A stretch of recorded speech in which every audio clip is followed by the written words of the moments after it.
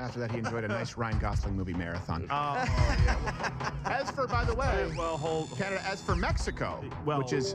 There's some, actually, we just got some breaking news. Breaking news? From Mexico. So the president, Claudia, Sheinbaum, she actually declared that caravans are no longer going to reach the border. Read it like a woman. 12, I can't, how do I... Come on, he does the Trump voice, you gotta do the caravans. The caravans are no longer going to reach the border. That sounds just like a gay He's message. no more. He's no more. He's no more. No more vans to the border. Because he mean what he said. Sorry, Steven. Her last name is Sheinbaum. Oh, so I was like, no more. Trump's courageous decision. That's terrible. No more driving to the border. This is Literally 12 hours after he puts that out, boom, hey, they're not going to reach the border. Now, I will say this. She did get a little lippy on Trump saying, hey, I'm not kidding. I didn't say that to be, sarcastic. She actually did. She was like, look, this problem is created in your country. If you guys would do more to secure your own border, because she can't look incredibly weak. She's like, okay, we're gonna cave, but I'm gonna look strong. Yes, when I say this, and that's your problem, sir. If you would fix it, our border. I'm sorry. You have a tiny little border that's letting hundreds of thousands of people come through, and it's our. It's not my Alex job to has secure your correctly border. joined the We channel. have drugs in Mexico. That's a way of life. But We like the immigrants. We said come to Mexico. That's right. We Work in our Chinese car plant. We don't want them to go to Mexico, but you have to pay all the monies, and we're going to pay nothing. Wait, oh, no, wait. You mean what you say? Okay, we pay the monies. They have a tiny border. So this bitch had the authority to stop the caravan at any time. Yes. This is the point. So much of this is an actual house of cards. It's all a facade. Of course they can. Of course they can.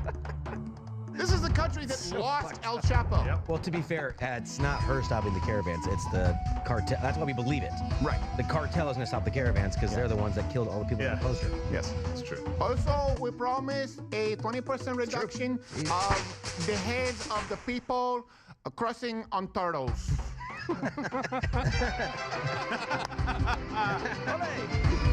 You don't got to give them benefits. No more tortugas. Now, growing up, we've had a turtle that was a Thanksgiving feast. Now, big old soup. So Donald Trump went on to announce, this is what. So we just got that news from Mexico. Yep. I'm very interested to hear what happens with this next country. He's going to be applying some major tariffs on China. He said, "I've had many talks with China about the massive amount of drugs, in particular fentanyl, being sent to the USA, but to no avail. Not even some avail. None. Representatives of China told me that they would institute their maximum penalty, that of death, for any drug dealers caught doing this, but unfortunately, they never followed through, and drugs are still pouring into our country, mostly through Mexico, at levels never seen before. Until such time as they stop, we will be charging China an additional 10% tariff above any additional tariffs on all of their many products coming into the United States of America. Thank you for your attention to this matter." I love it. I love it. That's a threat. That's a threat. He's basically listing out his grievances. China, you see that? I appreciate your attention. And by the way, we'll talk about this. The taxes, the tariffs on China, on Mexico and on Canada. It's another way to punish China. Yes, it is. Because a lot of what they do is they send stuff there and they reassemble it. So this is actually hitting China this is really all designed to, I would imagine, of course, curb the flow of fentanyl. That's a big one. We'll get politely, of course. Yeah. Yes. Thank you for your attention to But this to hit matter. China has responded. Really? Yes. You're not joking? I'm not joking. Since we started the show, now it's a slightly different response. It said no one will win in a trade war or a tariff war, and the idea of China knowingly allowing fentanyl precursors to flow to the United States runs completely counter to facts and reality. So not quite the "I'll stop the caravans." No. That's not going to happen. They're in the phase of, he telling big lies. That's not true. No fentanyl in China. Come to China. You see no fentanyl. No fentanyl.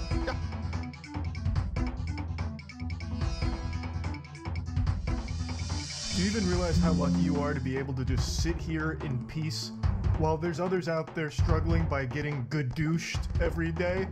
Huh? You ever stop to think about those people? And by the people, I mean that one guy, Wes Watson. I've made a video on Wes Watson in the past, like 6 months ago, where he got absolutely embarrassed on this podcast panel where he looked like the most insecure little bitch of all time. And since then, he's only continued to self-sabotage, melt down, and just devolve into this slug person who is constantly arguing with Reddit every day. The message.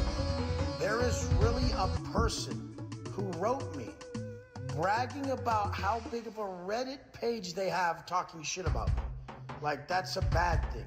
There's that many people that are so worried about me that I'm famous as a motherfucker. I have that many haters. That's how amazing I am at doing what I do. I trigger that many lames. The guy used the word gadooshing. The guy said that they're on there gadooshing me. A pathetic monologue trying to put on a strong face, but it's clear that this is affecting him on a deep personal level. He's trying to cope with the biblical gadooshing that he's been receiving for the last couple months. So Wes Watson is your generic ChatGPT AI spit out life coach, where he doesn't actually do anything. He just asks people to give him money, and he tells them that they're going to be successful for doing it. That's his whole life. He just takes money from people and buys cars with it, and then yells.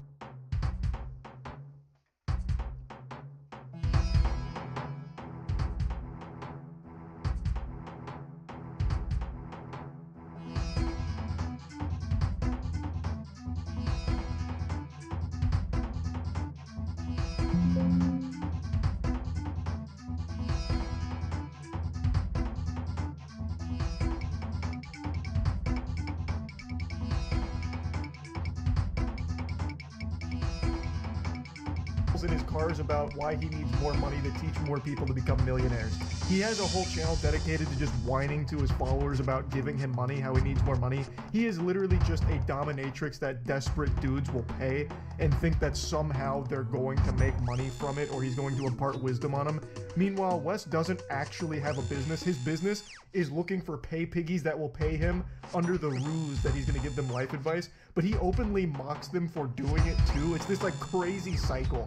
These are the people who make the videos calling studs like me fake alphas. Oh my God! Wes Watson has become a full-blown special grade lolcow over the last few months, and I have been tuned into the soap opera. I check in on the lore with Wes Watson every couple weeks, so I watch his newest rants, and I also watch content creators that cover him like Too Lazy to Try or John Bravo. And it's just such a joyful frolic through unhinged delusion with this maniac. He loves to brag about being in jail. Like, in every video you'll see of his, he'll mention jail at least 3 or 4 times pretty much. That's his bread and butter. Yeah, when I was locked up, I learned to put toothpicks on my nipples. Like, it's just the most out of nowhere shit. And somehow that makes him qualified as a life coach. And one thing he's always proud of when he mentions jail is like how flexible his anus is. So he's constantly talking about like hooping his paperwork and sticking things in his butt and like showing his butt to other people in jail. Like, he even said that people wouldn't even recognize him by his face sometimes. They recognized him by his brown balloon knot, by his fucking asshole. Like, it's so fascinating. It's so interesting. You know they love to see them buttholes. They want you to wink at them the whole nine. So I gotta show them. They want to see. They only know you by your butthole in there. They see my face and they're like, oh, who are you again? And then I just bend over. I show them the. Oh, Wes Watson, how you doing, bro? What's up? Nice to meet you again. So the man was talking about, you know, how much gaboofing he used to do, and now he's out here complaining about getting gadooshed. You know, it's so weird. I feel like he'd be like honored to be gadooshed as much as he is, but he keeps going like steam out of his ears, furious about it. And it is always amazing to hear him talk about it. I swear, every time Wes Watson says gadoosh, an angel gets its wings. Imagine this stud, this ringleader of Reddit reviewers who gadoosh me. Oh, fuck. Oh my God. No, bro. I was too busy making millions of dollars and not knowing who you are at all while you were gadooshing yourself about me. I just love it. I absolutely love it. It kind of reminds me of like that old cartoon gag that they do all the time, where a character will step on a rake and it hits him in the face. They turn around, step on another rake, and hits him in the face, and it just goes back and forth a couple times. That's Wes Watson with gadooshing. He is just constantly getting big time gadooshed. And he pretends to play it off like he doesn't care, but he's the guy who cares the most in the world about everything. He argues with everyone, even through text messages, even through Instagram DMs, on Reddit. He is constantly arguing with anybody that doesn't like him, yet pretends like, I don't even know who you are. I'm too busy making millions of dollars and having 6 sons with all supermodels. By the way, there's even lore behind that. So, like, he has a girlfriend that he shows in content, but apparently it's actually an escort that he rents to be in the videos. Like, it goes crazy. I haven't dove too deep into all of that, but there's just so much there to the Wes Watson cinematic universe. You know what I mean? It's so easy to get wrapped up in the craziness of it, which is why I check in so frequently. When you see someone as amazing as Wes Watson on your screen, you couldn't fathom how it could be. It's gotta be all fake. Because I could never even understand how the fuck someone would pay $95,000 a month in rent. So I'm just gonna talk shit that he rents his pad, and I'm gonna fully just skip over the understanding that I don't have $95,000 a month, and I'm in his comments all buck-toothed and cross-eyed, all he fucking rents his pad. But he leaves out the whole point that he rents it for $95,000 a month and writes that $95,000 a month off to where it's a massive tool for building his business and expensive. So $95,000 a month on that's just wasteful.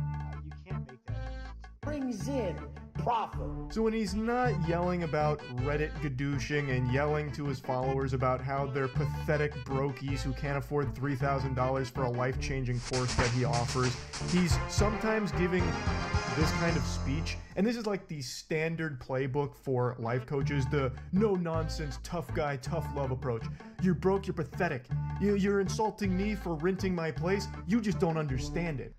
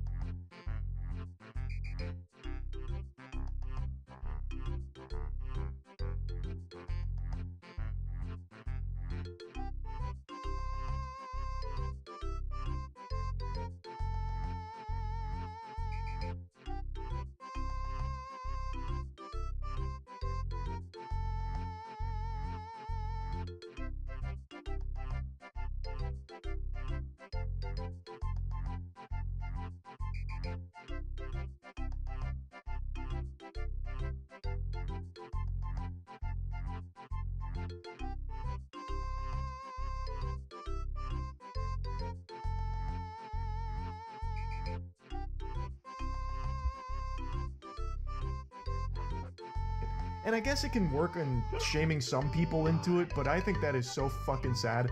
So what he's saying here is a bunch of baloney. This is actual fish paste.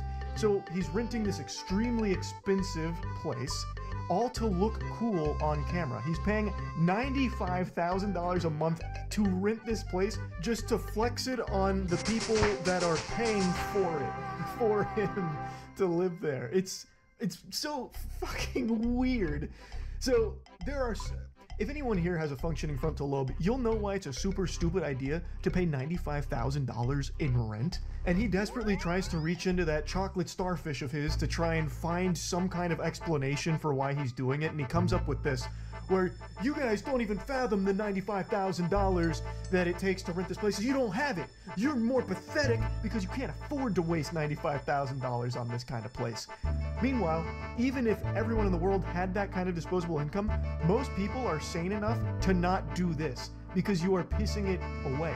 You're not even building equity. You have nothing to show for it. You are flushing it down the shitter, Wes.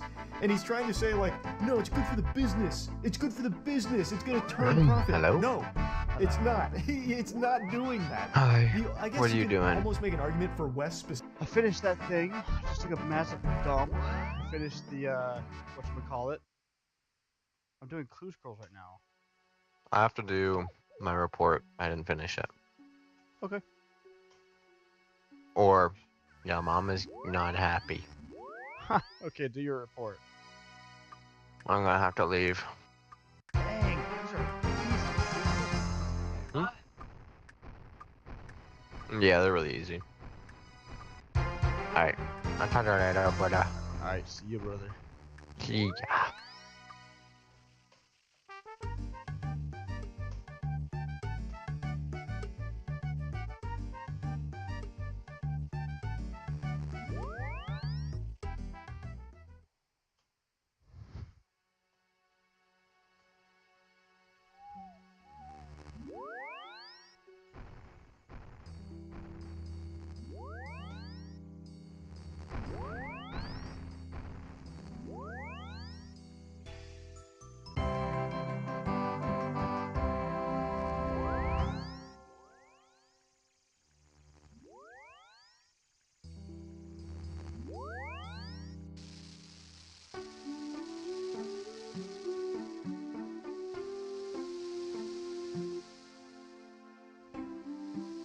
Specifically because his followers see flashy thing and it's like caveman brain, like neuron activate. Wes have flashy thing, I want flashy thing. He say I only need to spend $3,000 to maybe get it. Okay. Like, I guess it can kind of work in his line there, but it's the stupidest shit ever. Paying $95,000 to rent a mansion just to look cool on camera is so pitiful. Like, it's actually sickening. And I'll go ahead and show you another quick Wes Watson montage clip here where he's just melting down at his followers for being too broke and they shouldn't be complaining about how expensive his courses are. The fact that there's so many fucking grown men and women who don't have 20 fucking grand. Oh my God, that would be lame. Holy shit. You know, most people I know got millions. Like, and we're not special. Like, we're at the bottom. Like, having some M's is whatever. And you motherfuckers don't have 20 grand and say it's expensive. And the program doesn't even start at, it starts at $3 grand. You guys. $3,000? He's basically giving it away for free. Wow, Wes. $3,000 to just get berated in like daily uploads from Wes, freaking out about nothing because he is perpetually livid. This man only has one emotion, and it's anger. That's it. I don't think I've ever seen him calm at all. Even when he's living like his super successful, happy life, he's mad about it. He's mad at somebody. He's arguing with some ghost. It's so weird. But man, it is captivating, which is why I tune in every couple of weeks. I have only made one video on Wes, but I've talked about him on stream a few times, just, you know, going through the exposition and the new stuff in the Wes Watson lore. And I just had to talk about it today because I caught up today and I could not stop giggling at this new arc we find ourselves in the Wes Watson anime, the Gadooshing arc. This is probably my favorite so far. The Gadooshing is actual top tier content. So, just wanted to talk about it a bit, that's it. See ya.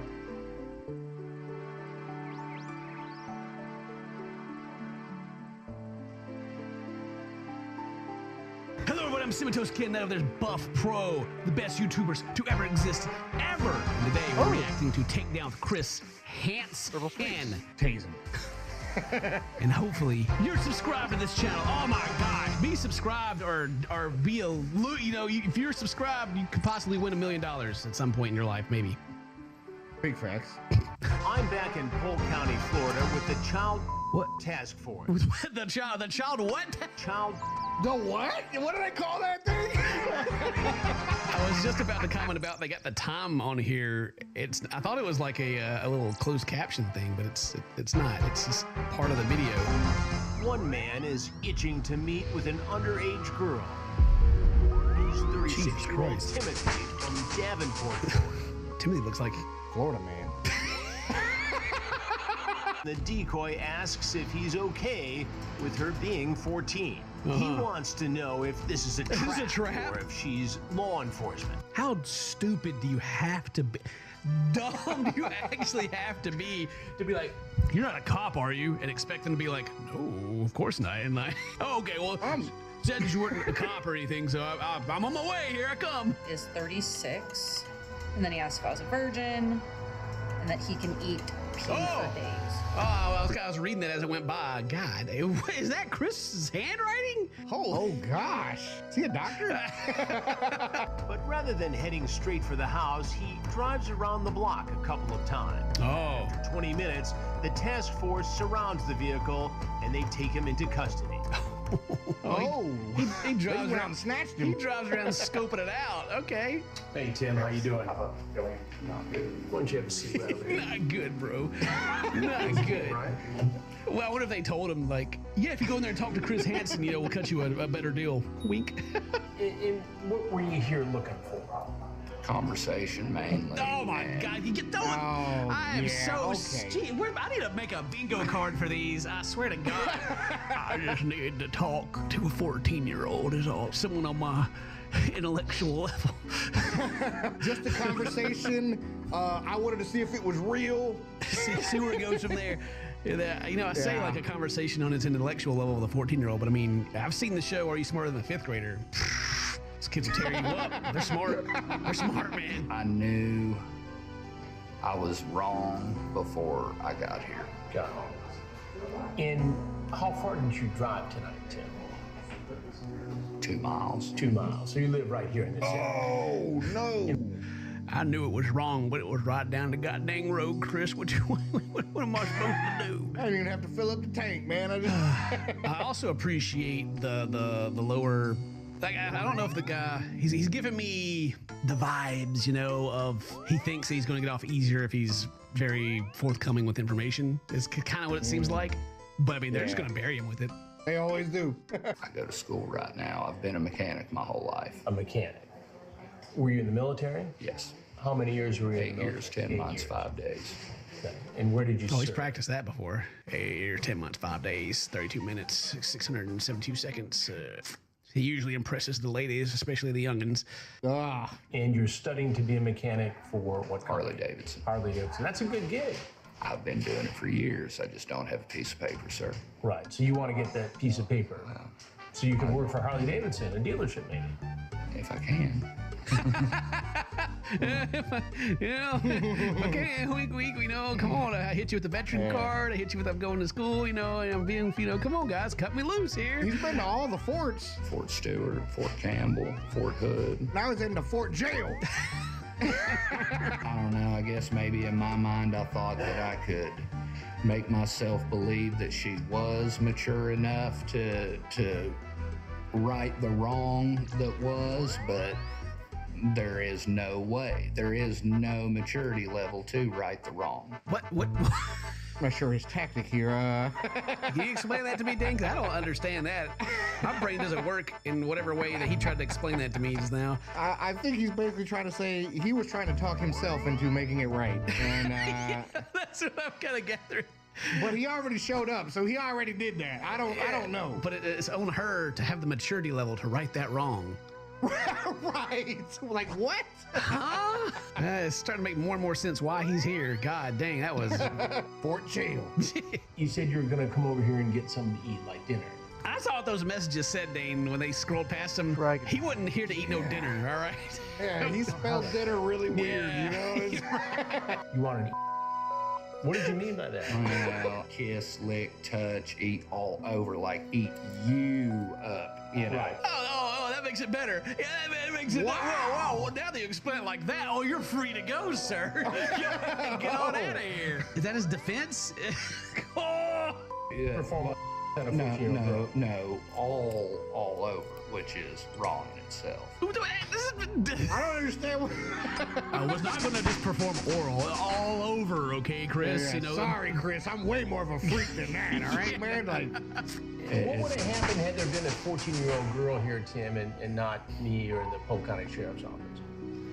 Well, You'd have ate her? I'd have probably kissed her a few times. Oh my God. Chris just goes in, dude. He ain't playing no more. He's like got all these grays, man. The funniest part is, I mean, Chris just hits him with it, and the dude hits the face like, well.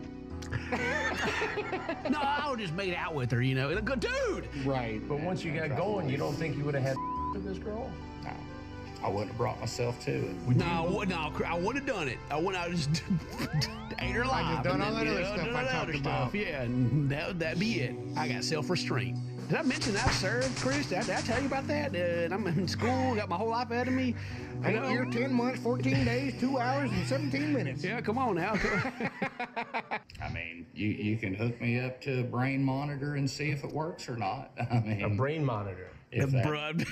I don't think that brain monitor flatlined. There'd be no activity. They've been trying to resuscitate him because his brain ain't even alive. Do you have children of your own, Tim? I do. Of course he's got kids. 3 and 6. 3 and 6. And what were you doing as you drove up here, Tim? Talking to them. You were talking to your children. On the phone. Amazing. Tase him in his face. In the face! Somebody come out and just tase him right now. Stupid. That's wow. I'm not joking when I say this might be the dumbest predator. Just a person that I've ever seen. And period. In any video, and we've seen some dumb people. He probably had to let his kids go because the cops are coming to yank him out of the car. Yeah, like, oh, hang on, baby, I love you. I'm getting arrested because I showed up to lick all over 14-year-old girls. Remember me? I promise. Why did you decide tonight, Tim, to blow up because I'm a. Well, you know, I'm proud of him. He admitted. Yeah? He admitted what I've been thinking this whole time. He is just big old dummy. His words, not mine. Yeah. I was talking myself out of it. And then I said, okay, I'll message her. And if I don't hear back before I get out of the thing, I'm just going to keep on going and never hear from her again.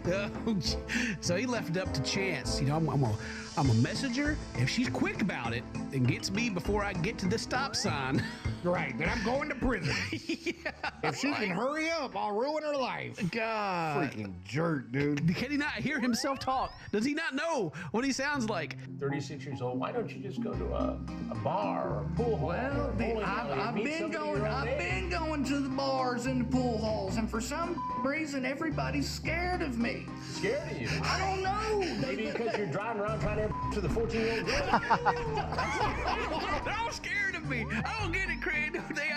First off, that man is lying. You don't think anybody's scared of him, Dane? Ain't nobody scared of that man, and he knows it. That's crazy. Unless he just talks all creepy like that, and you know, in which case he should have been got already. He makes up a bunch of stupid stories that makes him look bad, and then he's confused about it. So I was on Craigslist one day, right? You being a dumb may be true.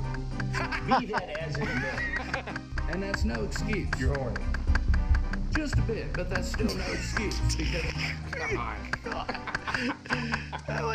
he's giving it off as an excuse, but there's like it's no excuse. Like, okay. Did you bring condoms? I brought year-old condoms, yes. Ew. Oh. like that. I'm dying. He's so dumb. That just lets you know how little I ever do stuff like this, Chris, just so you know. Slap him, man. Just dude. What should happen to you, Tim? I mean, you're going to think I'm crazy. But I mean, is there a way to maybe let me go home? God! I knew he was going to say it. Yeah. That's what he's been. I think y'all should just let me go home, man. I'm starting to get tired. I got work in the morning. From the beginning, I could tell that's where this whole thing was going. All the garnering for sympathy and all these long stories that he's too dumb to understand makes him look worse. Talking to my kids, I wasn't going to do it. I'm a veteran. I did this, that, and the other. Boo-hoo, woe is me. Just let me go. This guy. Let me go home and watch me and make sure I don't do this stupid again? So you think that the right thing to do here would be to let you go not scot-free. I mean, You go home and just have somebody babysit you, make sure you don't have a 14-year-old girl. No, not That doesn't quite. make no sense. No. I got Chris just like re-explains what he says back to him, and the guy's like, no. He's like, well, no, just say it out loud. It is kind of dumb. It's kind of really dumb. Just let me go home and make sure someone watches me so I don't do it again. Or, we could put you in jail, and then we can watch you and make sure you don't do it again. So why is it okay for you to do it? It's not. But you did it. I tried. You tried. I made a stupid attempt. I hate this dude. I love the fact that he is so dumb. He's been Mirandized, all this stuff already, and he's like, he started off like, no, I just came to talk and have a conversation, and then Chris like brings it all the way back around in the end here, and is like, so you tried to do this? And he's like, yep, I tried. He's like, well, I didn't quite get a chance to, but I was. Yeah, I tried. I was trying. You sent her any pictures? I sent her pictures of me, they're short.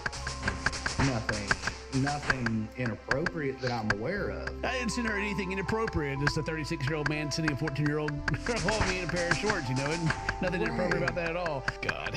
Did they turn you on seeing this girl in a babysitter? Not really. I mean, oh yeah, act grossed out now. She was kind of mid.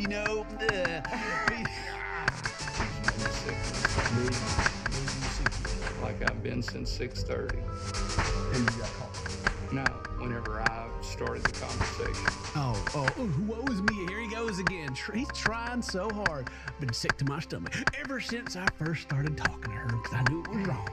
Shut up, dude. No, I was sick before I got here. Now, you were sick over there telling me how you were going to eat her up. Yeah. Right. Forever got in the car. I knew I shouldn't have done it. No, Yeah. You're sick, all right. Yeah, get him. Is there anything else you want people to know, Tim, about your predicament? Well, the whole myth about you've got to tell them if you're a cop is exactly that. A myth. Dude. Wow, he probably thought he was safe because he said it, man. He really believed it. I was talking about this in the beginning. That's crazy, dude. That's crazy. I can't see a world where this guy doesn't get prosecuted and like get on the sex offender list. But even if he gets off scot-free somehow with the best lawyer in the world, he needs to go down notoriously as one of the dumbest dudes to ever grace this show ever. I understand why they want him to have that piece of paper to work on the motorcycles now, because god dang it. And you don't have to send inappropriate pictures to get yourself prosecuted. He's like over here aware, just like show up at the house. You freaking. I learned today that I thought I was safe. I asked if there was a cop involved. I was just talking. I didn't send anything new, and I still got in trouble. Can you believe it? I mean, you came here looking at the 14-year-old girl, and you ended up sitting on the couch talking I to Chris came Hansen. here to talk Right. to someone. Or to Chris is going in. He's like, nah, bro, you ain't backing up out of this now. Yeah. He's in full reverse mode right now. Like, hang on, bro, I just came here to talk, You seem to try to create some wiggle room, but the most disturbing thing to me, or among the most disturbing things to me, is that he was on the phone with his own children. Right, dude. Same. He came in at some point during the conversation, admitted to everything, and then tried to wiggle his way out of it, and then was, God, yeah, I don't, that dude's a whole nother level. Timothy was charged with 3 felonies, using a two-way communication device to commit a felony, lewd and lascivious battery to a victim aged 12 to 16, and traveling to meet using a computer to lure a child. We'll keep you posted on the case against Timothy. That dude was pretty bad. That guy was like, they're all bad. Like, they're all bad, but there's varying degrees of how like sick I feel after watching it. And Yeah, exactly. This guy's certain like, level of sick you hit. he's not quite to the level of like the guy, like the dude that's like, yeah, I did it. What? Eating pizza in front of Chris Hansen. But the guy is a liar. Like the guy, all he did was just like make up stories the whole time, and think that he. If you've got a full belly, prepare yourself because you might just puke upon seeing and listening to this unbelievable, embarrassing cringe. This is the worst flirting, the worst attempt at wooing a potential romantic interest I have ever seen. This is like playing a visual novel and then scaring away all of your potential love interests at once and getting the worst ending. Now, I'd like to give a bit of context here to the situation before we really dive into the meatballs from our spaghetti entree of cringe. A user on Twitter posted screenshots as well as videos from a random guy who had reached out to her on Facebook because he had seen her on a dating app. The two didn't even match, and I guess he must have assumed that it was some kind of glitch because they were destined to be lovers. It was fate that was pulling them together, but unfortunately technology had a malfunction, so he took matters into his own hands, tracked her down on Facebook, of which she had no connection to the dating app. She didn't connect any of her socials to the dating app, so he did some super sleuthing to find her on Facebook and reach out to her there to try and win her heart. And let's see how that went. Kelsey! I love that intro right there. It's straight out of Scary Movie, like that old commercial. What's up? He's coming at her like they're best friends from way back in the day. He then executes Order 66 and kills all potential for romance. He goes, I mean, okay, shit. Mayhaps that was a tad overly enthusiastic for a stranger danger message on a sunny Friday morning.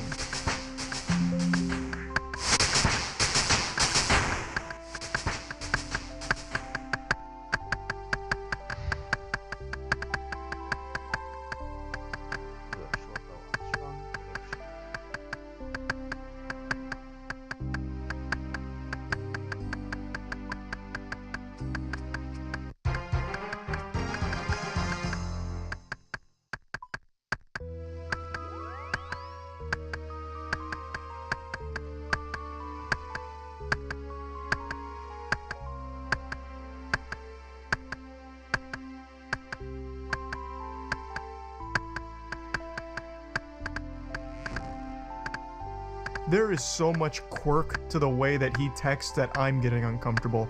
I can say with a high level of confidence that he is definitely in some kind of theater troupe because he is typing like he's acting out some kind of skit for a play. It's a little much here. My bad. Let's go with, I can explain. Fuck yeah, that works. Then drops a couple of emojis and then one of these bad boys. How she didn't immediately fall in love with this man is beyond me. This is aggressive.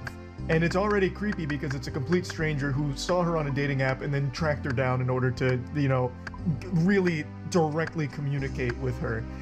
So, let's go over where things went wrong here. I'll go ahead and get the playbook out like John Madden and say where everything fell apart for the offense. From the start, basically. There is nothing that's even remotely salvageable from what he tried to do here. There is nothing more annoying than texting like you're talking to yourself during the text. Like when you say something like, Kelsey, oh wait, shit, mayhaps that was a tad too far on a stranger danger sunny Friday afternoon. Goodness gracious, how do I save this? Like that is so fucking lame. That is shameful. That is just downright shameful. I am shocked he didn't drop like an asterisk nuzzles you and then an asterisk, you there? Yeah, and then one of those emojis. So she said, sorry, do I know you? And then it reactivates this cringe protocol. He says, oh hey, no we don't know each other. Sincere apologies for this subterfuge. Oh brother, this guy stinks. Dropping subterfuge here in your creepy approach to a stranger. If you give me the tiniest bit of room, I'd be happy to explain. I reckon that said explanation will bring laughs and smiles. P.S. Not trying to rope you into a pyramid scheme to sell fancy Tupperware. Yet. He's trying very hard to be self-aware, and when he starts sending his voice memos to her, he reiterates 1,000 times like, this is weird, you're probably gonna think I'm weird, and then just keeps doing it. He sends so many voice messages that go for a long, long time. It's making my voice crack because of how fucking embarrassing it is. And you wanna know the wildest part? I'm getting ahead of myself and it's a spoiler. He has done this to multiple women, apparently. Other women have come forward after this tweet and all of this, the receipts here and all that went viral, with other women showing their interactions with him, and he even uses like the exact same lines on other women, which is really odd considering that has to be a 0% success rate. These can't be working well at all. It's so weird. So she decides to play ball here and open Pandora's box to see what comes out. She says, explain away. And he gives a brief, you know, cool guy thing. Oh God, I just spent 60 minutes singing to seniors and man am I drained. But fuck it, I can do this. He's hyping himself up in the text messages he is sending to the...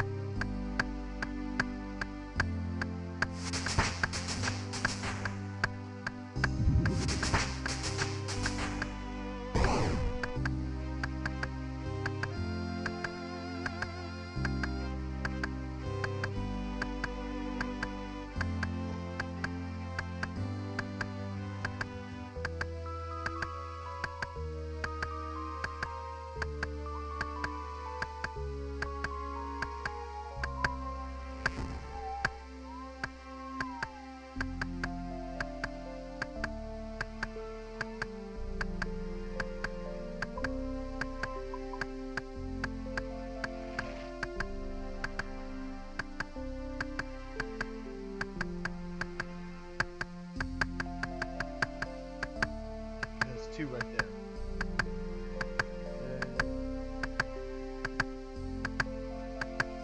This girl. It is so embarrassing, and he keeps doing it, but it gets worse because right after that, he sends a voice message. Hey Kelsey, how's it going? Don't mind me, I fucking hate texting. I think we're all better without it, so I usually use one of these when I can. Also, I don't know if you've ever seen that Key and Peele skit, but that's how I feel about texting. I could go on. Anyway, I just want you to know right off the bat, I fully accept how fucking weird this is. I'm sorry, but like I said, I think if you give me a second, you'll probably end up laughing. And not that you need my permission, but feel free to just laugh directly at me for being a fucking idiot, for I am surely about to embarrass myself right now. I do appreciate your stamp of approval. I and everyone else will be laughing directly at you for this, and I appreciate that you recognize what an unbelievably weird thing it is to do. I don't know why you keep doing it. This is the first of many voice messages he sends, even after recognizing this immutable fact that it is weird and embarrassing. And sorry for the delay. I was gonna get back to you, but someone called about a gig tomorrow and I'm trying to help them find a musician.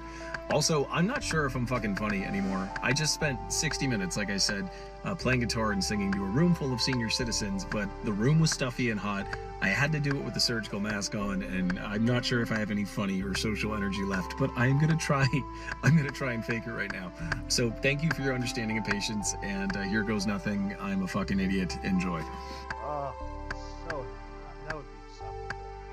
I'd hate to live. He's actually treating this like it's some kind of movie audition. What are you talking about? I also just, I love that he immediately makes himself seem like super busy, like, hey, sorry for the delay, I know you were waiting on bated breath for my explanation, but I had to help very big musicians find a gig. You may have heard of them before, Bring Me the Horizon. Yeah, I'm the lead singer. So I had a lot going on, I was double booked, so I had to give them a different band. You may have heard of them, Metallica. But anyway, let me go ahead and explain what's going on. I just finished one of my own gigs, in fact, so I'm a little drained, but don't be perturbed because I'm gonna do my best to fake it. So stay tuned for part 2. It's coming right up. Like he's about to go through his stand-up comedy routine, which you know you don't want to miss. In the trenches of online dating for a couple of years, so I definitely know how to identify the kind of person I'm like, if nothing else, the world would be better if we were friends. So hear me out. First of all, I never fucking see that shrug emoji. No one else uses it. It's typed into my phone. If I type shrug with 2 G's, it just shows up. Same thing on my laptop. Like I'll use it in work emails. Fuck it. So right away I'm like, interesting. I don't get it. She's cute. For how pretty she is, she should be boring. Why does she seem kind of strange in a good way? That's a spectacular start right there. I was like, she's kind of pretty, so why isn't she like a fucking lobotomite boring dumbass? Like she used an emoji that I really like. And she's pretty. Like, that doesn't make any sense. pretty women can't have a personality, but you're like defying all of science right now. He just keeps going on about this fucking shrug emoji. He's talking about her bio on the dating site, and he just really fixates on that. That shrug emoji is like Cupid's arrow to this guy. He fell in love instantly when he saw it in her bio. I don't know why he thought it was a compliment to say that she's like strange and different in a good way because pretty women are like boring or whatever, and insinuates that a pretty girl can't have a personality. I don't know what the thought process was with that approach, but it's definitely a bold play. I think you said something about live music. My job is actually live music. I play guitar and sing. I do about 25 shows a month. I know it sounds made up. I feel like I invented the job. It's redonkulous, but I live very comfortably. Life is good. I do play at a lot of retirement homes, and it's great for my self-esteem, Kels, as I am a big hit with women over 80. Time out. Technical foul here. He just dropped a redonkulous. He just said redonkulous. And then not only that, in his only second voice message here, he's already just calling her Kels. They're not even on like a first name basis. They're not acquaintances. These are two complete strangers, and he's already giving her like a nickname. What the fuck? Oh yeah, and just the night before, I'd been talking to one of my best friends in the world, Roxy. Just people that like match you and they just write hey. So if someone writes hey, I just write hi. And if someone writes sup, I go nothing much, you.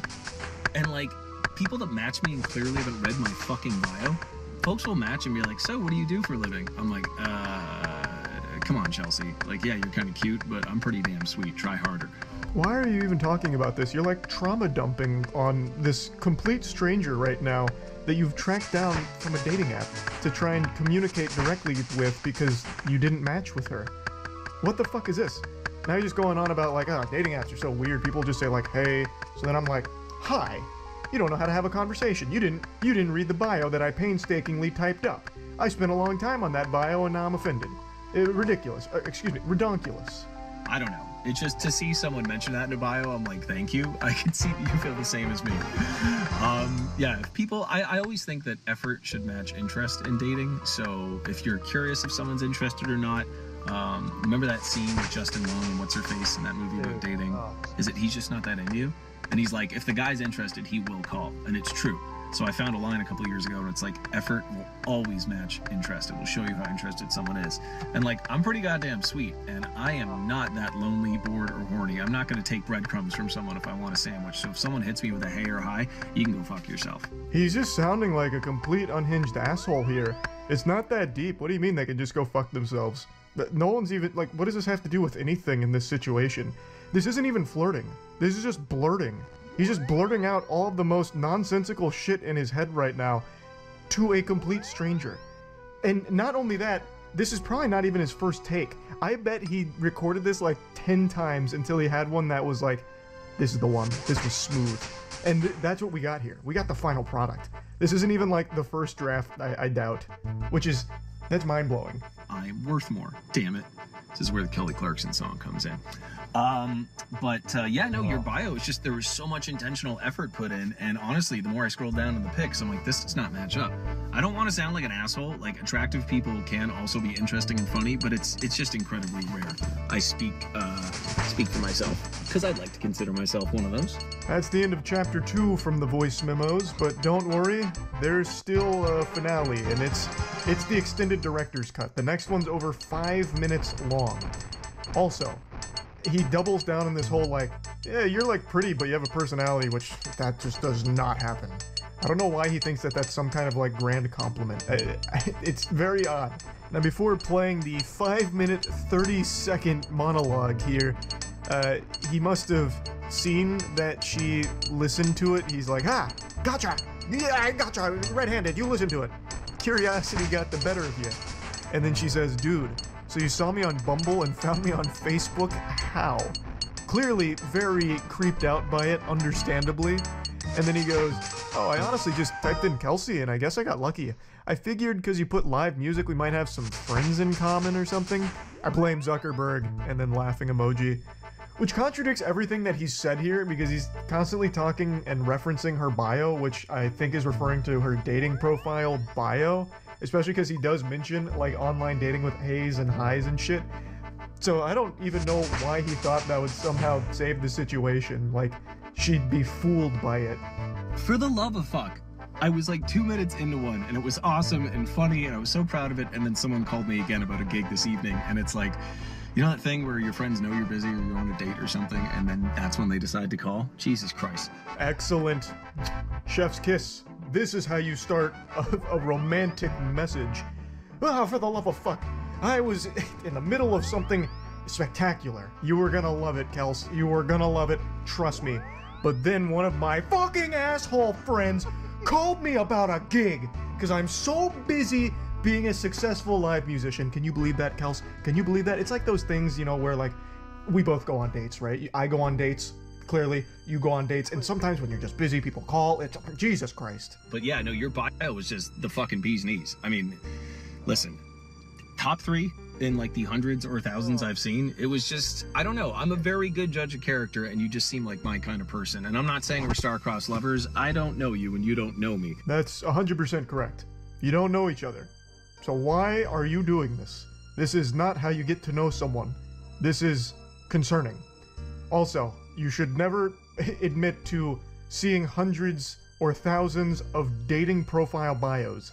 That makes you sound very desperate, that you spend all of your time on these dating apps, perusing it, cruising around, and if you don't match with someone you found attractive or interesting based on their bio, you go out of your way to find them elsewhere to try and talk to them, which is very scary behavior.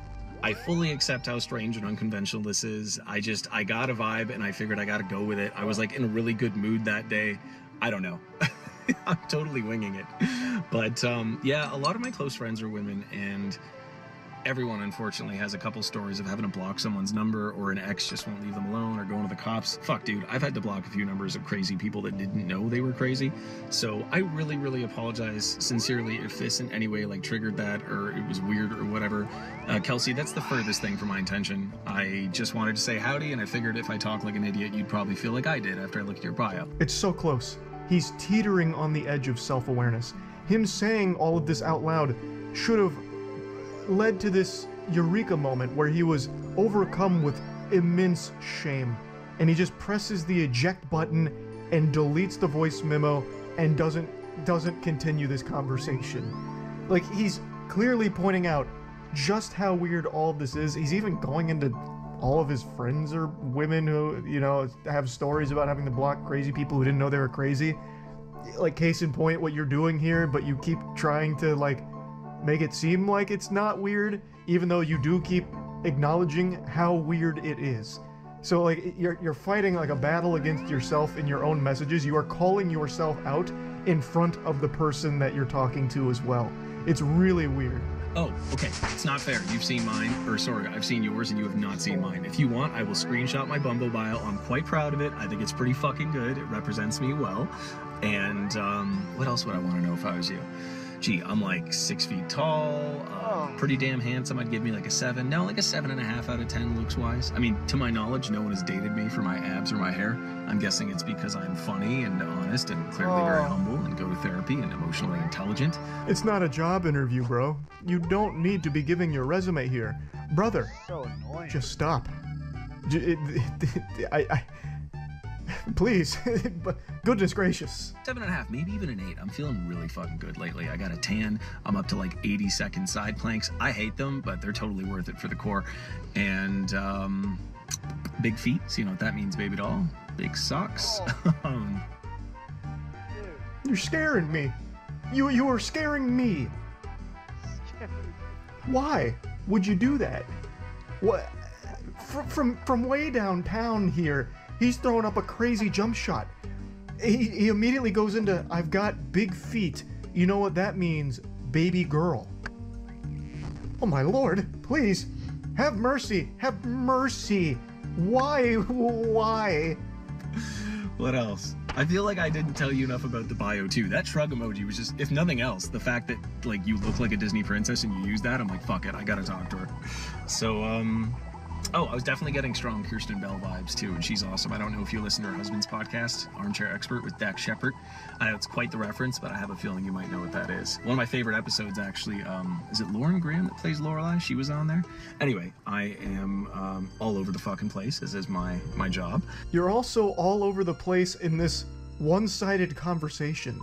Now you're shouting out podcasts, talking about fucking shrug emoji again. It's hurting me listening to this. Let this be a lesson to everyone out there watching this.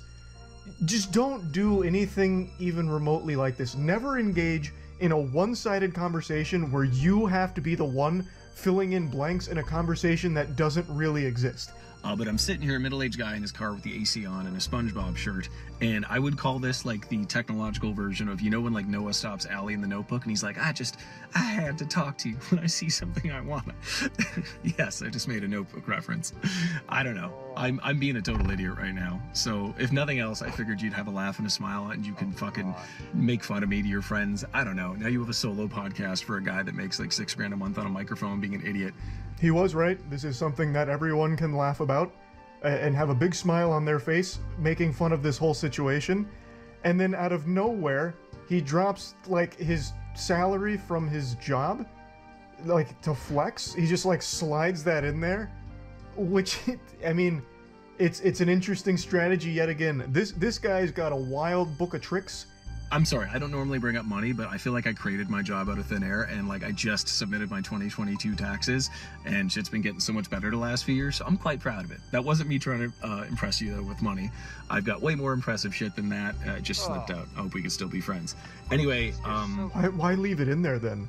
You saying that clearly made you uncomfortable. You could have just deleted this and just tried again. Though I don't think you should have tried again regardless. This shouldn't have happened to begin with. But you yourself just made yourself puke in your mouth when you said your $6,000 a month out loud like that as like a flex, and you still let it ride. You still let this Beyblade rip.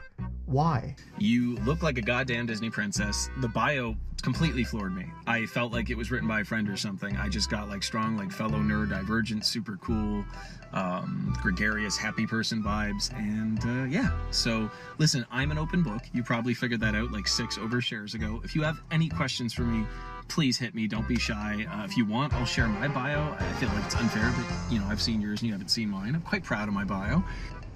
This entire situation has been nothing but overshares from you. She's not going to ask you any questions. No sane person would. It's not going to happen. This whole thing was a complete catastrophe. And once again, hung up on this fucking bio thing. They're just bios. Most people write them in 10 seconds. I don't know how long he spent like finally crafting his, but that is not the norm.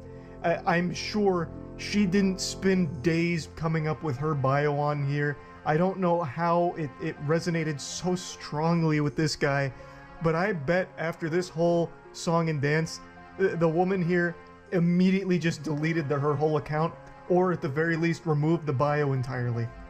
Yeah, for the 80th time, I apologize if this was weird, or like gave you any bad vibes. That's not my intention. Yeah, I gotta drive home now because I gotta go sing at a bar in Mississauga, and I have 4 more gigs this weekend, and it hurts to talk.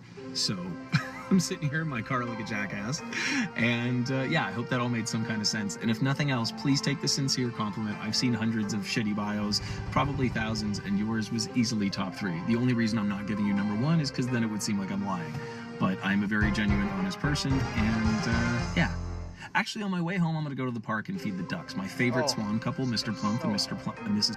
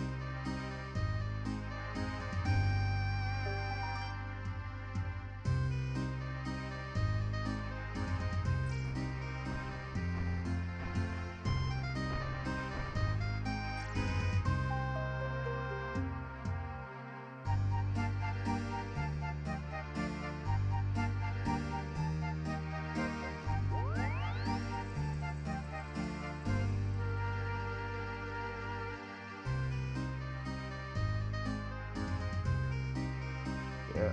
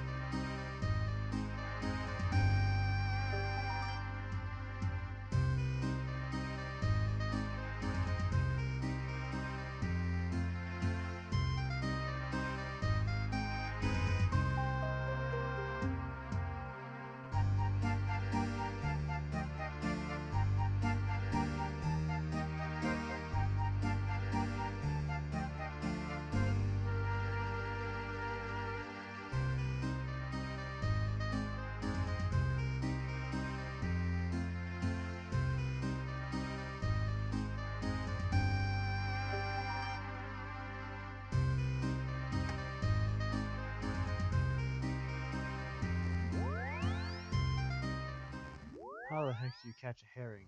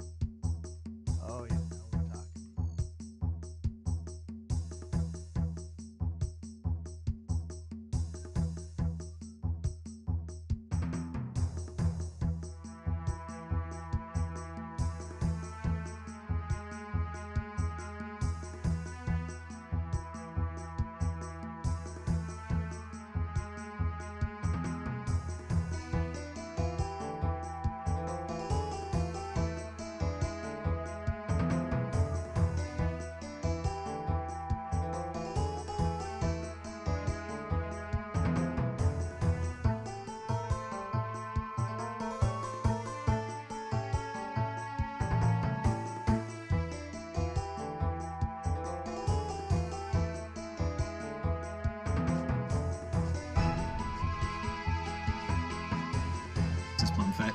They just had babies a couple weeks ago. So like I'll run up and they recognize me and the babies are squeaking. The hierarchy of like waterfowl cute babies, it goes swan babies, then ducklings, and then goslings. But yes, I may or may not do that 4 to 7 times a week. I'm a huge animal lover. Dogs are better than cats. Cats suck. Sorry if you have cats, but I'm sure your cat is cool. That was one of the most peculiar lies I've ever heard.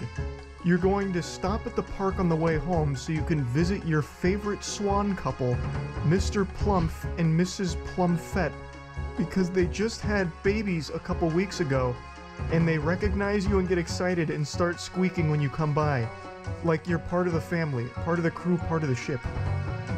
What universe? What the fuck? That's not even something Dr. Seuss would write as like a little goofy side plot in a story. This is that is the biggest lie I've ever heard, for no reason, for no reason. The quirkiness is overloading. Like the cup runneth over on quirk. Wow. And yeah, take the compliment. Anyway, apologies if this totally intruded on your day opposite of my intention. And yeah, your bio was fucking awesome. I mean, there's a couple other assets I noticed too, but I cannot mention them without sounding like a fuckboy, so I'm just gonna leave it alone. I'm sure you've worked very hard to be in the shape you're in, but goddamn, lady. God damn, I would not kick you out of bed for eating crackers. So I figured if you are half as funny as you seem to be and half as cool as I got from that bio, I would say howdy. Yeah, all right. Hope this made you laugh and smile. And you have a fantastical day, Kelsey. Cheers. And that's the grand finale of this whole situation, and what a journey it was. I find this to be probably the best example of the worst approach to romance imaginable. And like I said, this was not an isolated incident. He's done this before. And he's even used the same lines before. Which is it's so wild. It's so wild. I had to talk about it. I had to. So yeah, that's really about it. So yeah. Last night I had a little trouble falling asleep. I think what I needed was a good bedtime story. So I turned to Reddit, just cruising around, perusing, see if I could find anything that'd give me the yawns and help me go night-night. But I found something extraordinary. Something so stimulating I stopped any attempt at going to sleep, and I just sat there bewildered by what I had just read. For at least 40 minutes, I just sat in silence, truly stunned, like a child who had just watched his first episode of Chris Angel's Mind Freak. My brain was blown out my ass. I couldn't imagine a world where this was real, but all of the evidence pointed to it being a genuinely true story. I did eventually hit the hay, and now, a full 9 hours later, I'm still thinking about this. So, I figured, why not share it with all of you? Perhaps this will have a profound effect on your life, or maybe it'll do something to help motivate you to not be like the guy in this story. It's a series of text messages between a man and a woman. And that's all I'll tell you for now. I don't want to get in any spoilers. I want you to come into this as unsuspecting as possible. Let's dive in. Previously on Dragon Ball Z, the two people in this text conversation were close friends for about 9 years. The Reddit poster is the woman in this story, and her male friend here had recently professed his love for her in a pretty creepy way. The feeling wasn't mutual, so it led to a bit of a disconnect between the two of them, and in an act of desperation, the male friend calls in the cringe artillery and starts bombarding her with memes, to which she finally responds, "Hey, I appreciate the memes." Real quick, I'd like to come in here with a PSA. I recognize that in the current climate of things, there's a lot of people that have lived their entire lives online without any actual social interaction, so I want this to be a teachable moment. Don't send memes as some kind of last-ditch Hail Mary. Like, if you let something rip and it's not reciprocated, spamming memes isn't going to salvage the situation, it's only going to make it worse and even weirder. Her saying, "I appreciate the memes," is just a lie. No one's ever going to say that. Those words have probably not left the human being's mouth ever.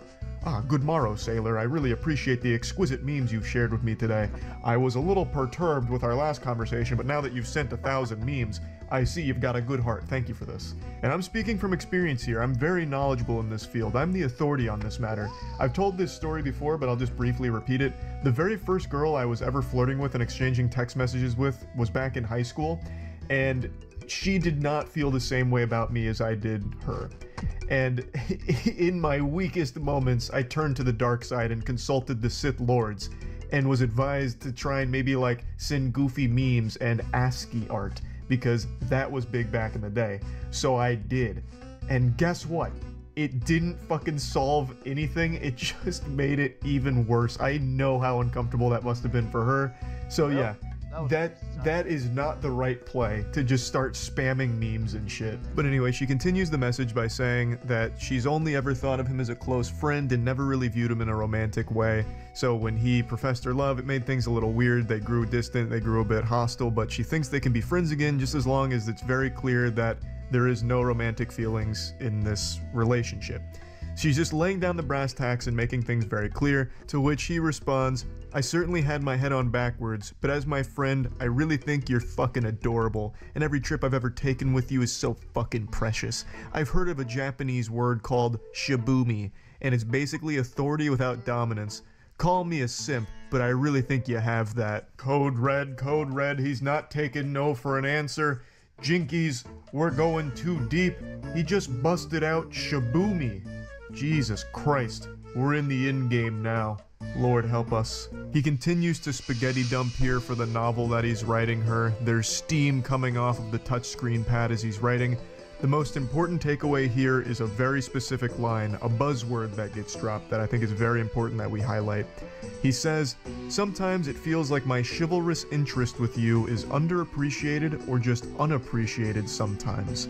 The reason I point that out is because I'm pretty confident that the word chivalry is used exclusively by creeps. I don't think there's been a documented case of a normal person saying chivalry, especially not in this context. It's just like an immediate red flag word to drop, especially when saying that my chivalrous interest is underappreciated, you know, it's not valued enough. It's just some certified weirdo Redditor energy, like tip in the hat, m'lady. It's no problem, you're welcome for holding the door open for you. Chivalry isn't dead, am I right? I'm the perfect example. No, of course, I'm just kidding, I jest. Chivalry can't die, because to die, it would imply that it was ever alive in the first place. Only a living thing can experience death, and chivalry is not a living thing, it's an idea. More of a social code, per se. He continues on, and then eventually tells her that she should like one of them so he doesn't feel crazy, to which she says, you're not crazy, I just need some time to think. Which I think is a perfectly reasonable response to all of this, but he gives her no time to think and immediately just comes back to, please, let me find favor in your eyes. I'm assuming he heard that in some kind of like indie song at some point, so he tried to throw that in here to see if it'd work. So he's going full-blown Robert Frost now, even then drops a picture saying, daydream with me, and it's like the sun rising. So it's getting very emotional in here. I'm gonna skip ahead a little bit because it's him once again just begging for any kind of reciprocation, to which she just keeps saying she just needs some time to process all of this. But he's extremely impatient. His foot is fully on the gas and there's no turning back now. He is full throttle invested in all of this. He's using every possible cliche line imaginable, but he's not finding any favor in her eyes. It just keeps going. You're valid. Never really heard the extent of why I'm your friend. And I was like interrogating her. Why am I your buddy? Why am I your pal, huh? Tell me. I could tell you all day why you're my friend. Your voice is fucking music. I think you're brilliant. Just a brilliant person to be around. Really wish I could hug you. Fuck. This hurts. Then again, she reiterates, I need time to think. I will reach out when I'm ready. And now we've finally gotten past the introduction here and we're entering the climax. Welcome to the wacky zone. He once again gives her no time to like reach out or process any of this. He reaches out pretty soon after everything, only a couple of days, and says, so like, is there any chance as your friend I could send you something explicit? She says, what do you mean? And then he goes, NSFW, which I'm sure all of you know what that means, but I'll break it down anyway. Not safe for work. Of course, she wasn't expecting this curveball, so she says, are you trying to make a joke right now? And then he goes, no, kind of a gamble. I will say this is a historic moment. You are witnessing the worst gamble in history. Congratulations, we all got to be a part of this. This is, by far, the absolute worst possible fucking gamble you could ever make. This is like betting 100% of your life savings on me getting taller. Like, what the fuck are you, like, I don't understand how you think an out of nowhere nudie is going to somehow win her over and, like, somehow solve all of these problems. I just can't even understand that mindset, really. It just doesn't compute. Like, okay, I tried all the lovey-dovey, really mushy-gushy stuff with the favor in your eyes, your voice is like magic, or music. It didn't work. So let's try something a little more primal. Wiener. What about penis? Eureka! This might be the answer. Let's try it. She's once again just trying to make sure she fully understands the lunacy going on here, so she says, "Are you asking me if you can send me something sexually explicit? Respectfully." What a gentleman. A fedora tip to you, my gentle sir. That is sophisticated. Very respectful. Milady, doth thou wish to gaze upon my meat? And then he sends her a dick pic with his pinky out while holding it. An incredibly interesting play here, as if somehow his cock was going to hypnotize her and make her fall in love with him. So she eventually responds by pointing out how weird this whole interaction has become. She still only ever viewed them as friends and will only ever view him as a friend, and that she's very disappointed that he can't even respect that she wants some time to herself to process this entire weird interaction. She also drops a bombshell at the end by mentioning that she's currently in a relationship, so that was a big plot twist. This goober is doing all of this to a girl who is not interested and also in a relationship. The odds couldn't be more against him. Now, she used a word at the end that's about to change the entire course of this interaction. She said, "It sucked when you went all incel on me towards the end." That word, I had a big voice crack there, that's how powerful that word is. That one word ruffled this guy's feathers so much. You're about to see a full-blown ballistic breakdown from it. I respect that. Also, if I'm an incel, you're toxic, so let's not name call. She's toxic because she doesn't want to fuck him. Why is that even in your argument, that I can't get someone? I can. You choose not to. That's fair, but you didn't get to call me an incel because you decline. You go out of your way to say it. Why is that? Label me as anything else, like for real. It's foolish for you to argue something like that. She gets taken off guard here, saying like, "Hey, whoa, whoa, whoa, pump the brakes, Buster. I didn't mean to offend you." She says, "I never said you couldn't get someone. What do you mean?"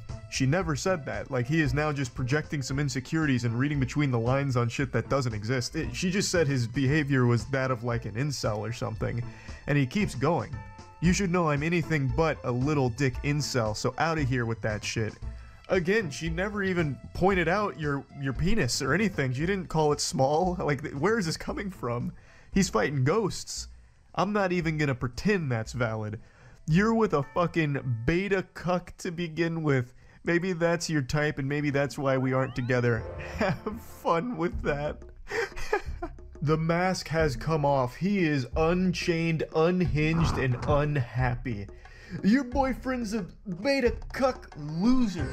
That's the only reason you and I aren't together, because that's what you're into, beta cucks. You couldn't handle an alpha male testosterone titan like me, a real man who cries while he texts. She then goes on to say, like, look, if you find me to be toxic and all of this awful stuff, like, okay, then, you know, you shouldn't be upset that we're not close anymore.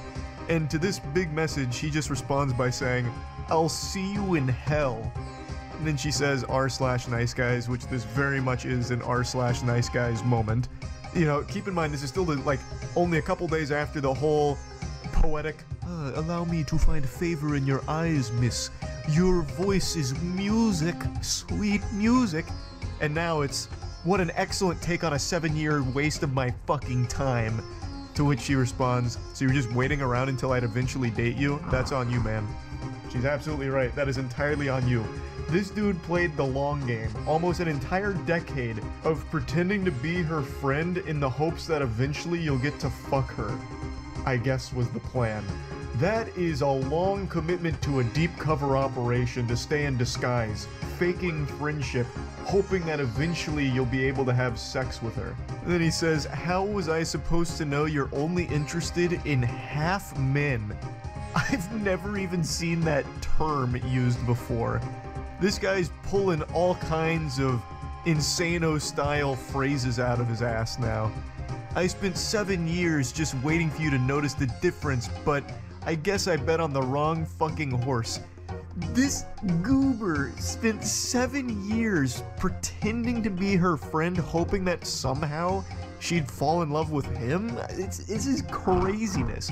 This is a longer time spent undercover than Rob Lucci and the gang during the Water 7 arc of One Piece. Like, this is outrageous how long he committed to this ridiculous, diabolical plan. And now he's just full anime villain mode.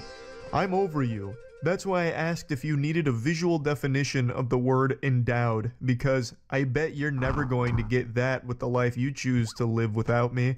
Motherfucker, I grew this dick for you, you ungrateful clod. We have to pause here for a moment. Wow. I grew this dick for you, you ungrateful clod. That is one of the most powerful sentences I've ever had the pleasure of reading. What does that even mean? That's not even possible. How could you have grown your penis for her? Was there no dick there to begin with, and then you just started, what, like planting the seeds and then taking care of it like summertime gardening? Like, what does that mean, you grew it for her? Is it a laboratory experiment like the Cybermen? Like, I don't understand. It's just such a bafflingly amazing sentence. She's also stunned, saying, I refuse to believe that these messages aren't satire. And then that sets him off even further. This entire relationship is satire. A joke. Your interest in men is a joke. The wambulance is coming in hot. He's Squidward, you're Squidward, I'm Squidward, we're all Squidward. This whole relationship satire, it's all a joke, you're a joke. Fuck you. My interest in you is a joke. This is the first time I wanted to show someone my dick because I hate them. Fucking brilliant. r/nice guys, these nuts. She waits a while and then says, I think enough time has passed and I just genuinely want to know if you've had any remorse for the shit you said to me or if you truly believe it was all valid. And then he responds 7 hours later saying, let's find out if you're still seeing the Hat Man first. I don't know what that means, but then he comes back 2 hours later and said, I'm over you. You're wasting your time. So he's trying to flip this around on her like, you missed your opportunity with the golden goose. You missed your opportunity with the alpha. I've moved on, you harpy. I don't need you anymore, harlot. Listen, I've matured a lot. You clearly haven't. So you're wasting your time trying to talk to me now. You had your chance, you blew it. I'm sure you're kicking yourself now for this, but hey, that's the way the cookie crumbles. But then just to finish it off with the cherry on top, he quotes from before where he was offering to show her his wiener and says, I still mean this if you need clarification. And then comes back and says, except don't even bother asking for nudes. I have a girlfriend. Okay. I mean, this is quite the ride. What an adventure. She eventually just says, you know, what's wrong with you? We were friends for almost a decade. And then you go into this shit. Which is a reasonable response. Like, how did this happen? We have been friends for like 10 years. We've known each other for so long. Where did this come from? It is crazy. This whole situation was wild.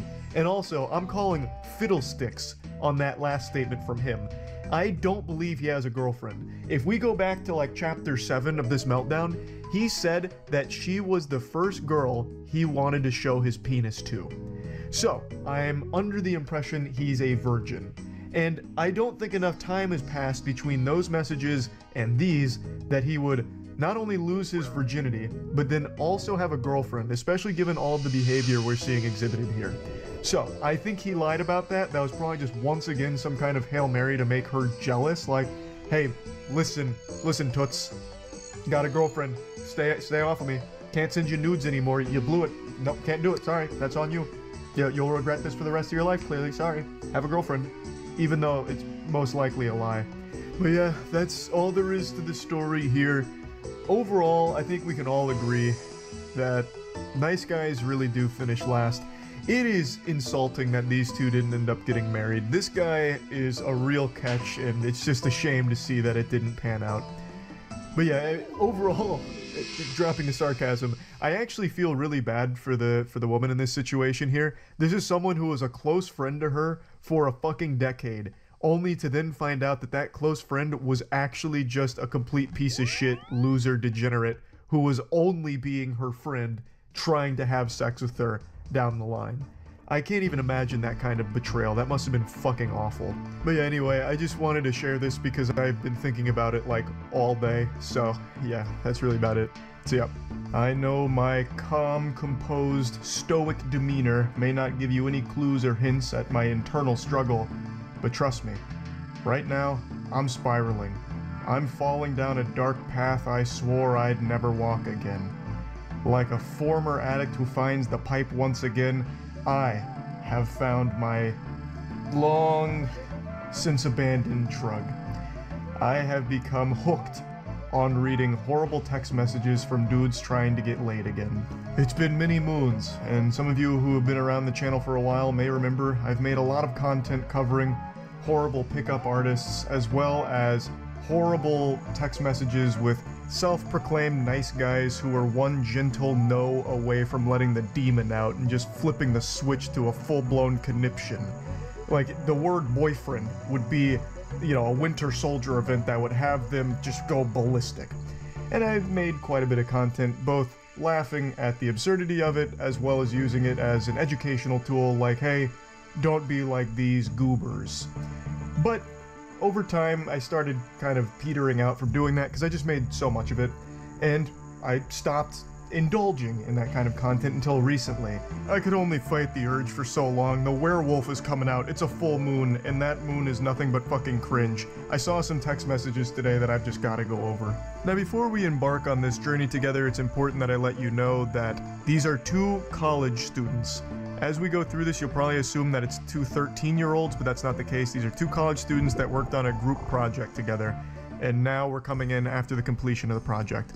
So, they say, I just emailed Professor the final draft, so we should be good. To which the poster says, yay, and then sends a meme, go team. I really enjoyed working with you. You seem like a very sweet and smart girl, and I'd love to take you out sometime. To which they say, that's very kind of you, but I have a boyfriend. Oh boy. She said the phrase, I have a boyfriend. There is no phrase more powerful in the English language than that. The strongest sentence ever constructed. That's like the nuclear bomb here. I have a boyfriend is a phrase, nay, an incantation, more powerful than Avada Kedavra from Harry Potter. And it's just been deployed. So you can already start to speculate where things are gonna go south. He responds by saying, heh, well thanks for leading me on, which catches her off guard. She says, I'm sorry, but I don't think I've done anything to imply I was interested in dating you, to which he responds, it's just funny how you never brought up that you were taken until now. Which is an interesting thing to respond with because that makes it seem like he expects every girl that's taken to immediately state that upon starting a conversation with a man. Like they need to wear some kind of sign or some kind of label on their forehead that says, currently in relationship, not available, thank you. Try again at later date. Although she does say that she mentioned her boyfriend. Actually, I did. When I was at your house, I told you my boyfriend was picking me up. Which she's able to counter beautifully by saying, I thought you meant a boy that you were friends with. Because why would you go over to a guy's house if you're dating someone? And she says, because you offered to host and we needed somewhere to work on our project together, my boyfriend knew and didn't care because all we were doing was working. I'm sorry if I did anything to give you the wrong idea. And then he says, you let me buy you a pizza. Now, admittedly, I understand where the guy's coming from here. We all know about the law of equivalent exchange thanks to Full Metal Alchemist, and we have something like that in the real world. If you buy a girl a pizza, she is obligated to have sex with you.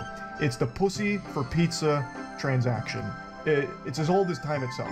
So the fact that he was able to buy her a pizza and he didn't get his winky stinky is shocking. But anyway, he seems to really put a lot of stock in the importance of that pizza, like that was going to carry them all the way to marriage, like this is a moment she'd remember for the rest of her life or something, that pizza that he bought her. But I'd like to backtrack a bit just briefly. Let's go to the previous chapter where he said, I thought you meant a boy you were friends with, because why would your boyfriend be okay with you going to a guy's house to work on a project? And I feel like that's a dogshit perspective that's not unique to just this guy in this situation. I've seen a lot right now where people work under the assumption that if your significant other is doing anything in any capacity with someone of the opposite sex, it means that they're unfaithful to you and they're cheating. But I just don't really subscribe to the belief that most normal, sane people think that way. Of course, there are extenuating circumstances to that, but in this scenario and in most scenarios like this, where it's just she's working on a group project with a classmate, I don't know why you'd immediately jump to, she must be a whore who's going behind my back to fuck this one goofball in her class and pretending that they're working on a group project. I just don't think that's something most ordinary people jump to immediately, and in this case, the guy views it as weird that she ever even agreed to go to his house to work on this group project if she was in a relationship, but I just don't understand why that would be viewed as weird. Like, where else are they gonna do it? Like, if they go to her place and do it, it's the same problem, right? Now, she has invited a guy over to her house and she's in a relationship to work on this group project. Wouldn't that be the same issue? Or if they go somewhere in public and do it, like a fucking Starbucks or whatever, it's still the same issue. Like, oh, now they went to a public place where people go, like, on dates sometimes to do this group project. So you can always make that argument no matter what. So just, I don't know, it just doesn't compute with me. But anyway, back to the pizza. I offered to split when you told me you were ordering a pizza and you said it was your treat. If you'd like, I can sell you for half of the cost. Yes, I'd like that. And you ate more of the pizza than I did, so you should pay for like 2/3 of it. Now we're getting into the nitty-gritty math calculations here. Like, well, actually, listen here, Harpy. You ate more of the pie than I did, so you're gonna need to reimburse me more for it. And you know what? It wasn't my treat, because this Halloween there was only tricks. You tricked me. You lied by not telling me that you had a boyfriend. So give me extra cash for that pizza, you disgraceful harlot. She's being as gentle as possible here. I imagine she's scared of this individual, and she said as much in the comments of the post. She said that she didn't want to, like, get too aggressive back because then she'd be like afraid of what he might do. So it's just like, I understand where she's coming from. You don't want to, you know, poke and all of that. So she's just like, okay, that's fine. And I'm sorry again if you got the wrong idea, but I thought I made it clear that I viewed this as a professional relationship. Well, you didn't. And then he comes back and says, don't leave me on red. So he's getting very aggressive here. He's red in the face. He's steam coming out of the ears. Like, I understand why she wants to, like, tiptoe around this as gracefully and smoothly as possible. And it's something I've said a lot on stream, where in the current climate of things, it feels like everyone's more on edge than ever. Like, I've read so many stories over the last couple of years of people snapping at the smallest things, like even the most minor inconvenience. Like, this is a story I've referenced a lot, but it's one that actually legitimately sticks with me. There was a murder at a Subway where a man shot 2 Subway workers because they went a little heavy on the mayonnaise on his sandwich. Too much mayo was a death sentence for one of the 2 workers that was shot. The other one did survive, but I mean, it's things like that where you just, it's never really worth pushing back. So in a case like this, I understand why she'd want to be really light about it. And I just want to mention that because I saw a lot of comments, like, not really grilling her or anything, but just really kind of wondering why she was being so polite in lieu of all of the aggression from this guy. And I totally understand why she would be. I really do get it. I just wanted to point that out real quick. But anyway, it wraps up by saying, I don't think this conversation is worth furthering, which is fair. And then he responds saying, it's ridiculous you even chose a guy to work with if you have a man. I bet he was upset even if he pretended not to be. Now, she explained this a little further in the comments. She didn't even choose him to be like her group project partner. Apparently the way the groups were chosen were people chose topics and whoever had similar topics worked together. So these 2 just happen to have the same topics. It's not like she went out of her way to choose this, you know, benevolent angel to work with or anything. But anyway, I understand this was like a very short text exchange. It's only like 3 screenshots here, but I just think there's a whole lot to digest and analyze here. As we as a species have become more and more isolated, all of our socialization and human interaction comes from behind a computer screen now, mostly. Almost all of our interaction with each other is through the internet. So it's leading to a lot of people not knowing how to socialize or not knowing how to pick up on, like, social cues, and I don't even really blame individuals for that. But it's led to situations kind of like this, where this guy really views that her being off the market, you know, having a boyfriend, should mean that she shouldn't do anything at all with another guy, even work on a class project with another man. And also, something as simple as buying a pizza shows some kind of romantic interest between the 2 of them, some kind of mutual romance. So when it turns out that she wasn't interested and it leads to a rejection, it's something that he doesn't know how to handle appropriately. And overall, it is just pretty sad. Yes, it is like equal parts entertaining with some cringe text messages, of course, but at the core of it, there is a problem where people aren't going out in the real world and making genuine human connections. It's all through computers, so when you are in the real world with real humans, you don't really know how to handle things super well, so something as simple as getting like a rejection is a much bigger deal than it used to be. And overall, like I said, it's just kind of sad. I wanted to just talk about these text messages because I got real deep on why. Why would this be the response to something so simple? And of course the text messages are very silly, like with the whole fucking pizza side quest thing. But anyway, yeah, I just wanted to talk about it a little bit. That's it. So yeah. We're entering into an age where people just don't know how to socialize. It's just this inability to appropriately communicate with one another in a healthy way, and it's led to a lot of confusion and, frankly, a lot of unhinged weirdos in the dating scene, it would appear. I have become way too invested in reading these horror stories from people that were romantically interested in one another or even went on dates, and then all of a sudden things go tits up over nothing because people are just disconnected from reality and perpetually on edge, it would seem. Like, I am so deep into this rabbit hole, I understand how pathetic that is on my part, but I can't help it. It's just so fascinating. Like, it seems like you'd have better luck finding your soulmate in one of my streams, like by just communicating with someone in the chat. Like, you probably would meet a more compatible match in solo queue League of Legends than you would on a dating app right now. The people in fucking solo queue League are more mentally stable, less hostile, and less weird than the people I'm seeing that are meeting on like Tinder and Bumble and all that. Today, this post kind of popped off on Reddit. I fully recognize a lot of these can be a bunch of, horseradish, but I like to suspend disbelief anyway. Plus, it's a weird thing to fake because you don't get anything out of it besides Reddit karma, I suppose, which is the most useless currency since Monopoly money. So anyway, the story is, this girl's friend was going on a date with a gentleman that she had met online who seemed really cool. They agreed to meet at this restaurant, and that's where the story begins. So she says, "I'm on my way," to which our gentle sir tips his fedora and says, "K," which already feels a little hostile to me. This is their first date. I feel like you can't just be dropping a K like that. It just seems a little aggressive, but maybe I'm reading into it too deep since I already know how the story plays out. She says, "Are you there yet?" "No, I'm going to be a little bit late." "No worries, I'm here. I'll be in the far right corner." He finally arrives. Our protagonist makes it to the scene. He kicks open the doors. He says, "I'm here. I don't see you," to which she describes her location. "I'm next to the big plant in the back to the right when you first walk in."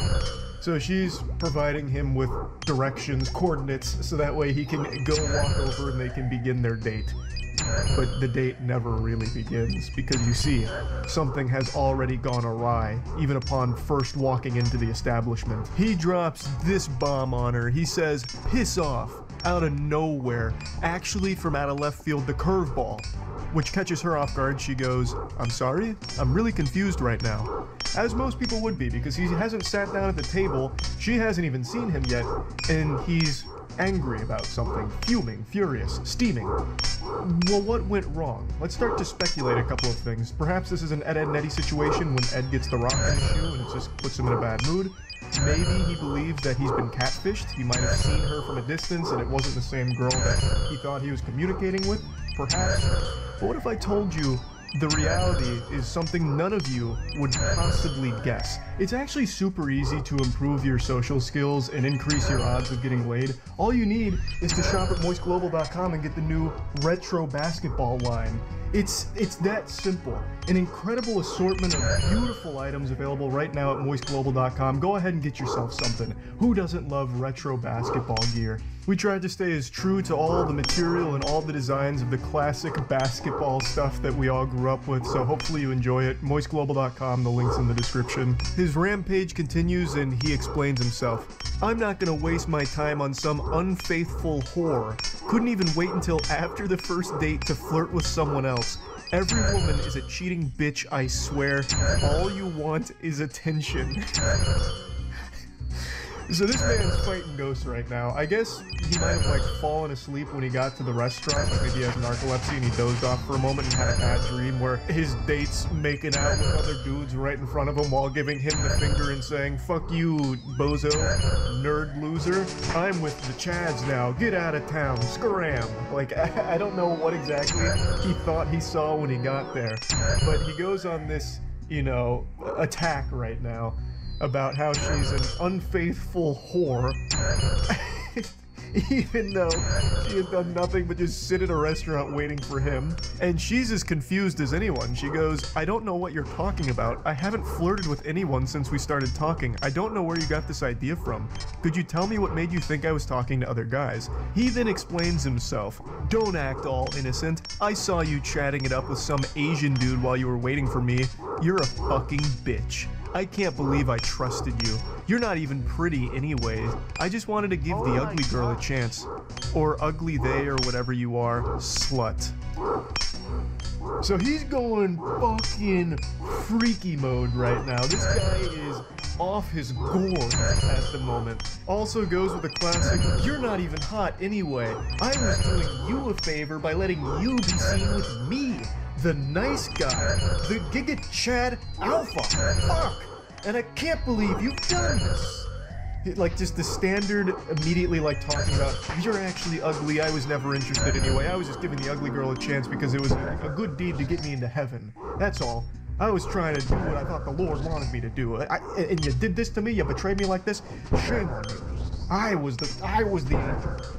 Which we've seen a million times, it's nothing new. This guy is clearly looking like a big old piece of shit here.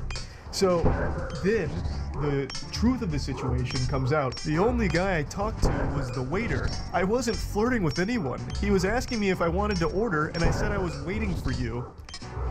This goober saw her talking to the waiter and assumed she must be trying to fuck him. Because that's all women want to do. Anytime they communicate with a male, they're just trying to slobber on that meat. It's disgusting. I can't believe you would do this, harlot. I saw you talking to that man. The waiter. That's what this is all over. That's what caused him to have this massive meltdown, tears in eyes, fucking whiny temper tantrum fucking blow up. Because she talked to the waiter who was asking if she wanted to order. That's so crazy. This lunatic, this absolute goofball. It continues. She asks, "Why are you acting like this?" He goes, "Whatever, slut. Lose my number. You'll never find another guy like me." Hopefully he's right about that. I pray she never finds another unhinged weirdo like this guy. That would be for the best. Hopefully nobody ever finds this guy or anyone like him. That is just a curse I wouldn't wish upon my worst enemy. Ruined your chance with the best dick you would ever had. I bet that Asian guy is small. God, this guy is an insufferable piece of shit. Good lord. What a vile person to say shit like this. Have fun never feeling real pleasure. Don't message me again. He'll leave your fat ass and you'll come running back to me. So he's diving deep into delusion now. The waiter of this restaurant just saved this lady a long time of agony. Because let's imagine these two actually did go on a successful date. Prior to this, apparently this guy and this girl had hit it off in a big way online. This was their first date. Let's assume that this date happened without any hiccups. She would have never seen this side of him until it was probably too late when they were already in a relationship, and it would have led to a lot worse of a situation for her. So the fact that this happened on day one, well, even before day one, this is like day zero because he never even sat down at the table for the date. The fact that it happened then is for the best. It saved her a long time worth of trouble. So the waiter in this story, actually a hero. Hats off to that guy. What's that expression? It's from Futurama. When you do something right, people won't be sure you've done anything at all. That's exactly what happened here. Dude's just doing his job and ended up saving her so much trouble down the line. But yeah, anyway, so she talked to the waiter about her order. This guy blows a gasket, has this huge meltdown about it, shows his true colors, and then continues to just go on and on and on in these text messages with her. But girls like you like being used. All women just like bad guys, so they cheat when they meet a chill, nice guy. Whatever, I never liked your flat ass anyway. Don't leave me on red, you bitch. You just told her to lose your number. Now you're getting upset that she's not responding. Like, he's all over the place. He says that she has a fat ass and then says it's a flat ass. This guy's walking between worlds right now. He's caught in dimensions. His brain is completely scrambled. All because he saw his date talking to the fucking waiter. That is so crazy. That is crazy. And then still has the gall to say that he is a chill, nice guy. Chef's kiss. That is right on the nose. Everyone that self-identifies as a nice guy always turns out to be like this. Like 100% of the time, it's crazy that statistic is as high as it is. The correlation between nice guys and being complete weirdos and just downright dangerously unstable people. It just, I don't know, I can't believe that it continues to be proven true time and time again. But yeah, anyway, I just had to showcase this one because I was giggling about it for quite some time. Like I said, I am in so deep on these horror stories of romance in the dating world, I couldn't help but at least share one here. That's about it. So yeah, I've never had a threesome, and I've never had an experience where I read something so cringe that it made my tummy upset. One of these two things is about to change today, and I don't think it's the threesome. I just read something from, yet again, my deep diving onto the horrors of modern dating with absolute deranged weirdos. And the whole interaction was so mind-bogglingly peculiar that my body couldn't help but suffer from a physical reaction after finishing this adventure here. I don't know where these men are coming from. These dudes are just being printed in the cringe factory and being thrown into the dating world as like the worst NPC encounters you could ever have. So anyway, let's go ahead and dive in, but before doing that, just a quick heads up. The Moist Global Retro Basketball line is still available right now. This is the best assortment of merch the internet's ever seen, so you can go to moistglobal.com right now and pick something up, links in the description. I just read some of the backstory she was posting about this situation in the comments, and it's actually pretty sad. Apparently these two have been dating for about 3 years. It was a horrible situation all around, and a couple months ago she left and took the kids. But this is the most recent interaction between the two of them. She 100% made the right move in leaving. This guy seems like a fucking menace. But anyway, it begins innocently enough. That's good, just working away with 3 exclamation points, so he's having a jolly old day at work. Did you get to the doctors yet? She says, yeah, I have COVID. What did he say it give you? What?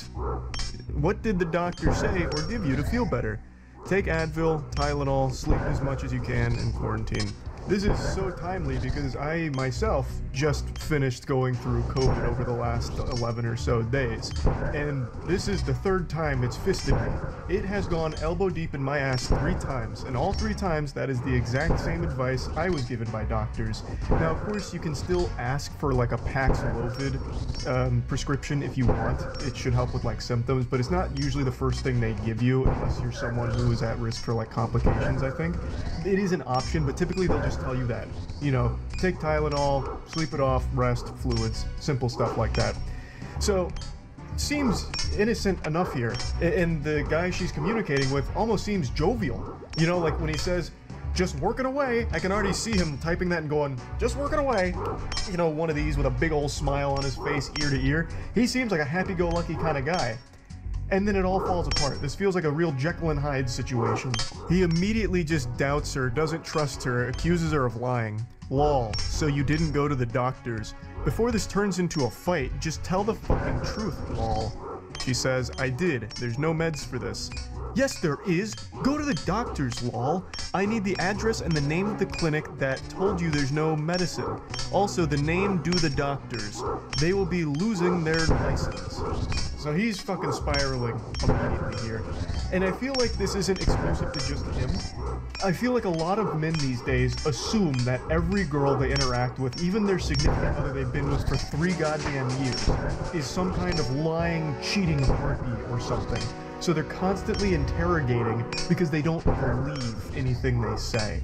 I feel like there's just so many dudes out there with this, like, insecurity within them where they doubt everything their partner says, believing that they're cheating in some way. And they're lying about something, hiding something. And it's fucking awful. So this guy's trying to checkmate her here with the scholar's mate. Like, okay, then give me the name and the address, because I'm going to call them to double check, because I don't believe you, madame. She then says, stop being so fucking melodramatic. I seriously don't need this shit right now. There isn't anything they can give me. I'll be fine once it works its way through my system. He just continues to press, please, name of the doctors, location you want to, please. I know you sick. That's why I'm jandling this for you, and just need to know which doctor you went to. I can handle this properly. This guy has so much steam coming out of his ears, it's clouding his eyes. He can't even fucking type properly. He's typing like a caveman. He's going full Neanderthal mode here. Like, what in the world is happening in his noodle? He's gonna start jandling this? That reminds me of jelking. Like, that was an old thing on the internet where you're supposed to, like, masturbate in a certain way to elongate your wiener.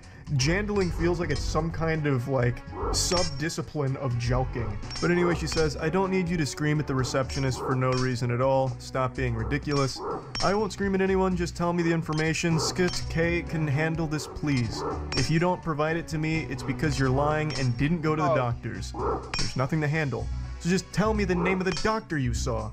This douchebag is making so many typos, it looks like he's trying to transcribe the Scatman. I can jandle. It's like ridiculous how crazy he's going because he's so angry. I don't know why he'd even think she's lying about this. He admits that he knows she is sick. So why would she lie about going to the doctor? Well, what the fuck thought process is that? I know my girlfriend is sick, but it's probably dick sickness. She's probably hungry for cock and it's causing her physical pain. That's probably what it is. She didn't go to the doctor. She went to a penis appointment. That's what it is. And she's lying to me about it. I knew it. It continues to just get out of control. She says, lol, I shouldn't have to prove to you anything. I'm sick, I have COVID. She's absolutely right. She doesn't have to prove anything here. She doesn't need to try and, like, defeat his delusions. That's not her responsibility here. She's done nothing wrong. And he just continues, you're not proving anything to me, lol. There's medication for this. I know for a fact, as I know someone else who had COVID last week. There isn't, unless you're old as fuck or have an autoimmune disease or your lungs are shit. Otherwise, you're just a carry through like normal fucking virus. Yes, there is. Let me call the and I will get you proof. Where did you go, baby? That comes out of nowhere. After all of this, he hits her with a where did you go, baby? I can already just tell from reading this shit, this guy is extraordinarily manipulative and a completely insufferable person to be around. But anyway, she goes, I went to a walk-in and frankly, I'm not going to allow you to cause a muck over nothing. I'm going back to bed. What walk-in clinic? If you don't tell me, I'm don't with you. Because I'm not a ducking idiot, and I know you're lying, haha. You have 3 minutes to get me the address of the walk-in clinic or else. So now man's out here setting a time limit. He's dropping the ultimatum. You give me the name, and I will hunt them down. Out here like Liam Neeson, about to track them down with his particular set of cringe skills. I guess his thought process was he just wants to confirm that she actually went to the doctor because for some reason he doesn't trust her even slightly, even though they've been together for 3 years.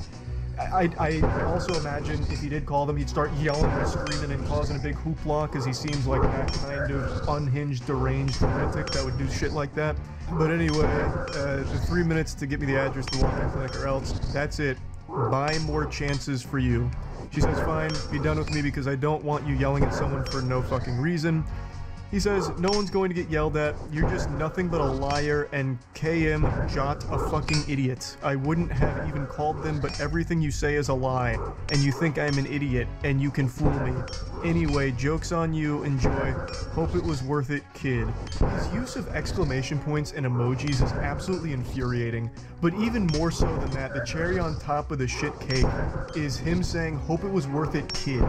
He's speaking like he's back on Xbox Live in a Call of Duty lobby. What? Hope it was worth it, kid? Oh, God, sickening. But clearly the reason he's using the emojis and the exclamation points is he's trying to put on this strong, masculine front that none of this bothers him. This is the biggest mistake of your life. You're gonna regret this, but me, I'm laughing. I'm having fun with this. This means nothing to me. So much so that I'll drop a laughing, crying emoji and 5 exclamation points. Haha, not hurting me. She then says, lol, joke's on me because I'm sick. Great joke, love that for myself. Love that I feel like I'm being dragged through the mud, fire, literally feel the worst ever. Great support, thanks. Joke's on you because you lost the best man of your life because you'd rather lie than tell the truth. Leave me alone. What the fuck? Oh my god. It's just so painful reading this. It's so fucking sad reading this, knowing that not only have they been together for 3 years, but I guess also have kids. Like, and speaking of the kids, his final message to her is this. You got it, Buster. Have fun being a homeless narcissist liar that no one loves, not even their children. He just dropped a cold Buster here at the end, and then told her that she is a homeless narcissist that not even her children love. What kind of delusional evil shit is this? He's calling someone a narcissist. That's unbelievable. And then to say that not even their children love her? What? I don't know how you go from like, oh, where'd you go, baby? You know, like, obviously like in love kind of thing, to immediately like, no one loves you, everyone hates you, I'm the best man that has ever existed in this entire fucking history of our species, and you just blew it with me. This is your fault. You're unlovable. You're a liar. Your children don't love you. You're a narcissist. Like, it's just crazy how quickly someone can become this. It's so fucking sad. She definitely made the right call leaving this guy. I'm of course no, relationship counselor or guru or anything, but very clearly this is an unhealthy person to be around. This guy super sucks. This guy is a turbo fucking loser. And according to her comments, this was only like the tip of the iceberg. She actually called this interaction mild. So I can only imagine how awful of a person this piece of shit is. She definitely made the right call. And to think all of this happened because she got COVID and went to the doctor, and that was enough to set this guy off. That's terrible. That's horrible. But yeah, like I said, I have been deep on like the modern dating scene, travesty, seeing like what all's been going on and being posted by people online. I just find it all so interesting. So I can't help but talk about some of these that really get crazy. So yeah, that's really about it. See ya. Good morning, and welcome back to Wacky Weirdo Hour. Boy howdy, do we have an action-packed lineup for you today. Get out your cup of coffee, enjoy your cereal. It's about to be a bit of a ride. Sometimes I'm asked, why do I do this to myself?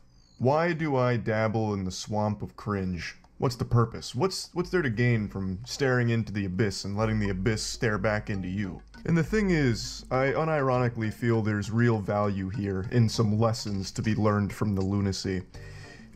Let's say there's people out there that haven't really experienced a lot socially in life, suckling mother's bosom, and has never really branched out from the nest to get their own wings and become the social butterfly that they are destined to be.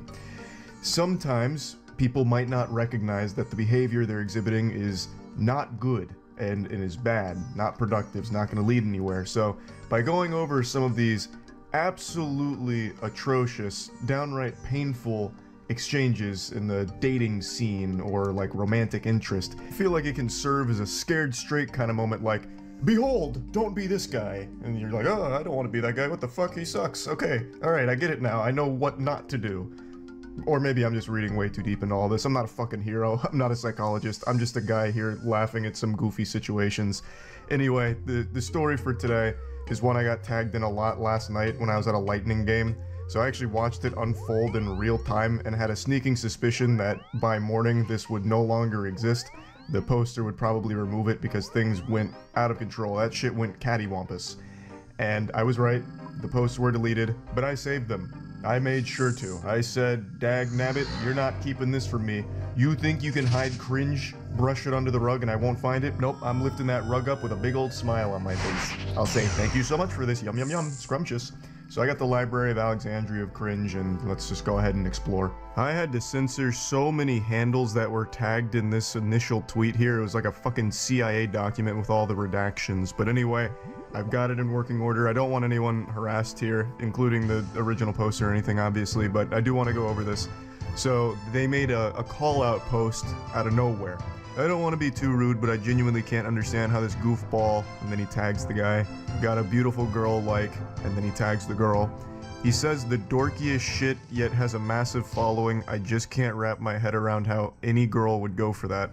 I really commend his efforts not to be rude. I think he did a great job of tiptoeing around it and being polite while also getting to the point. Extraordinary manners, clearly. Excuse me, everybody, not to be rude, but fuck this guy. He's got a girl and I don't, and he's a dork and I'm a Chad. What's going on here, guys? What an injustice. He's not ugly, but Sabrina is objectively hot, where he's average at best. He spends all his time on Twitter, unlike someone who has a full-time job and a ton of money he could use to provide for a stunning woman like herself. Nah, screw not trying to be rude. He's a loser, to be honest. Oh, he was doing such a good job of not being rude too, and then the wheels just fall off. It goes tits up. He really goes off the rails. I like how he's like analyzing this now as if he's a researcher studying the phenomenon. He's average at best, but Sabrina is on like a totally different plane. Like this something's not adding up here. There's something foul afoot. And then he had the gall to criticize that guy for being on Twitter all the time. Meanwhile, Goober is on Twitter all the time making whiny posts like this, just having a temper tantrum, tears in the eyes, shaking his fist. Why is she not with me? I want her. He doesn't deserve it. I deserve it. And then here comes the stone cold stunner right on his soul. So the girl that he was talking about and loosely tagging in his tantrum catches wind of it and drops the DMs that he continues to send her. She goes, I know your ass ain't tweeting this like you ain't been in my DMs constantly begging me for a chance like a desperate loser and refusing to take no for an answer like a disgusting creep. And here's the receipts, Twitter. Thank you for the receipts. God bless. I'll speak on behalf of all of Twitter when I say it's much appreciated. So it begins with, would you ever want to meet up someday? I'd love to see a movie or take you to dinner. Whatever you'd like. To which she responds, I'm flattered, but for one, I have a boyfriend and I don't think you even live near me. Oh, I like to travel, so it's not a problem, lol. And you're not married, right? There shouldn't be anything wrong with hanging out.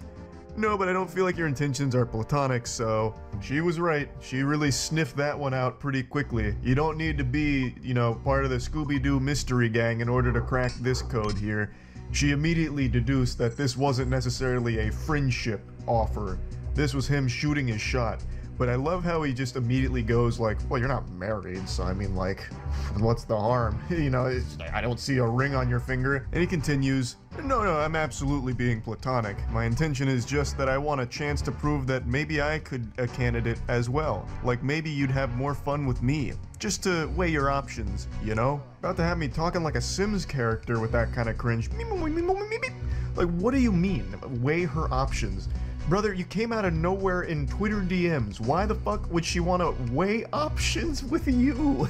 Like, she's already in a relationship which she makes clear off rip and you still keep pressing. But you know what? Let's go even deeper here. We'll get into real fanfic levels of garbage and delusion. Let's assume she's in an open relationship and would actually, want other options, I suppose, in a partner. It's not gonna be you through Twitter DMs. That's just dangerous. No one's going to take you up on shit like this, especially not when you're coming out fucking guns blazing, fucking firing from the hip out of nowhere. And there's no possibility of that anyway in reality, because she actually shuts that down directly too. No, you're not, because you're still pushing something further even after knowing that I'm in a committed relationship with Blake, so there's no options. Learn how to take no for an answer. A lesson he absolutely refuses to learn. So he continues. I'm just confident in my abilities as a partner on all levels. I'm certain I can give you everything you desire, and perhaps better than he can. I apologize for persisting. You're just breathtaking, and I want you. I'm willing to fight for you at this point. To which she responds, there's no fighting for me, you don't know me, and you couldn't give me anything that her current partner doesn't. She lays into him. She lays down the brass tacks here. And basically he says, that's a lot of words. Too bad I'm not reading them. Because he refuses to accept anything she is saying. and only continues to exist in this dimension in his brain that is disconnected from the reality here. But I will say, he has piqued my curiosity. I have to know what abilities he's so confident in here. Like, balloon animals? Like, he learned a magic trick from Chris Angel? Like, what abilities are we talking about? Because it's certainly not, like, romantic abilities whatsoever. He's fucking cold calling like a telemarketer here through Twitter DMs. So he responds again saying, I had to give my 100%. If we're being truthful here, I don't think he deserves you. I see what he tweets and he's dorky as hell. You're hot and one of the kindest people I've ever seen on this app. What do you mean? Like, so I'm guessing he just like stalks her feed or something. He's like, he's making up this fantasy in his head where it's like, this is an angel and I should be with her. Clearly this guy's too dorky, too much of a dweeb, doesn't deserve that. It's so creepy. I have a good job and I'd be willing to let you crash with me at my place for as long as you'd want if you'd be willing to give me a chance someday. That's so generous. I mean, wow. He'd be willing to let her crash at his place? Wow. And they say chivalry is dead, huh? I don't even know why he's making that offer. I don't think that's something anyone would want to do. I don't know why he's making it sound like he'd be willing to make a sacrifice by letting her live with him when he's fucking obsessed with her. It's oh my god, it's so fucking weird. I'd take care of you, but you everything you want? Oh, buy you everything you want and give you anything you'd need. I haven't found any ladies in my area that share my same interests or honestly that are as beautiful as you are. I guess you just brought out my competitive side, lol. You absolute weenie. It's not a competition. And if dating was a competition, you're gonna stay losing with an attitude like this. I don't know why he's treating it like a game of Counter-Strike where if he just plays it properly, he'll go ahead and squeak out the W. She's already in a relationship. No matter what you do here through fucking Twitter DMs, it's not going to change that and she's not going to want to go with you.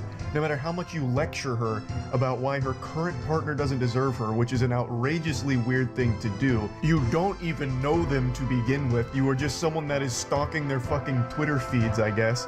Like, this whole thing is super creepy. And he just doesn't. Blake, whatever the fuck, is not. He's painfully average and mediocre at best. As I said before, he ain't ugly, but compared to her, he might as well be. Sabrina's figure is what I'd call perfection. I don't want to be disrespectful, but I'm trying to make a simple point. Her hair is majestic, her face is gorgeous, and her body is literally to die for. Not to mention she's strong and takes what she wants. I admire that.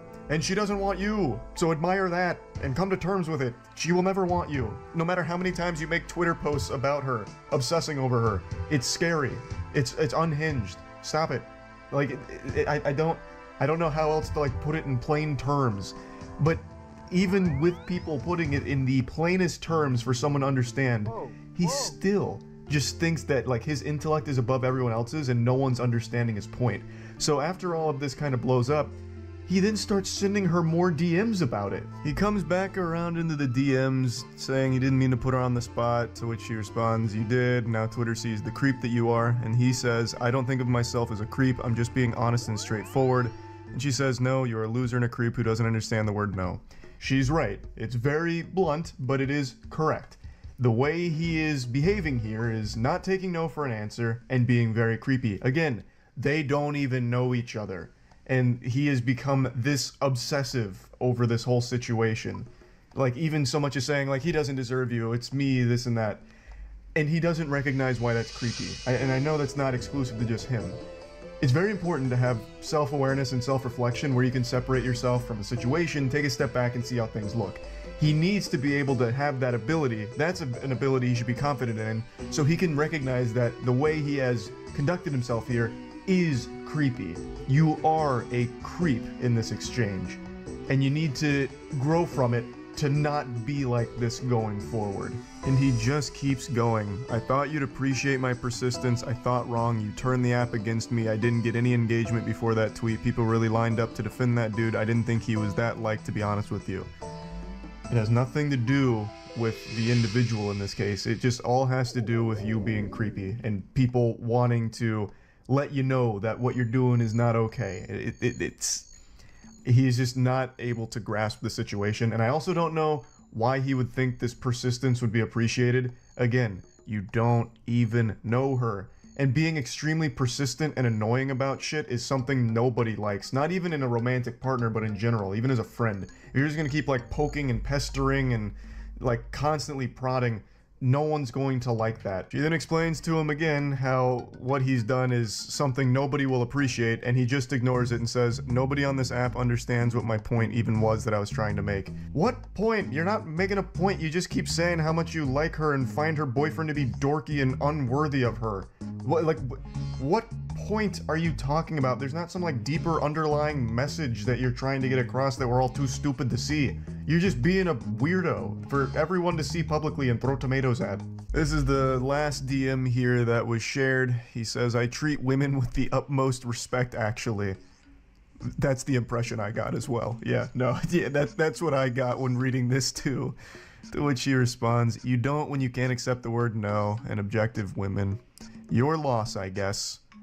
That's just a classic sign-off from like every single one of these meltdowns and bad romantic exchanges. Somehow it always ends with the guy saying, your loss, I'm actually like the best dude ever, I'm like the chillest, nicest guy ever, and you just blew it with me, so put that in your pipe and smoke it. You'll be thinking about that every night trying to go to sleep. What a big loss for you.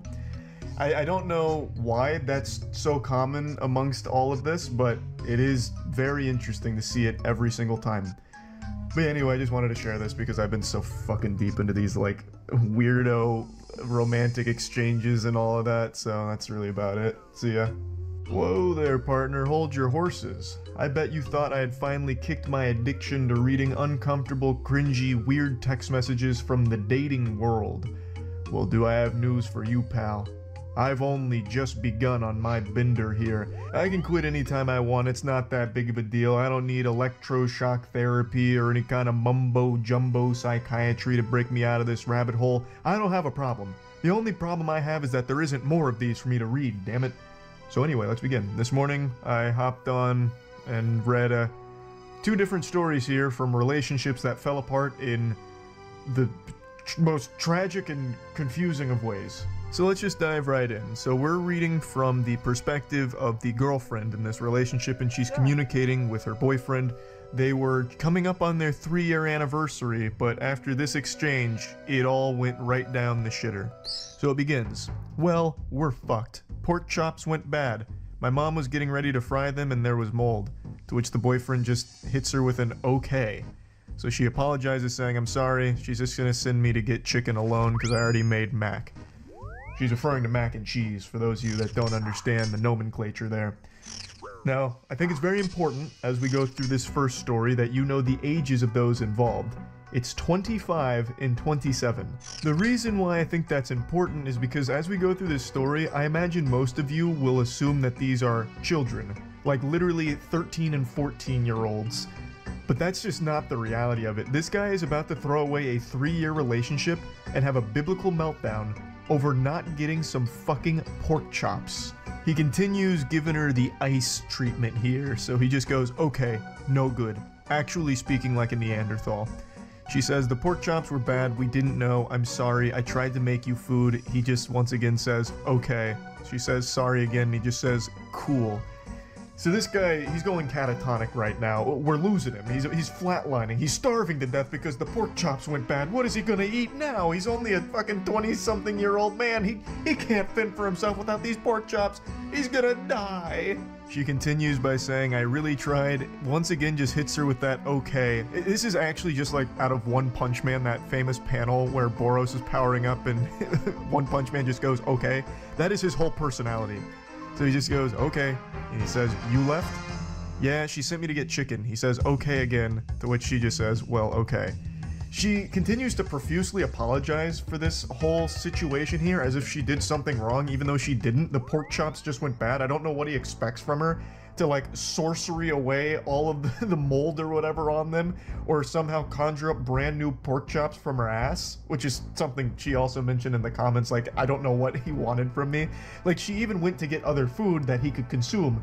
Chicken, mac and cheese, there were other options besides the pork chops, but his mind is set on one thing, pork chops. He only has room in his noodle for one thought, and right now that thought is pork chops. So now that he realizes he's not getting them, he's about to go berserk over this whole situation here. Cool, you got to eat. I didn't for waiting on you. Good night. Okay, good night. I love you too. No, bro. Good night. I could have ate, but I waited on you. Of course. You could have just eaten regardless. So the poster here, she went into detail about all of the context around this. So apparently he had said he was going to go get food, and she mentioned that she was making pork chops with her mom later. So he said, oh, okay, well then I'll just eat the pork chops with you and your mom and I won't get food. To which she replied saying, no, you can still get food and you're also welcome to have these pork chops. But being the noble chivalrous man that he is, he put down the food that he was going to purchase and instead was going to eat these pork chops, which didn't end up happening. And when he didn't get served his pork chops on a golden platter, he just refused to eat, crossed his arms, kicking his legs in his high chair. Well, then I'm just going to starve. So even though she had other food he could eat, the chicken, the mac and cheese, he just didn't. And then also didn't feed himself at any point throughout the rest of the night, I guess because he was still so fuming with steam coming out of his ears. And also, according to her in the comments, the reason he didn't eat the chicken and mac and cheese is because he only likes his chicken prepared in the most simple way ever. So he didn't like the way the chicken was prepared, and he also doesn't like mac and cheese, which is already giving me red flags. I don't know anyone that doesn't like mac and cheese in some capacity. That's making him seem already off his gourd just from that simple fact alone. But yeah, he refuses to eat for the rest of the night, all because he couldn't have those pork chops. She says, I tried to cook, I didn't know they were bad, I couldn't have known until they defrosted. I don't care, bro, I shouldn't have waited. They made food, but I had to wait on you. Some bullshit. Good night. Oh my god, this insufferable, whiny asshole. Those pork chops must have been, like, heavenly, divine. Like, to just give up food for the rest of the night and then ruin a 3-year relationship, those pork chops gotta taste immaculate. Like, not only do they have to taste amazing, they have to come with legitimately life-changing benefits in order to have this kind of fucking tantrum over them. Like, taking a bite of those pork chops instantly chisels out your jawline a little bit further or something. I just don't know what kind of pork chops would be worth all of this anger. She apologizes again, saying, well, I'm sorry, good night, I love you too. Bro, stop telling me that. I am so tired of this guy saying bro to his girlfriend. He clearly has no respect for her whatsoever. He then throws a term out I've never seen before. He says UPMO. I don't know what that means. I don't know what that stands for, so I looked it up, and usually it's an abbreviation for Project Management Office. But that doesn't really fit in the context of this conversation. I imagine it has to be an insult. I don't think he just came out of nowhere saying, you project management office. So it must stand for something else, but I still can't piece it together. Maybe you pussy monster outcast? I couldn't tell you. Never mind, now I can tell you. I just took an additional 10 minutes looking through Twitter to see anyone else who has ever used that abbreviation, and apparently it means you piss me off. Wow. Fucking oof, that is so cringe, Jesus Christ. But anyway, she says, I mean, I do, but okay, referring to loving him. And then he just says, I don't want to talk to you. And then she just says, okay, good night, I love you. He then comes back around as all of these unhinged weirdos do, where they're like, don't talk to me, I don't want to talk to you, good night. And then he just keeps fucking going and going and going and spewing. So he comes back and says, at all.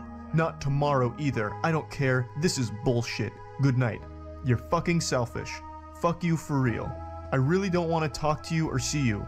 Honestly, I'll remember this. Good night. I mean, he's speaking like it's the Walking Dead Telltale game. Goofball will remember this. I mean, obviously he's going to remember this. You just had a fucking meltdown over pork chops. Everyone's going to remember this. So then she's confused, like, what did I do?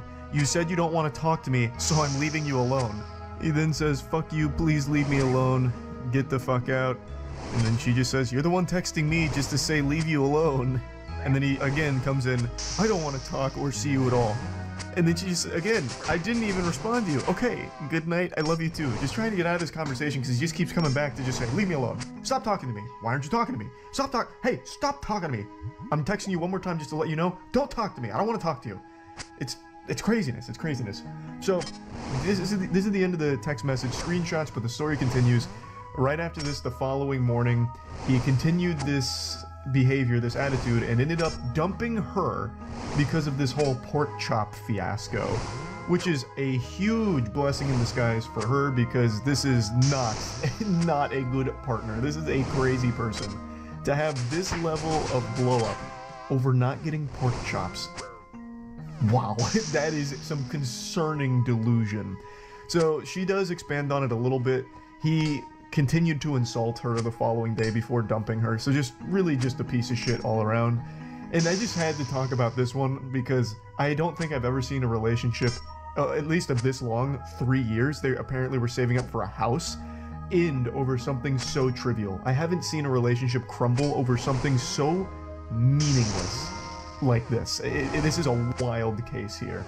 So yeah, I wanted to talk about this one a little bit.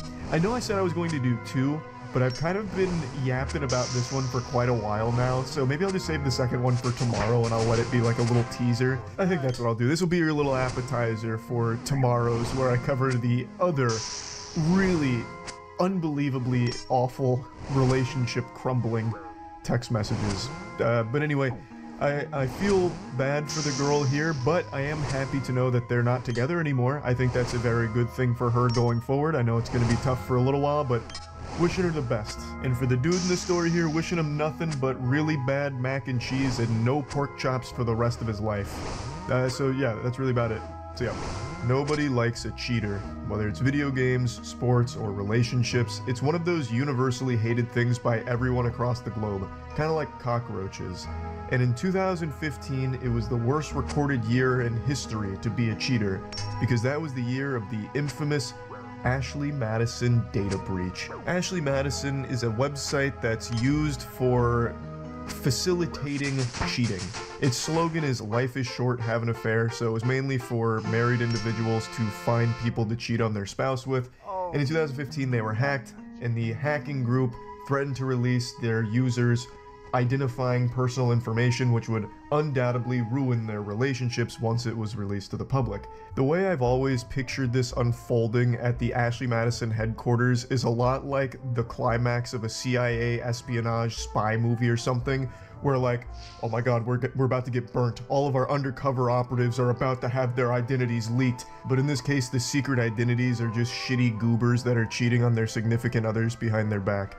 Now, Ashley Madison did survive this. The users came flocking back, probably because they had nowhere else to go since their relationships burned to the ground under their own hand and their own sins. And that brings us to today. Ashley Madison plays a central role in the story I want to cover. This is an exchange between a 26-year-old woman and her 28-year-old boyfriend, and she just found out that he had an Ashley Madison account 6 months ago, and this is her confronting him with that cold, hard fact.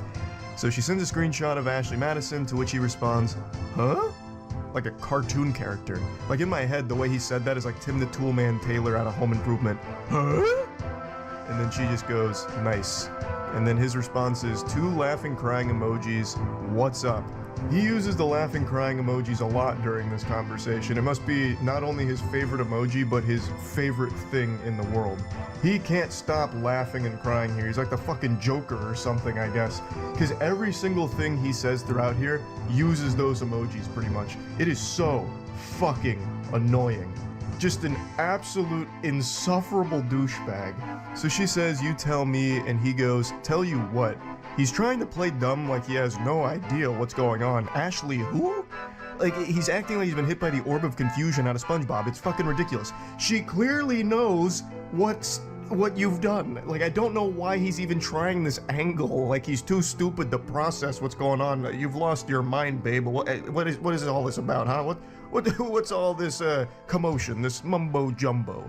She clearly knows. It's fucking annoying reading this guy's text messages.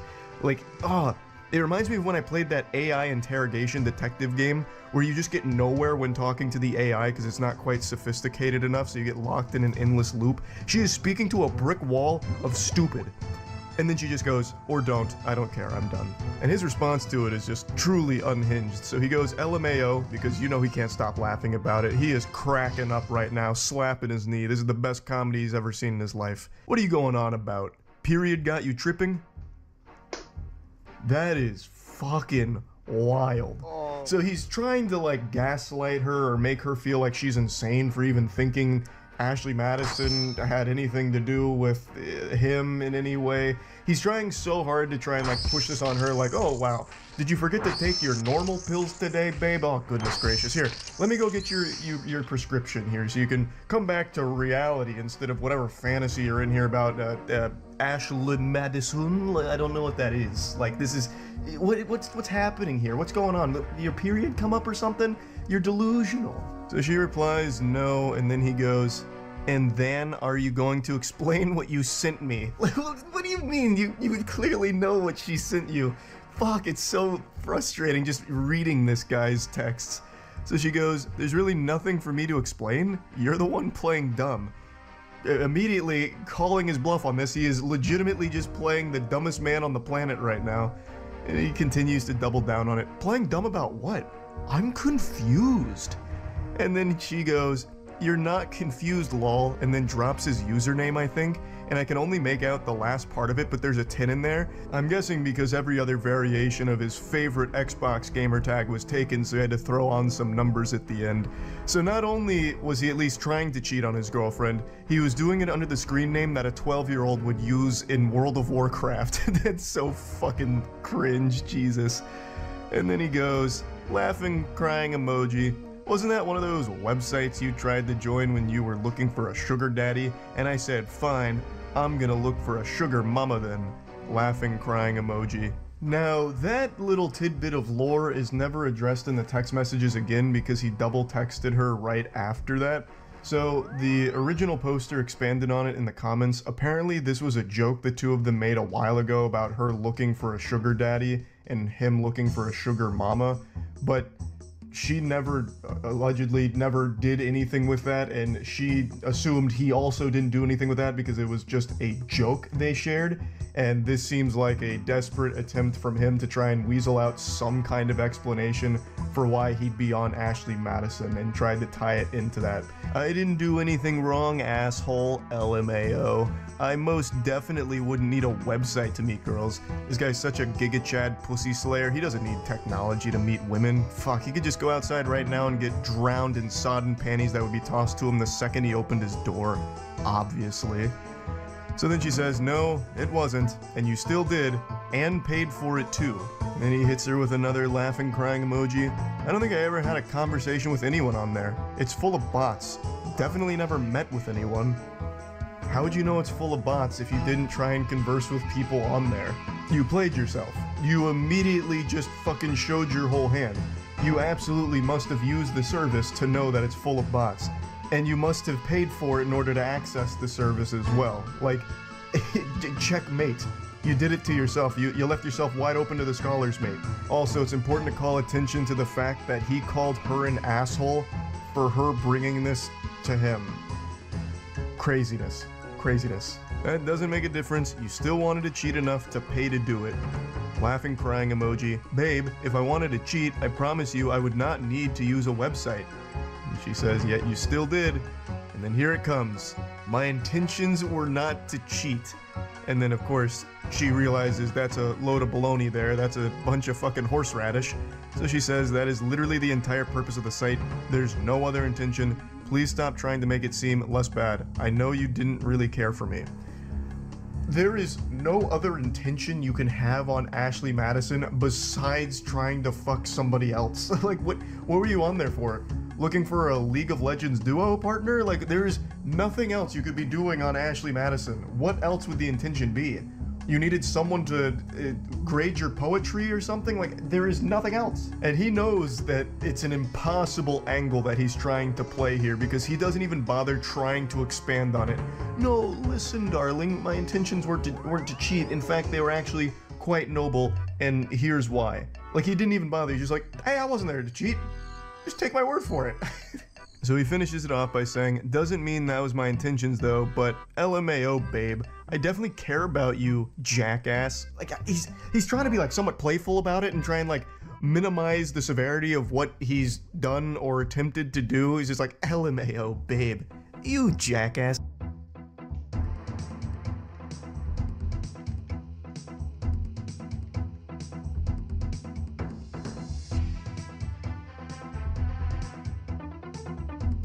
Stay calm and don't panic. Once you reach wave 62, you'll notice you're only fighting 2 mages. One of them will be orange.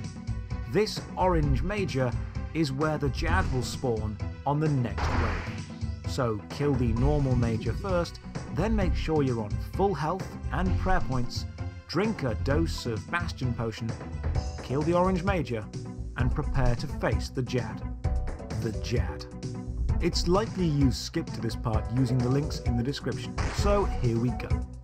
The Tiztok Jad has a terrifying reputation, and while he is indeed dangerous, he's absolutely beatable. His attacks are slow and heavily telegraphed, and even the healer phase can be defeated with relative ease. The scary thing about Jad is simply the amount of time it takes to get to him. He's intimidating because of the time investment you've put in. Right, we're always afraid of things we don't know or understand. So let's get to know and understand Jad a bit better, then defeat him. At the end of wave 62, one of the mages will be orange. This is where the Jad will spawn. Kill both the mages, step a few tiles away from the orange one, and activate Protect from Missiles. Jad has all 3 attack styles, melee, mage, and range. However, as we'll be standing away from him, he won't use melee. He'll only ever use range or magic. Using the correct protection prayer will negate all the damage from his attacks. So all we need to do is watch the Jad and put on the correct prayer.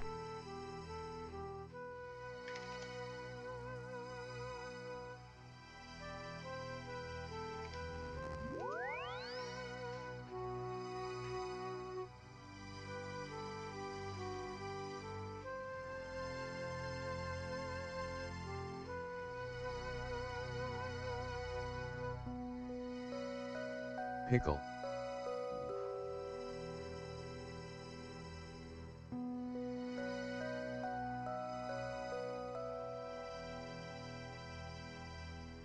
Hello.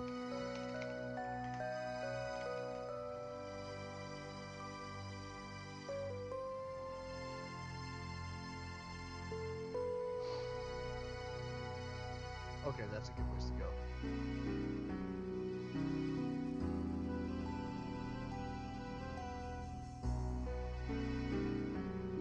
He.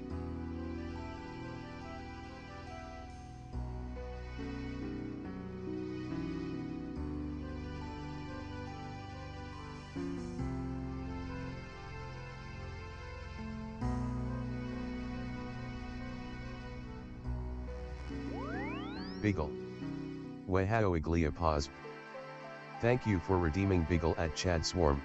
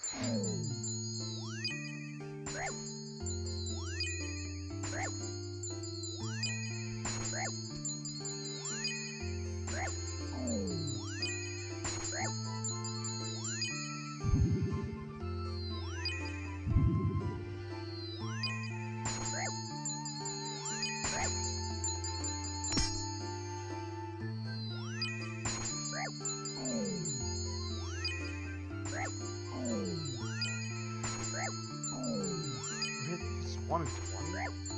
How's this 1 in 20?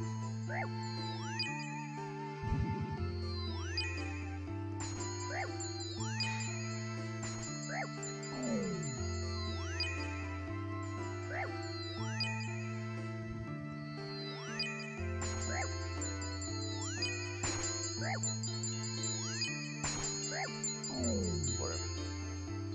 Okay, well, it doesn't matter that much then.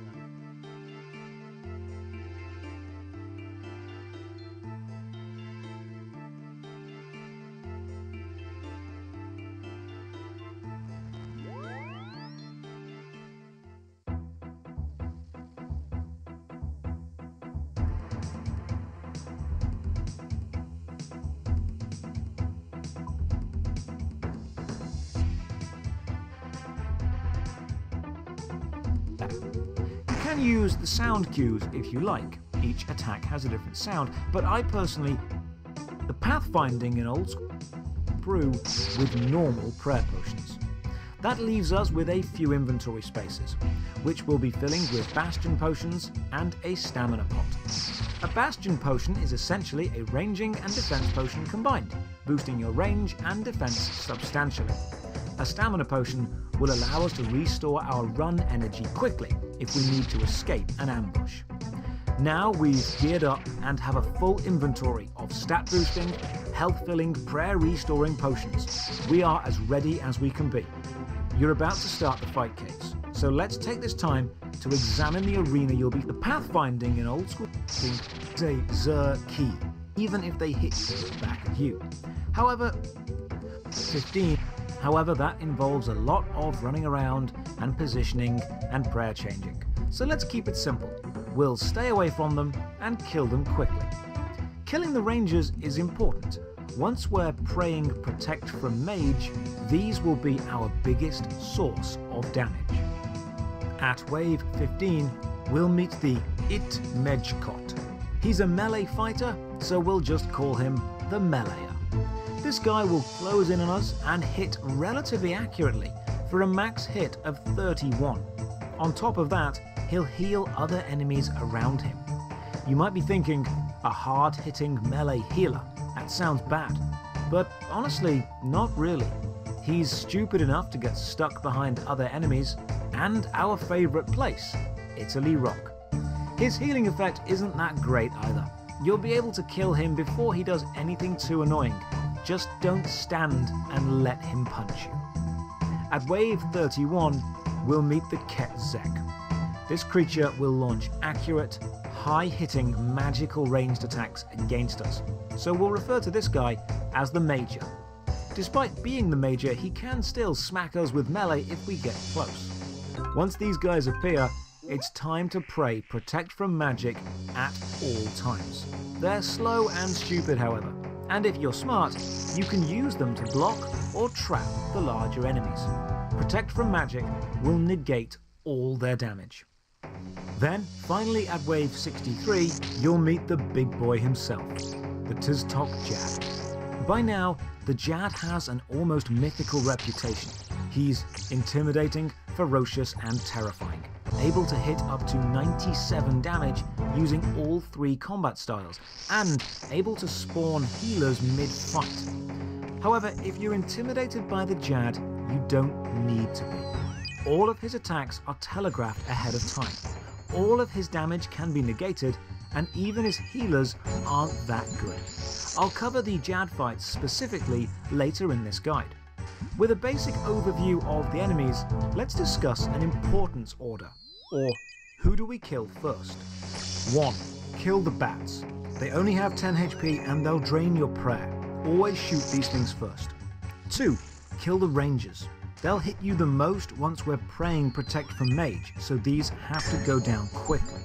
3. The big melee dudes. Remember, you can trap these guys behind other enemies or on Italy Rock while dealing with other stuff, so try to never go toe-to-toe with them. Always find a safe spot.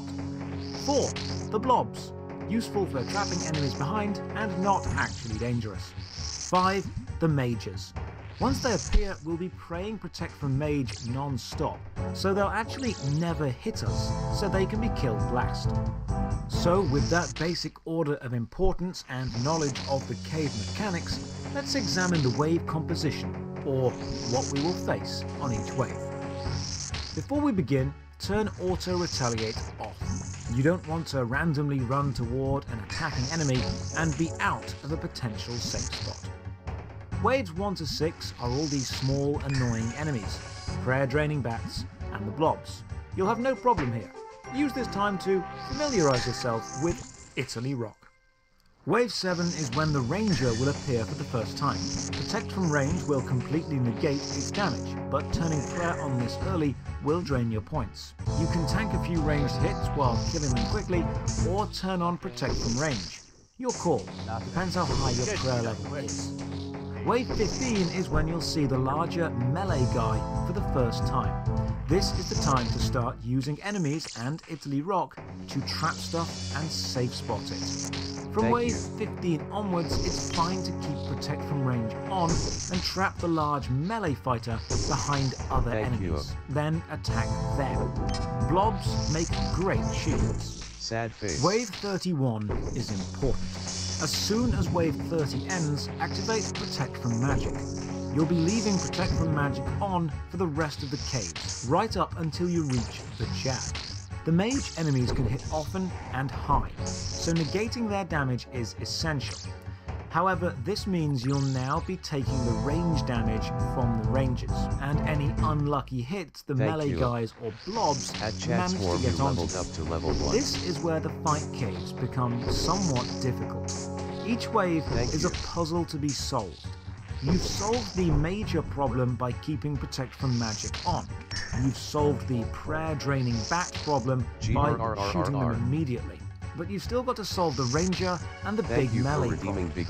Always kill the Ranger as soon as possible. They'll hit you most over time. You can even run through the Ranger and trap the melee fighter behind them until you're done. Then use Italy Rock to safe spot the melee fighters and the blobs. From wave 31 to wave 62, it's simply a case of solve the puzzle on each wave. How do you maximize your resources while killing the enemies quickly? Remember, bats, rangers, melee, blobs, mages. Use Italy Rock to trap the melee fighters whenever you can, stay calm, and don't panic. Once you reach wave 62, you'll notice you're only fighting 2 mages. One of them will be orange. This orange major is where the Jad will spawn on the next wave. So kill the normal major first, then make sure you're on full health and prayer points, drink a dose of Bastion Potion, kill the orange major, and prepare to face the Jad. The Jad. It's likely you skipped to this part using the links in the description, so here we go. The Tiztok Jad has a terrifying reputation, and while he is indeed dangerous, he's absolutely beatable. His attacks are slow and heavily telegraphed, and even the healer phase can be defeated with relative ease. The scary thing about Jad is simply the amount of time it takes to get to him. He's intimidating because of the time investment you've put in. Right, we're always afraid of things we don't know or understand.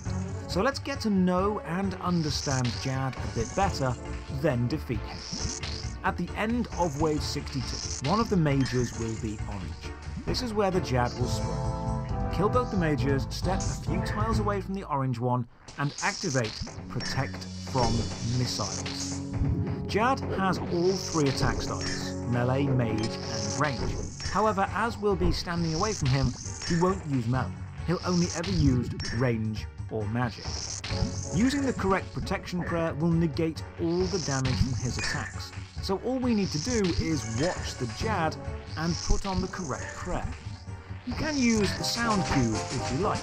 Each attack has a different sound, but I personally find visual cues much easier and quicker to respond to. If he slams his feet down on the floor hard, it's a ranged attack.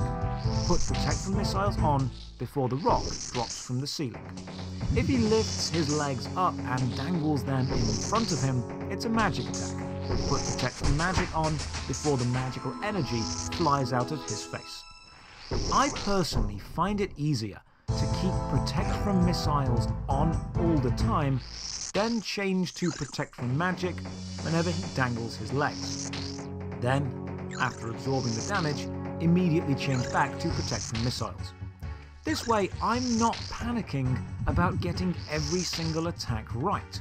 I'm just defaulting back to Protect from Range, then asking myself, is the next attack a magic attack? Is he dangling his legs? If yes, switch prayers, then change back. Jad attacks every 4.8 seconds, and the telegraph animation gives you about 2.5 seconds to respond to each prayer change. It sounds scary, but once you recognize the different attack animations, it's much less stressful. So with the correct protection prayer on, attack Jad, and change your prayer as you need to. You'll keep attacking him until he's on half health, then he'll spawn 4 little healers. The healer phase makes people panic. There are suddenly more enemies and the Jad is getting health back. What do you do? The first thing is to stop them healing Jad. This can be done by attacking them and getting their attention onto you. Once a healer is attacking you instead, they'll keep attacking you. A solid piece of advice here is do one thing after each Jad attack. Don't try and do it all at once. Watch Jad, pray against the correct attack, then click on a healer. Then watch Jad again, pray against the correct attack, then click on another healer. You can walk around Jad in a square as long as you're doing one thing at a time and not panicking. Remember, don't walk directly next to him. He'll punch you in the face. You don't need to panic or play fast. You just need to get them all eventually. Once you've managed to attack all 4 healers and they're all on you, you'll need to make a choice. There are 2 ways to deal with this situation. 1. Attack and kill each healer once they're on you. They only have 60 health, so this won't take long. You'll need to keep prayer switching against Jad's attacks while doing this, and the healers will hit you for some melee damage, but once they're killed, it's back to you against Jad. Or 2, just tank the healer damage while killing Jad. It's totally possible once all 4 healers are attacking you to just accept you're going to take some melee damage and keep attacking Jad, killing him before they kill you. You can keep prayer switching as you need to against his attacks, and just Saradomin and Brew, then super restore yourself back to health as you need to. Personally, this is what I did. It's less effort and less click intensive, and I've only really got to focus on Jad and my own health. Once you've got all 4 healers on you and either killed them or tanked them, continue attacking Jad, continue switching prayers to match his attack animations, and eventually you'll kill him. If you did tank the healers, be aware they'll remain alive for a few seconds after Jad dies. Once he's dead, you'll walk out the fight caves victorious, the proud owner of a fire cave. You'll have conquered one of RuneScape's hardest solo challenges and likely be feeling a serious adrenaline rush.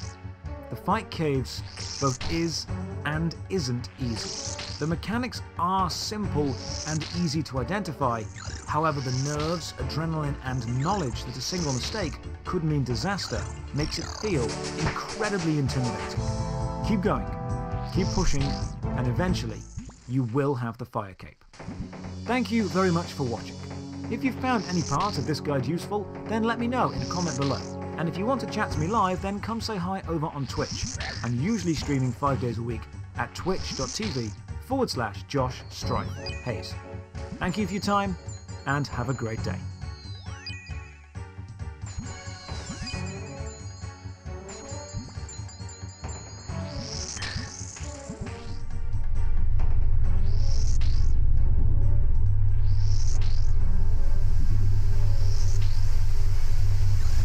Events like the Falador massacre in 2000.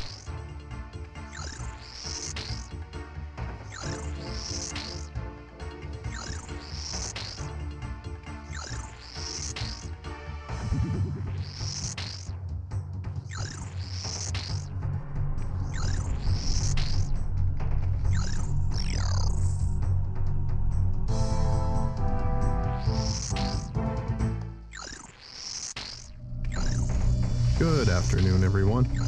My name is Dr. Miller, and the SCP we're going to be looking at today is SCP-6448. Containment Class, Keter. Disruption Class, Kennick, and Risk Class, Warning.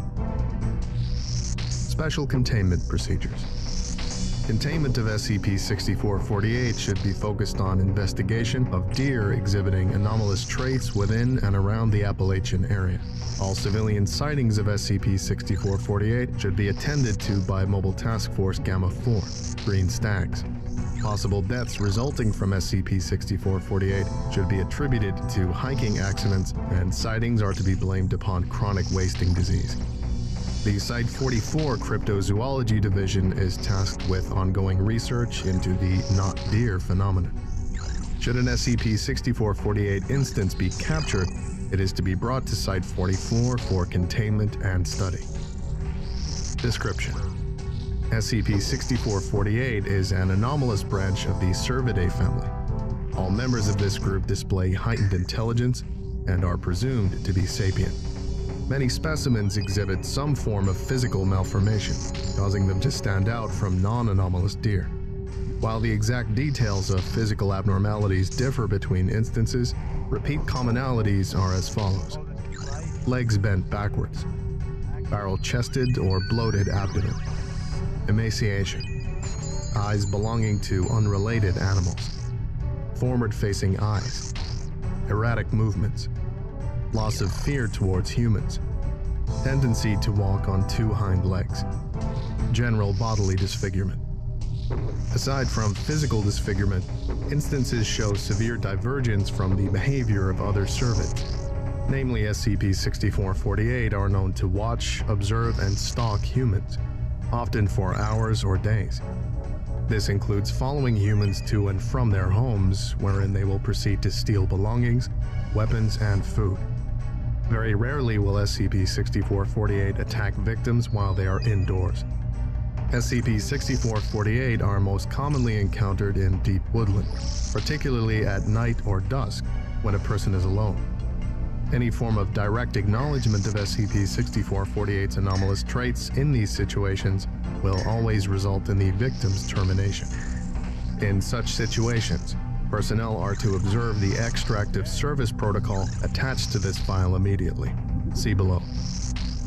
Service Protocol, SCP Foundation, Cryptozoology Division.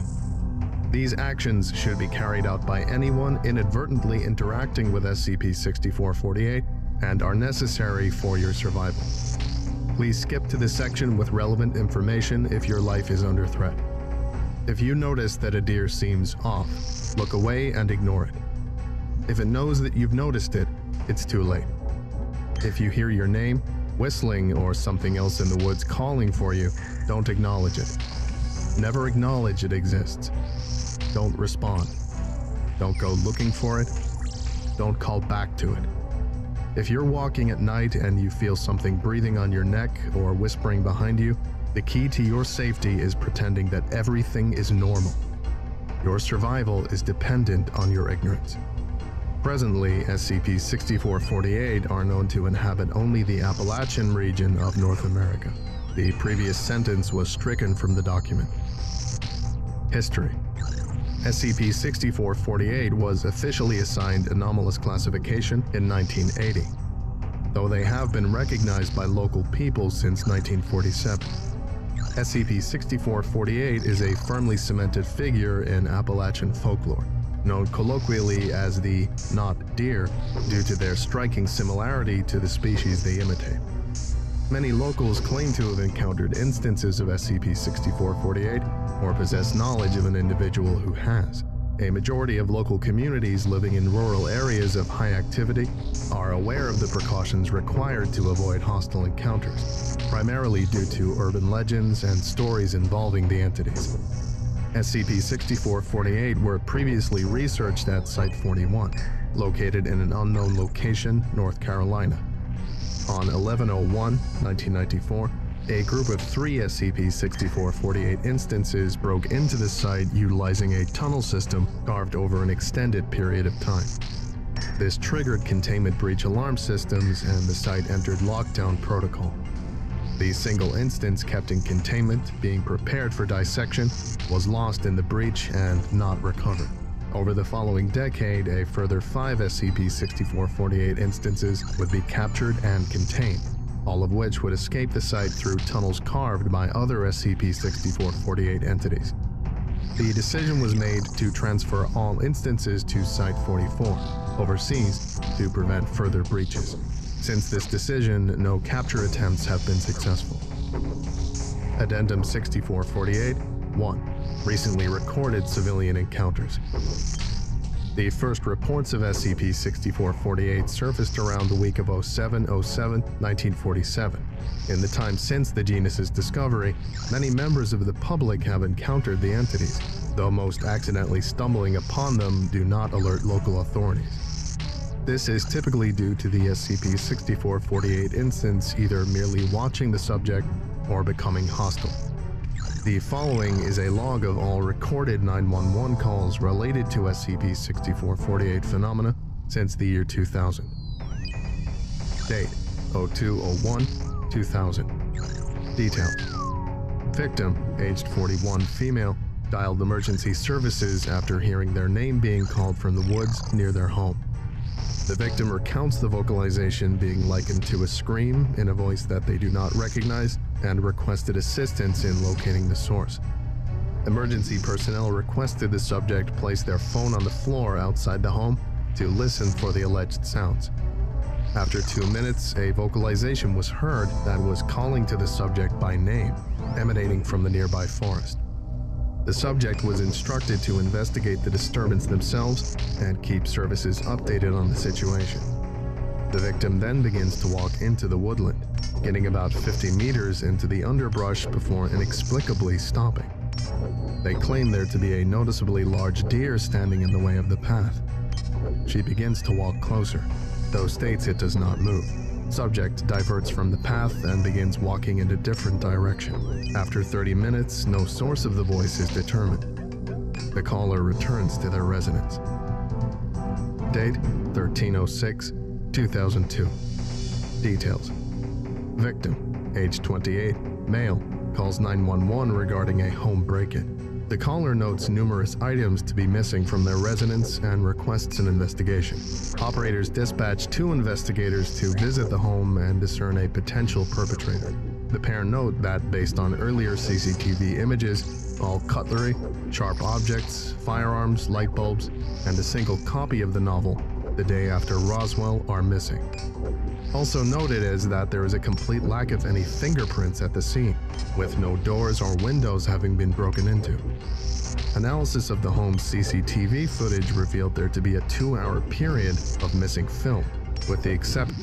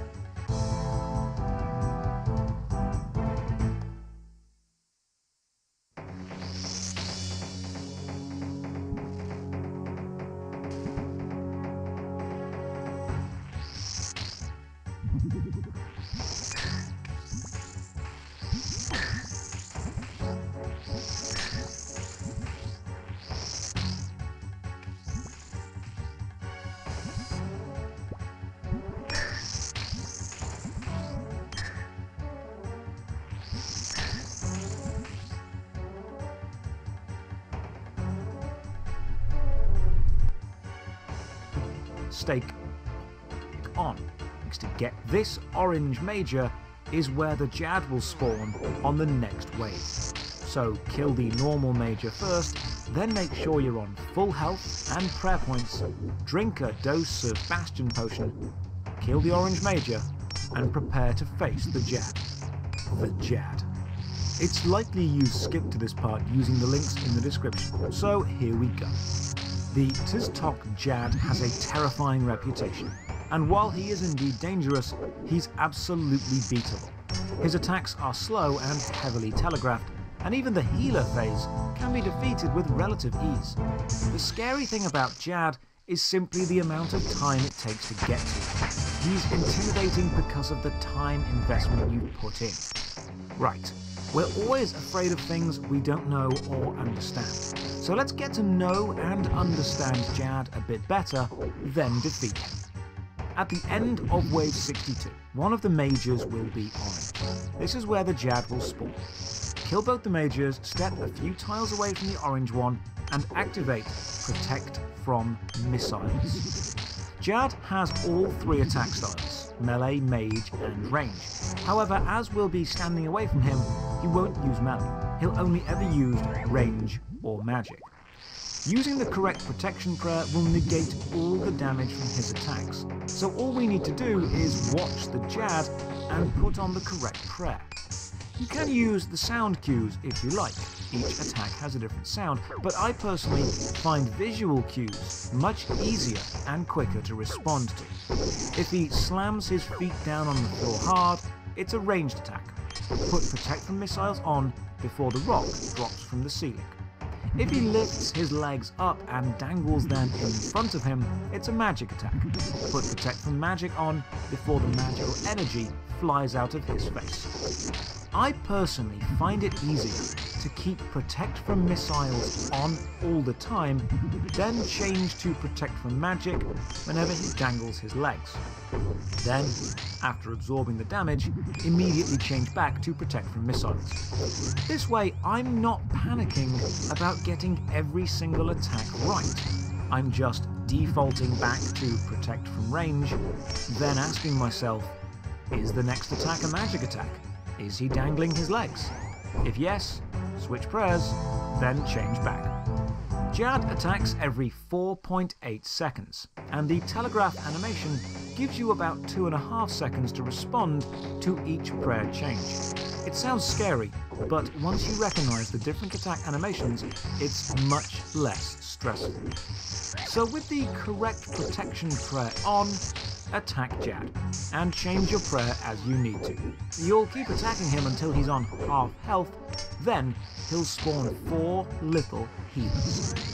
The healer phase makes people panic. There are suddenly more enemies and the Jad is getting health back. What do you do? The first thing is to stop them healing Jad. This can be done by attacking them and getting their attention onto you. Once a healer is attacking you instead, they'll keep attacking you. A solid piece of advice here is do one thing after each Jad attack. Don't try and do it all at once. Watch Jad, pray against the correct attack, then click on a healer. Then watch Jad again, pray against the correct attack, then click on another healer. You can walk around Jad in a square as long as you're doing one thing at a time and not panicking. Remember, don't walk directly next to him. He'll punch you in the face. You don't need to panic or play fast. You just need to get them all eventually. Once you've managed to attack all 4 healers and they're all on you, you'll need to make a choice. There are 2 ways to deal with this situation. 1. Attack and kill each healer once they're on you. They only have 60 health, so this won't take long. You'll need to keep prayer switching against Jad's attacks while doing this, and the healers will hit you for some melee damage, but once they're killed, it's back to you against Jad. Or 2, just tank the healer damage while killing Jad. It's totally possible once all 4 healers are attacking you to just accept you're going to take some melee damage and keep attacking Jad, killing him before they kill you. You can keep prayer switching as you need to against his attacks, and just Saradomin and Brew, then super restore yourself back to health as you need to. Personally, this is what I did. It's less effort and less click intensive, and I've only really got to focus on Jad and my own health. Once you've got all 4 healers on you and either killed them or tanked them, continue attacking Jad, continue switching prayers to match his attack animations, and eventually you'll kill him. If you did tank the healers, be aware they'll remain alive for a few seconds after Jad dies. Once he's dead, you'll walk out the fight caves victorious, the proud owner of a fire cave.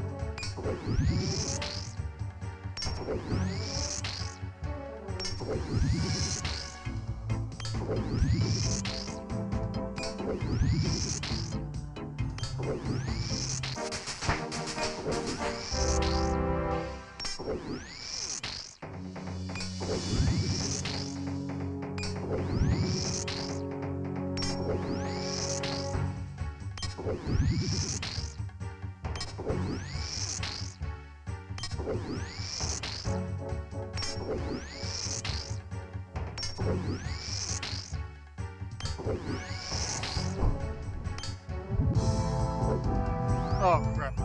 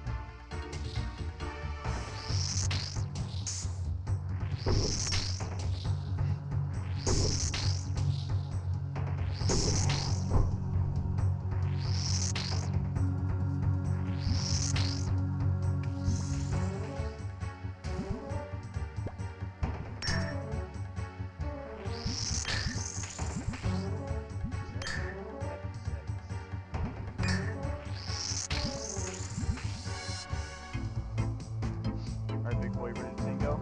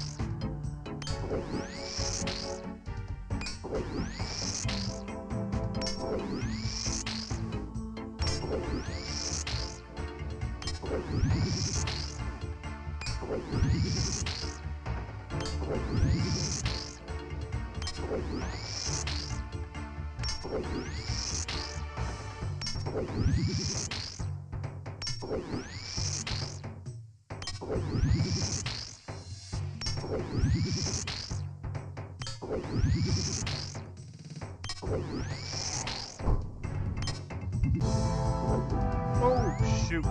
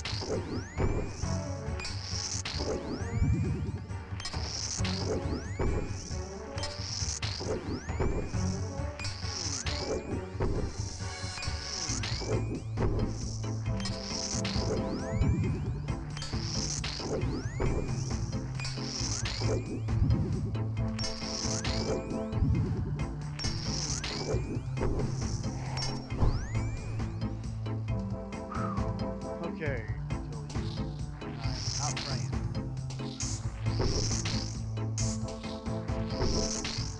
Goodness gracious. I've got.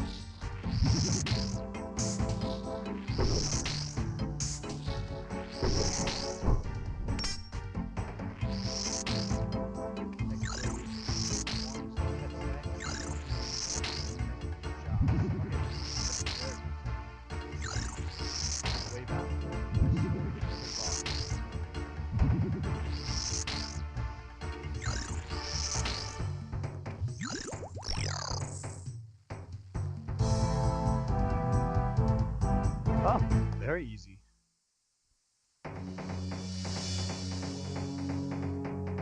Just behind it. Oh, that works.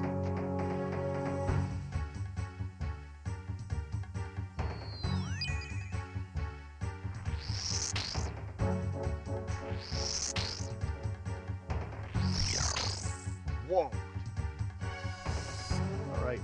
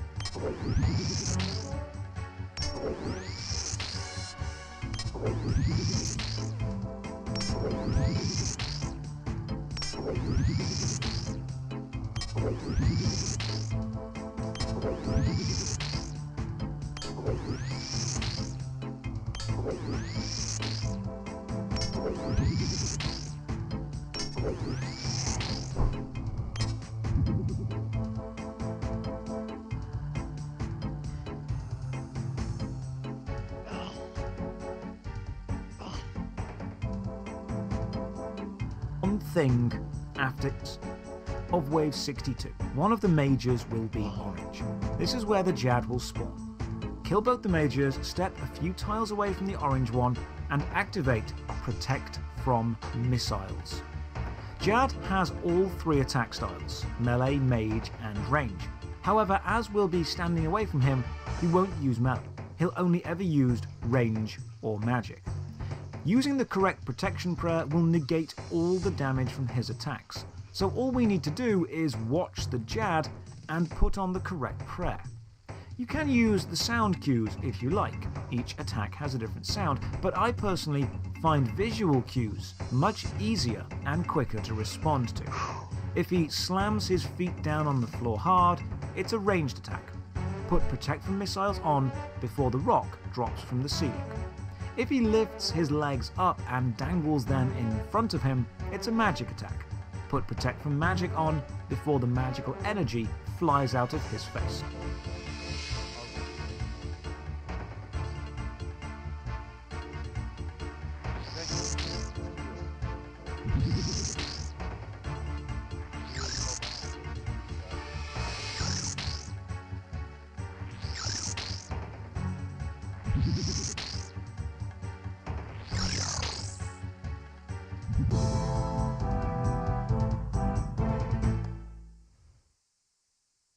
Fighting Jad's there.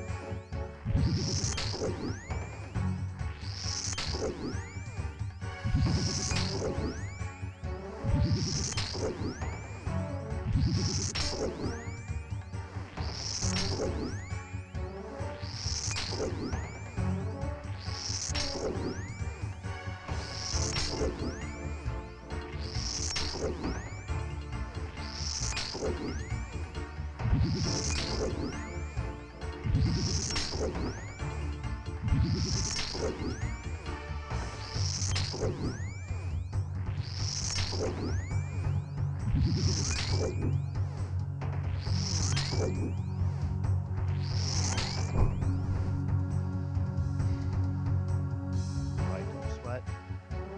Clutch, clutch, clutch. Let's do this. Ready for your belt? Let's go.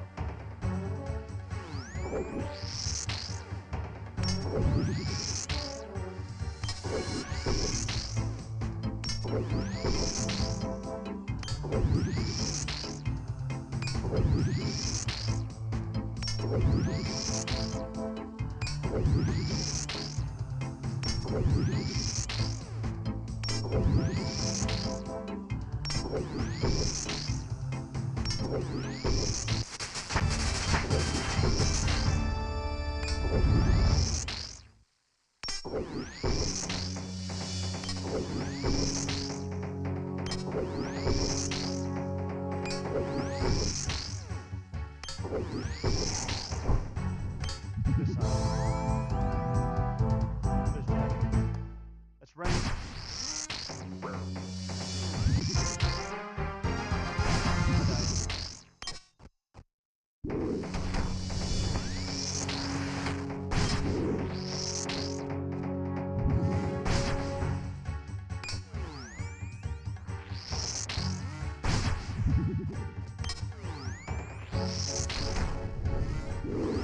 I died.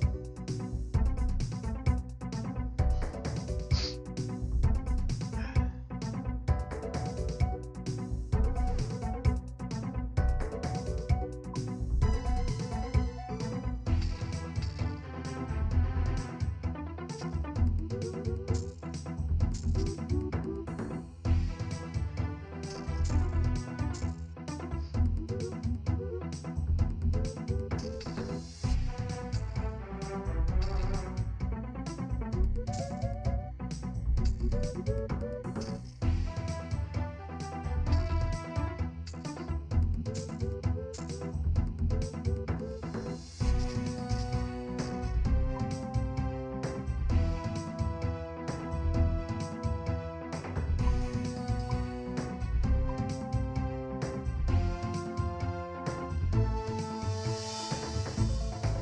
know, maybe KB did a lot easier.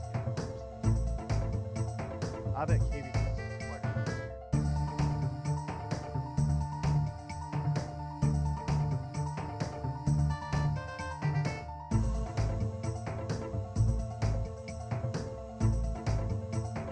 Hey guys, it's Pip, and I am so excited for this Raging Echoes League. I have been planning for the past month. I plan to go so insanely hard. I want to be the first one to the tier 8. Last time I was 5th or 6th, but this time I went first. I've got some pretty unique strategies in my master plan, so hopefully I can take home the race for the first tier 8. On the first day, there's no high scores, so I have no idea where I stand against other people. Hopefully they fix that. There's been a lot of problems in this league, though. If you guys tried to play at the very start, they just got delayed for 3 hours, now there's no high scores, and it seems like kind of a mess, but I've had a blast, and I hope you enjoyed this video. Oh, we're in! Oh my god, it's been 3 hours. I have been waiting for so long. Jesus Christ. Skip through the tutorial. Give me the harpoon. This is by far the best relic. It's fishing, cooking, and Echo KVD, but if I get a rune link from him, I can probably just train fletching. It does get way harder, apparently. Honestly, can I out-heal the venom? Whenever I want, as long as I just unlock Fremneck, I can get a bunch of fletching. Be Mage, our first level 90 golden god. I definitely need this for points. I'm gonna start working towards the 5 and 6 mastery because they're so insanely broken. I don't want to spoil what they are if you don't already. I haven't seen anyone else even fight an Echo boss yet. This is the first Echo boss I've ever even seen. I've been watching a bunch of streams too. I think I'm way ahead of everyone. Let's see how hard this is. Okay. Oh, does he just shoot projectiles at you? Oh, there's acid. He's just gonna can I just run around in a circle and he'll never hit me? This seems kind of easy. Okay, disable my prayer like Warcath. This seems really easy. He has a lot of health though. Holy shit. Okay, so his acid stays on the ground, it looks like. Whoa, what was that? The blue one. He's insanely tanky. Oh, I'm frozen. It did no damage. This just seems... do I need a rune crossbow for this? This seems really hard to kill. Okay, this seems completely doable. I just need prayer pots. I think I have 2 in my bank, so that better be enough. Okay, I have 2 prayer pots. This seems completely free, I'm not gonna lie. I just need to run in a circle. It seems completely free. I don't know. Maybe I'm missing something, or maybe it's gonna get crazy. I got half health, so I don't know. Maybe this is all that there is. Oh, I got venomed. That's not ideal. He's basically full health. Maybe I should leave. I mean, honestly, can I out-heal the venom? Because he shouldn't be doing any damage to me, basically. And I heal every couple hits. This is looking doable. He's half health. Oh, he's got 80 range. Let's go. Yeah, this seems really easy. Oh, what the fuck? Whoa! Oh, shit. Okay, I spoke way too soon. Okay, what is going on? I'm getting attacked by 18 different fireballs. Oh, I need anti-fire so bad. Oh, whoa. Did I do that? Did I do that? Those 2 just died. Okay, this run's fucked. So it does get way harder, apparently. I still think I can do that. I think you have to, make the KVD attack under the dragons. Doesn't seem that crazy. Okay, here we go. Just run under it, I guess, and the KVD will kill him. Okay, yep. Okay, that seems pretty easy. Just run under them. You just have to eat food for a bit. Okay, 2 are dead. I'm sure I don't die. Okay, that one's dead. Into the blue one, bro. Come on. This guy's meleeing me. It's not doing it. There we go. Okay, now it's not them. Is that it? It just has that thing at half. Then I got it. Oh, it's changed. It's spreading more. Oh my god, this is kind of intense. I feel like once I get a rune crossbow, this is gonna be piss easy. But right now it's kind of hard. No, man. I just sold. I got so fucking complacent. I think it's fine. As long as no more funny business happens. So here is he attacking way faster. Can't have more than 100 health up. 40 range. Do I need to put my shot on accurate? 40 range though. I can hit something. There we go, a 5. 4 health. Come on, let's go. Just don't move. Please stop moving. I gotta eat. Dude, he's literally 1 HP. That's it. Yes! I killed KVD. I killed Echo KVD. I did it. Yes, 1 Echo boss. Echo KVD is down. Oh, dude, that was way closer than it should have been. Oh my god. Oh, okay, well we finally have the 5th mastery, which is gonna make the whole game a lot easier once I get that rune crossbow. I just really need that rune crossbow because it goes from 5 ticks to 2 ticks with this mastery. It's so insane. And once I get the 5th one, the 6th one will be really easy. I can go to the fight caves with a 2-tick rune crossbow. Should be very, very simple. Yes. Don't this piece of shit. Alright, let's go unlock Remy and get Brubbles. I haven't even bothered unlocking my 2nd region just because I want to go kill Echo KVD. And now that we've done that, it's time to unlock the Fremneck region. But we're not gonna go there quite yet. The only reason I want to unlock it right now is because it's gonna make Ava spawn and drain more mana. Weird enough. That's my number 1 reason for going to this region right now. I have never been so happy to see you, Ava. Give me all those steel arrow tips. All these headless arrows I've been saving for right now. Oh, feels good. I'm gonna get straight to broad bolts with these, I think. I hope. I don't know, we'll find out. I think I did my math correctly.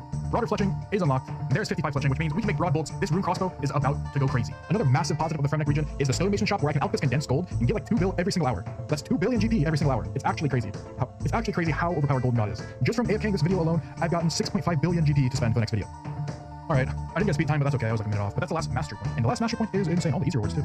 It reads never miss with range. I can literally never miss. It might not seem like a lot because there's no numbers or anything, but never missing is crazy. I went back to Echo KBD right after this, and it only took me 2 minutes with this crappy gear. Never missing is probably one of the most broken relics they've ever released, and I'm so excited to do all the sweaty PVMCAs for tons of points in the next video. I did remember to sacrifice my fire cape this time, and our point total now sits at 7,620. Make sure you subscribe because you're not going to want to miss the next video. Peace.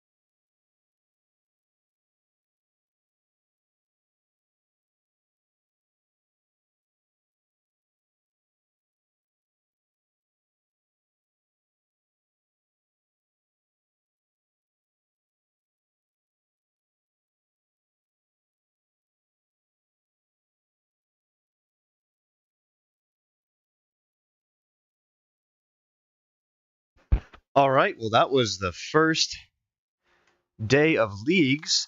Let me go ahead and get the next one set up. We are going to be live later today with some Toa, most likely, but we're doing some family stuff. So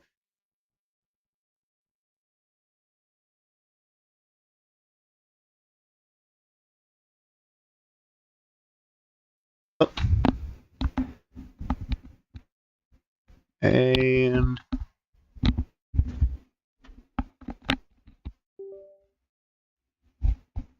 my bad, headset died. We're going to be doing some family stuff today. So right now, we're going to get you guys set up with the next day of leagues.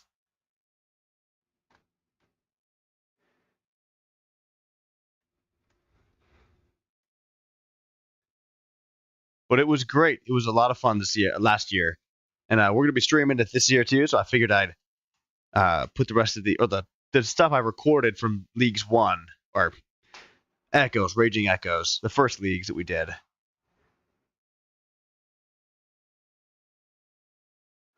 All right, this should be the second day. And I'm very impressed that they managed to find fixes to that. That's not just like get rid of them. My mic was so quiet. My mic was terribly quiet. Stats are pretty sweet. I'm climbing. Like we're climbing up.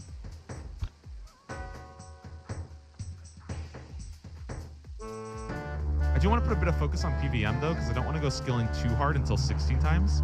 Not like a big deal, but okay. Yeah, stats are good. I think equilibrium. All right, that should be good. Really I'll be here later tonight. Super fast. Like if you've been neglecting a skill, IRL. I'll be here IRL later tonight. Cool, dude. Like have fun, guys. My agility was so far behind. I did 10 laps of agility course and it flew the fuck up. Like it's really, really convenient. Pretty big L, that Echo KQ. Yeah, that really, really sucks. I also feel really bad for the people who I guess farmed it already a lot. You know what I mean? Because like, yeah, it just sucks. You know what I mean? That you didn't know. I don't know if I'm even recording my audio. That's kind of a bummer. Because now you spent so much time fighting a boss. Where like I bet every person would rather fight the hard mode version of the boss, right? Like everybody would rather do that instead. Although I think like I know me, as soon as I get an Echo one, I'm never killing the normal version again. I don't care about points at that point. I'd rather fight the fun version, right? I know that the like top high score people will go and kill Calfight Queen 500 times or whatever, right? But I'm not gonna do that shit.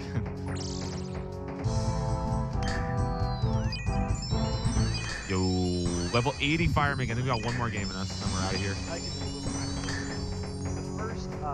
This is 48 Herb Lore too? Why did I need 48 Herb Lore? I feel like I needed that for something. Yeah, it seems like Calfight Queen Echo Orb is just not dropping right now. People are reporting, like many people are reporting like 100+ kill count and nobody's gotten it yet.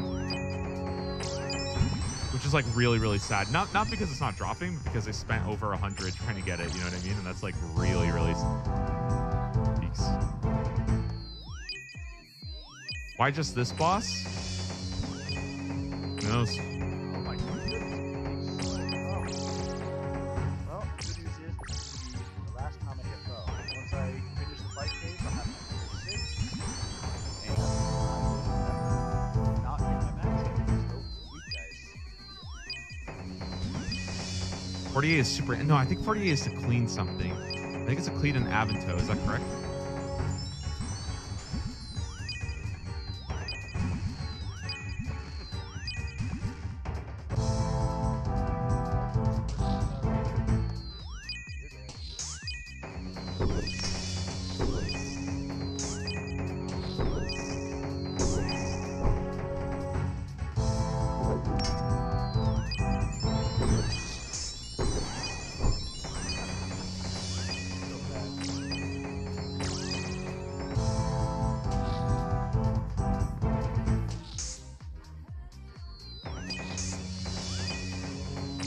I was joking earlier, but I think what happened was they tried to add mechanics to Calfight Queen, and she just rejected that. Just straight up could not handle that, so just completely broke.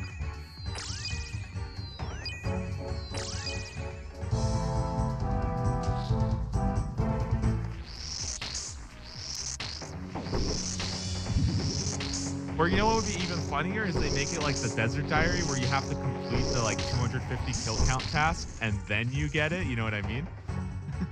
Then you get to access the fun version of the boss. Just like how the shortcut, you don't get until you've already killed it 250 times from the diary, and then you're never gonna fucking do it again. Yeah. Very cool. Very cool.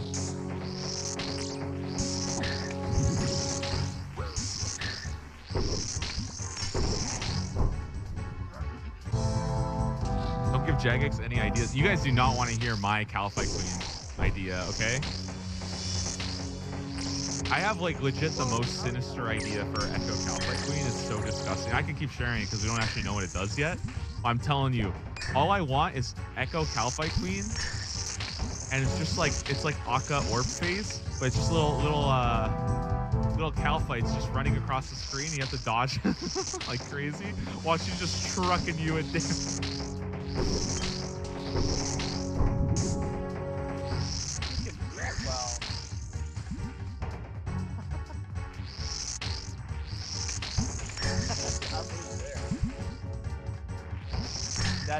That's honestly the only thing I know, because I feel like it's supposed to be an ad fight, so maybe it will be like an ad fight or something like that.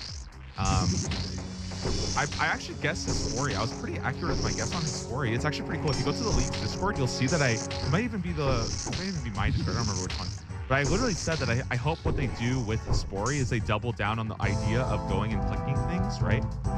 And they make it like skulls from Warden. That's literally exactly what they did. So I actually predicted that pretty accurately. I'm curious if my predictions are accurate for the other ones. I think I predicted Hunlift will have all 3 styles, and I think that's proven to be true. Although I hope that the floor patterns are also more complicated, because that's what I would like to see. I don't think Echo Soul is getting a Jad, though. That prediction is probably not coming true.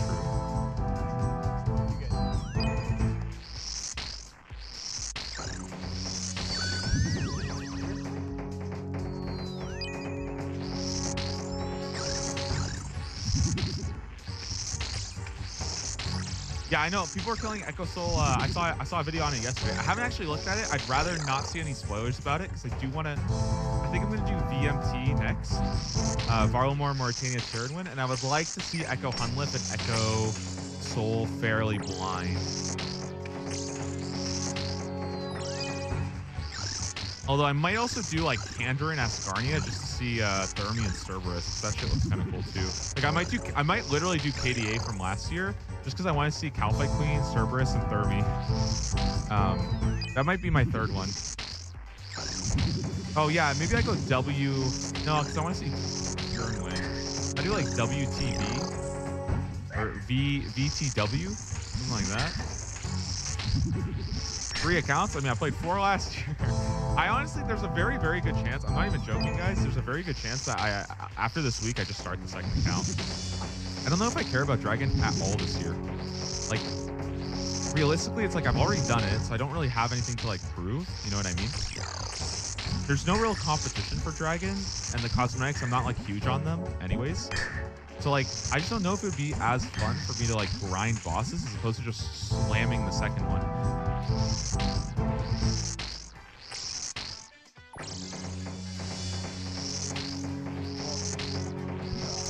All right, we are finally level 60 woodcutting. Thank God. You make a lot of money. Ah, I can do my clue step. Wow. Oh, I should check out my stuff, huh? We all do this. You got time. You got plenty of time. Wait, this is garbage. Wait, this stinks. Whoa, hey, look at that.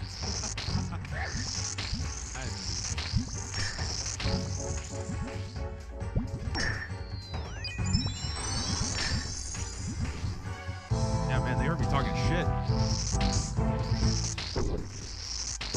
Oh, still bad, still bad.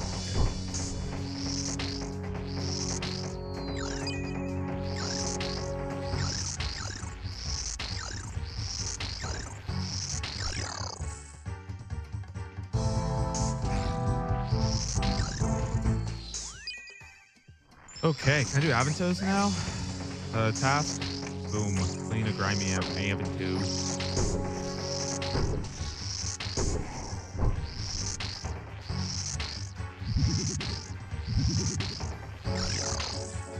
what they fix? Calify Queen.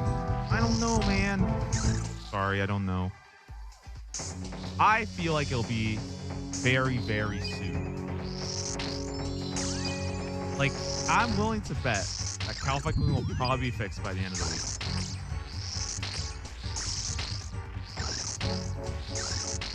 Why don't you know? I thought you worked at Jagex. Nah.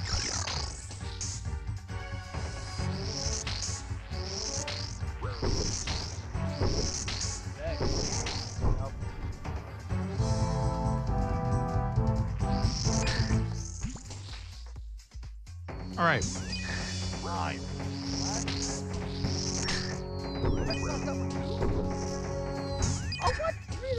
Let's go to 440 again. We get the. You know what they should do? I think here's what they should do. They should just give it to everybody who has like more than 50 kills. To be perfectly honest, that's what they should just straight up do right now. They should fix it, and they should just give everybody who has more than like 50 kills just immediately, boom, here you go, have it. Dude, I had some of my gummies yesterday, guys. I had some of my sushi gummies. I ate a lot. Okay, they were so yummy. Look at it. Like a little sushi thing, but it's a little gummy fish. It's so cute, and a little marshmallow. Just alk your pick. Did I? Wait. Did I?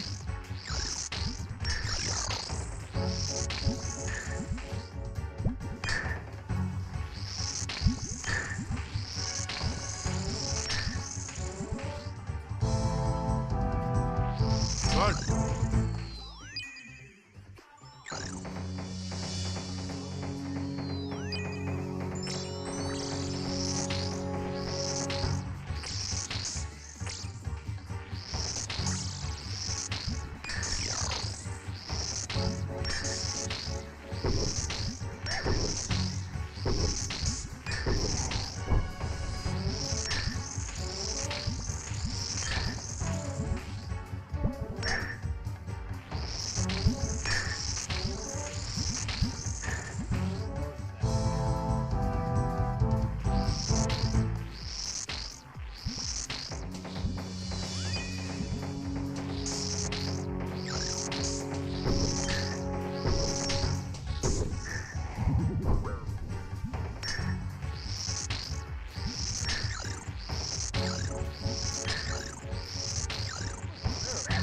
I'm okay.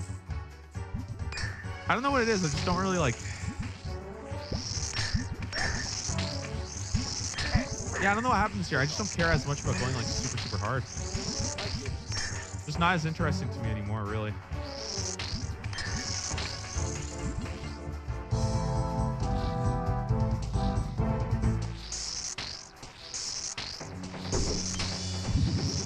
Like, I feel like I'm playing enough, you know what I mean? I just don't care as, like, to me, again, Dragon isn't what I care about, you know what I mean? Also in Deadman mode, I was like top 15 Deadman mode, so like, if anybody wants to say that like I can't go hard, I feel like at least I have something to show for it, that like, if I do play super competitively and sweat, or like, if I super sweat for 2 weeks, I can get leaderboards, you know what I mean? It's just like, I don't like what that does to me. I feel like I become kind of miserable, and I don't think I would ever do it for leagues. So, yeah, I don't know. I still think, by the way, I'm probably going to be top 100 Dragon if I end up not switching to an ult. So, just because I don't really focus as much on points and shit early game, I kind of just do whatever I want, and then after a week in, I kind of settle into the grind, and that's when I just start busting out all the tasks and stuff. It's probably the one thing that I think I'm not as good at as most of the other high score people. I feel like the reason why they're so ahead is because they exclusively do tasks where like I will spend an hour just doing some dumb shit. Like, 'cause it's the thing is, okay, I can't stay focused. Like I can't stay focused. If somebody shoots me some interesting technique, I will go and do it 100%. You know what I mean? I have to go and test it out because I want to see what it does. It's really fun to me. Because that's like I don't want to see it on a Reddit guide, you know what I mean? I want to see it myself. I want to do it myself. I want somebody to tell me something fucking weird. And that's why I like Equilibrium so much. And that's why I really don't think I'll ever regret Equilibrium. Because I think the amount of fun stuff we've already done with Equilibrium this year is so ridiculous.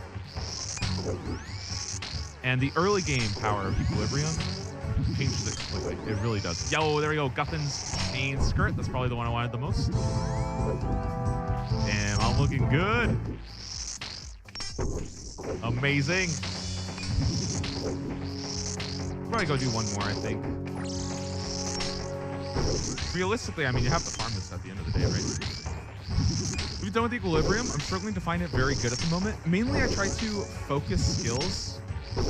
I try to get my total level up really high, and then I look for ways to get really high rates of experience drops. So, like, training on control for my melee stats has been helping a lot as my off style to get it pretty high up.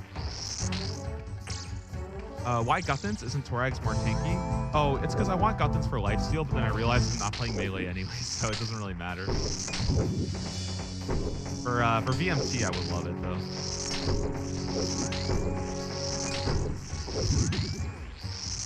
Other than that, a big value of Equilibrium is doing content that gives you tertiary experience. So, like, Wintertod to train woodcutting is really, really cool. I skipped a lot of woodcutting tasks because my plan was basically to get woodcutting up by doing Wintertod instead. And then I got a rune axe off of Wintertod, or maybe, you know what, I'm probably gonna I think I'm actually just gonna task grind until I get a dragon axe. Not a dragon axe. A dragon axe.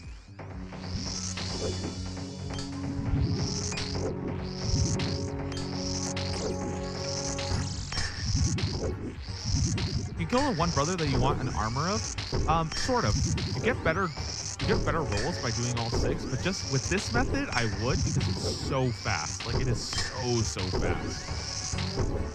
Safe spotting Rex look nice. I'm not gonna be safe spotting Rex. Just so you guys understand, I'm gonna stand in the middle and AFK. That's how I'm gonna do all my DKs. That's it. Straight up. Have I killed Torag?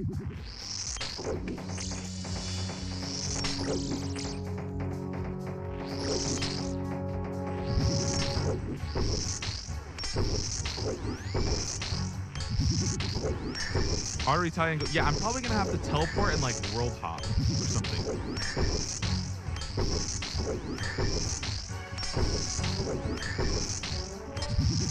How to manipulate Equilibrium. So what I did for low level rune crafting, I kid you not, I would drop, before I had total recall on Banker's Note, I would drop my rune essence on the ground and I would actually craft it one by one by one.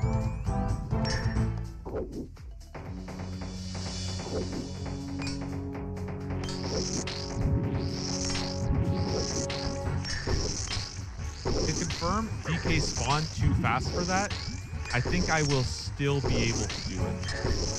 We will see when we get there, but I think I'm probably just gonna pray Mage and do that.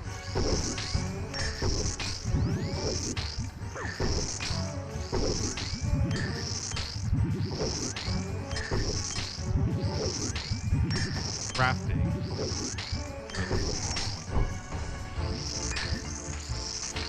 So much faster. I'm so glad Oh, or I'll kill them all and then echo to the entrance. Yeah, and go back in. That's also pretty good too.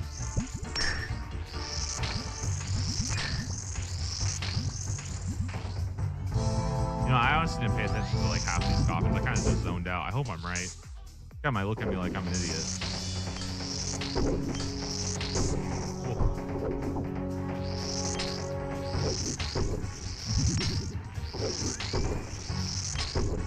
A piece of the zombie mask.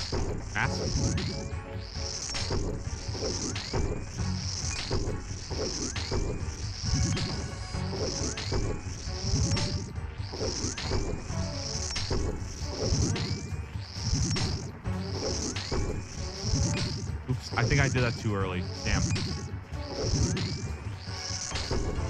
I might just go ahead and do like, I kind of want to do like 5 more, maybe, I don't know.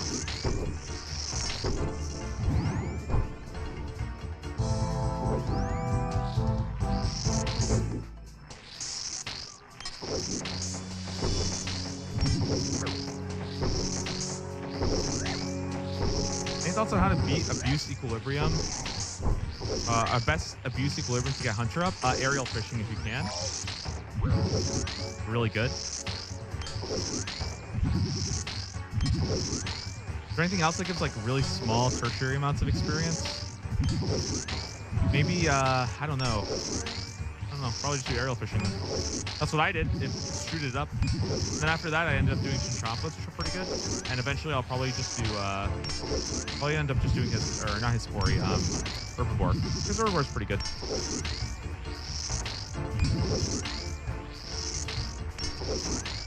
Already killed this guy, damn.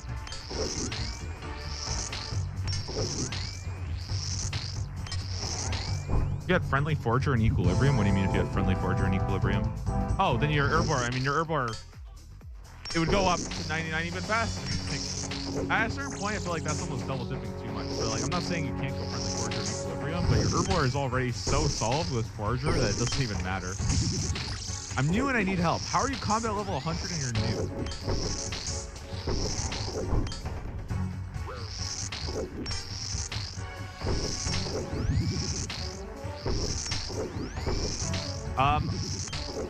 What you can get is you can try to get the obsidian shield from Sahar. Like, let's say you have Golden God, for example. You can try to get that. It's gonna cost quite a bit of money though, but you can buy Chaos and Death Runes and then sell them. Get a bunch of Tokul, and then use that Tokul to go ahead and buy yourself a obsidian shield. Probably your best bet. Or try to get a Dragonfire shield. But like, good luck.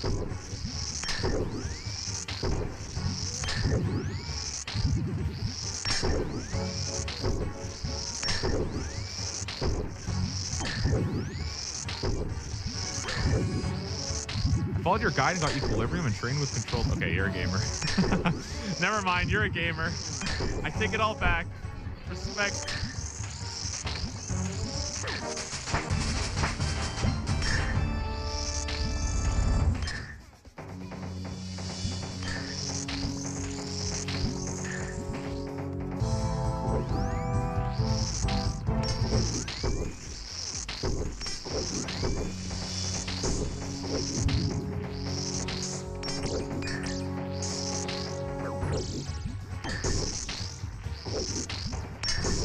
Get Obsidian Shield, that's probably your best bet. Unless you have Astarnia. Astarnia, you get Defenders.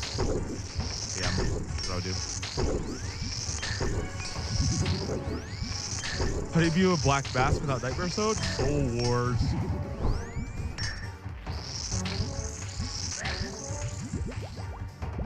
Obsidian Shield, it's hard to measure because it's going to be based on how many Chaos and Death Runes you have. You're going to have to sell Chaos and Death Runes mainly.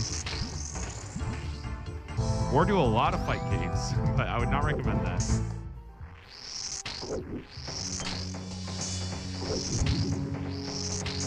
That's where they get a diamond early on. I think people have said Soul Wars generally. Yeah, that's been kind of the. I think that was last year's answer. I had dodgy deals, so I got it through gem stalls.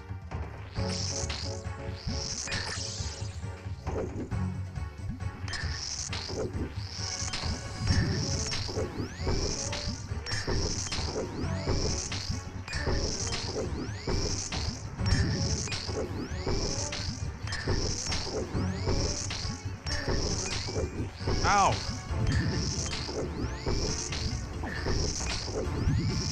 Okay, last one I promise. Last one I promise, and then we're done with this. I can't. What?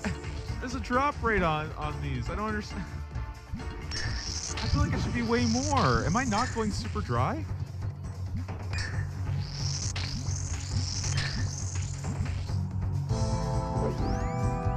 I just feel like I should be getting way more than this.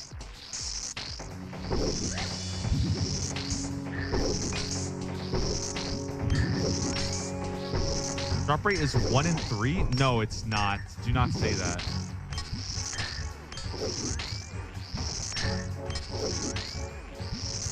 How is it 1 in 3?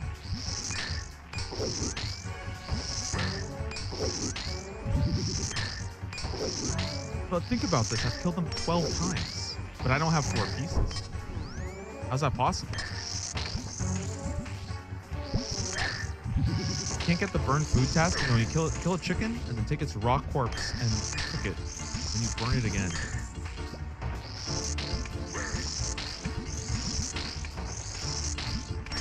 I think target farming is just way better. I think killing all 6 is way faster until you get a full set. Then you stop doing that one. I'm pretty sure that target. I don't know. Maybe. I feel like target farming is a lot of kills for each one.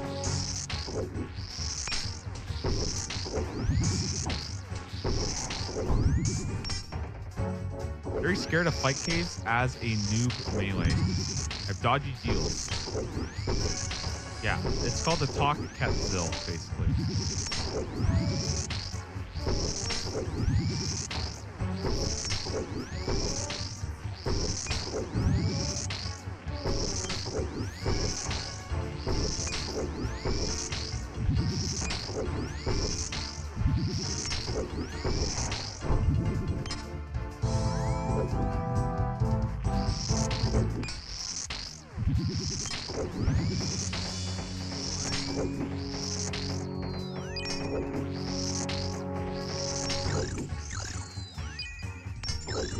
All right, fuck it. Let's try it.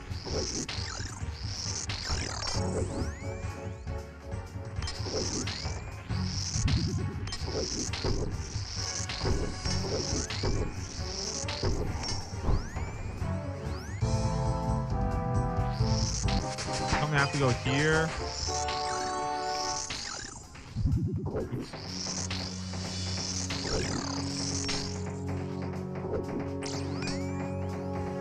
Just got Giant Hill Club on 3KC. Nice.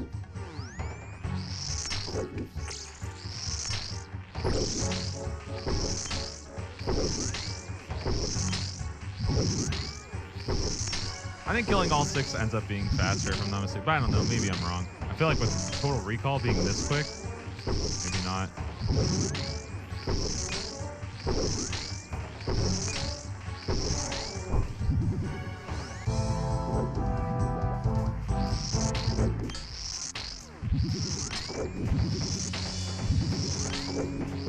What do you call the bunnies? Enchanted Valley. I think it's called BIQ or BLQ, something like that.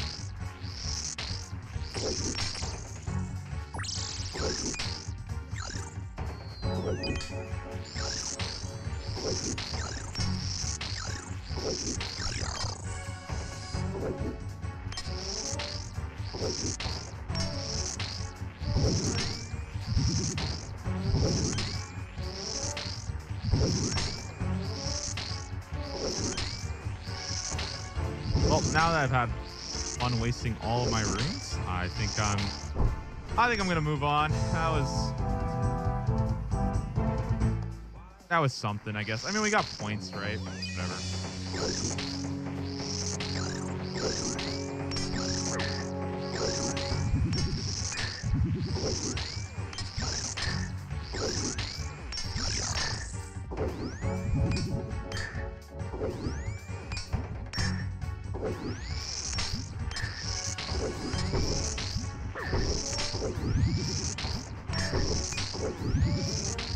See what we can do here. How many library books do we need?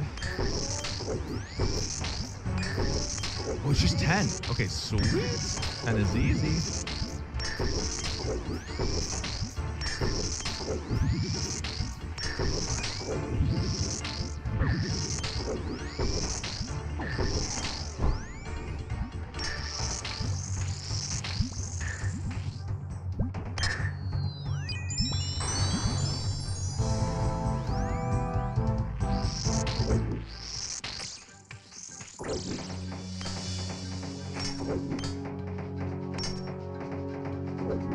Singles rune crap. That's before you get Total Recall, okay? Once you get Total Recall, you might wanna do the whole thing, okay? Or from whatever it is.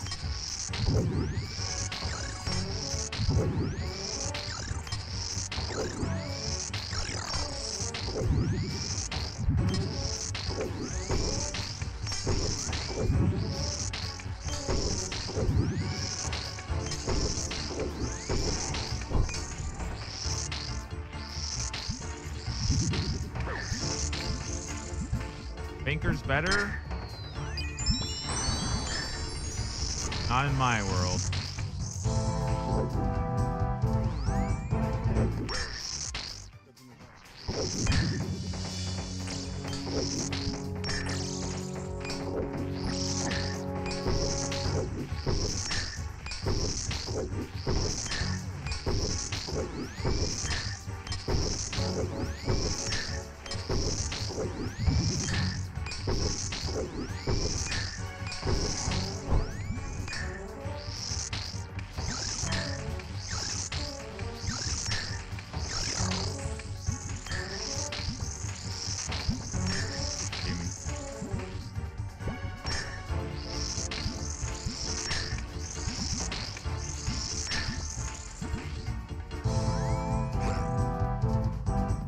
worms? Okay, to be fair, it's not that bad, all right? You have to pay separate subscriptions? Yes.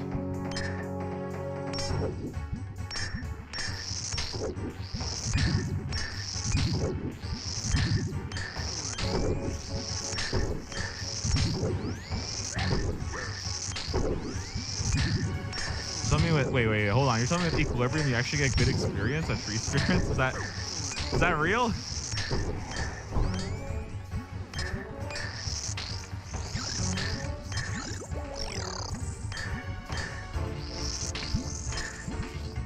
You get like just the Equilibrium bonus, right? It actually works? That's kind of cool.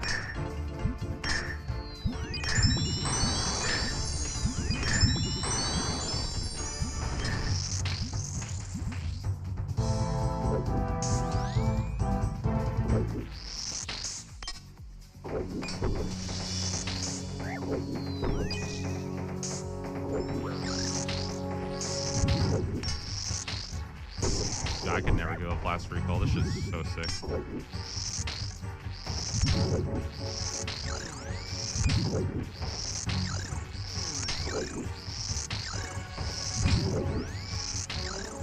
What's knife burn rate like? What do you mean knife burn rate? Huh?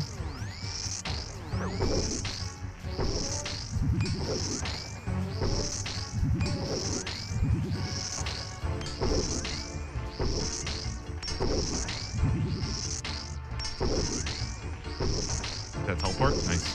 Black Mask at 37. Congrats. That's pretty good. Okay, we got 5 more to go. No, 4 more to go. Oh, I see what you mean. I see what you mean.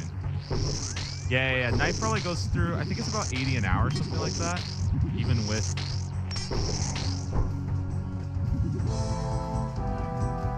Yeah, I think even with whatever it's called, ends up being like 80 an hour. Alright,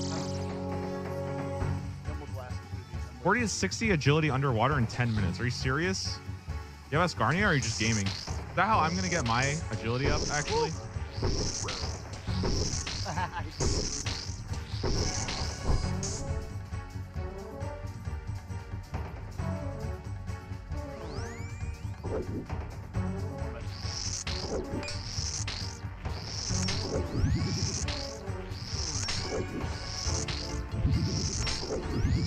Do the pirate hook task while fletching. Yeah, I should probably do that too.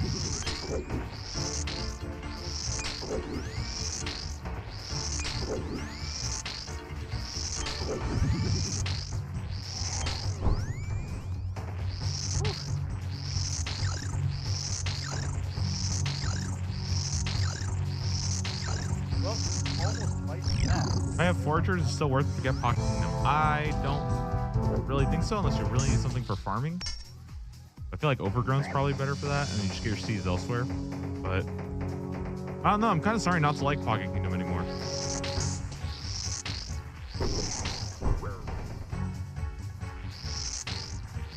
There we go. 10 library books. Very, very nice. Okay. What's next?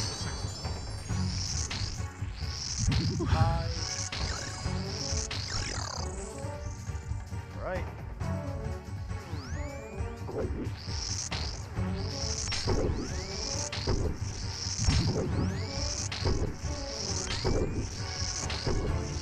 You end up getting? I did get Brimstone Keys. Oh, look at these guys got Shadow. What the heck? Hey, hey, come back here. What the heck?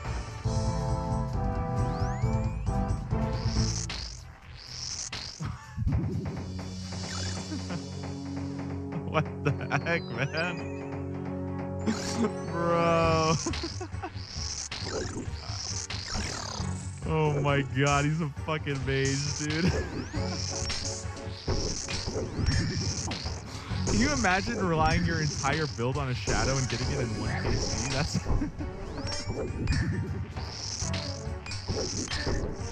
That's so good.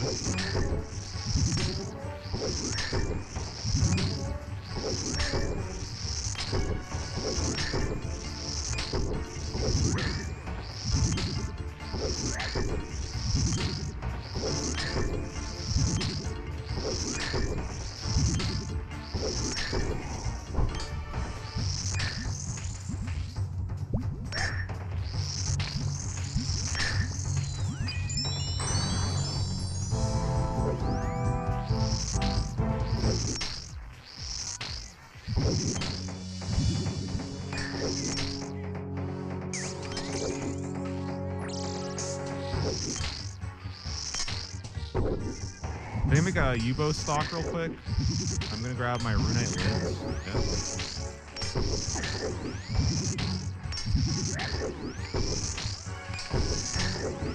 I think I need a sinew. Because I want to go to this windmill.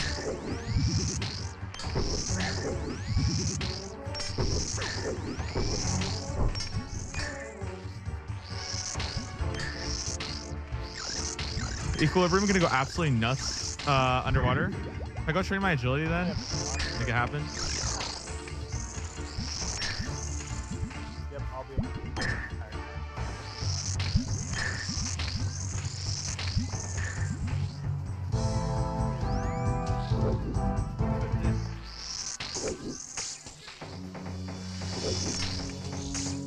Why, what do you guys think? Should we do some agility right now? I feel like I'm gonna hate it though. Like, I actually think I might hate it. But hey, I do need 52 agility for Sins of the Father, because I think I'm gonna go do Sins of the Father today. I don't know what to spend the experience lamps on though, if I'm being honest.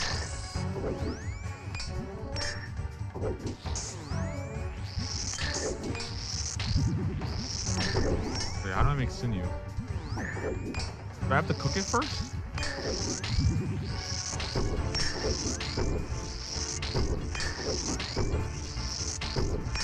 Oh. 5-tick weapon turns into a 2-tick weapon.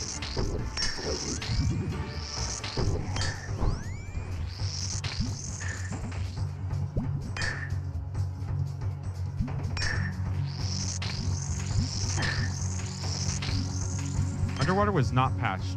We'll go do it right now, whatever.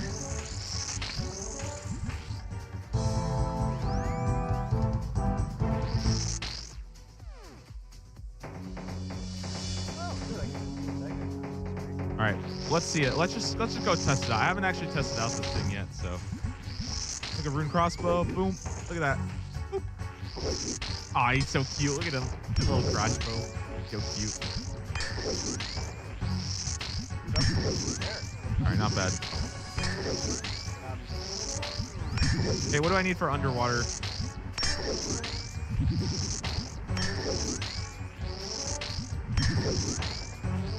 Brimhaven is 400 points in 100 minutes.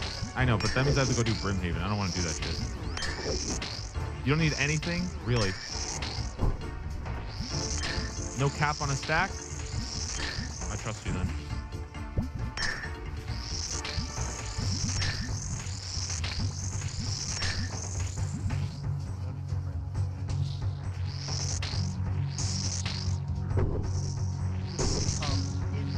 Relics, you have FAQ. Tells you all of them. They're also down here at the bottom.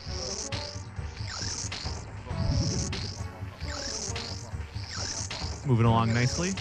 I need tasks more than I need points, honestly. Maybe we'll do Brimhaven at some point. I don't think 400 is actually that good, to be honest. For an hour 40, 400 points doesn't really feel that good, but I could be tripping.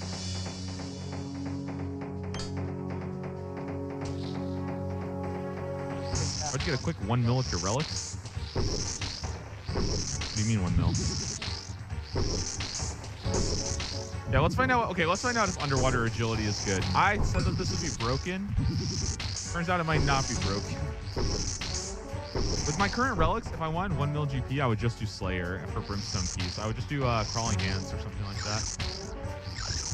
Or I would just go Thieving till... I wouldn't make like if you immediately needed 1 mil, it's kind of hard to say because I just passively make money with like Thieving. I make money with my combats. Yeah, I would probably just farm Superiors for Brimmy Keys, so that's what I would do.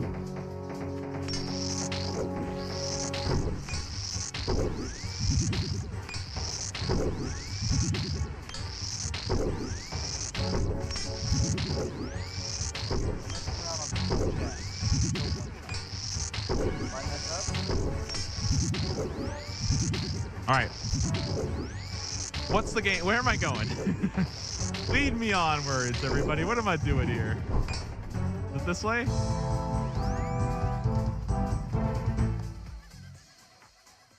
Superior crawling hands do drop brimstone keys. Yes. It does not have to be on a Konar task. It does not have to be any specific Konar task. Just pick up a Konar task and you're good.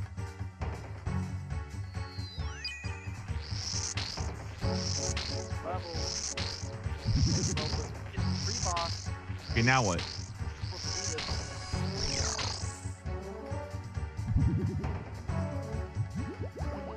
I'm gonna die. Oh.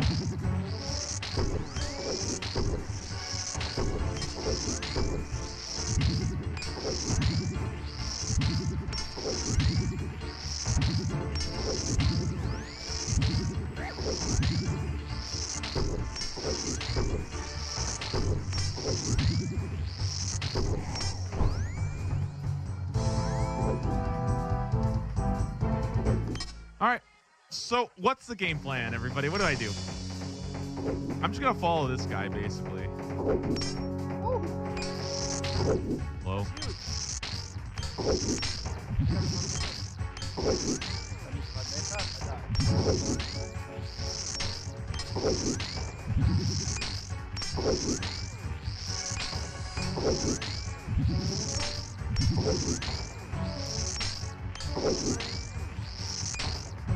So I just click it like this and I'm good? And I just search his chest a whole bunch? You're telling me I get a bunch of experience, huh? Alright, let's see it.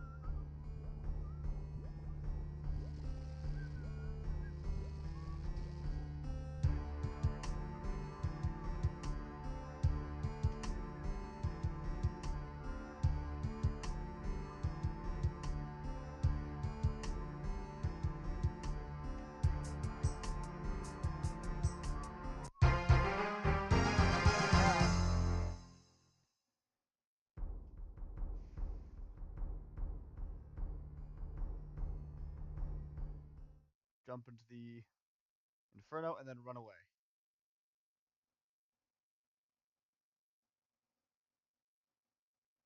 This stuff is flipping ridiculous.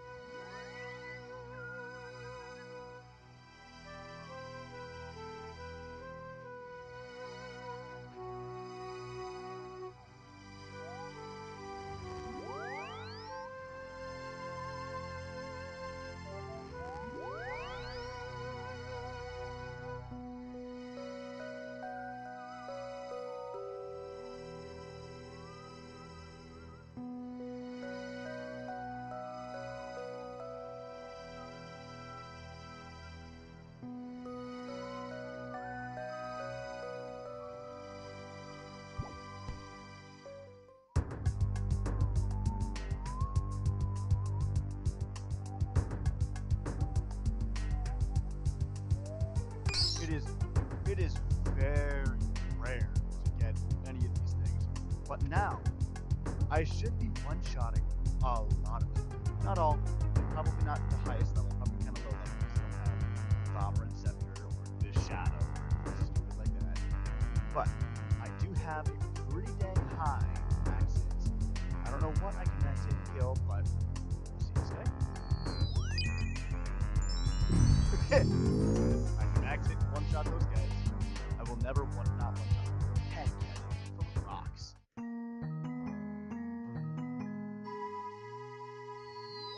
will always one-shot these guys.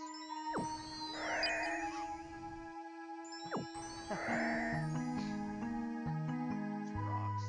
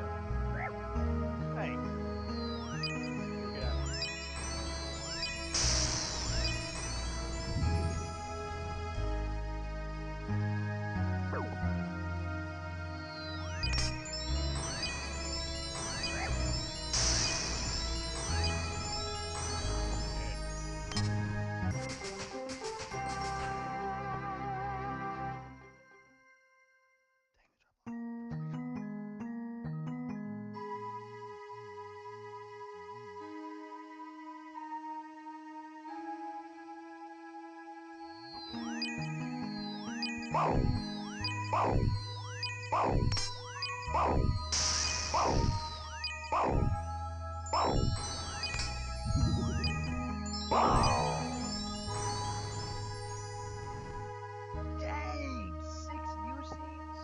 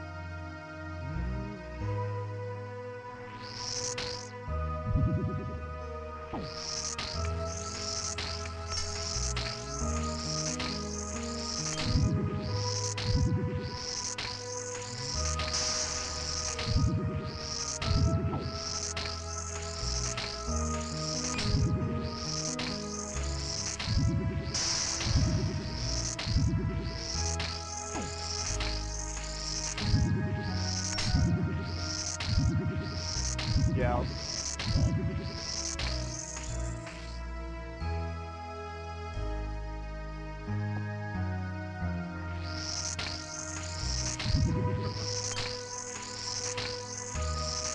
I'll get that here soon, yep.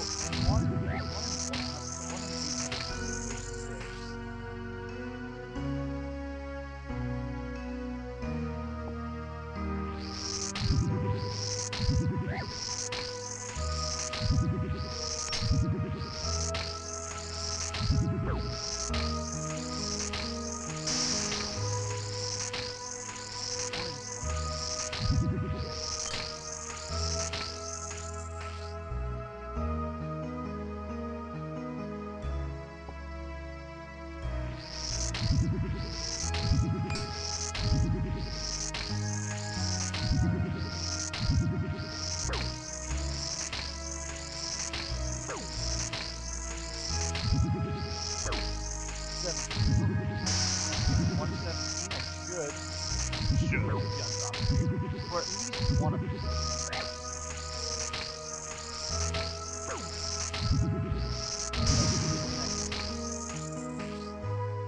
This is a hard grind.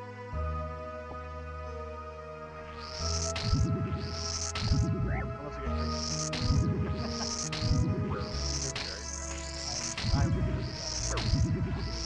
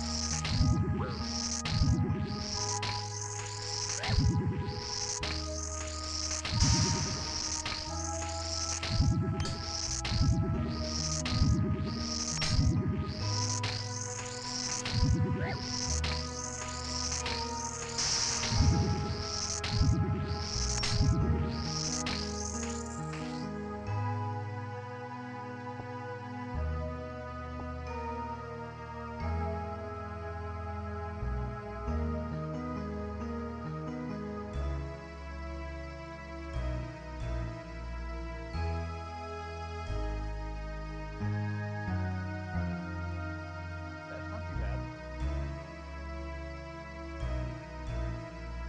It's not bad.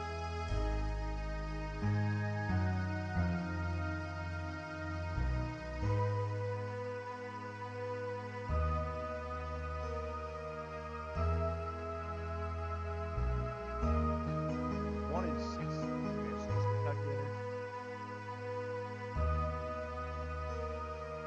One in works. One in 645. 645. Oh, that's so much quicker. 117 versus 129. This takes way longer to kill.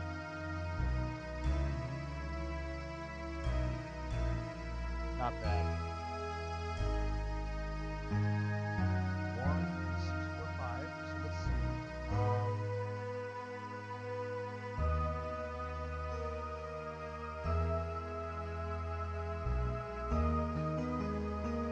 How much of it is? One in 3,000. But I'll one shot them.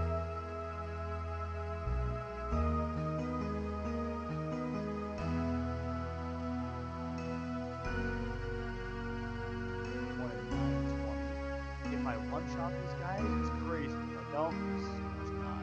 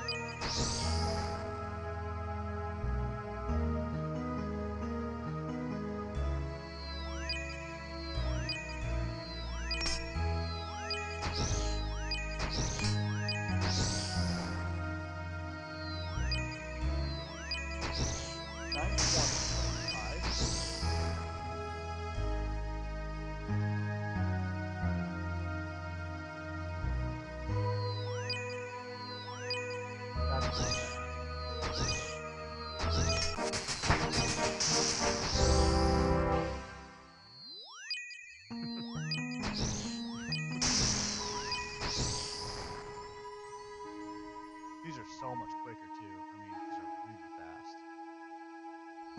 Sadly, they are outdoing the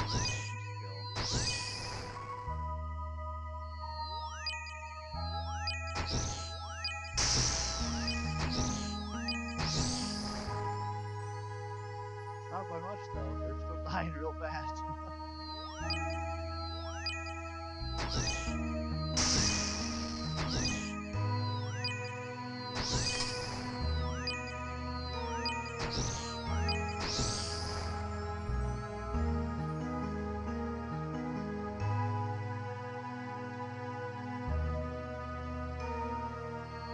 Every 200 kills, I'll be on drop rate to get roll a table.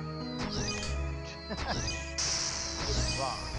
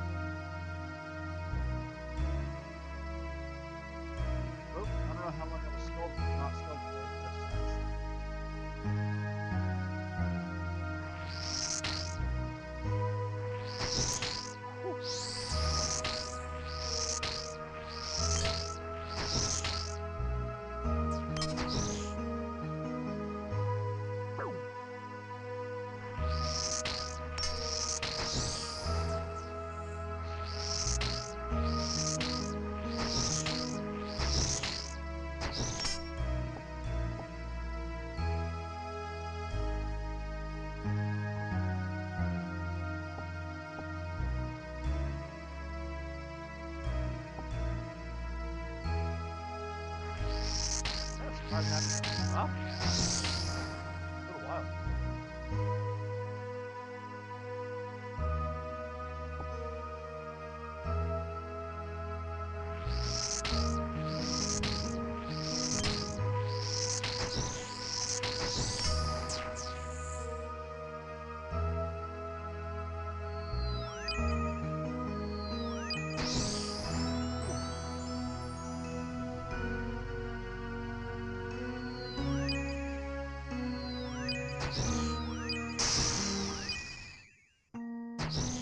What?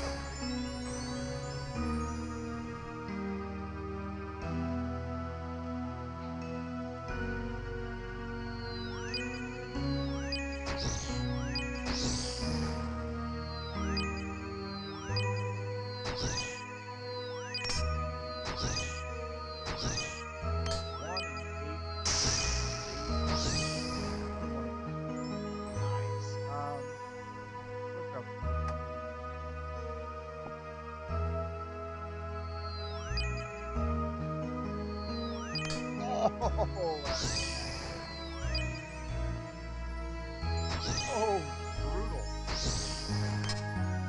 Oh, again? Dang. I like this. I'm getting a lot of this. This is super good. We got a 20 days.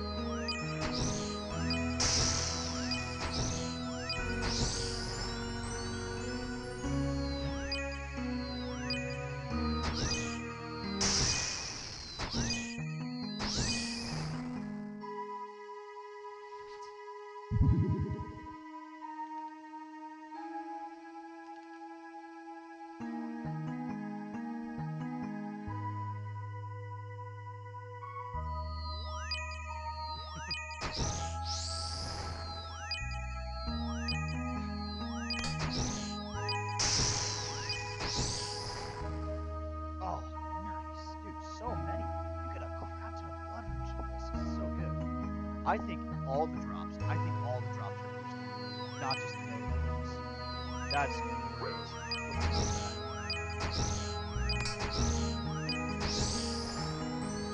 Maybe. These guys do drop but, well, for short race, the theory is really good.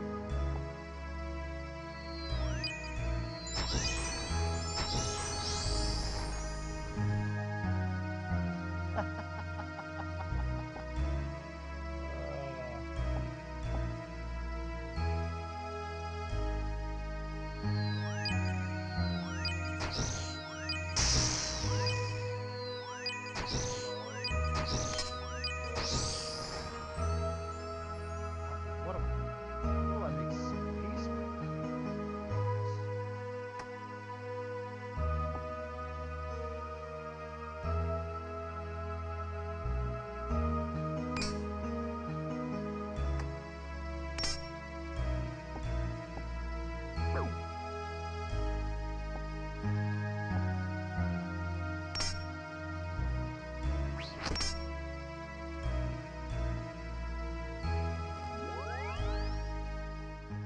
Back here, yeah.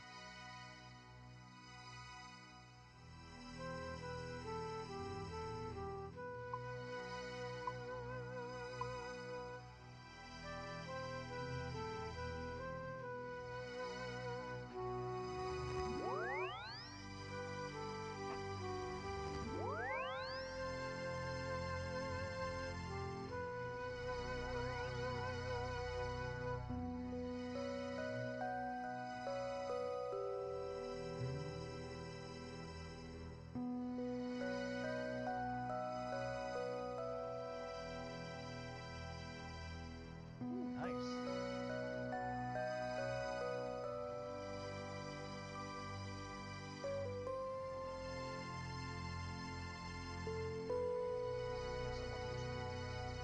Rev Cave Teleport. Use it.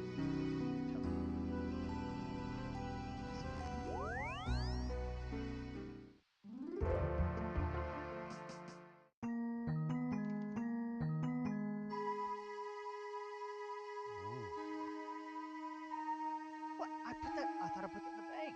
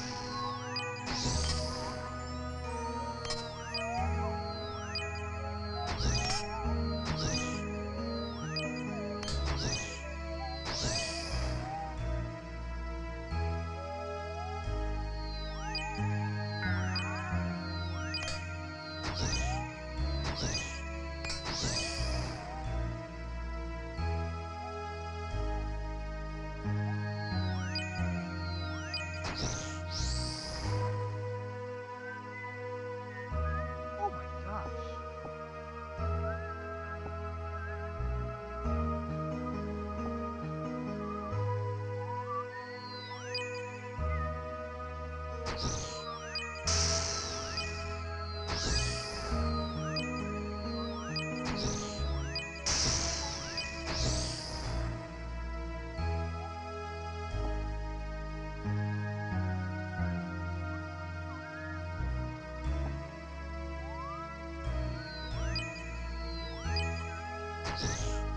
Yeah, and on the last hole.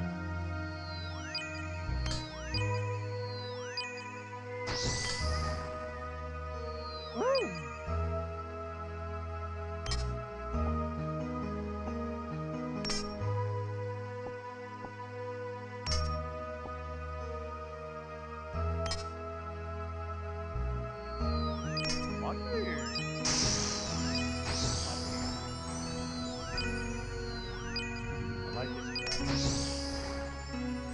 Ah, yes.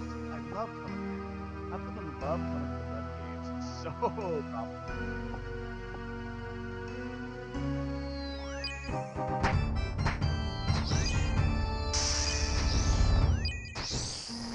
Nice.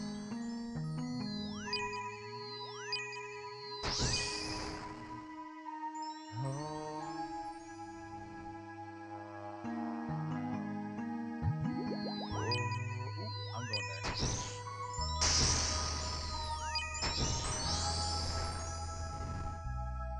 I'm going for it.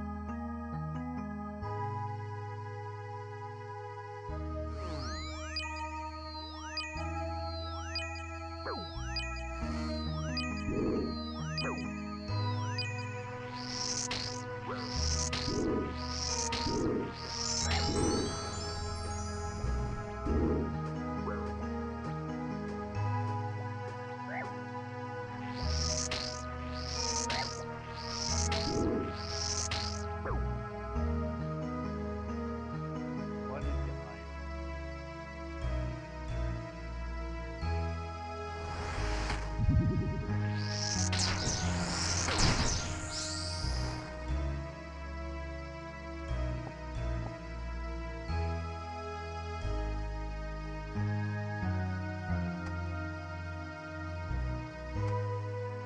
Go for it.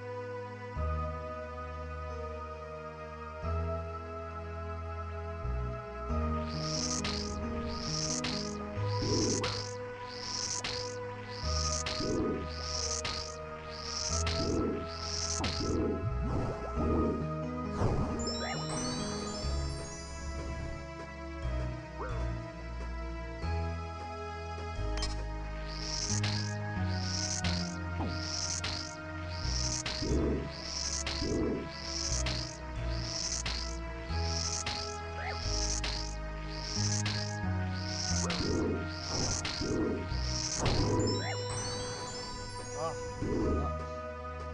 I don't know what this guy does.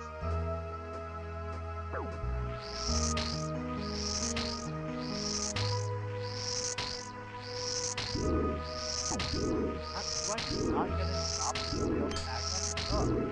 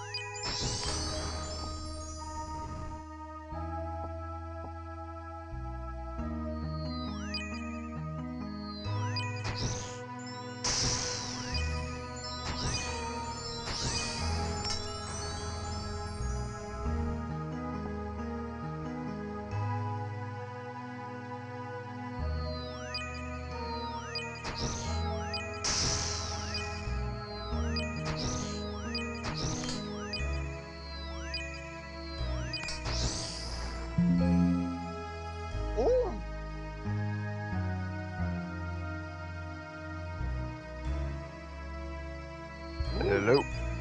Hello. Hey.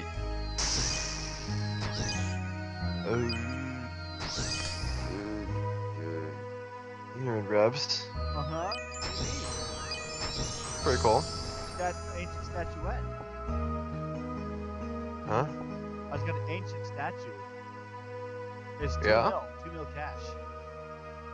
That's good. Yeah, it is. I'm 119 killed in on these guys, and they should. I was doing the math. These guys should be. They're the easiest for me to kill. I can kill them way faster than all these guys, and they will have a 1 in almost 200 chance of dropping the weapons or just rolling that table. Wow. Yeah. The Revenant Knights are 1 in 114, and these are 1 in 24. So, and I can kill these guys so much faster than I can kill those guys. So I'm just gonna like it's more than twice. So it's for sure what I'm doing these guys. Yeah.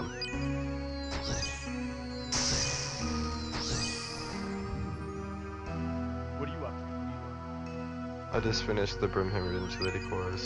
Oh, nice. It's like 481. Yeah. I have no idea what else to do. What next to do? You gotta just do all the tasks. Do any task that you once you get past that task, right, you have more like actually I think fun things to do. I did the fight caves, I did some bossing, and I did combat. I did Scurious, did lots of Scurious. Scurious is actually kind of fun. Yeah.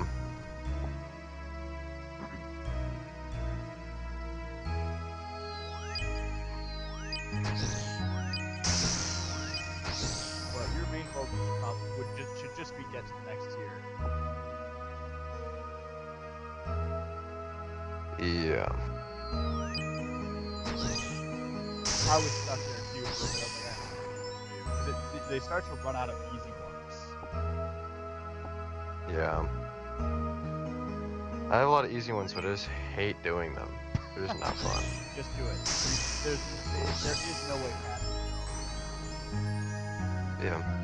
If it's relatively quick, or you just have to do it. Really.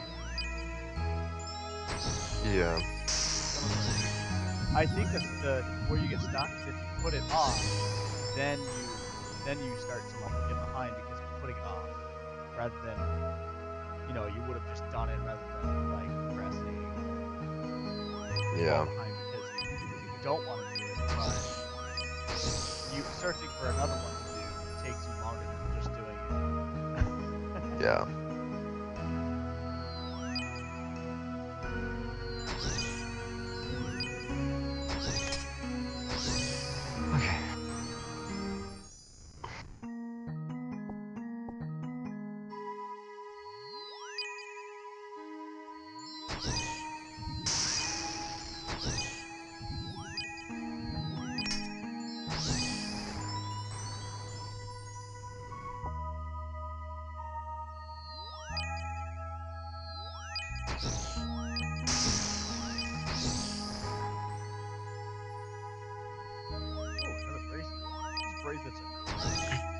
So good. Yeah.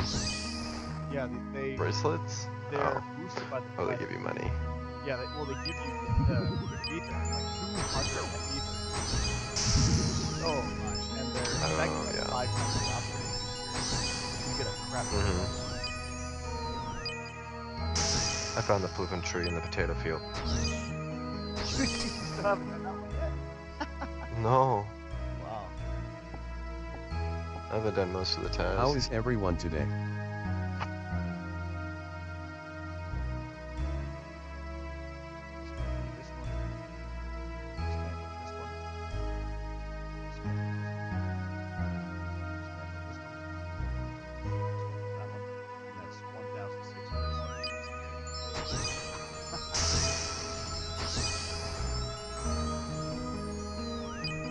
champions go. Cat, that. Verse 30, verse 40, verse 50. Guard. Oh, jeez.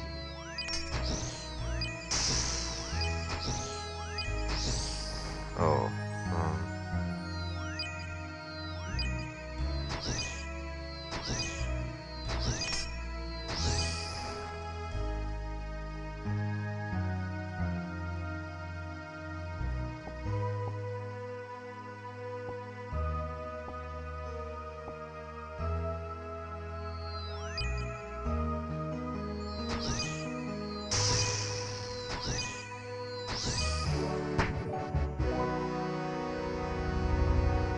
Hey, Slayer level 78.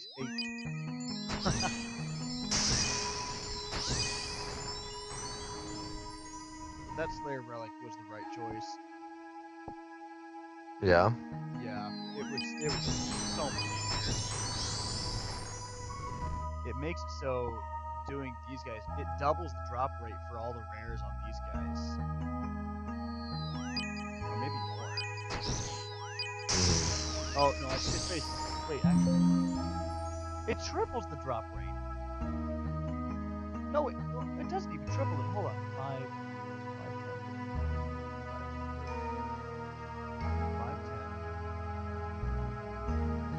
It's, dude, it's 6 times the drop rate when I'm on task. Yeah,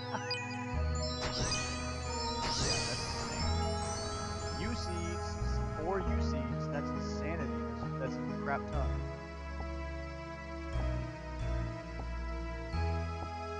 Bro, 4 U seeds when you have that one relic will basically last you for 5 days. That's so much. Most likely. Yeah. How long does a U seed take? A U tree take to grow? I mean, it's way quicker, Oh, never mind. right? Well, I don't know. Is it? I don't do it. I thought so. Oh, a U is like 8 hours. Okay, so then it's 1/5 of 8 hours because the farming is boosted by 5 times. So it's like an hour and a half, maybe 2. Yeah. For 1 tree, and I have 4 seeds, but they have a 75% chance of not being consumed when it takes it from the bank. So those 4 trees are gonna last me a bit, though. Is usually a hard Yeah. tree or not? It is not. You can do the other ones, like mahoganies. I think mahoganies. On Fossil Island, and there's 3. Do you have that relic? No, I'm not there yet. Yeah. I got 97 wood cutting on my main. Nice. Yeah, getting there.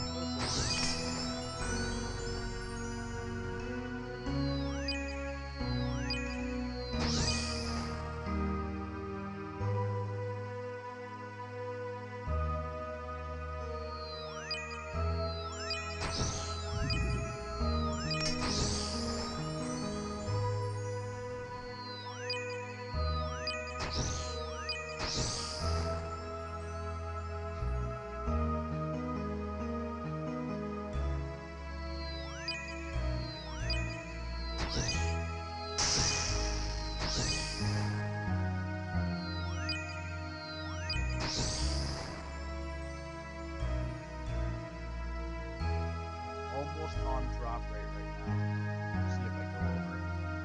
If I go dry. Ooh, 13 mahogany. Nice.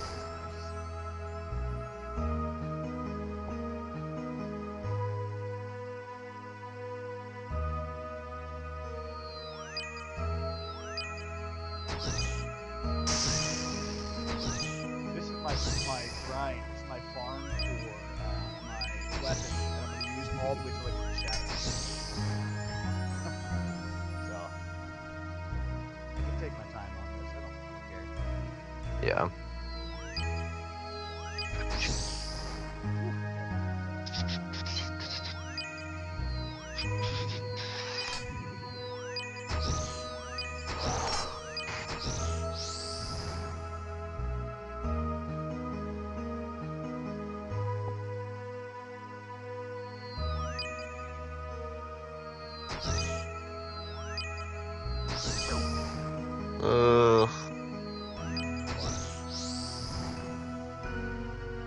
I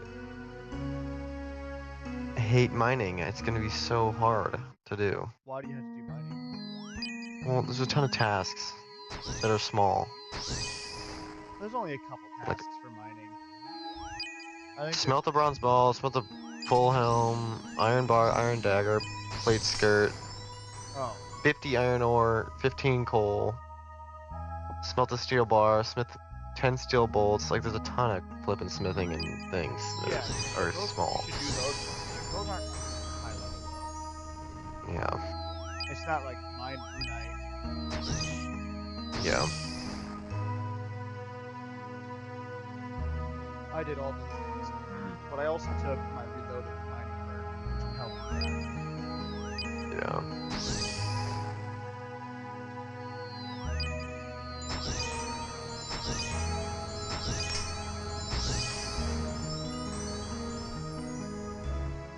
Alright, I'm 10 kills off from being. Oh, I'm not doing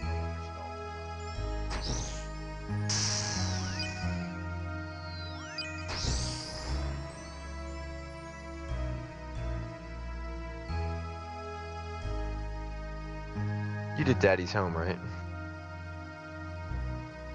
No, I didn't. I'm gonna do that.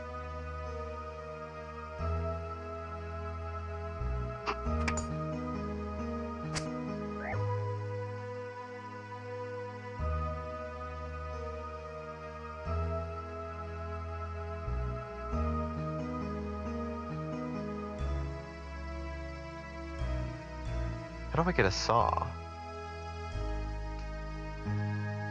There's a couple spawns, I think.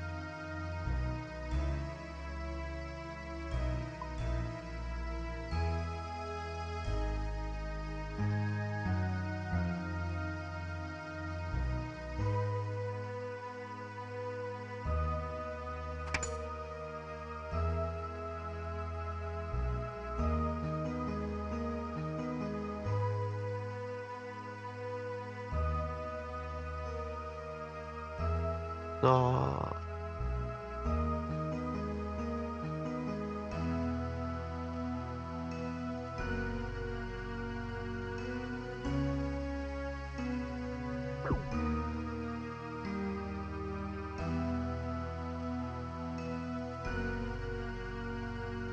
Sweet. I just found a friend. And we both punch each other in the face and we get our skulls back.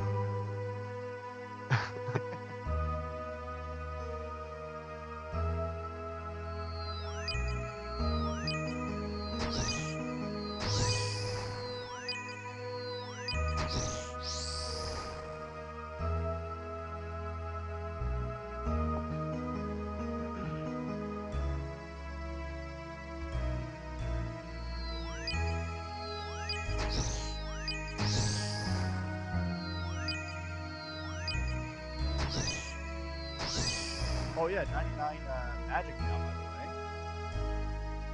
Oh, that's cool.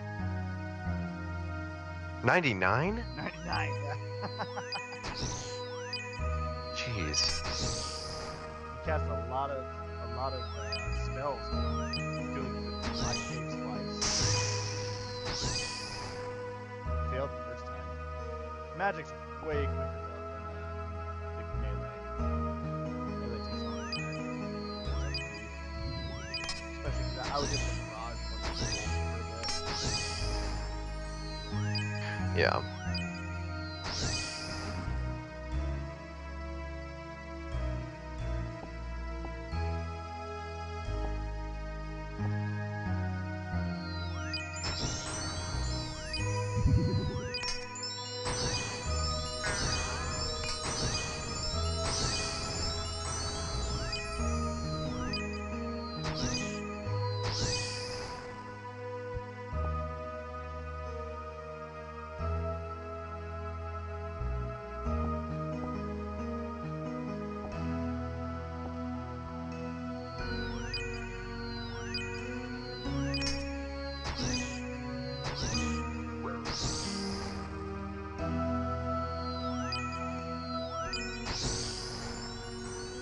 Oh my gosh, 5 more U seeds. That's 150k right there.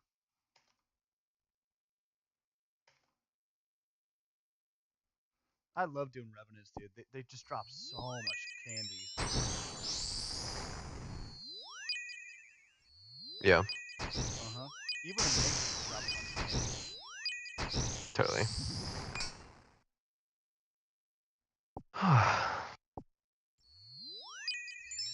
Also, the melee weapons these guys,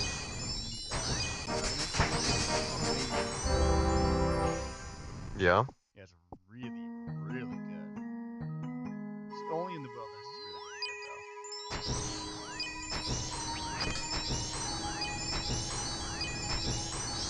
though. Yar, yar, yar. Yar! Yar! Yar! Yar! I want to hear a pirate cry. Yeah!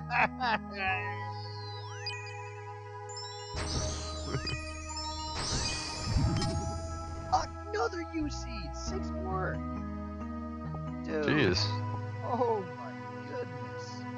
I've got 15 U-seeds. I'm not running out. Oh, it's so nice. This is why I wanted to go overgrown, because we took desert. I mean, wilderness. Wilderness, yeah. You get so many supplies. So many I'm gonna take wilderness every year, honestly, just with how busted it is.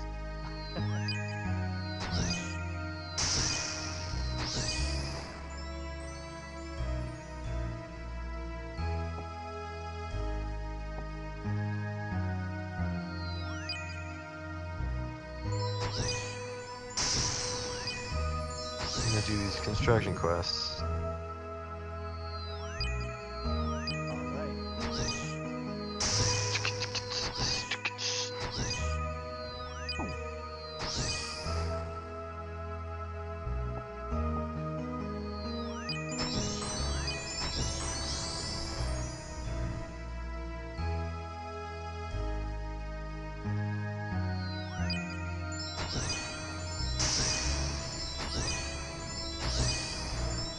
These guys drop noted coal also, so I'm stocking up on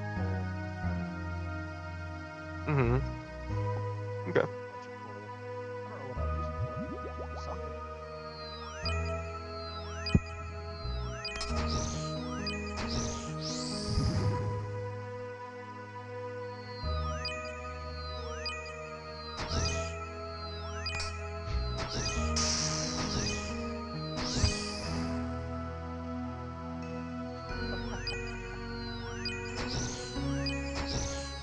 I'm dry.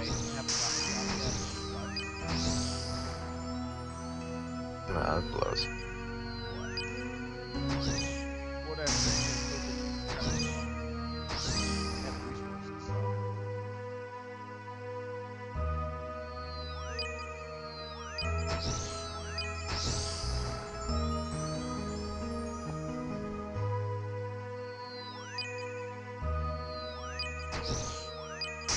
Ugh, so stupid.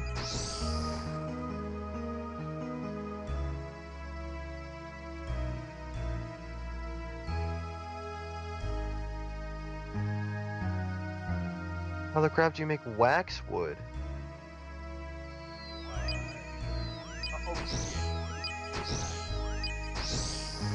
don't have waxwood. I don't want to do that crap.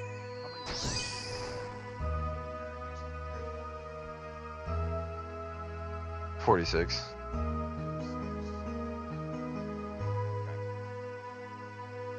It is a task to kill all of the wilderness bosses once. I've never even killed the one wilderness boss in my life. Ardio, well actually no, not just with the same type. If you kill one Blitzo, you can kill Ardio. So you can kill like the weaker variants, get one of each. Kill the Chaos guy in the wilderness, Chaos Elemental. Kill Scorpia, kill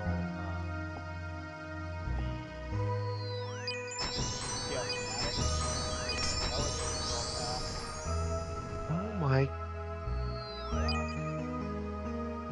Okay. Killing Zenion, not Zenion. Calvarion is so easy. He's such a pushover. You basically can go in there without without even watching the video, it's so easy. Okay. Yeah, he's got very little health too. Okay. The spider though, he's kind of, the spider's a little complicated. It's not complicated, it's just if you didn't know what you're doing, it might suck. Okay. Yeah, but all those are tasks. Yeah. Okay. I'm gonna do these construction quests, and then I need to get my stats up before I do any of that crap. I'll probably, well, yeah. Serious, killing him 25 times I think is a task. Killing all of his is also a task.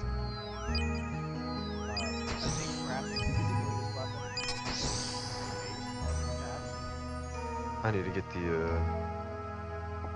get the mace with zombie pirates. yeah. It's kind of rare though. That took me a while. It's fine. 164 to get it. The zombie pirate, but that's on the table, and they have a 50% chance of rolling the table, so it's really 1 in like 128. But that's if you have medium quilling status. And I did, so it took me longer. Because I didn't have it done. So instead of a 50% chance of rolling the table, it's 15% rolling the table, which makes it like a 1 in 500, maybe a 1 in 500. So it took me. Yeah. But that made it work. That was worth getting. It ripped through. Yeah, it's really, really good. And for you, it was ridiculous. Totally. I'd like to do that.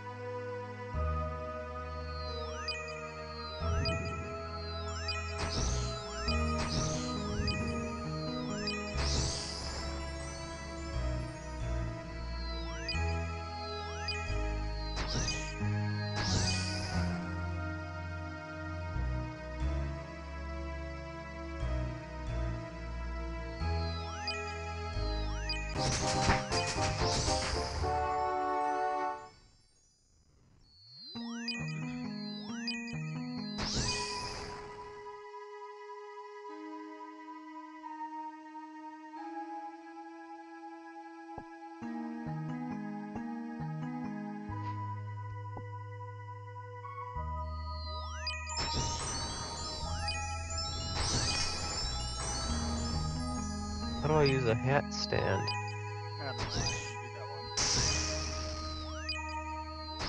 I can make a hat stand. Oh. Probably.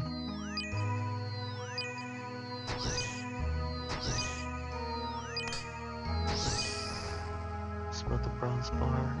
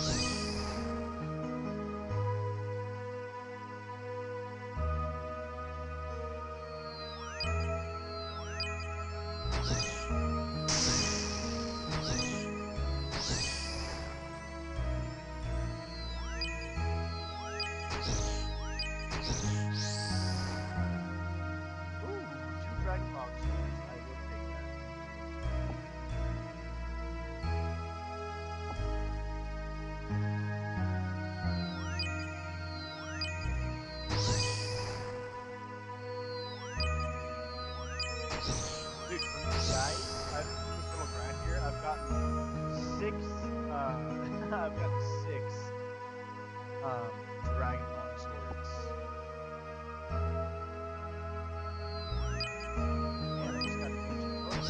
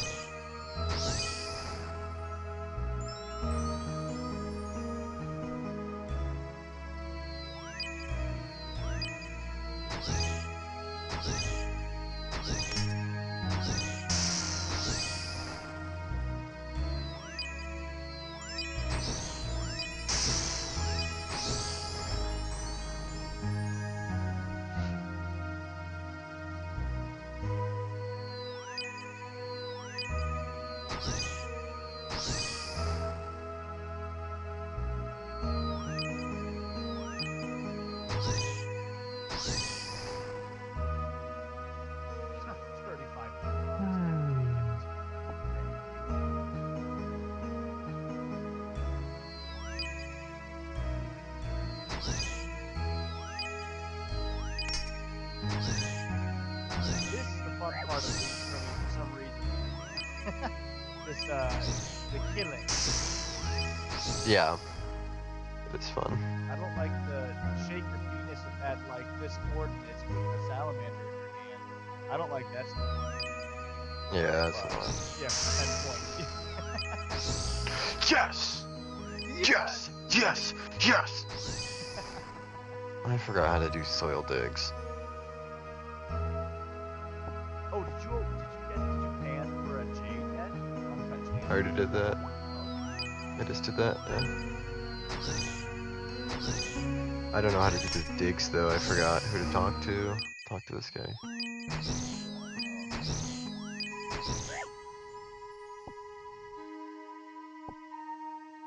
Got my things set up.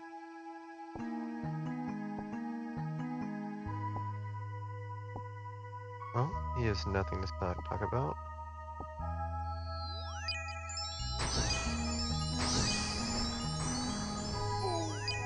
Ancient medallion. Oh, look at that ancient medallion for 4 mil right now. Wow. Super good.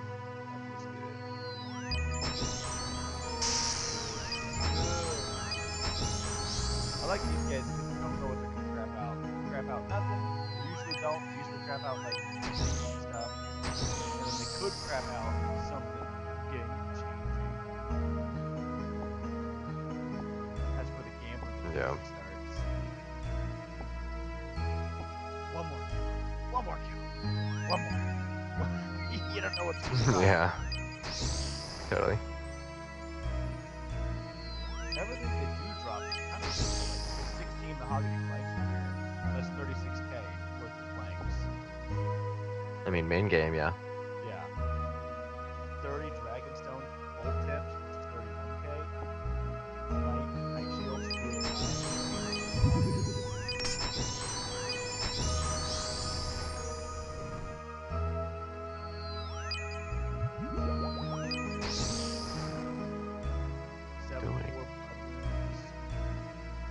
Yeah.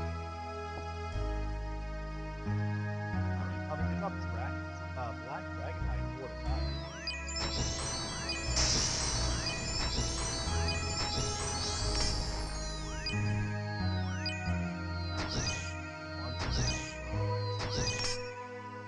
All the blighted supplies you need, they're great.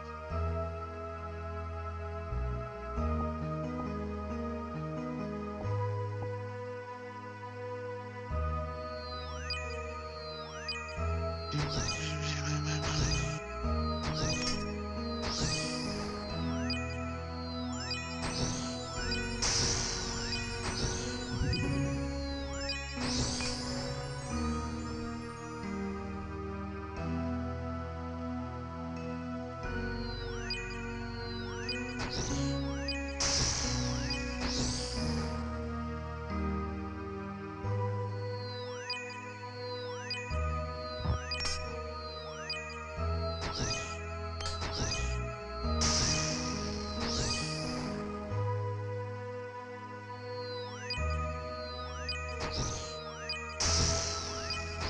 have no flipping idea.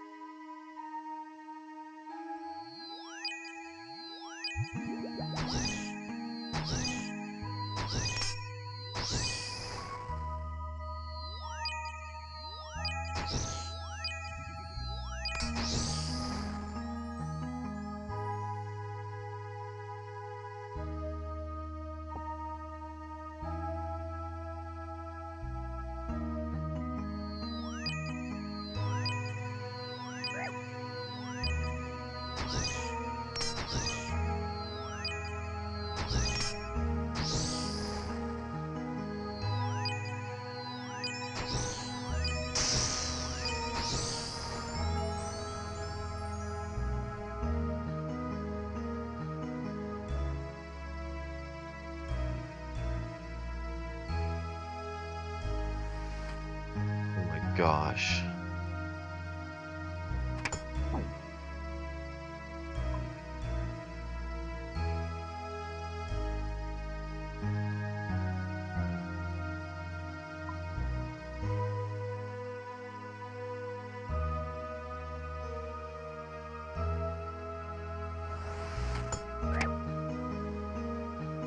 Goodness gracious.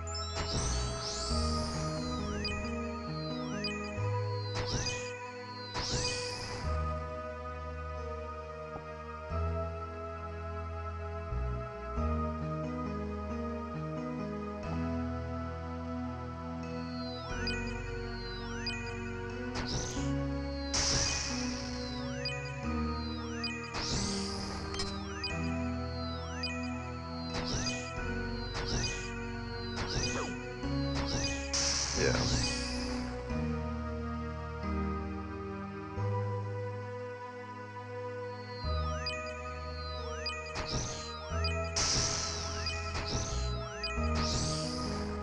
Dude, I flippin' hate the dig state. It's so dumb.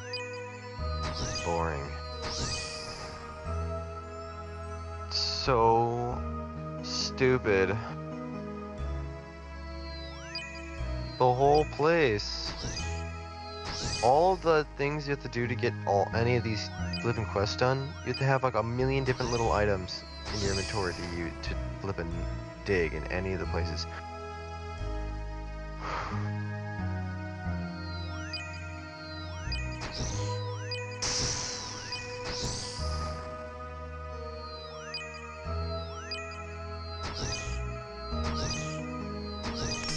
You find nothing. You find nothing.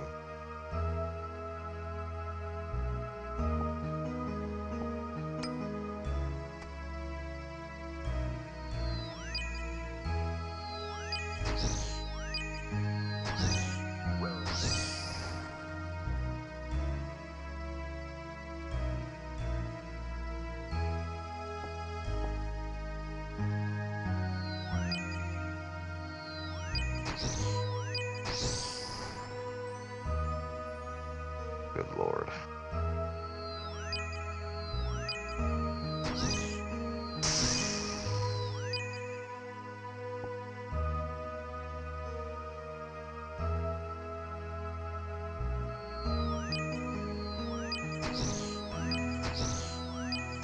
I sure would wanna have a buckle. Get a little buckle from this thing.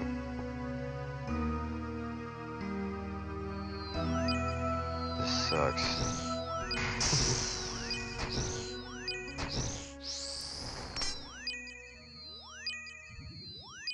The guy that came here with me and did the exact same thing got it on his very first dig. Yes. We did it at the exact same time. And he got on his very first dig.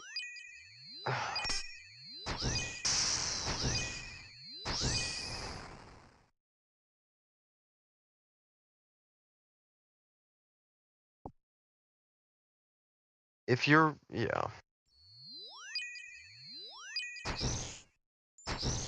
Oh, this is different. This is a better way to do this.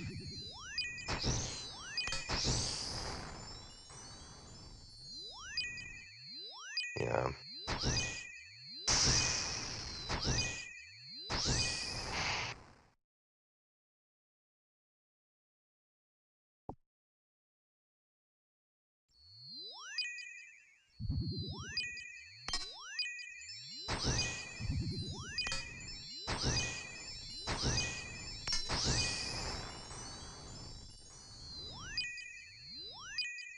Or it's a guaranteed chance after a certain number.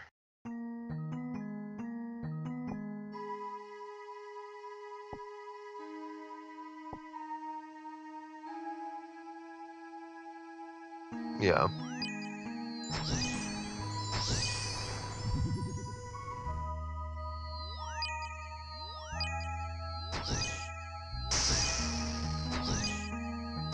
Yeah.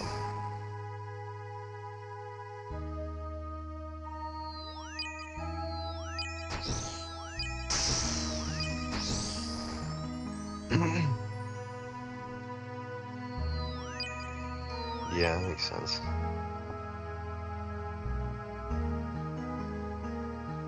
Good lord.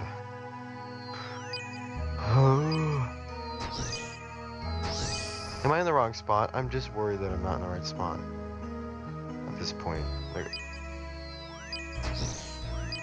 this is the right spot. It's level 3.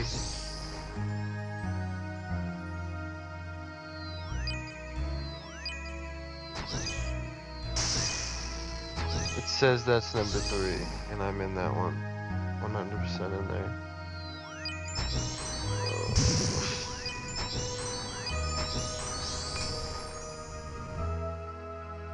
Yeah, but I'm getting dry on a stupid flippin' 10-point task.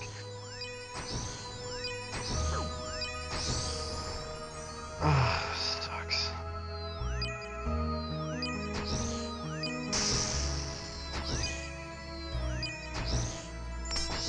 And I have 2 open inventory slots, so every single 2 of them I have to drop them.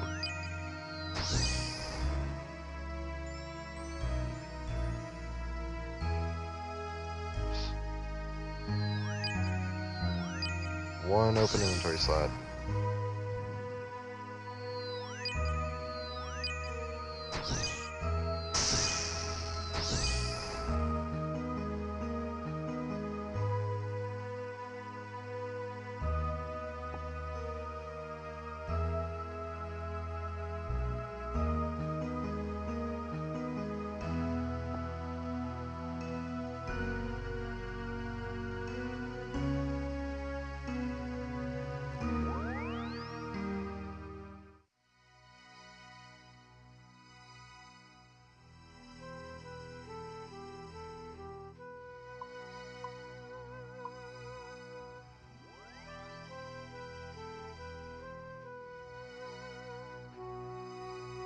Gotten so many mining levels from this.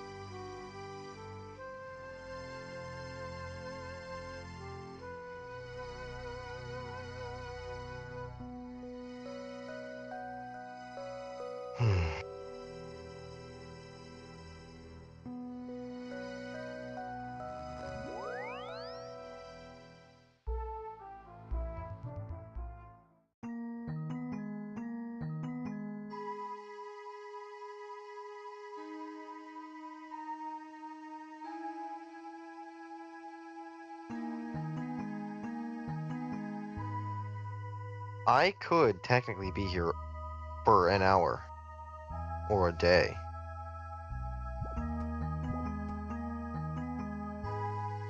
If I'm here for an hour, I'm leaving. This is so stupid! Oh my goodness. Buckle.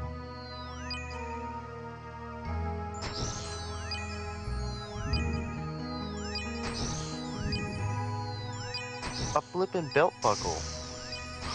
Am I actually autistic? Am I autistic? Oh my gosh, I can't type.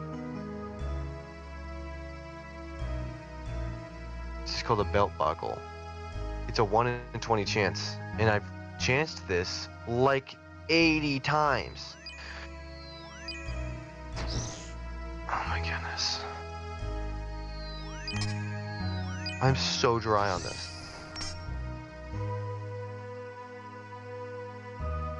I'm there.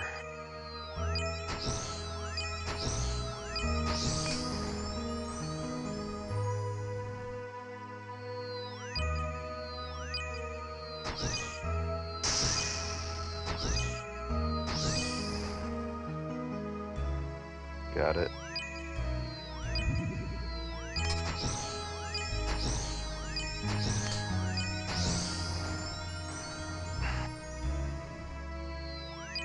I've done over 80 of these. I've been doing this for so long. I've been doing this for like 15 minutes.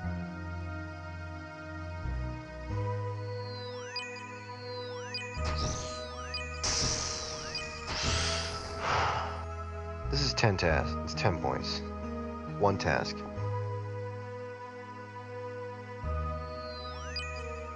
This is miserable. No, I'm not gonna stop until I get this stupid belt buckle.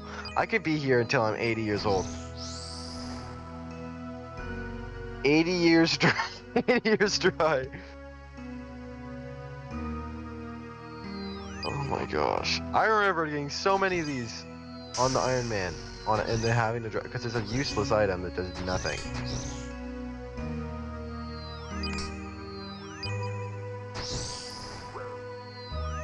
The only thing this whole thing is good for is the gems you get. But like, who? And the 8 mining XP you get.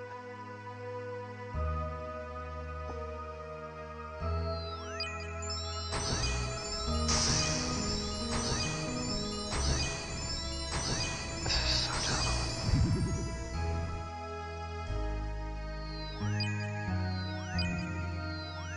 I know.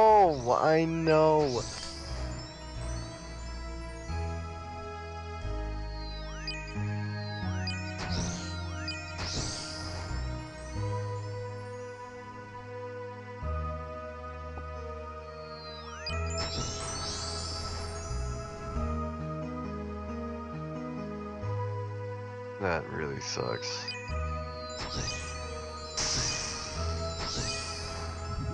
this is worse.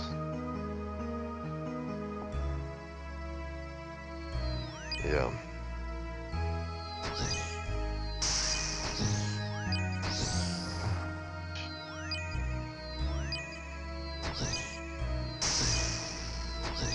Get off my tile, retard. I'm getting mad. This guy, this NPC, standing right on the spot where I'm clicking this stupid rock pick to the ground over and over again.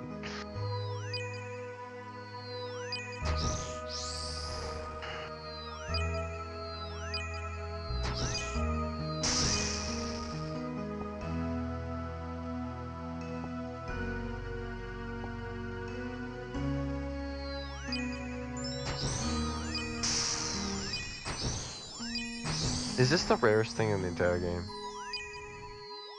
I could do 80 raids and get a twisted bow on my first raid.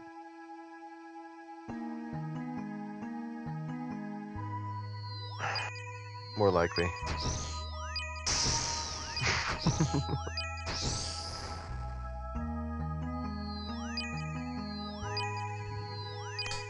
BSVwares on streamba.com, remove the space, at FW6RWXWW.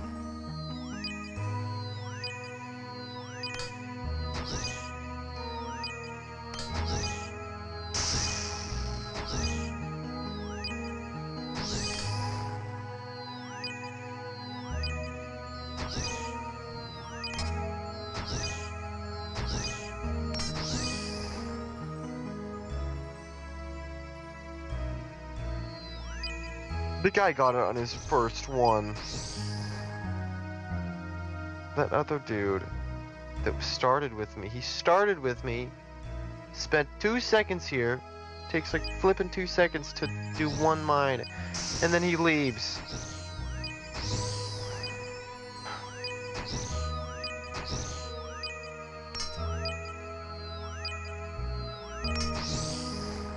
I'm like 20 times flipping dry on this thing.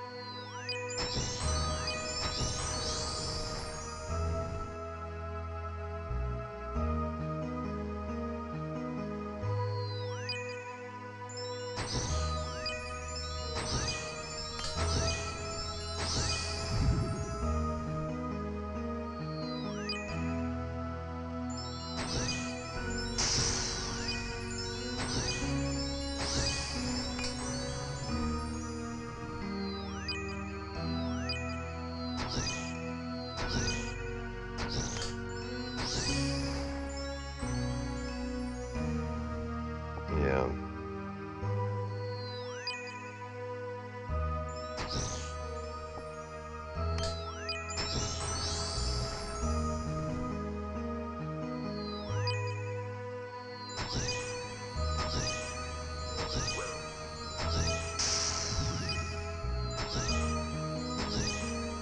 Get it, dude. What's the chance of getting clay?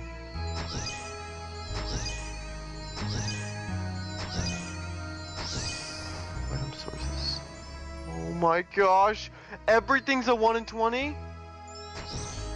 What do I have broken armor? Oh my gosh. Oh my gosh, it's also a flippin' 1 in 20 chance. I've gotten so many of them. Why can't I get one of this? Is it a rare item? Is it a rare drop table? No, it's not. There's no rare drop table on this stupid crap. No, it's not. It's the same on everything. I never got a black med helm yet. Or ceramic remains, I guess.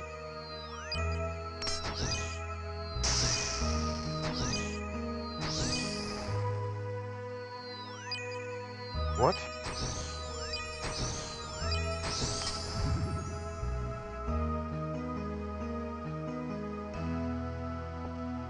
Yeah.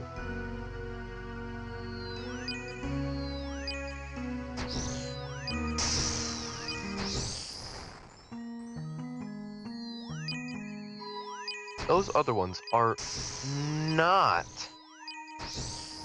1 in 20s. That's just not the case. It can't be.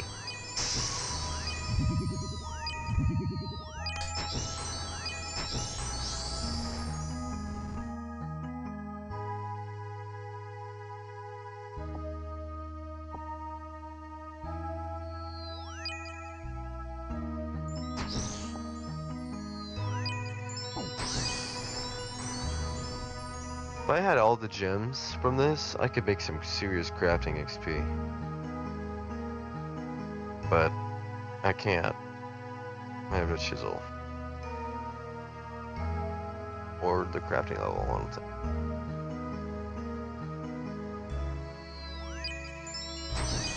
I love this. I love it. I love it. I just tell it to myself then. Yeah, it'll be true. Is this seriously 10 points? Or 30 points?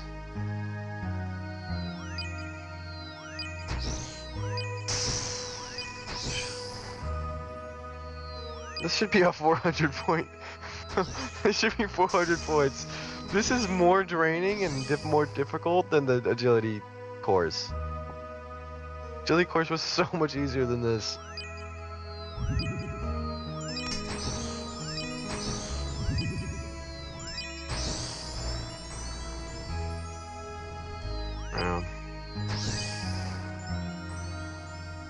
Just give it to me. Maybe this was easier with a less drop chance. Maybe I'm getting a better drop chance for some of these things.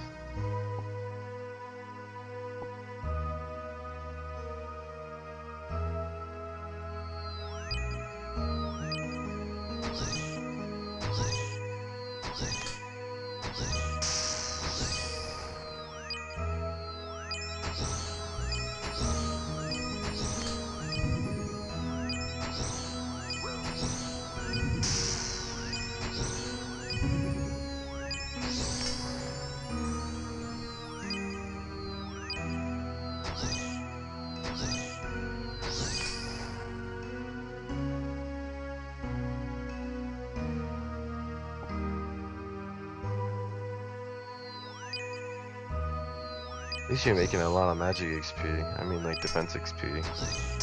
I'm making I'm only level 28 mining on this.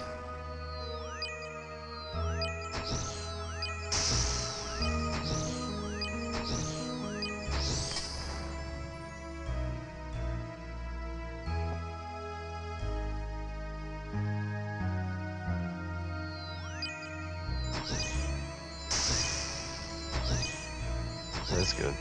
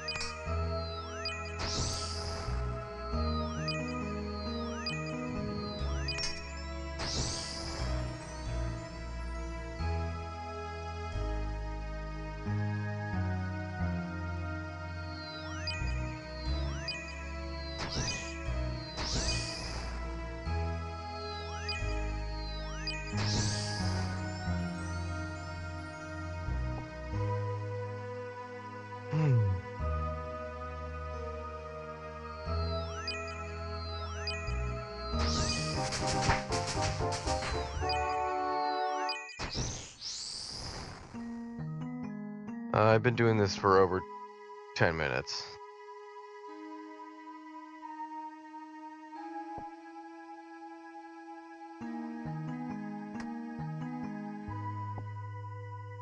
There's a hidden rare drop table. There's no flipping way this is happening. This is...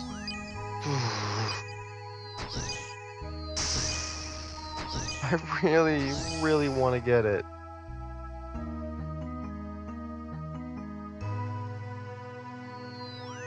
You do them every like 2 seconds you do it, like 3 seconds you do it.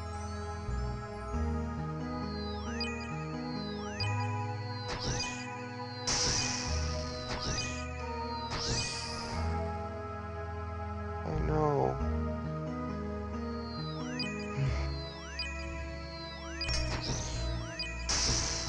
Yes!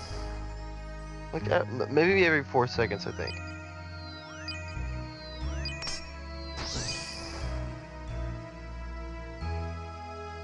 Like 200! I think I'm way over 10 times.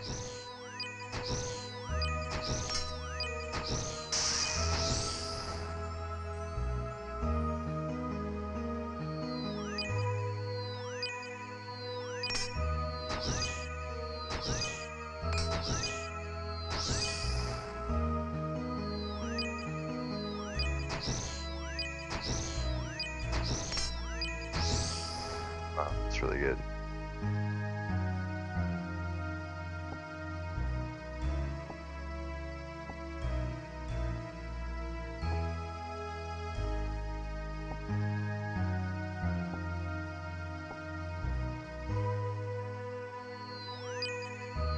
I think it's impossible to get this item.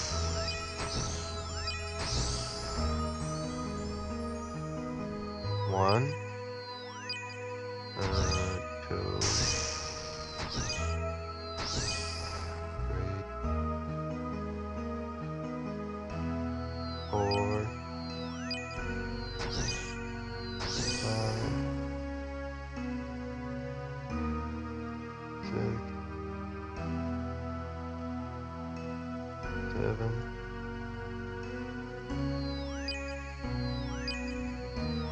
430 mining. 8. I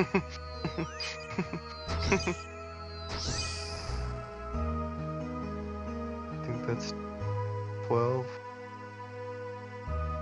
13. 14. 15.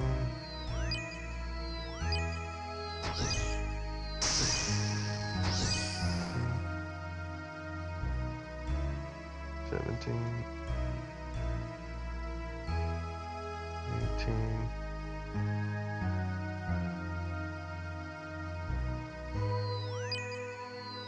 19. 20.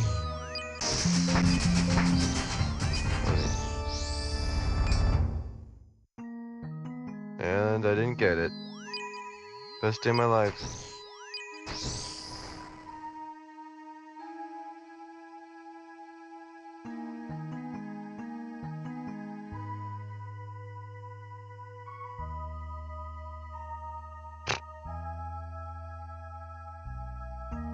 That was the coolest thing I ever did in my life. That was so fun. And great. It was great.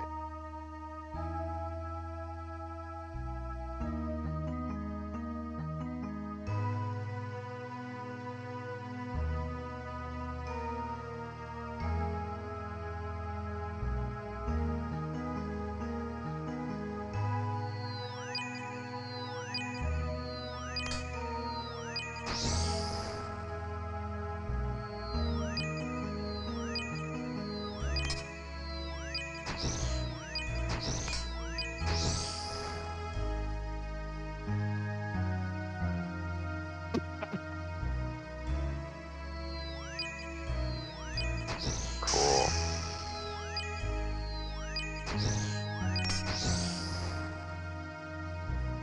It's a 1 in 20.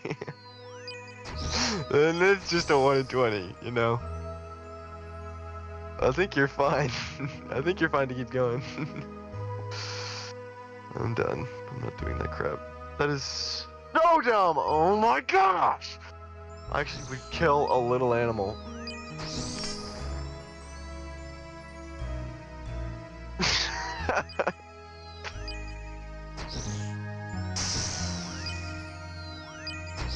Crushing my spirits.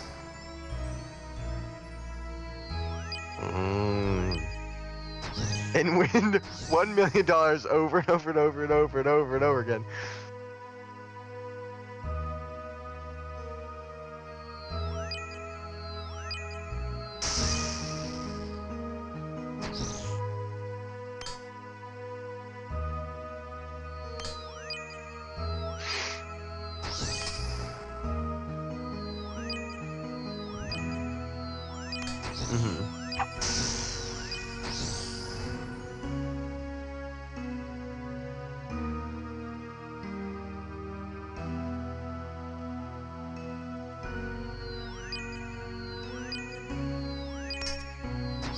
No, I'm not. Or I could just go 1 million dry.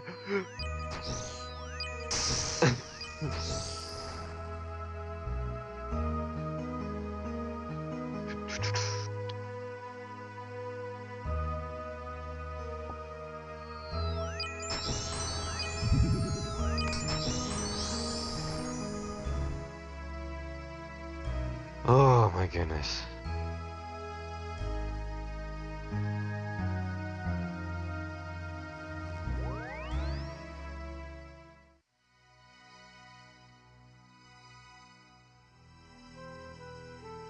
Oak planks, oak planks.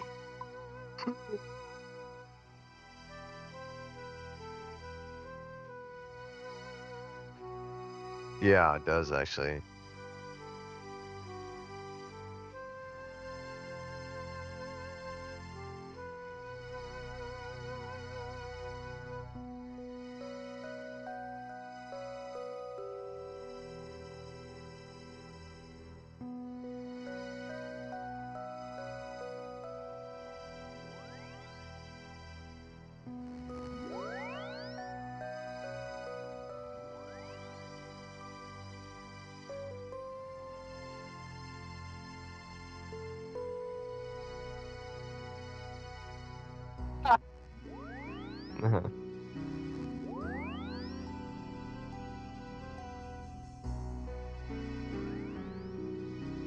Yeah.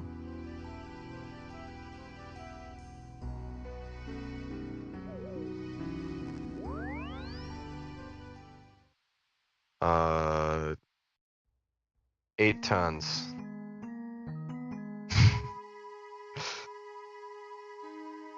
Yeah, at least I could be like alive. Be the most unlucky man in the whole world. Yeah, that sounds really good and cool.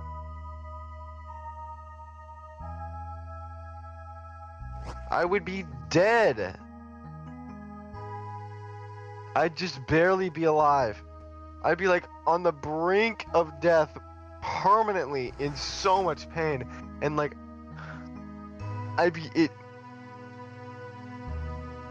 No, I mean, if I was the unluckiest man alive, if I was the unluckiest man alive, I'd have the worst thing possible happen to me without me dying.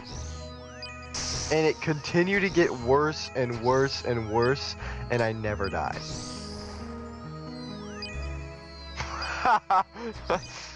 Am I invulnerable?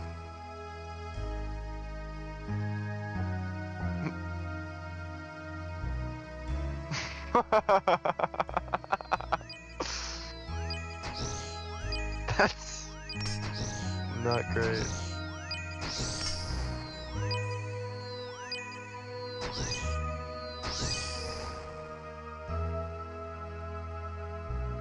Oh man. Every woman.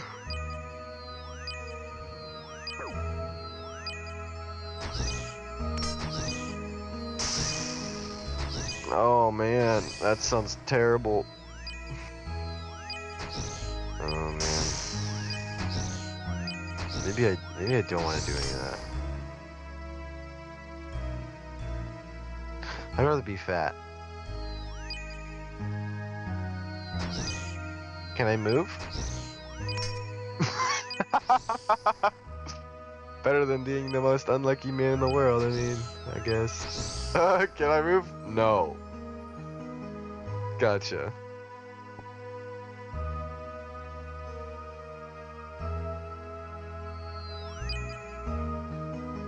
Oh. Cape. That's cool. Really? 8 tons is too much for anything?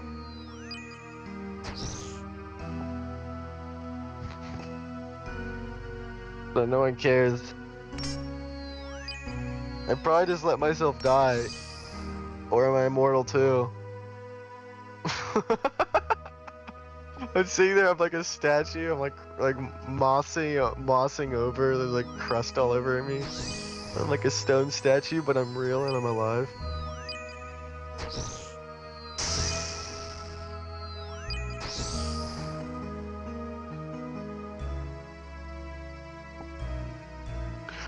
Oh! He's constantly like...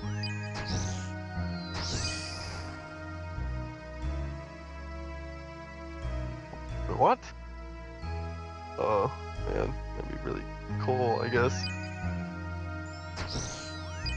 Feed me. Oh, then perfectly... What?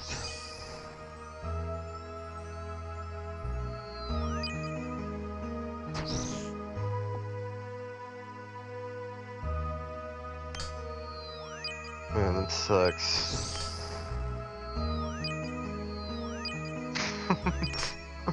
That's so stupid. Oh, you just no, you can't go unconscious. Yeah, okay. Sounds great. I'd rather be the fat guy underground than the most unlucky. I'd rather be... It's true, I'd rather be... I'd rather be the fat guy stuck underground and suffocating to death and be the most unlucky man on Earth. I'm just saying. Hot take, guys. This is a spicy hot take. I would rather be him.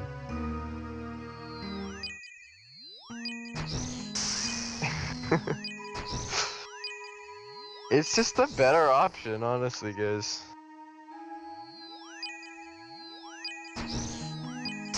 And suffocate and not die forever. Yeah, that'd be awesome and cool.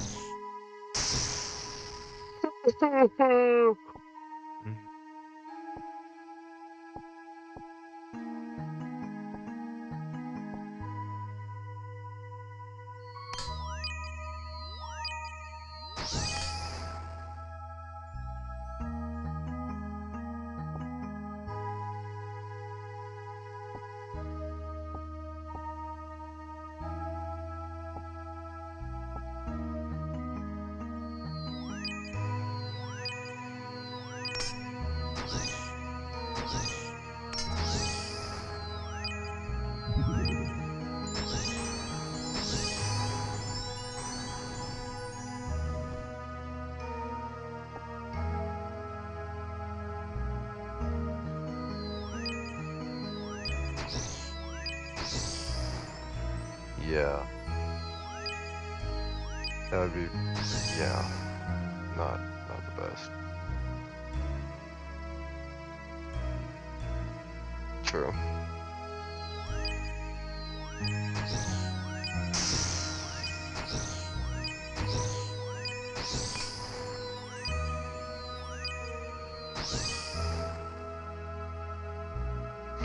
Yeah. I'm not. Dig sides to... No, I'm not. I left. I'm mining now. I don't enjoy mining. I'm so happy right now. I'm so happy right now. This is so great. Gems. You know what? KSI was in the thick of it, and so am I. I'm in the thick of it. Everybody knows. They know me where it snows. I skate in and they froze. Oh, this is so fire!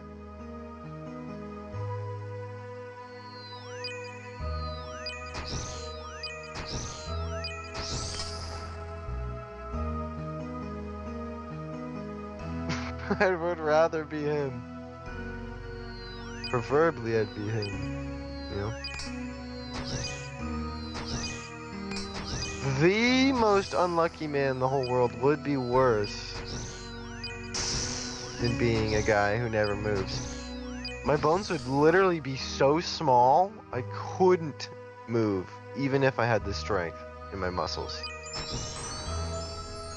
Because I haven't used them in my entire life, because I'm so humongous.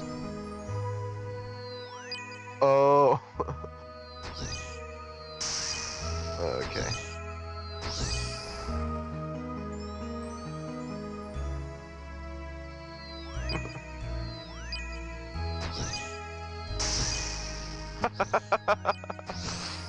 How does the asthma even affect me?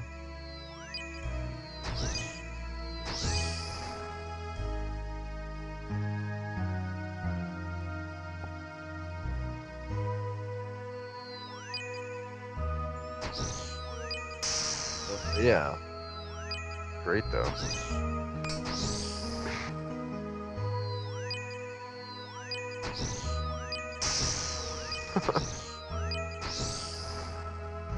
That really sucks.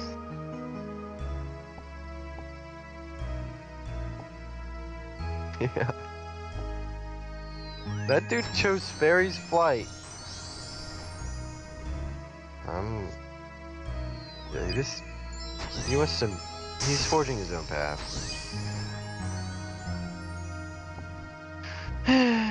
Yeah.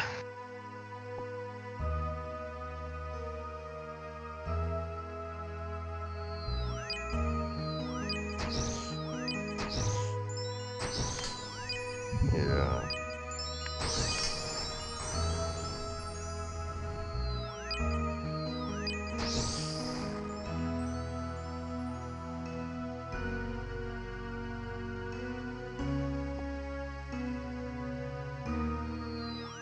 That's stupid that they did that.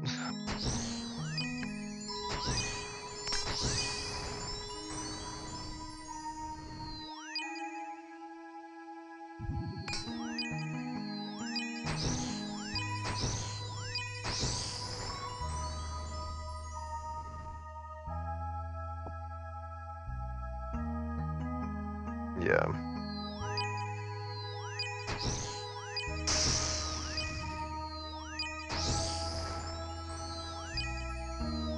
True.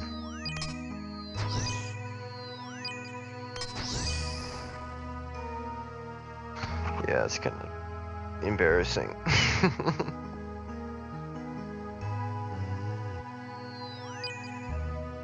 Yeah, it's fine, guys.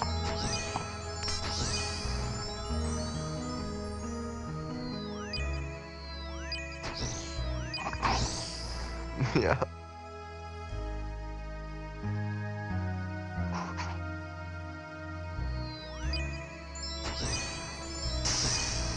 Mine 50 iron.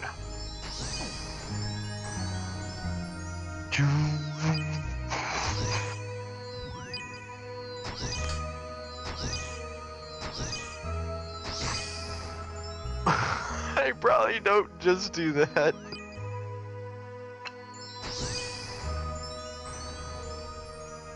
Well, they're just really good planners. They just planned it really well.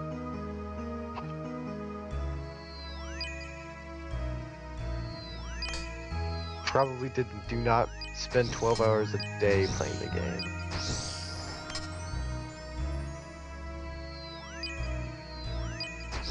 Only 20.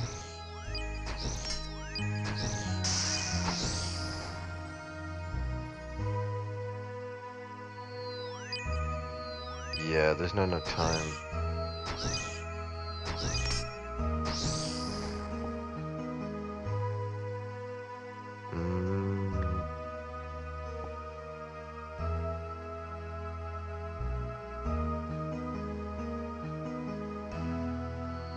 And then it sucks it into like your pipes in your floor.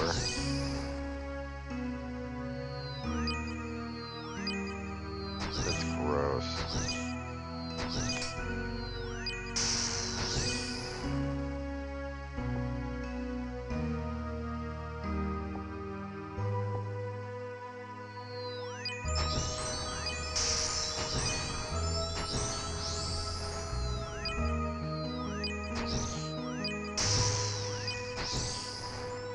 Stop making me jealous. You're just a sweat like all those people you're just talking about. Some people don't have... Not true. You played like 8 more hours than me. Uh-huh. You probably played 12 more hours than me, actually. You probably played 1 million more hours than me. You probably didn't do the Prison Pete random event, did you? Yeah, cause you're stupid.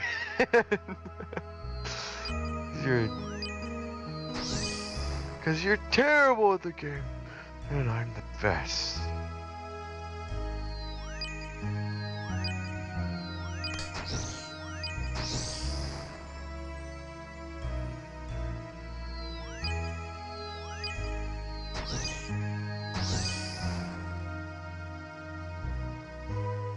I would love to get a new pickaxe that was better than this one. This one blows.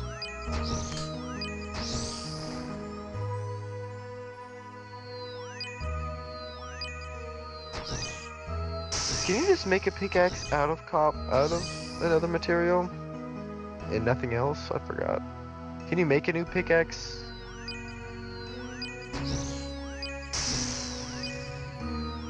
Out of just one material? Forgot. Okay. Cool.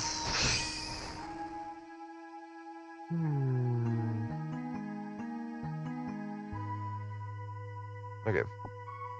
La la la la la la la la la la la la la la la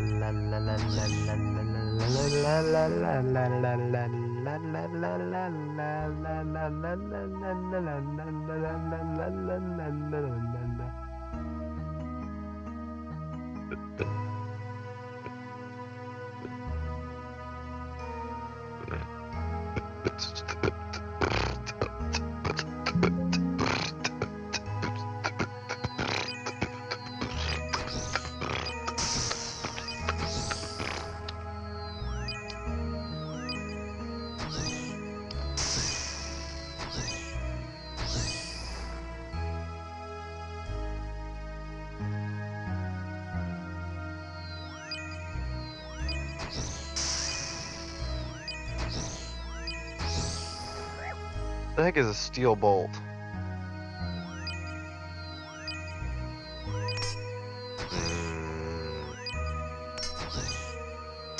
Makes sense. Hooey! What?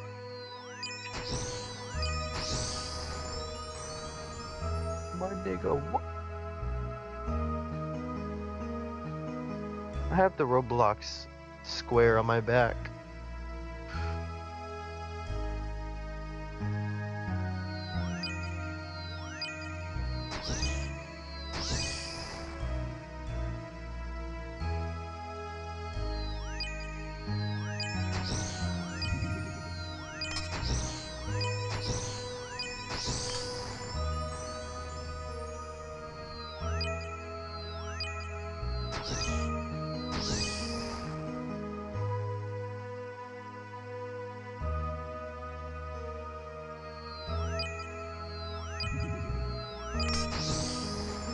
Yeah.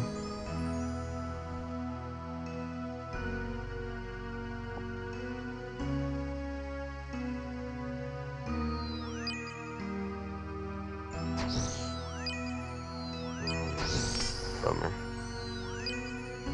So that means you're actually lucky.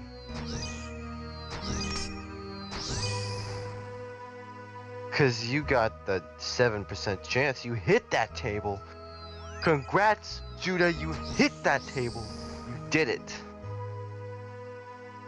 Flippin' heck yeah.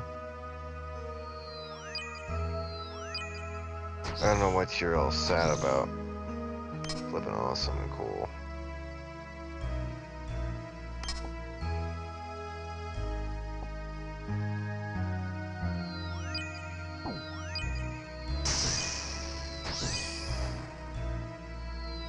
Am I from stupid flippin' town, dude? Okay, whatever. Maybe I am, alright? Stop making fun of me. Stop it.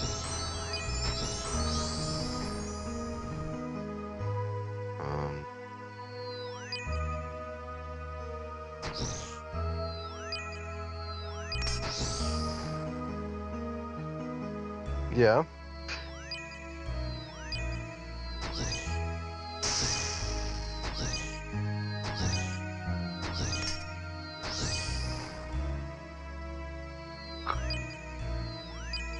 I'm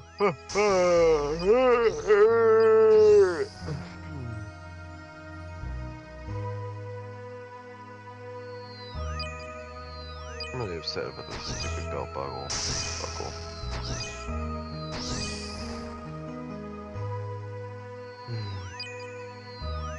It's not fair.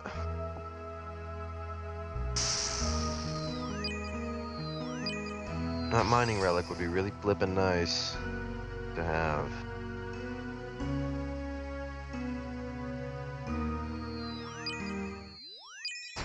True. But then I have to do crafting and craft it, which is gonna take a million years.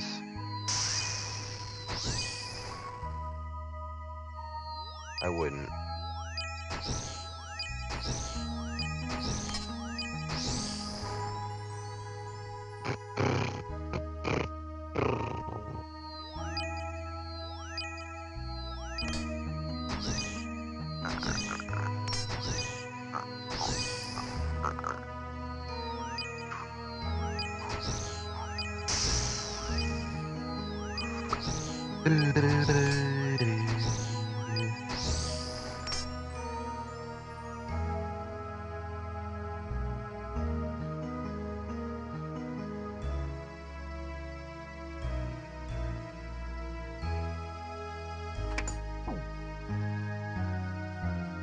I'm getting silver.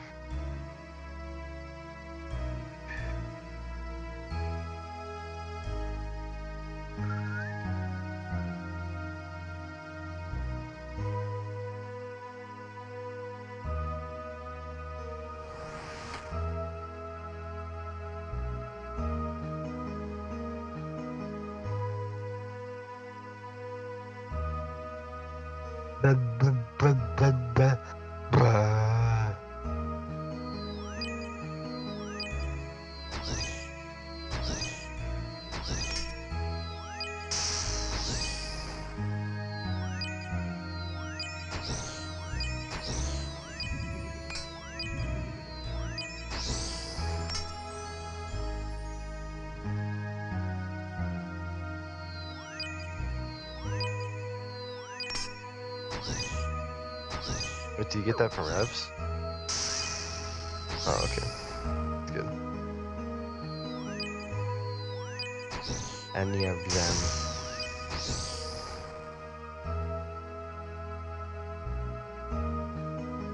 Oh.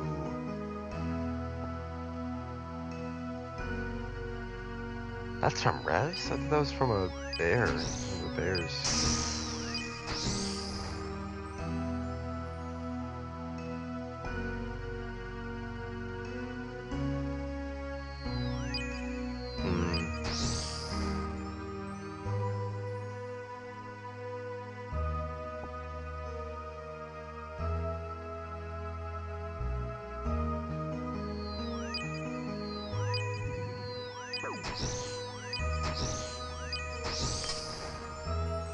That makes sense.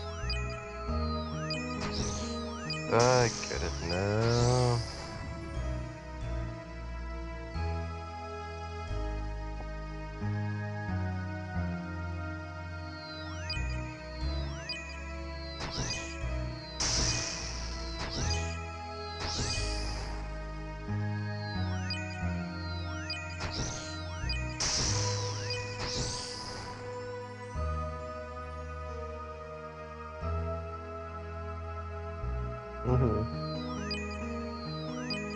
Okay.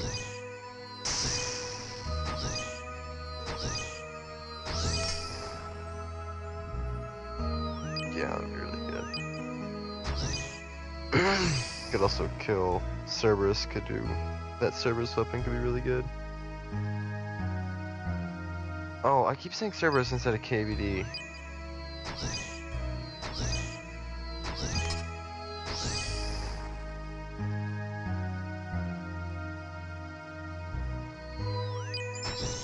I thought he dropped them both. He might drop them both at the same time.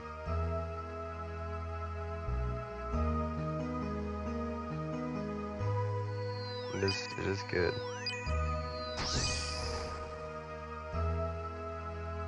How hard is that to get?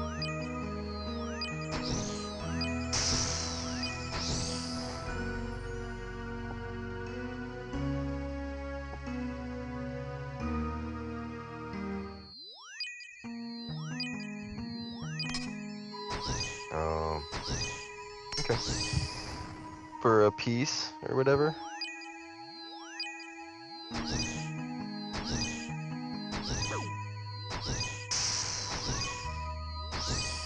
Okay.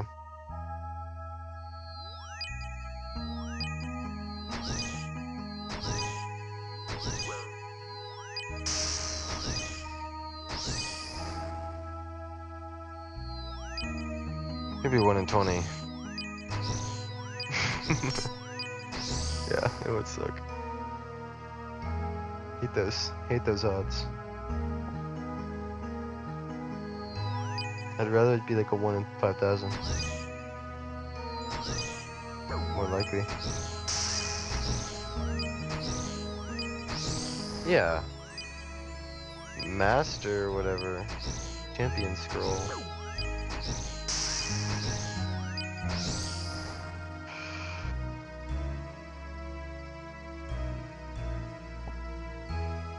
Maybe it could have been my increased rates on that thing, I guess, affecting lowering the main drops.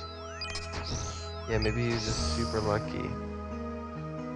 Like 1 in 1 million chance lucky. He also could. I mean, I'd believe it. I want to see if I can tie my pants one-handed. Oh, with my penis. That'd be so cool. That's way too cool.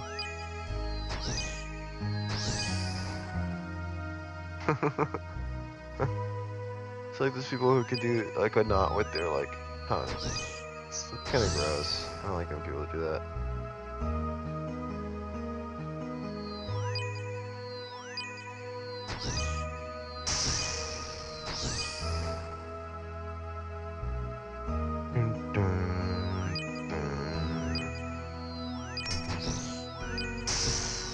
Finally, I got all the ores that I needed. In like a bajillion years.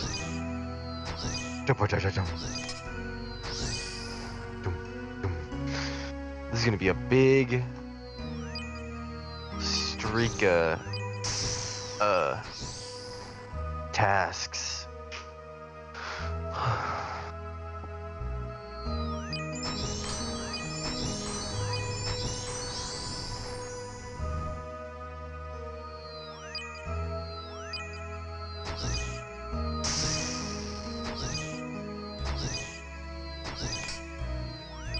Wait, does iron ore smelt normally, or do you have to have coal with it? Okay. Oh, I just had a 100% chance of farting just now. That was funny. That was funny.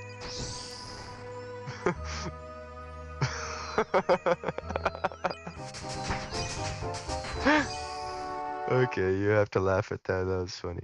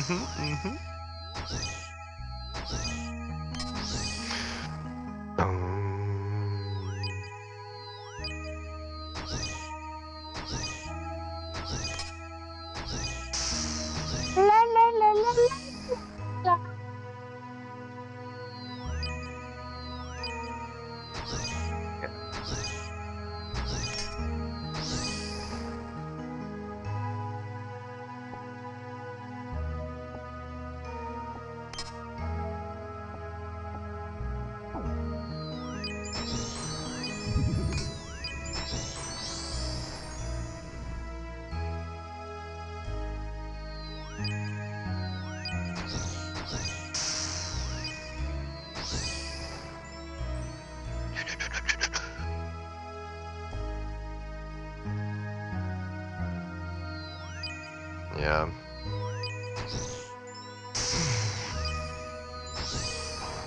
For the weapon or whatever.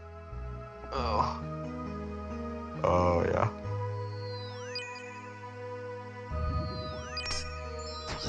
Yeah. I'd love to have 99 combats.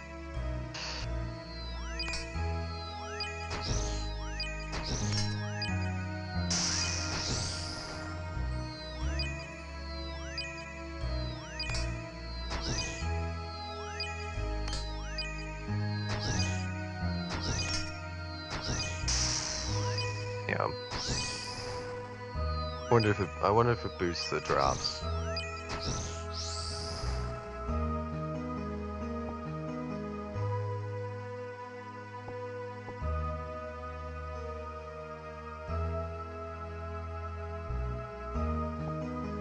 Yeah, that was really good.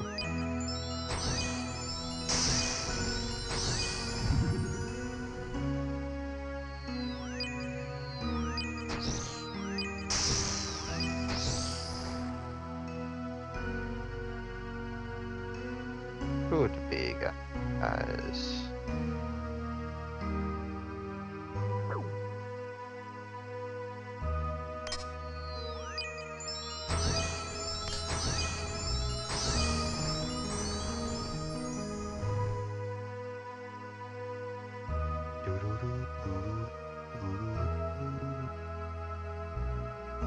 Okay.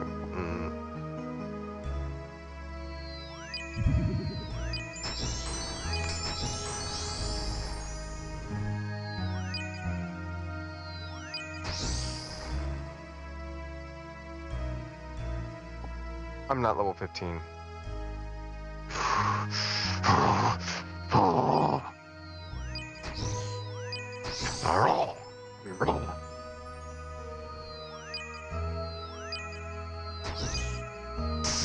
Taking the flip out.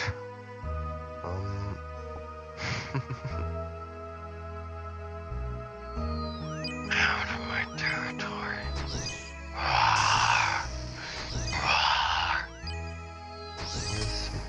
Where's my hammer? There it is. A good cow.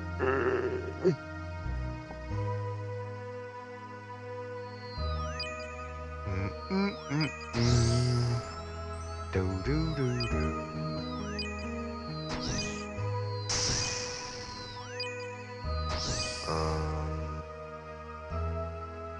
Ion Daggle.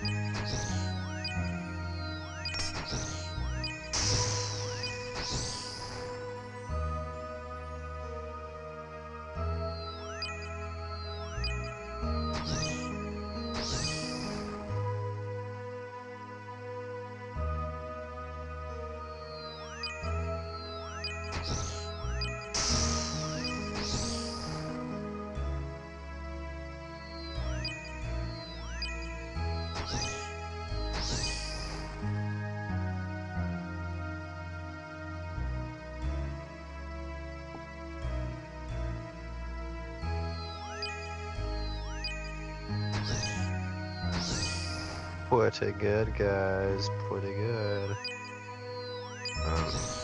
Edgeville. Get it, guys. Get it. Said Edgeville. Loud and clear.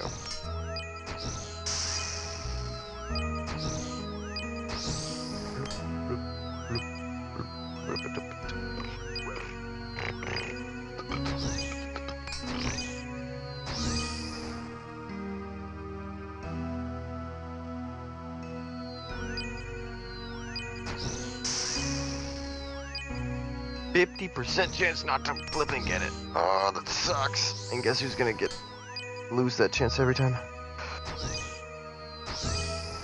Me.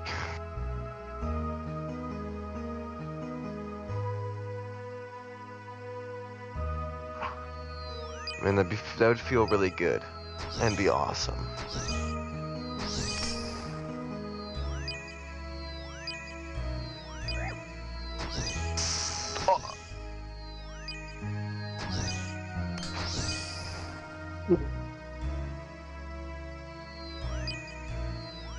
Let's see how many I can actually smelt of 28. So far, I'm a little lower than drop rate. Oh my gosh.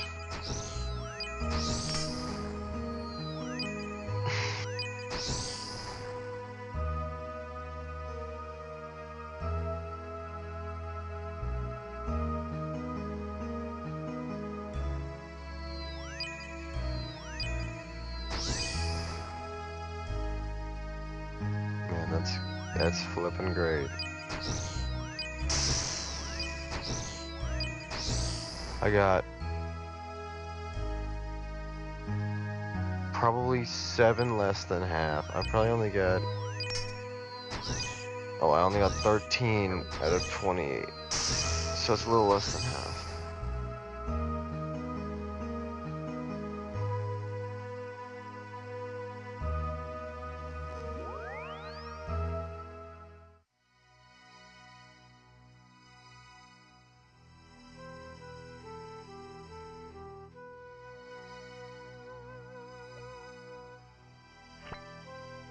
Okay.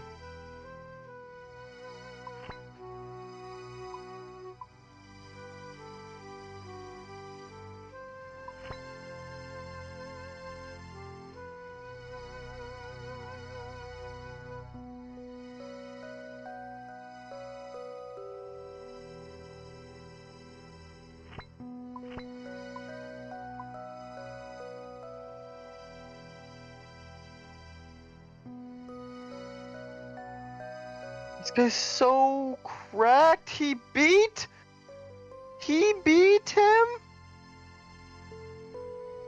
That guy beat Echo Soul. What the heck? He has the Soul Heredit. He has the Soul Heredit stuff. And he has full crystal. I think that was full crystal. If I saw it correctly.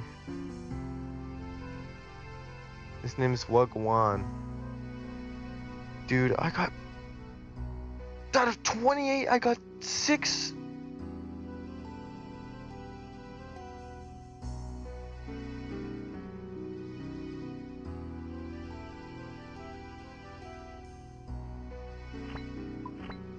That wasn't very good.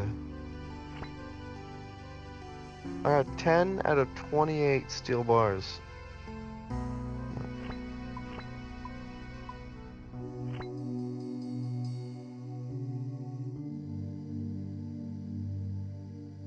Oh, iron bars. I mean.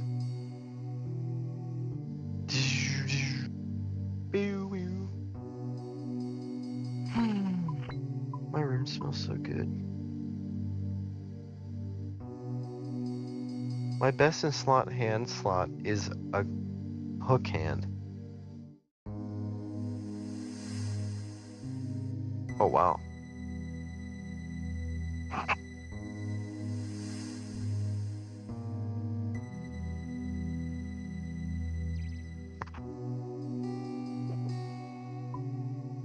Doesn't make sense.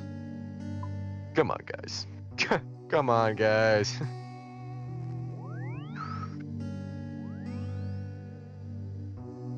Oh. Yeah. Yeesh.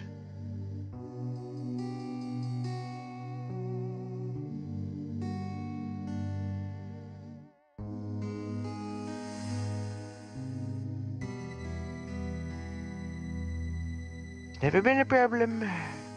Never been a problem. Oh, really? Oh.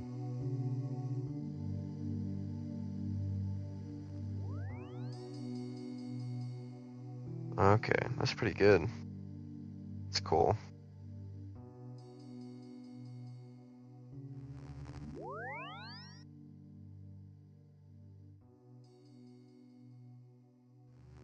Yeah, it's hard.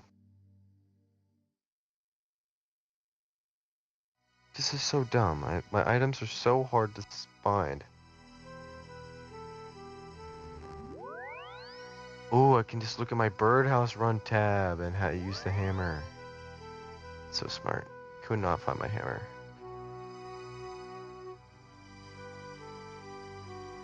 I love that weight doesn't matter, and there's infinite run energy.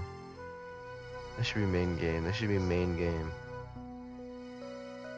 They should just remove all weight. Oh yeah. Ruins it. Yeah. It sounds... yeah.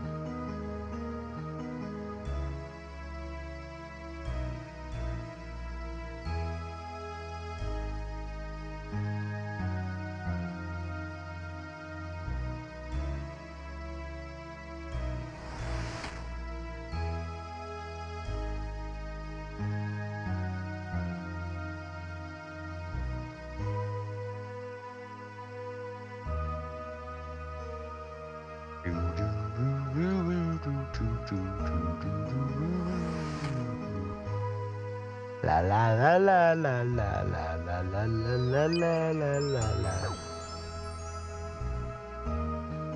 Ugh, that sucks. How am I getting at the smithing level to smith these?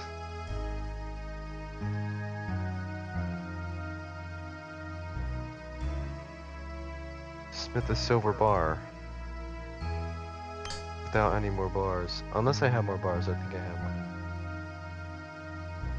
4. That's not enough.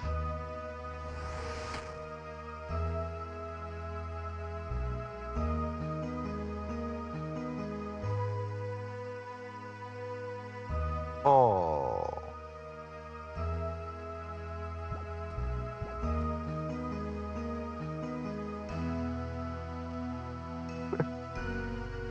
Jeez.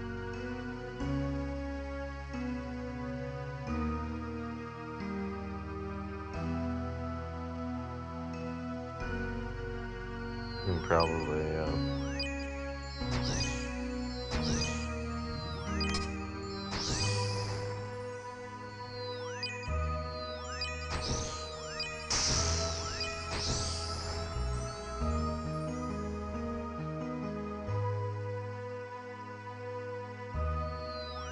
Oh no.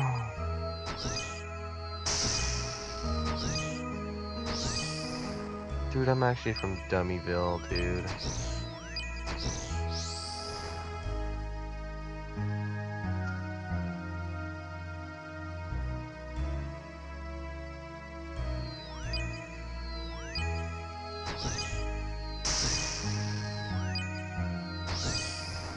I'm gonna leave after I get all these smithing things done. 1:30 in the morning and totally time just kept going.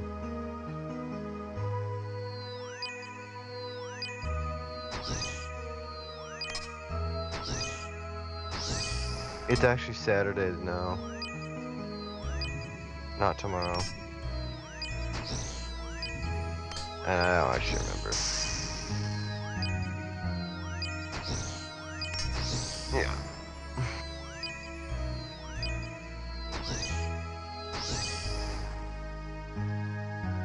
You drip seed.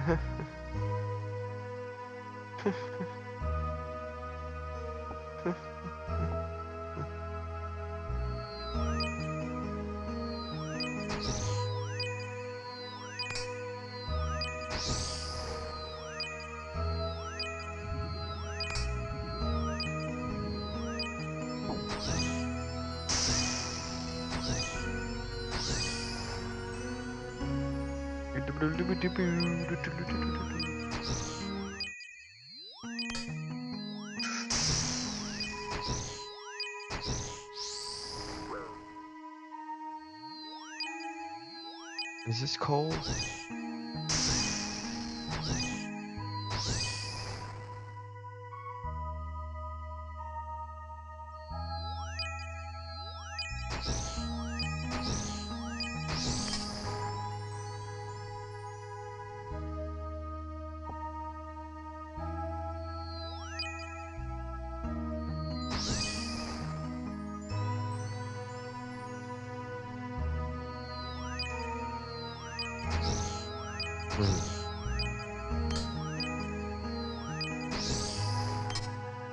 Yeah.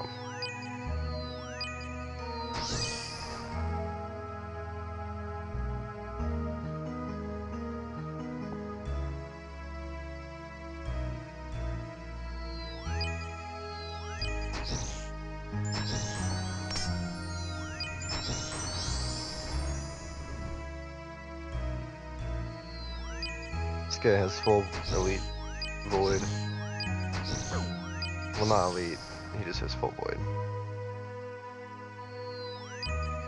I don't know. I don't know. I forgot what elite looks like.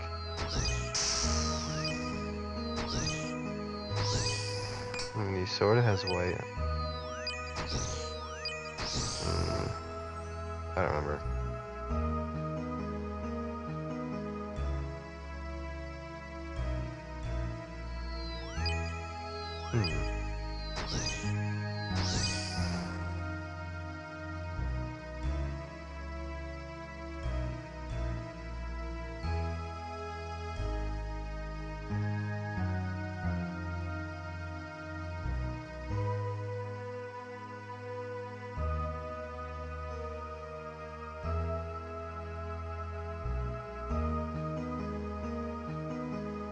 Go to Edgeville.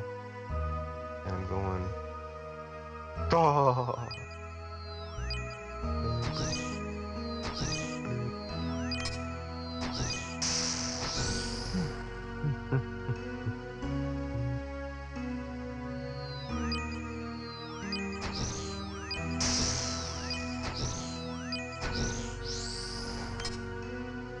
Iron sucks, because iron doesn't cook half the time. Doesn't work. Dude, smithing is so bad. I hate it. Oh. Literally out of like 5, I only get 1.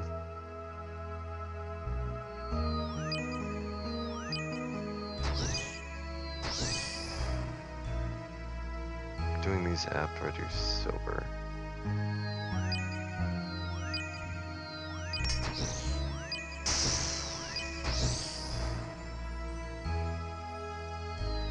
This is smart because I have a huge brain. My brain's so big.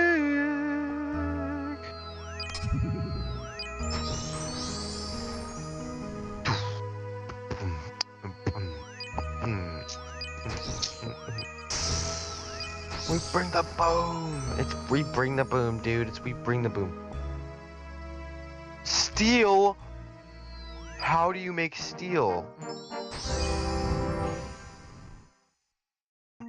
Oh. I just made silver, not steel.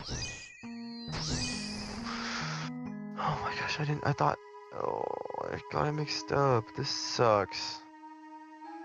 I'm so smart. Goodness gracious.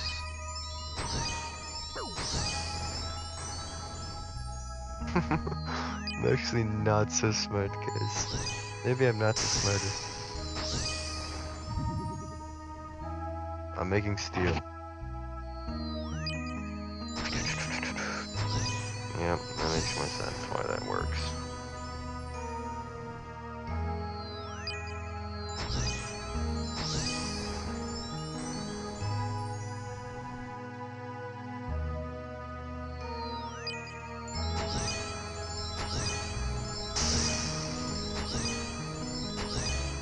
I need 2 coal for each one.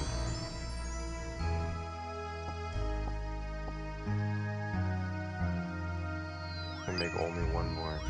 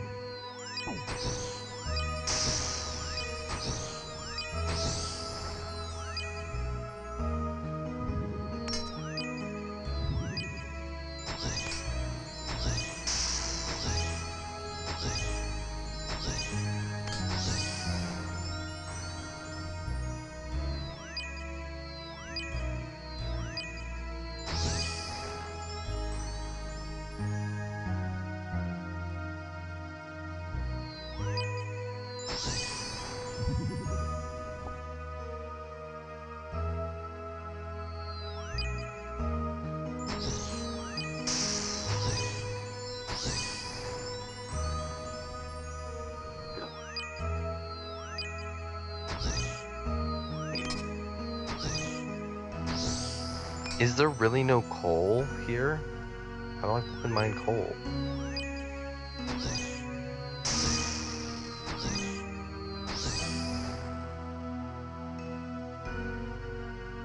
No.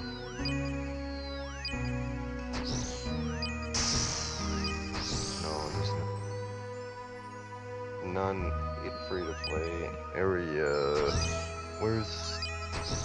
Yeah, I see some there. Above the rev caves, there's a lot.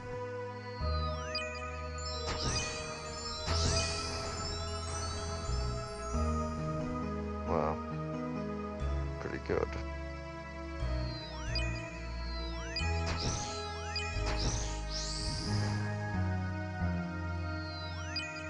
pretty good.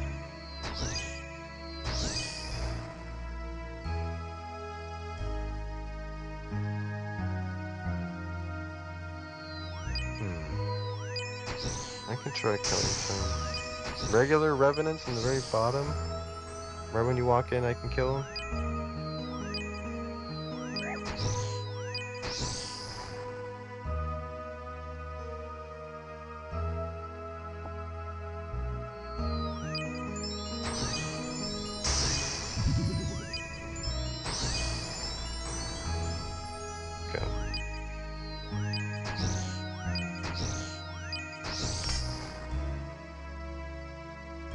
Watch me. I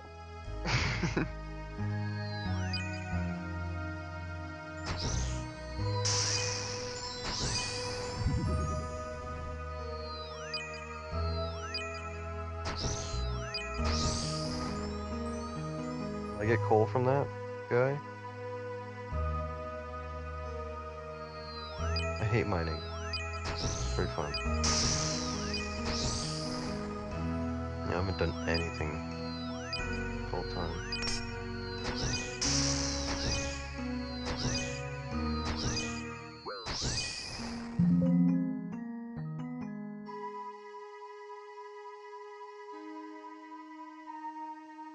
Larensky.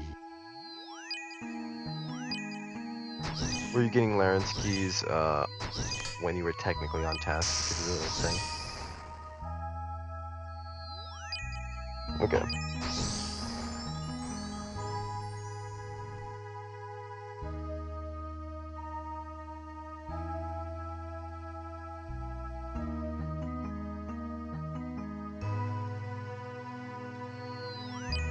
That's good.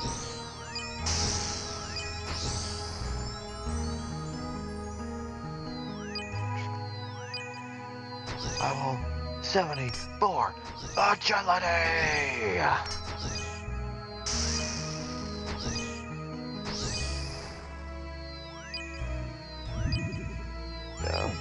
actually a lot. Not better.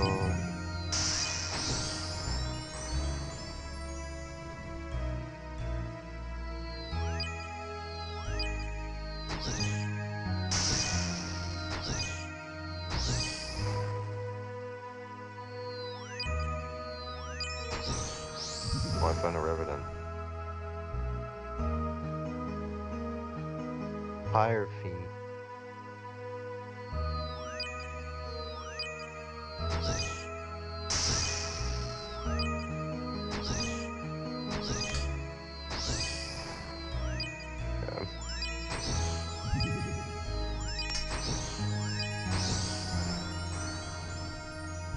Why?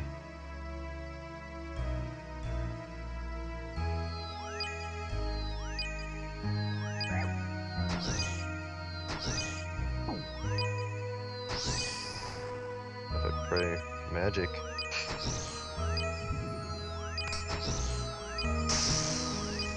He's not doing that.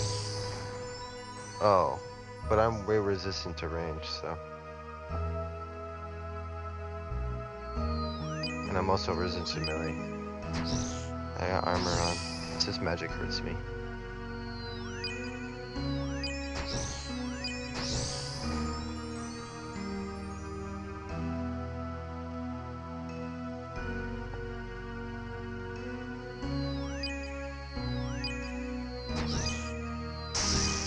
Okay, I'm wearing it. Just got it on my second kill. What do I have to do again? I charged it. What does it do? It gives me a better drop chance. Oh.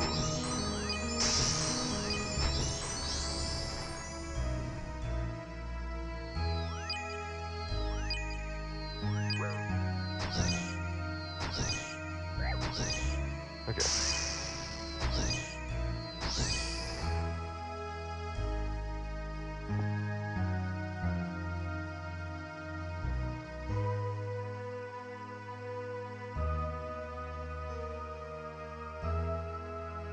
I got another one.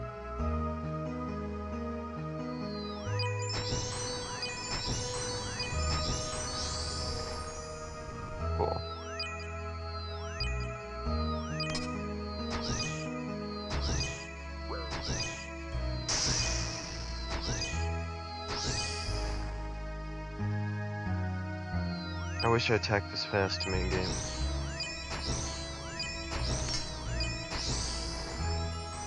Well, I have the first attack speed buff. Whatever the first one is.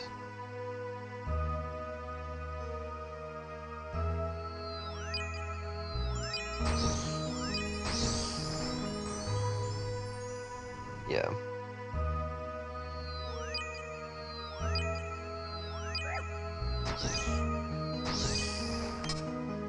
Yeah.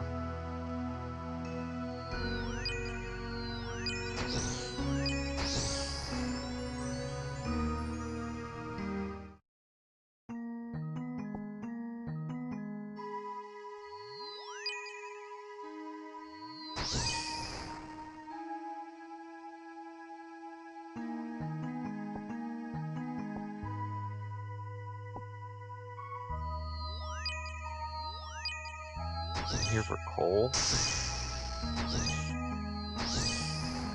Yeah. Will they give me coal?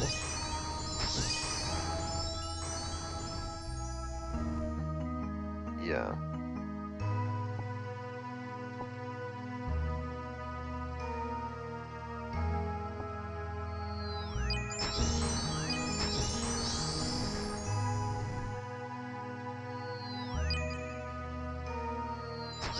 Okay.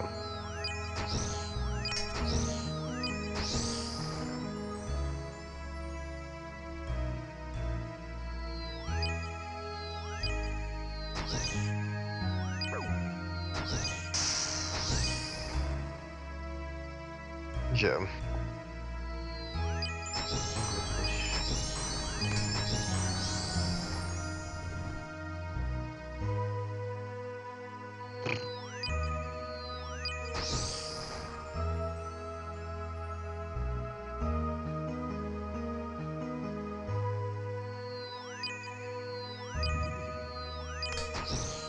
Oh man.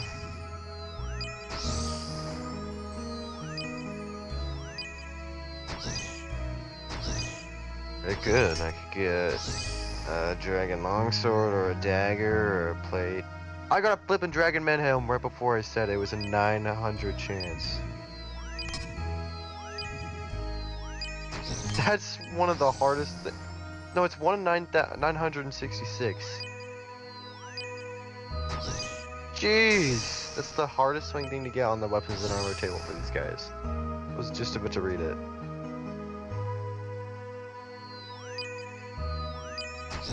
Yeah.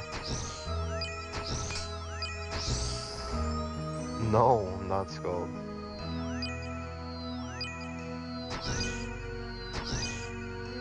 Oh.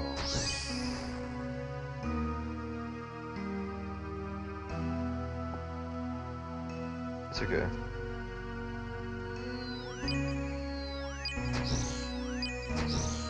I don't know where you are.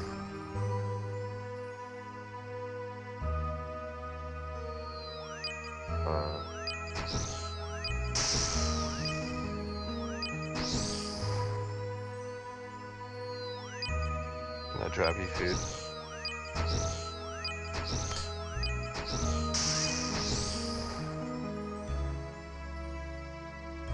They drop it.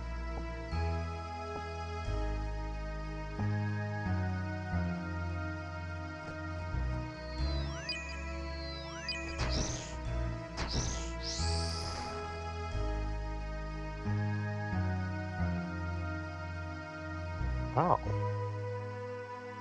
How do I punch you? We're friends.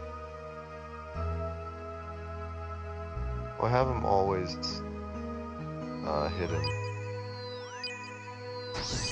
Push!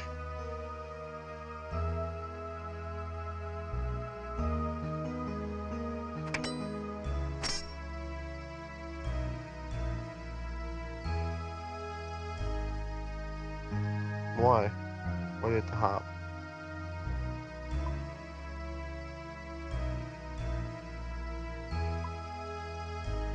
Okay.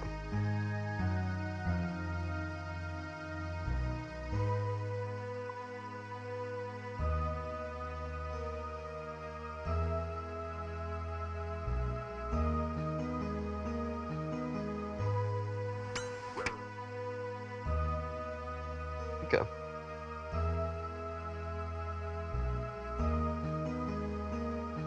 I have to wait until I'm out of combat with you.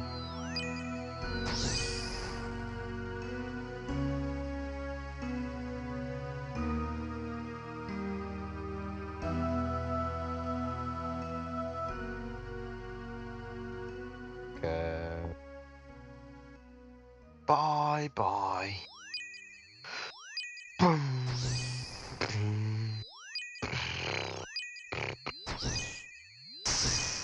Good. Good.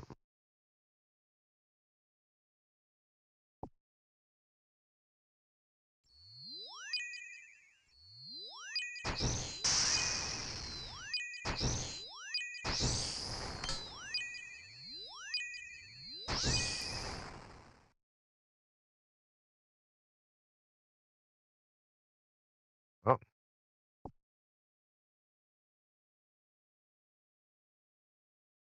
Oh, I need 60 defense. Okay, I don't have defense. 60 defense. I'm defensive casting, so I can wear this flippin' dragon med helm. Do you have a dragon med helm? Flippin'. Ow!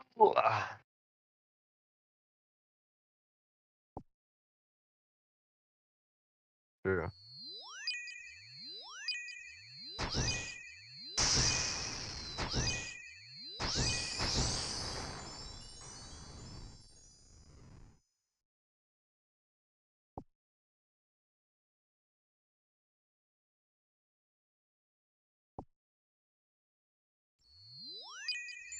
Yeah, this is a lot better and a lot more fun than the other thing I was just doing. Just flipping smithing, slowly mining with a bronze pickaxe, and then running to the bank, or going to a bank and then, ugh, it's so not fun.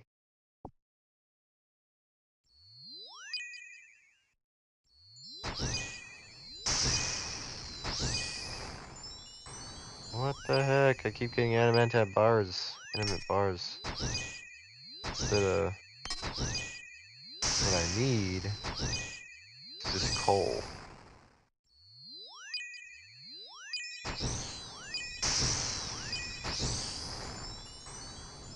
How are you gonna get the weapon? At what rate?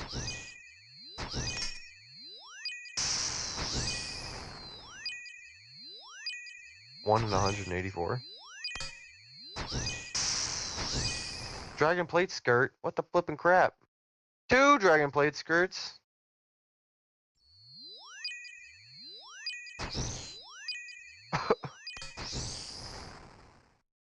Jeez.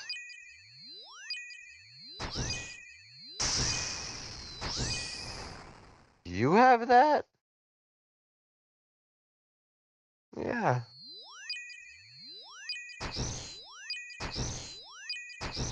Jeez.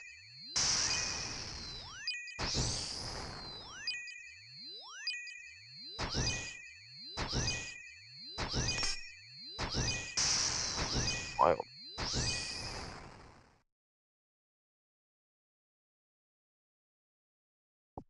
Oh, I got the coal drop.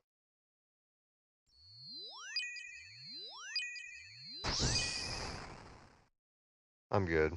But I'm probably gonna do it until I'm done with my skull, right? How long does the skull last? Like 20 minutes?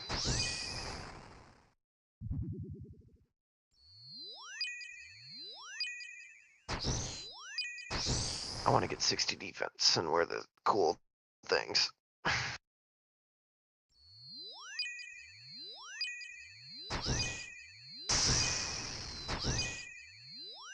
Yeah.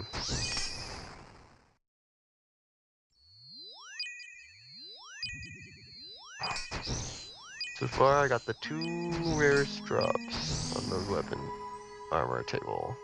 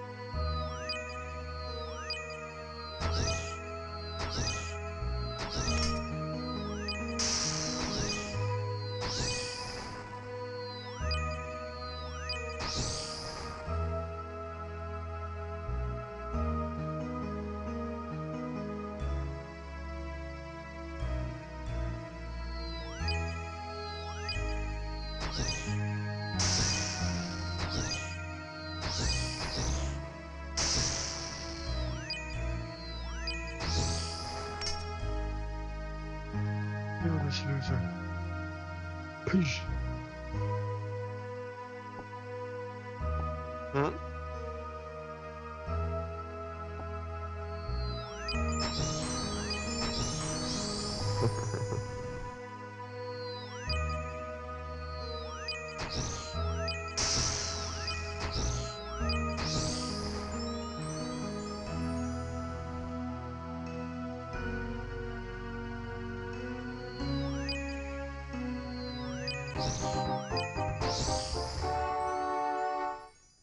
I'm only at 400,000 XP per hour. Not good enough.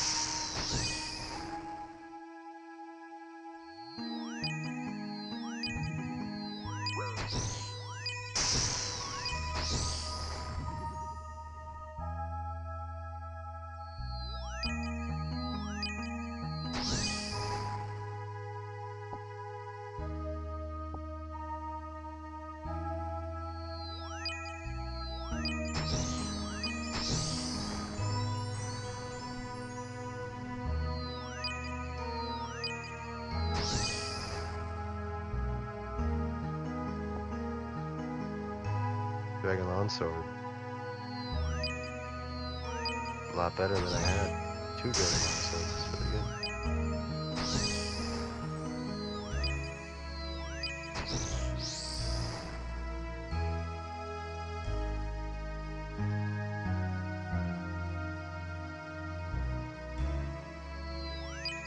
I think it's just as fast as the Ruin Simi. You can drop that puppy.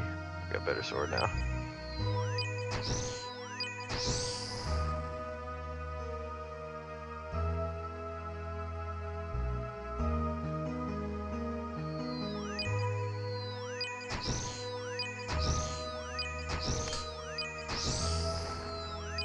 Yeah.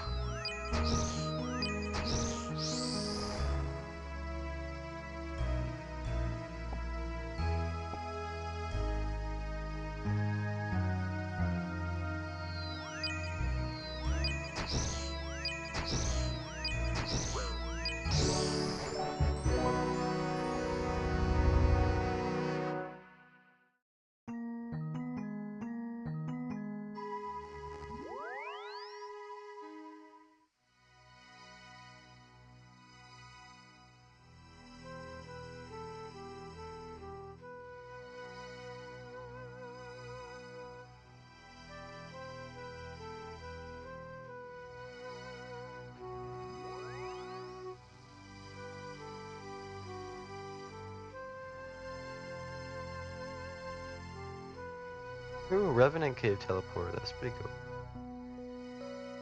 Pretty good. Wow.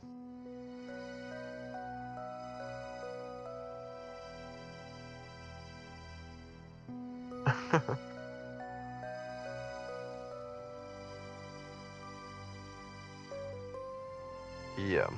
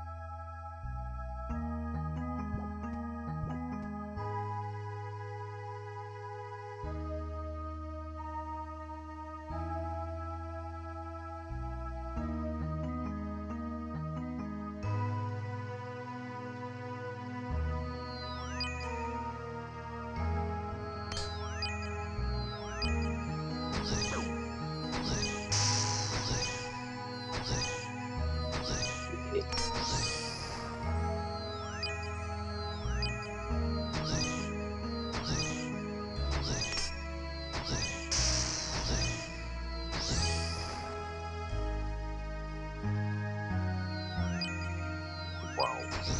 Ridiculous. So you've killed like 400 of these things? Jeez. That's ridiculous.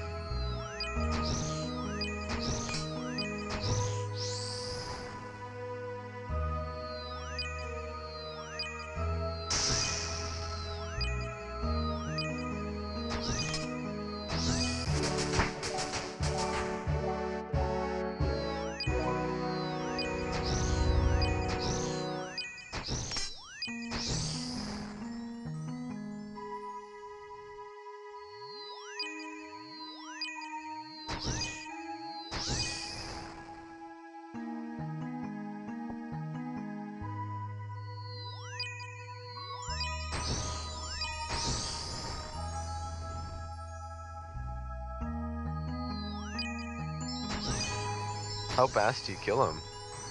Like one shot?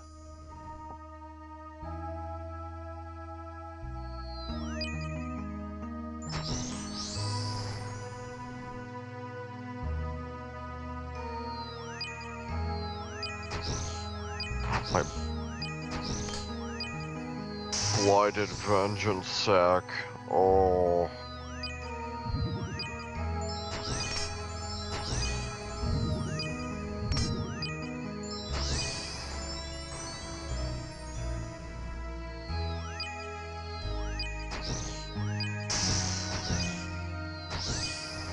I saw a dude with a Bandos chest plate earlier.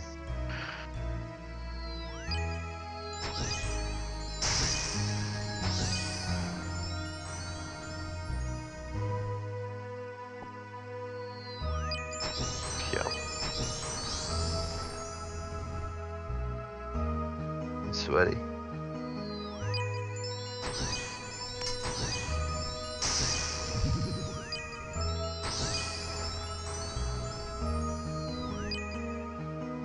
I doubt it.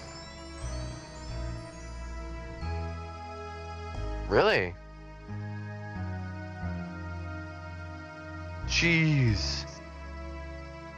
Crossbow.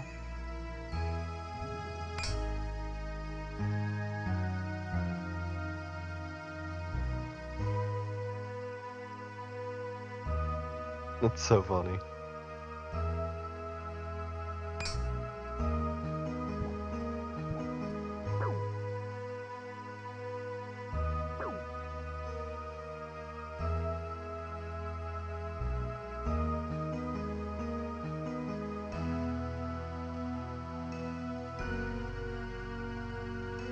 Oh. What do you look like? Was he a mage? Oh, okay.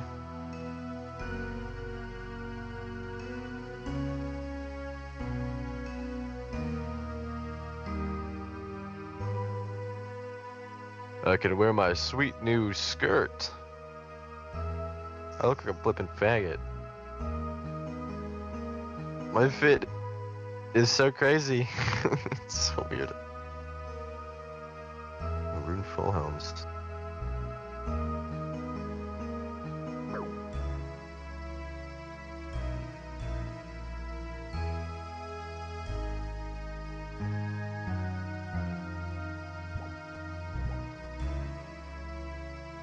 It sucks.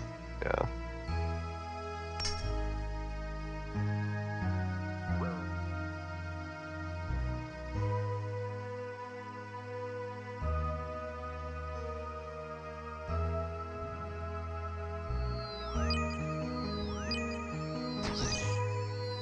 Dragon long.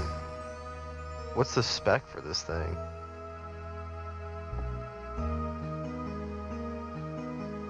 I'm looking it up.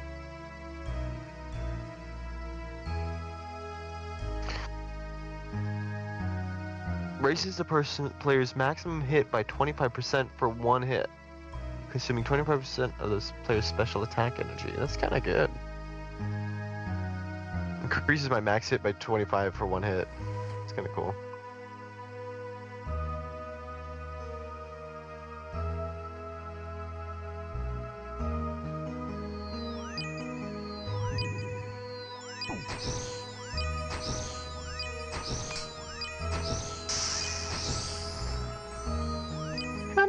Congratulations, Judah.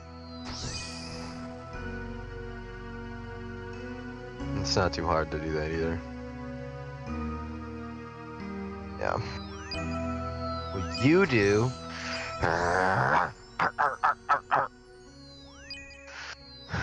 You have the desert unlocked. Have you done anything?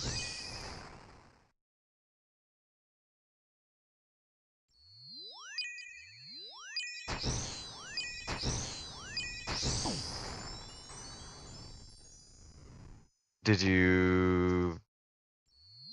Would it be good for you to do the mage training area? Are you butt naked?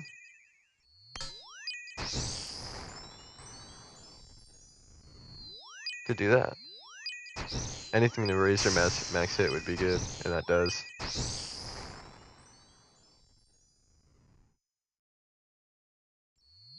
Oh yeah.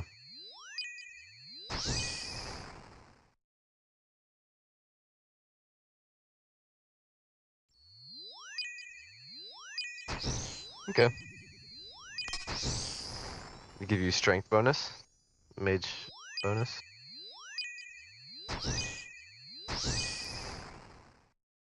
Oh, okay, cool. And you don't have to do that stupid grind.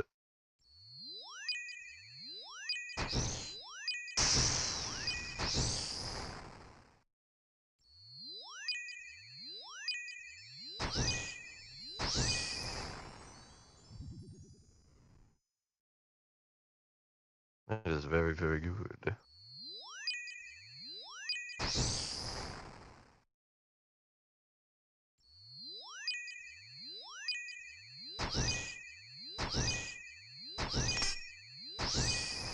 Got some serious gear upgrades here.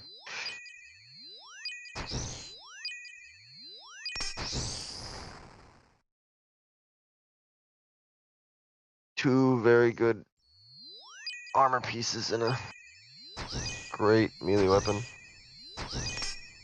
Ancient totem.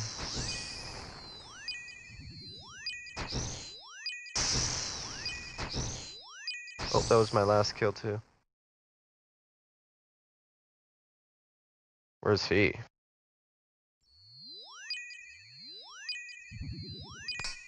I saw him earlier.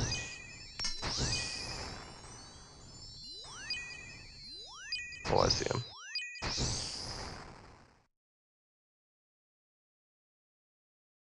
$1 million, let's go.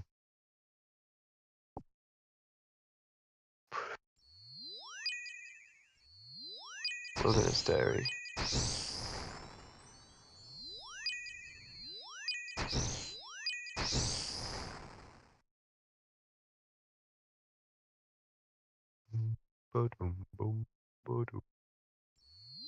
Okay.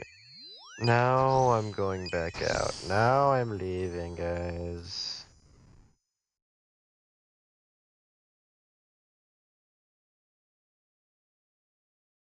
Bottom.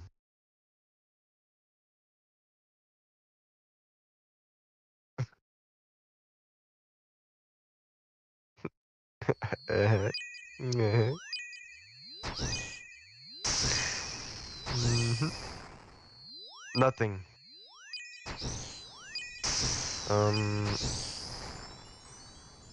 You were just doing that all by yourself and no one was, I wasn't saying anything. Yeah.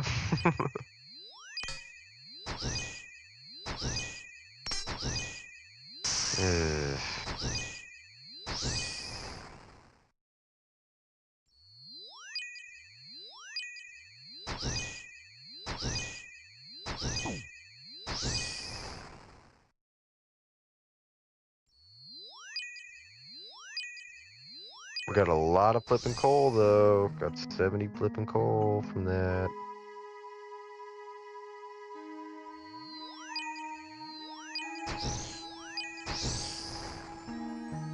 Wow. I want that.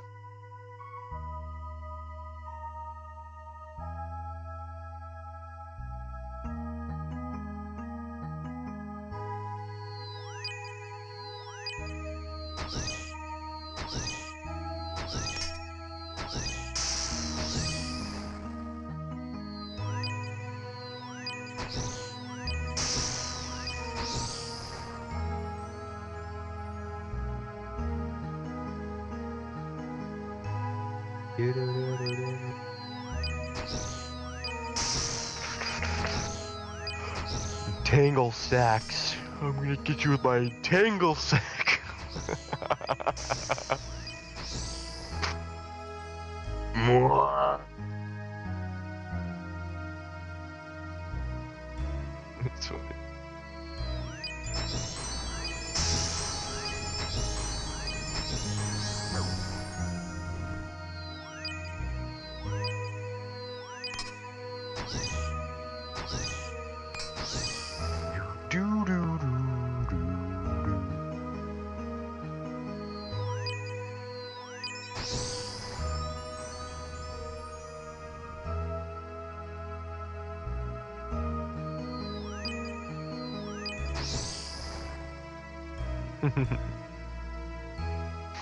That is very good.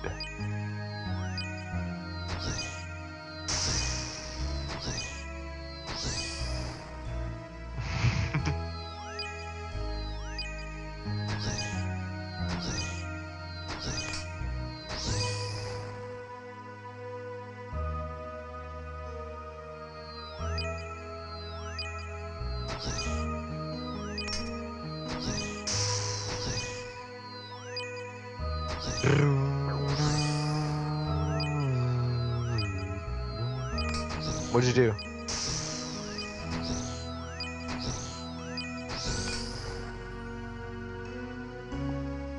Wow. The thing is, all of these things are like crazy main game.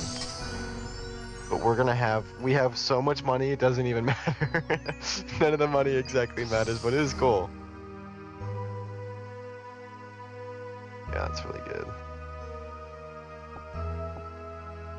What is it that we really need money for, though?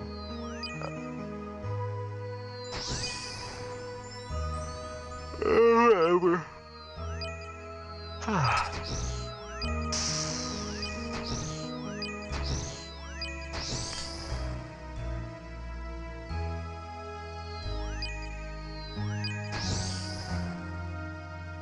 Yeah, that makes sense.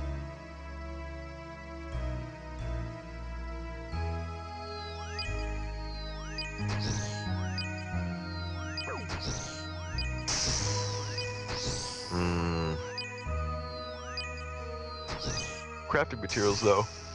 I need those.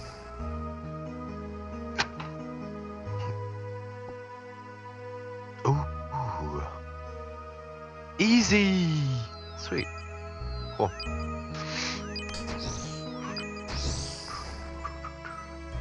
I only have 2.5 mil, guys. Yeah. Okay, I'm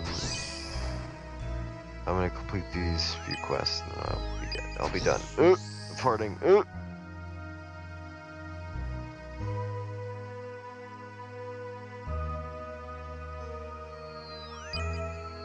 Okay. I do want to keep playing, but kind of getting late, and I'm getting up earlier to hang out with Ethan and then go out.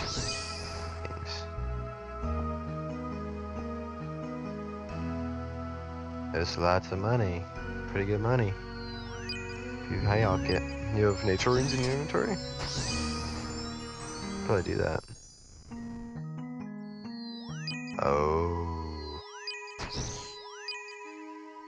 Silly Billy. I'm never gonna change spellbooks. This is my main one. This is my coolest one. This is the coolest one. Yeah, That's the only good one. Your one stinks.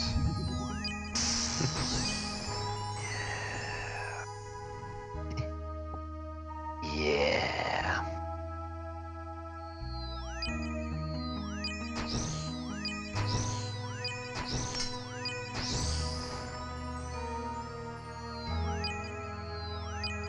Silver sucks. Terrible thing. Okay. Okay. Pomeran scepter. Pomeran. Doo-doo-doo. Oh my gosh, give me a flippin' break. Do I need another level? This sucks, dude. How do you boost your level of smithing?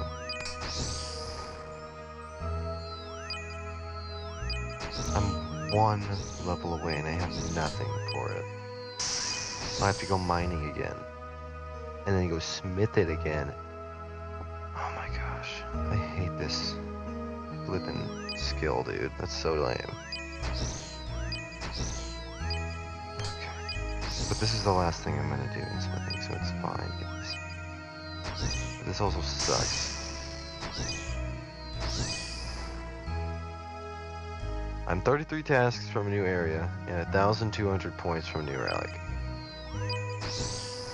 Yeah. If I do the bosses, if I do Scurious more times, if I do some bosses, I should be okay.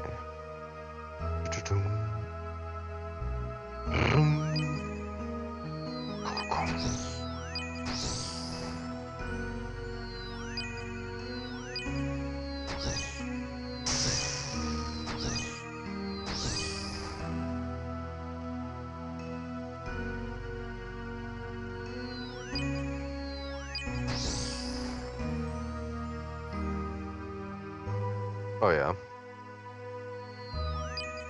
Why? Oh, just kill one of them and then just go to the thing.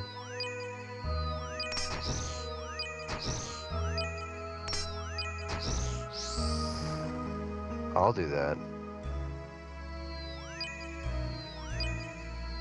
I think it is faster because it only adds their loot to the drop table.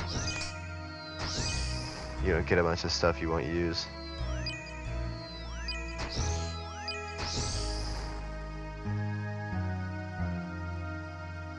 But I think if you're doing it faster, rolling them faster, and you can roll them really fast, so it's...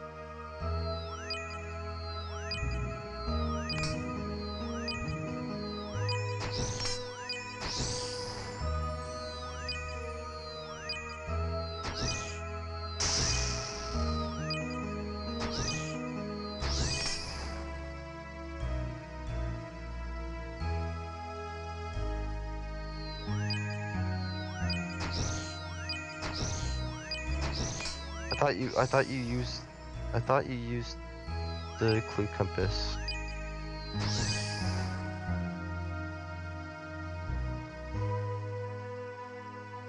Yeah.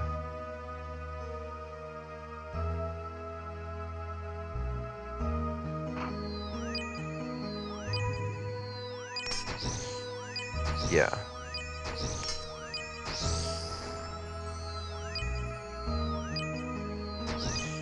I don't really think a banker's note is that good for me. I think actually I will do that.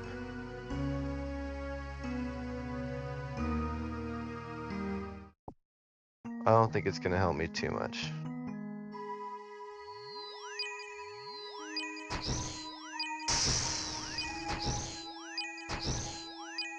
Dead chat?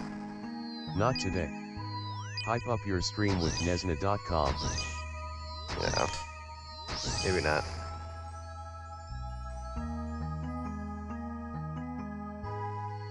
True. True.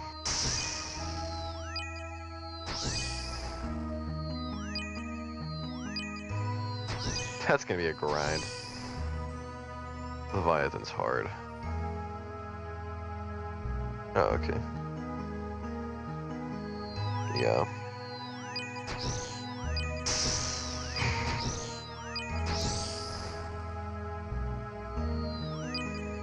Yeah, it's so much times easier.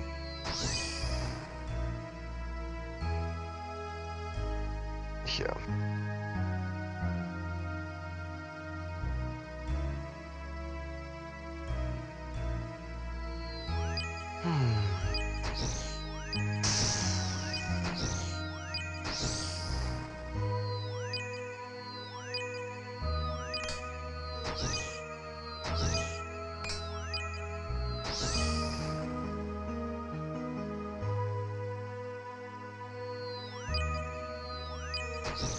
I love mining iron, it's my favorite thing ever.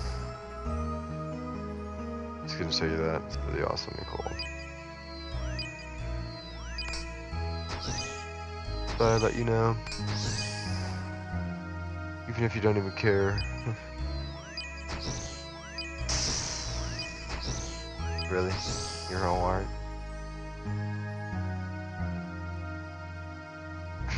Ow.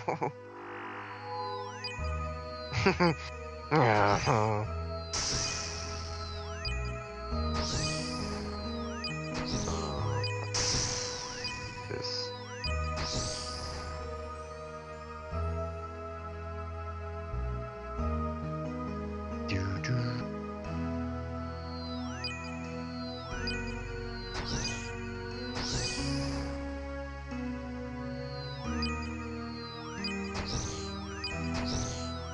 That's crazy.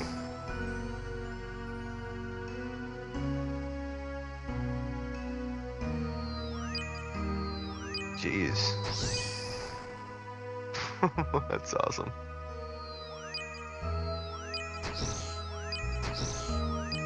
Everyone wishes it was there.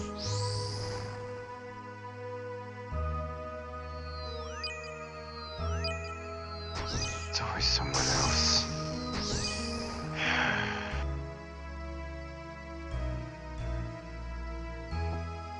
But they're wrong.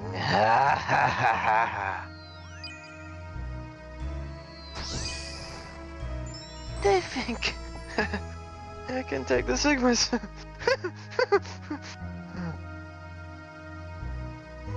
Actually, I'm autistic.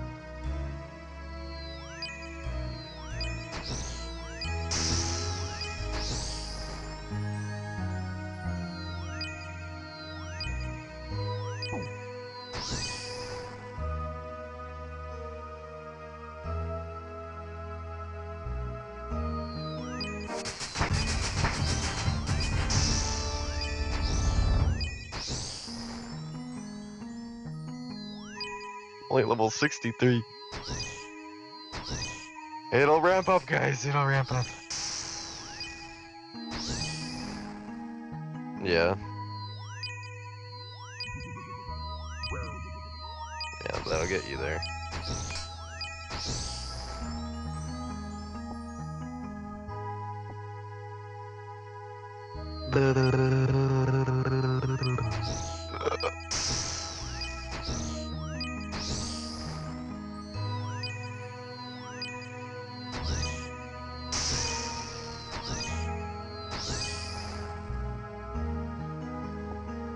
Okay. Now I can finally get it all done and done.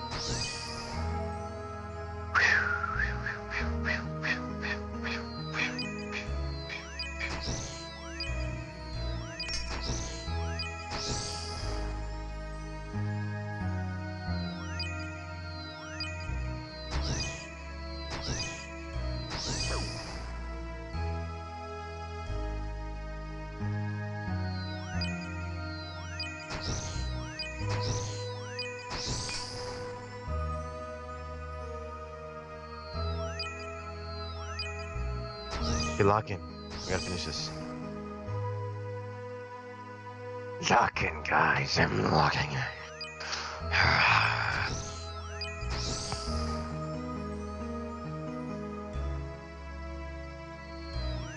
I'm locked in. Okay.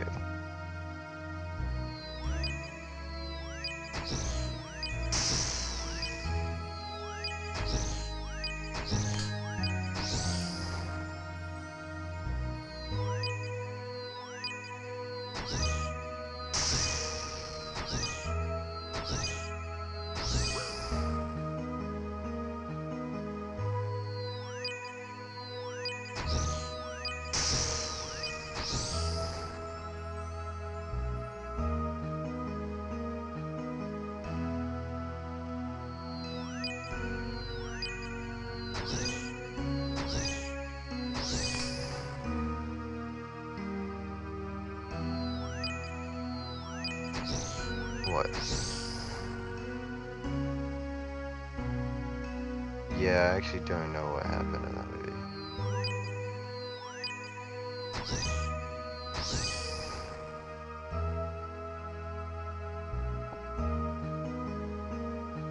Yeah.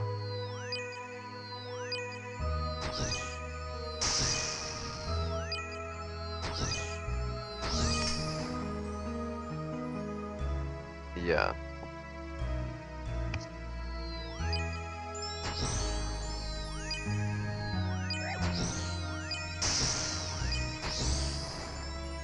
As she should be.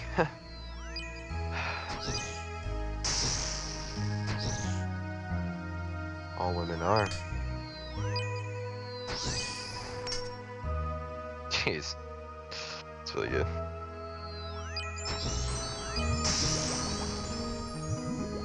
I don't think anyone is.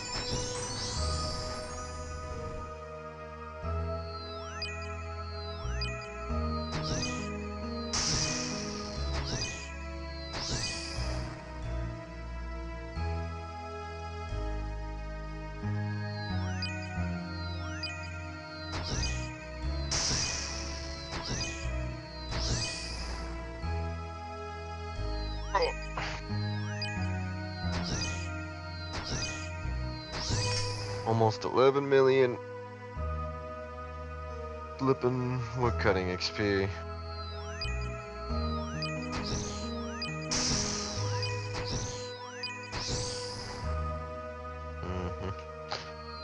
Pretty crazy, I think I'm pretty freaking crazy.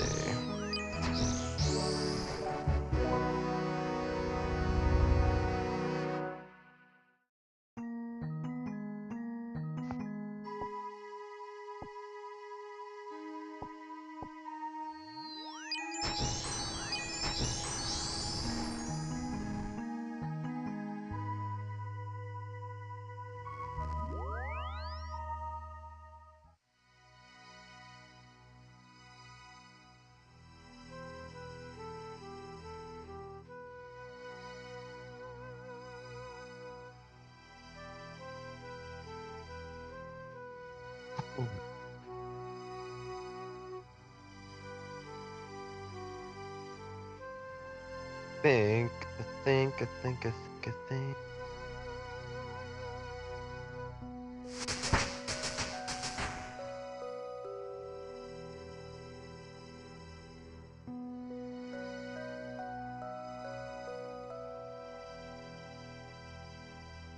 Arrow tips. Do I need feathers too to make arrows?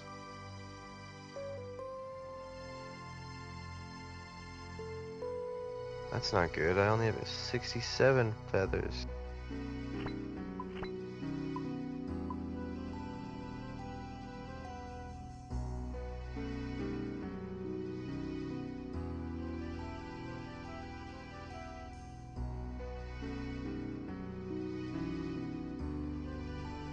Oh.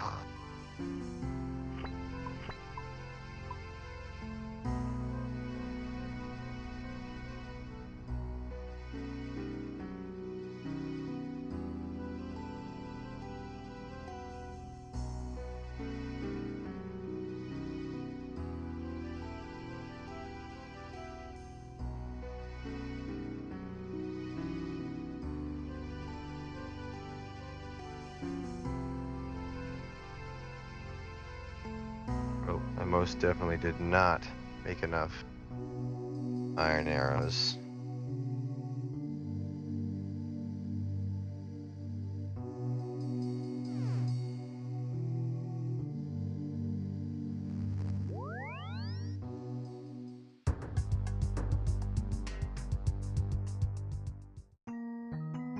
Well, I'll get those feathers later.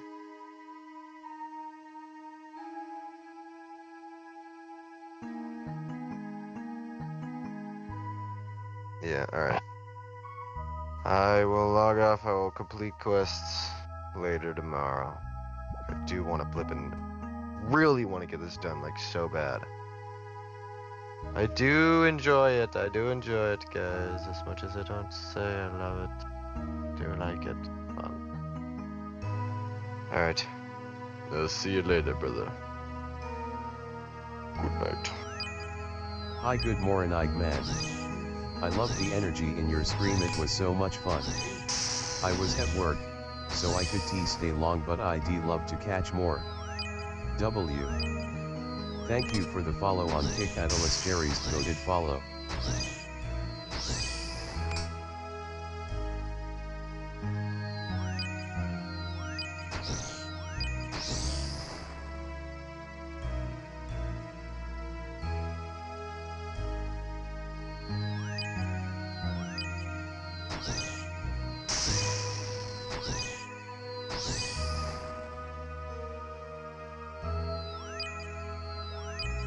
You're about to witness the world's worst funeral speech. Now let me go ahead and catch you up to speed. This is the part of the funeral where the relatives and the close ones are sharing stories about the deceased. In this video, the deceased is an Asian lady, and storming down the aisle like a fucking running back in the NFL is this Orville Redenbacher-looking motherfucker who's about to share the most cold-hearted, most inappropriate and awful funeral speech in the entire world. He just verbally sharts out pure filth. This man really tries to put the fun in funeral. And I can't tell you how touched I am by the thoughtfulness and the depth of what you said. I mean, it's really touching. I hope nobody takes offense at this, but I'm not affected by this, but I see that the smoke in the church, in the Asian churches, is so prevalent that I gag when I go inside. Yeah, I hope nobody takes offense to this, but go fuck yourselves. I hate all of you. When I come in here, I want to gag. You all make me physically ill and should be ashamed of yourselves. I love how he smoke in the church. I hope nobody takes offense at this, but I'm not affected by this, but I see that the smoke in the church, in the Asian churches, is so prevalent that I gag when I go inside. Yeah, I hope nobody takes offense to this, but go fuck yourselves. I hate all of you. When I come in here, I want to gag. You all make me physically ill and should be ashamed of yourselves. I love how he starts this with, I'm not affected by this. What a sociopath. Yes, I'd like to make it very clear, I'm not affected by this. Do you think I care? If you think I care, then you're fucking stupid. I don't give a shit. You think I give a shit about this? She's gone, doesn't matter. You know what does matter? The incense smoke in this church. It's overwhelming and unreasonable. Really, it's the optimal time for a PSA here, and I'm glad that he was able to step up and be the hero he needed to be and say what needed to be said. The most important part of every funeral is the PSA portion. And I'm not sure if this is a factor, but I think it is a factor, and I believe it is a factor. My favorite type of argument is the same kind of shit you hear from the anti-vaccination crowd. I believe they cause autism, thus that's better than the facts. This man just coming up there, yes, well, I think it's a factor, but what's important is I believe it's a factor, so it is a factor. Thus, in conclusion, the incense smoke in this church causes autism, and my base set 1 Shadowless Charizard card is worth at least $2,000, and I'll settle for not a penny under. In this woman's plight and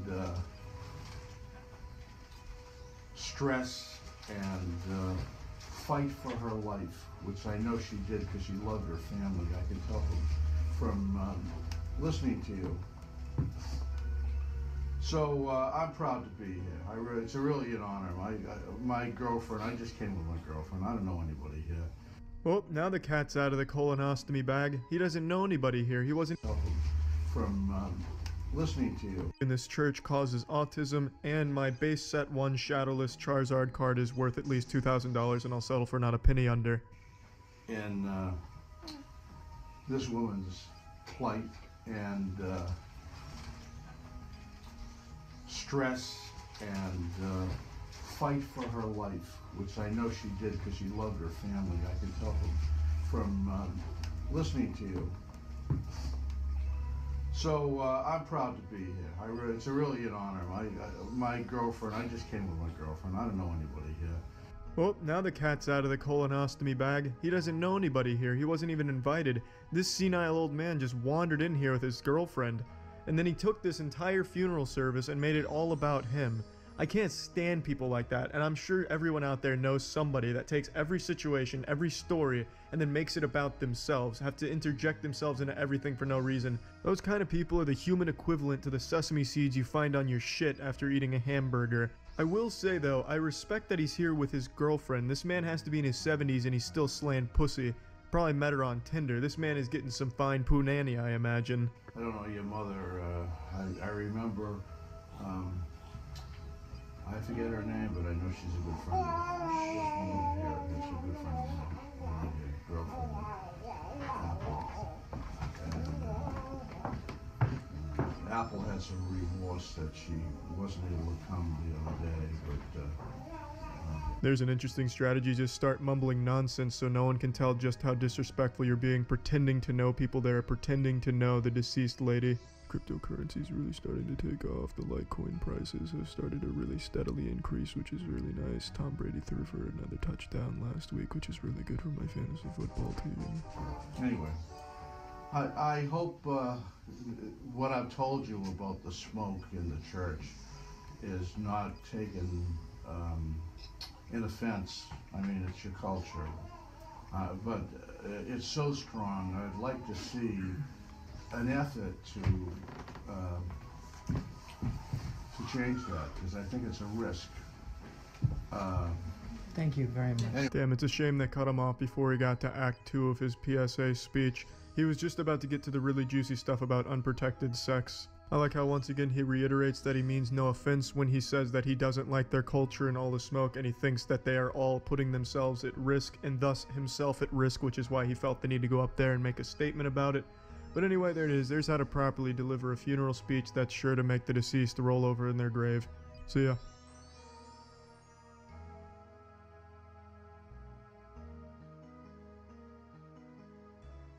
There was once a period in time before erections were invented. There was also a period in time before televisions had hundreds of channels. And when I was growing up, my television only had 100 channels, and the majority of them were static because you were accidentally picking up some fucking alien transmissions through the tube TV antenna. And during this time there was a hobby known as channel surfing. I'm sure that's a dead art now, because now when you have friends come over and shit and you don't know what to do, well, you can pop back, play some games with your gamer bros and give each other Dorito enemas and all that cool shit. But back then what you would do is you would surf the channels looking for shit to watch. Comedy Central after like 2 a.m. would just start playing censored Girls Gone Wild. There'd be a lot of Spanish stations playing some news and shit, but what would always happen is you'd end up watching a C-SPAN broadcast. Now what I'm about to show you has no relation to C-SPAN in any regard really, however it does personally remind me of those times watching C-SPAN broadcasts. Hello, my name is Lisa.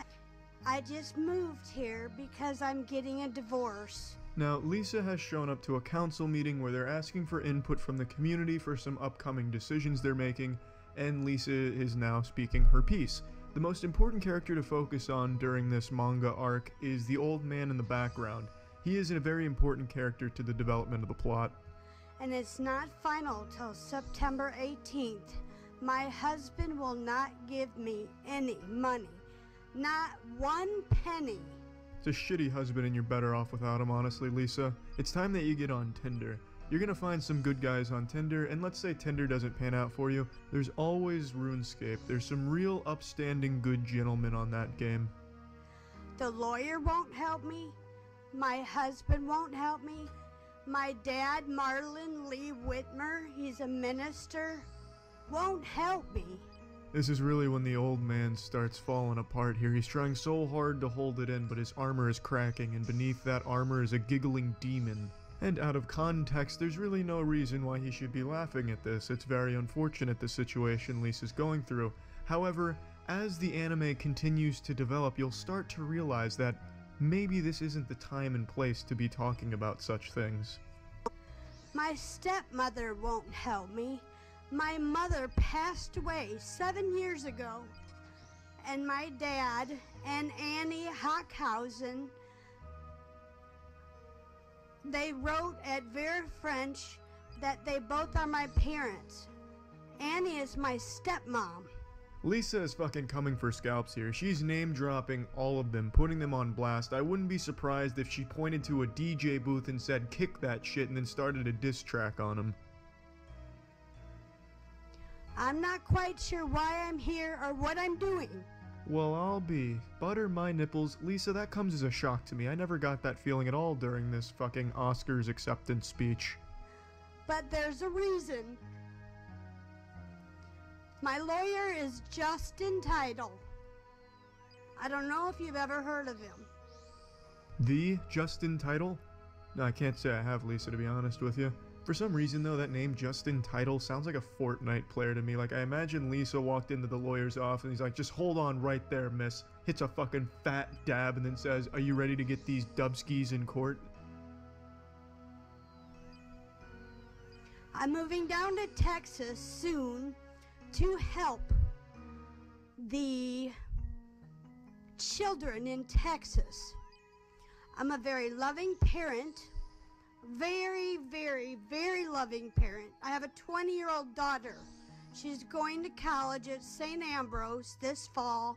She's in Muscatine College right now. Her name's Brianna Elizabeth. Man, that elderly gentleman is trying so hard to keep it together. I feel bad for him because it looks like he just came into the council meeting to catch some hard Z's and just fall asleep through it. But now there's this monkey wrench that's been thrown into his plan, this X Factor, because Lisa's now left the set of Parks and Recreation to come to the council meeting to give a graduation speech, and the old man is just laughing too hard to fall asleep.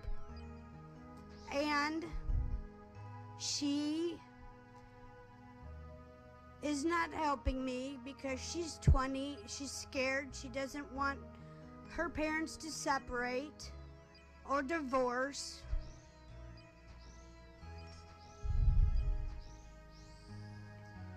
Ma'am, we're discussing the rezoning for the Portillos. Do you have any comments on that? For what? What a fucking fantastic season finale there. The writers really outdid themselves with that plot twist. Who saw it coming? Now all of the clues throughout the season make sense. Why the old man was laughing as hard as he was, despite Lisa's story not being all that comedic, makes sense because she was delivering this DiGiorno's personal pan life story in front of a council that was aiming to discuss a Portillo's rezoning. It had no place there. It's absurd. You can't help but giggle about that. It'd be like me going on America's Got Talent and reading excerpts from The Outsider's book.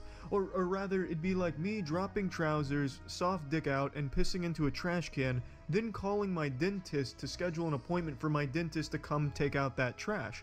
That's not what the dentist signed up for. That's not his job. That's not what he was looking for.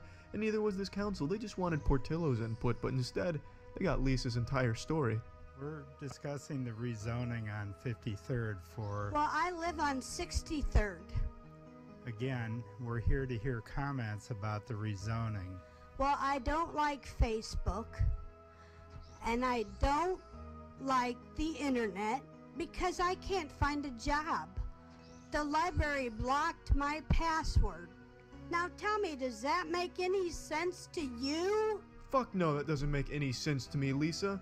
But how did they block your password? I've never heard of a library doing that. I feel like maybe you just forgot your password. I don't think the library has a grudge against you and is trying to shut you down from their internet access. Sounds like some Jason Bourne level shit, like there's this command center at the library that has one super trained special operative that is just an expert at watching security cameras to identify if it's Lisa that just entered the building, like some type of fucking national security alert. So then he sees Lisa come in, so he sprints to his boss and reports it. "Jesus, Boss Franklin, she's here." So then the boss turns around in this giant office chair, puffing a cigar with sunglasses on, and he says, "Shut it down. Shut it all down. May God have mercy on this library." But yeah, on the real Lisa, fuck Facebook. Ma'am, we're not here to discuss your personal life. I'm sorry. Do you have any comments about the rezoning? No, sir. Have a good day. Thank you. Next. A peaceful resolution all around, pretty wholesome, honestly.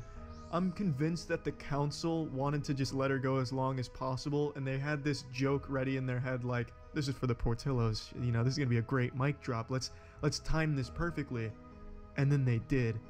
Hats off to the council for letting her go and then timing the Portillos mic drop for when they did. The timing couldn't have been any better. So yeah.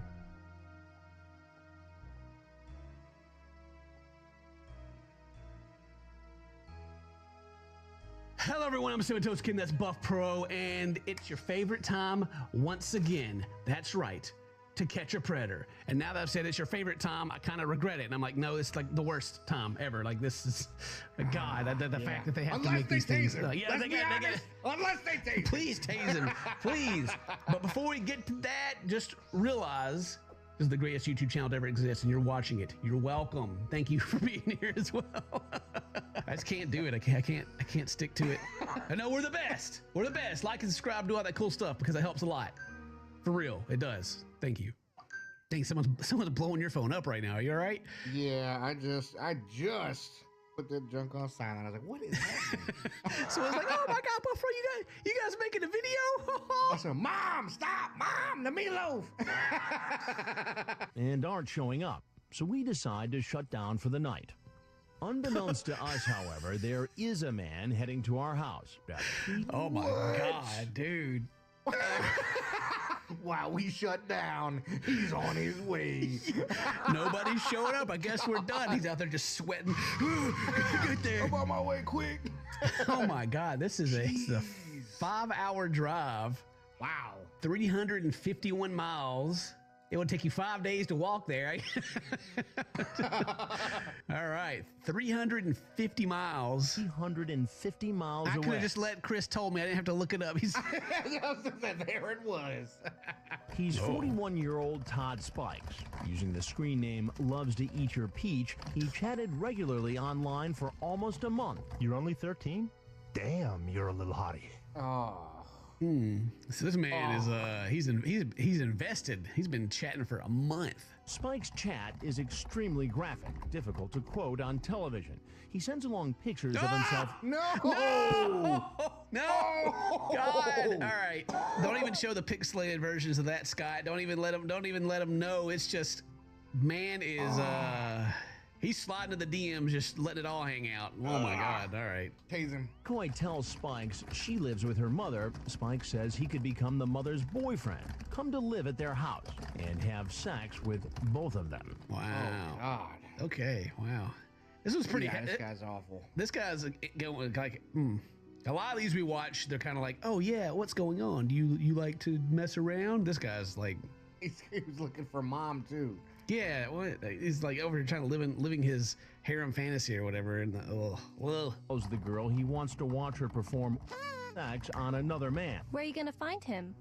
Probably the mall, or maybe on here, but the mall is a sure place. And he's also a cuck, Dane. Wow. He's talking. Dude, this dude is like hitting all the awful human being angles here. I hate this guy. Yeah, he's like, I'll just go to the mall and just find somebody. It'll be great. I'll just go find another pedophile in the mall. They're everywhere. It's easy, right? Everyone will jump at the chance. God. Wow. Spikes also tells the girl what he's done for a living. I used to be a cop. Was a cop for 15 years. No. No way, dude. No. Are you... Kenny. Say it ain't so. I wonder what got him fired. I wonder what our... You know, there's that old stereotype, right? When it comes to some people in law enforcement that they peaked in high school. Yeah. This guy's still living his high school dreams. That's what it is. Gosh, yeah. Absolutely. 100%. What a piece of trash. You better not tell anyone. He responds, I won't, sweetie. I can't. Inmates hate cops. They try to kill them in prison. And you know, they also try to kill pedophiles too, you know, so. Right. This man's like putting himself on the dang sure ain't walking out of here board. You know what I'm saying? Like, dude's willing to die for it. Yeah. Holy crap. When he arrives in the Flagler Beach area, he calls the decoy from a payphone. Perverted Justice alerts Officer Kevin Pineda of the Flagler Beach Police. So they had to wake everybody up. They're like, oh my God, hey, this dude's actually showing up. Get everybody up. Get the camera crew out. Other officers back at the darkened undercover house and see Spikes driving by. He actually circled the house numerous times. I guess they still had cops here.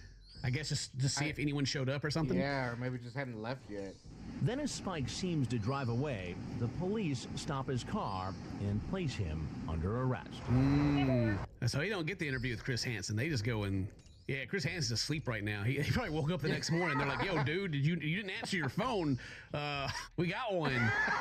Yeah, and I guess I didn't think about this, that they don't, like the whole Chris Hansen interview is just, I guess, just part of the deal.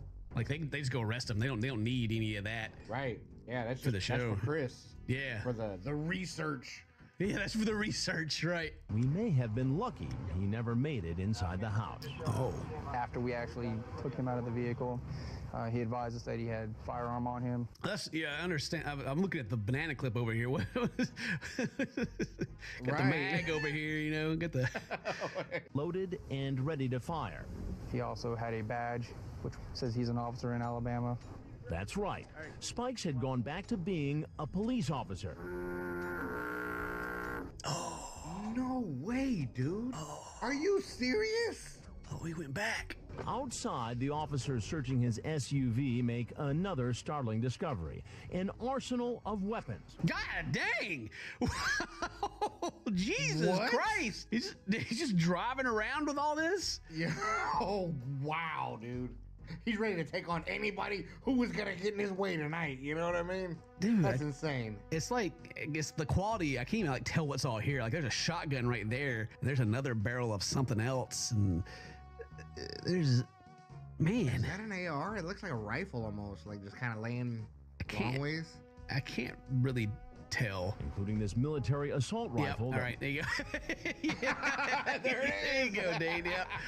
You have a 38 Smith & Wesson Special there, a Glock 40, and a 45 caliber 6-hour. You have a 12-gauge shotgun back there. That, along with about 800 rounds of ammunition. Man was on his way either to war or to the range. I don't know which one. Maybe that's like a guy at the house. He like told his loved ones, he's like, I'm gonna go for a weekend trip down, and we're gonna shoot and we'll take all my guns with me. Maybe that's what maybe that's how he got out of the house. Or maybe he just rolls like that. 800 rounds. God. Jeez, he knew he was doing wrong, boy, and he was ready. He was ready. Spikes also had 3 cell phones, 2 bulletproof vests, video and digital cameras, and pornographic DVDs. Ooh. Do you think? Wow. Jeez. And they didn't chase him. I'm just like, what? 2 bulletproof vests, bro. Yeah. He's doing it GTA style. Dude's like a weapons smuggler or something at this point. Like, my thought was like, oh, maybe he just got all this stuff because he like goes to the range and shoots or something. It doesn't make sense for him to have all that stuff. But then like you also got the cameras and you got the other stuff in there too. And it's just like, all right, who's after you, dude? Like what? Yeah, for real. John Wick over here. And are you willing to talk to me? No? And he doesn't want to speak to Dateline either. Do you want to talk to us? He's like, nope. Nah, not on this one. I don't want everybody to know. I mean, it's probably multiple reasons, right?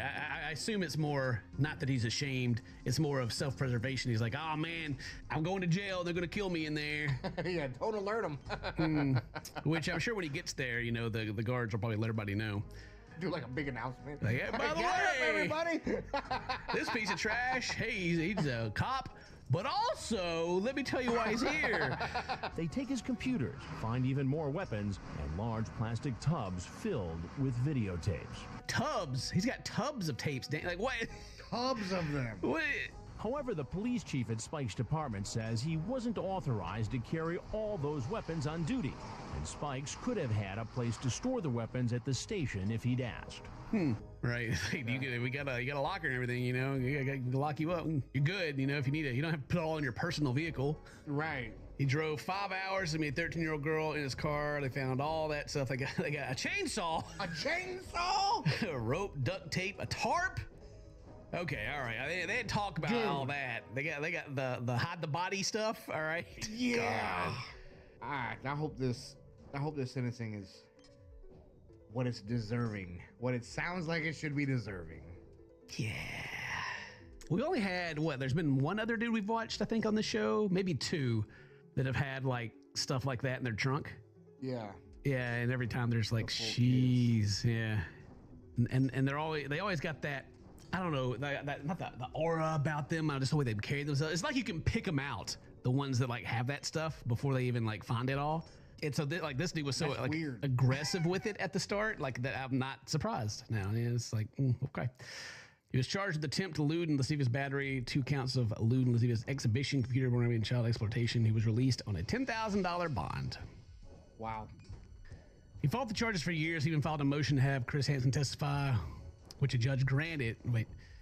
To have Chris Hansen testify. He wasn't even there. Right. Why would Chris Hansen have to testify? That's not authorities announced that they would seek prosecution against Spike. Spike was arrested on November 2009, but released 5 days later, awaiting trial. He's fighting it. Spike was sentenced to 10 years of sex offender probation and a lifetime registration sex offender. He was sentenced to 10 years of sex offender probation. This man got out with no jail time. You're guilty, and now shame on you. Go home. Right. Yeah. How dare you? Slap on the wrist. How dare you, police officer? Wow. Dude, this is like, I say this on a lot of these, but this guy's like one of the worst ones. This guy's one of the worst ones. Like the things he was sending, the acknowledgement of the situation. Just the awful fact that he is that guy who's going to try to get with the mom, say he would molest the kid and pimp her out and all this other garbage. Dude, I'm so mad right now. Dude's so addicted. He's got tubs of pornography at his house, riding around with his magazine in his truck, you know, so he can, I don't know, look at it while he's locked and loaded. Yeah. The judge said he would consider early termination of the probation after 5 years. Spike's attorney said, "We took the deal because we considered the risk of a trial." On November 29, 2012, Spikes was arrested at his home for violating the terms of his parole. On January 10th, 2013, while still detained, he was involved in a fight.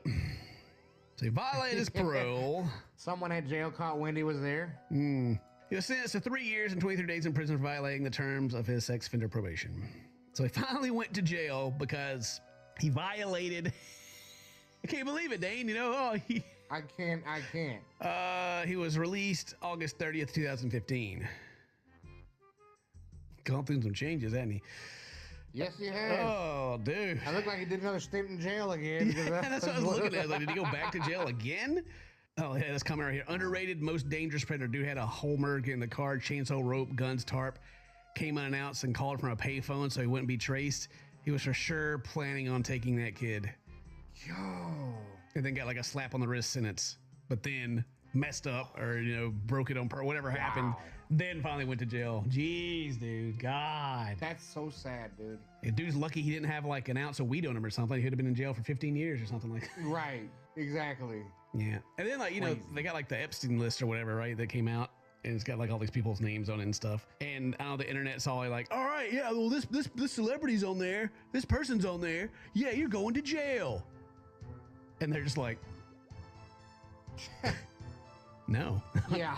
No, I'm not. Have you seen how this works? Yeah. First of all, you know, all this stuff was released to the public, so it's not like the public's all of a sudden going to decide who's going to jail. Like, it's already been, I don't know. That the whole list is kind of, it's almost weird to me, you know. And then they're talking about like keeping names off of it. I don't keep names off of it. Yeah, it's very suspicious. Just the whole thing. And the timing and all that. I'm just like, what about all the tapes and the recordings though from that they have? What about all the tapes? You know, I want to see. Let's release those to the public. They have they have like a crap load of like recordings from like what's going on, you know, and it's like, yeah, release those to the public. Let's see what really was happening. Anyway, it's just the whole thing is disgusting, and I don't even know. I don't know. I feel like there's way too many times we watch these shows. There's way too many charges that are just slaps on the wrist and get absolutely nothing happen. Meanwhile, you know, in real life, things are just not. Dude, like you said, the guy had a little bit of weed on him. He's gone. You know what I'm saying? Like, crazy, man. But anyway, hope you guys enjoyed that video. Leave a comment, leave a like, do all that cool stuff because it does help out a whole lot. We do appreciate it. If today's your birthday, happy birthday. Say toast, my friends. We'll see you next time. Bye-bye. What do you think should happen here? Sure, I'm not like that and a bad guy. Yeah, Mama. It just goes to this. Yeah, I'm not a bad guy. Hello, everyone. I'm Ken. This is Buff Pro, and welcome back to Catch Predator. This is Hanson versus Predator. Oh, it's actually Hanson versus Predator, I guess, but Catch Predator, whatever, you know. This is a former mail carrier sting.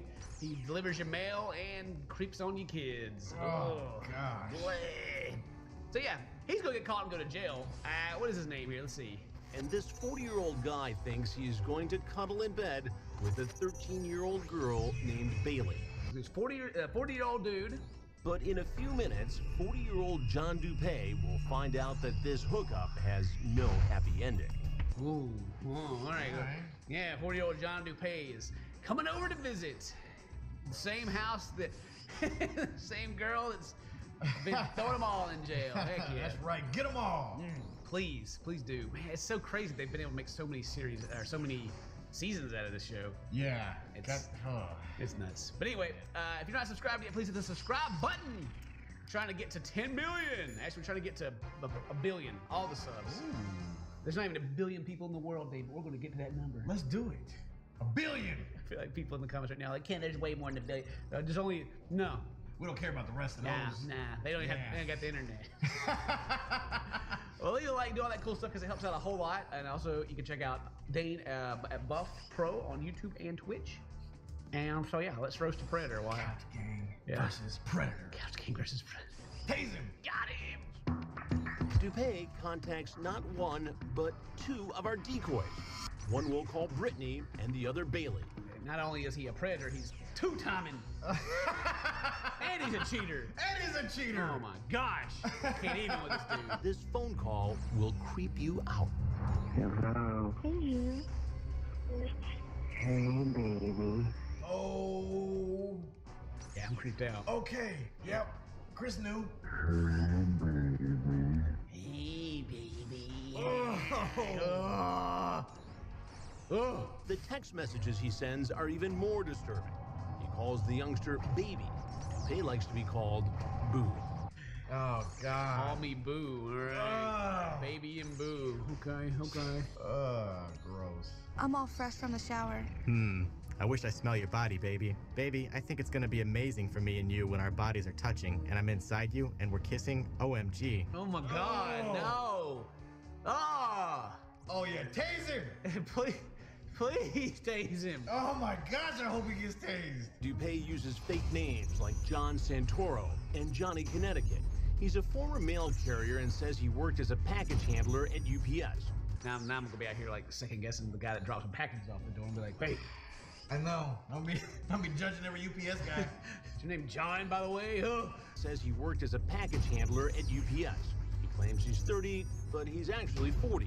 He doesn't want to seem too old, you know, because 40's too old, but 30 may be acceptable. Yeah. 40, I guess, is granddad. Hello. Hey, Boo. Where are you?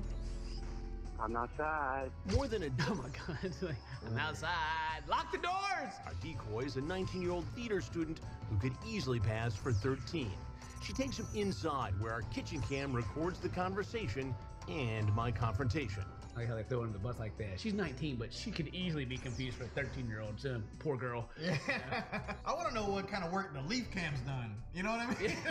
The Leaf microphone? Yeah. In our sting house, we've hidden more than a dozen cameras. We've even placed a microphone underneath a leaf. We've even put a microphone under the leaf. Wow! I can hear that leaf rustling. Presents. Show me. Presents.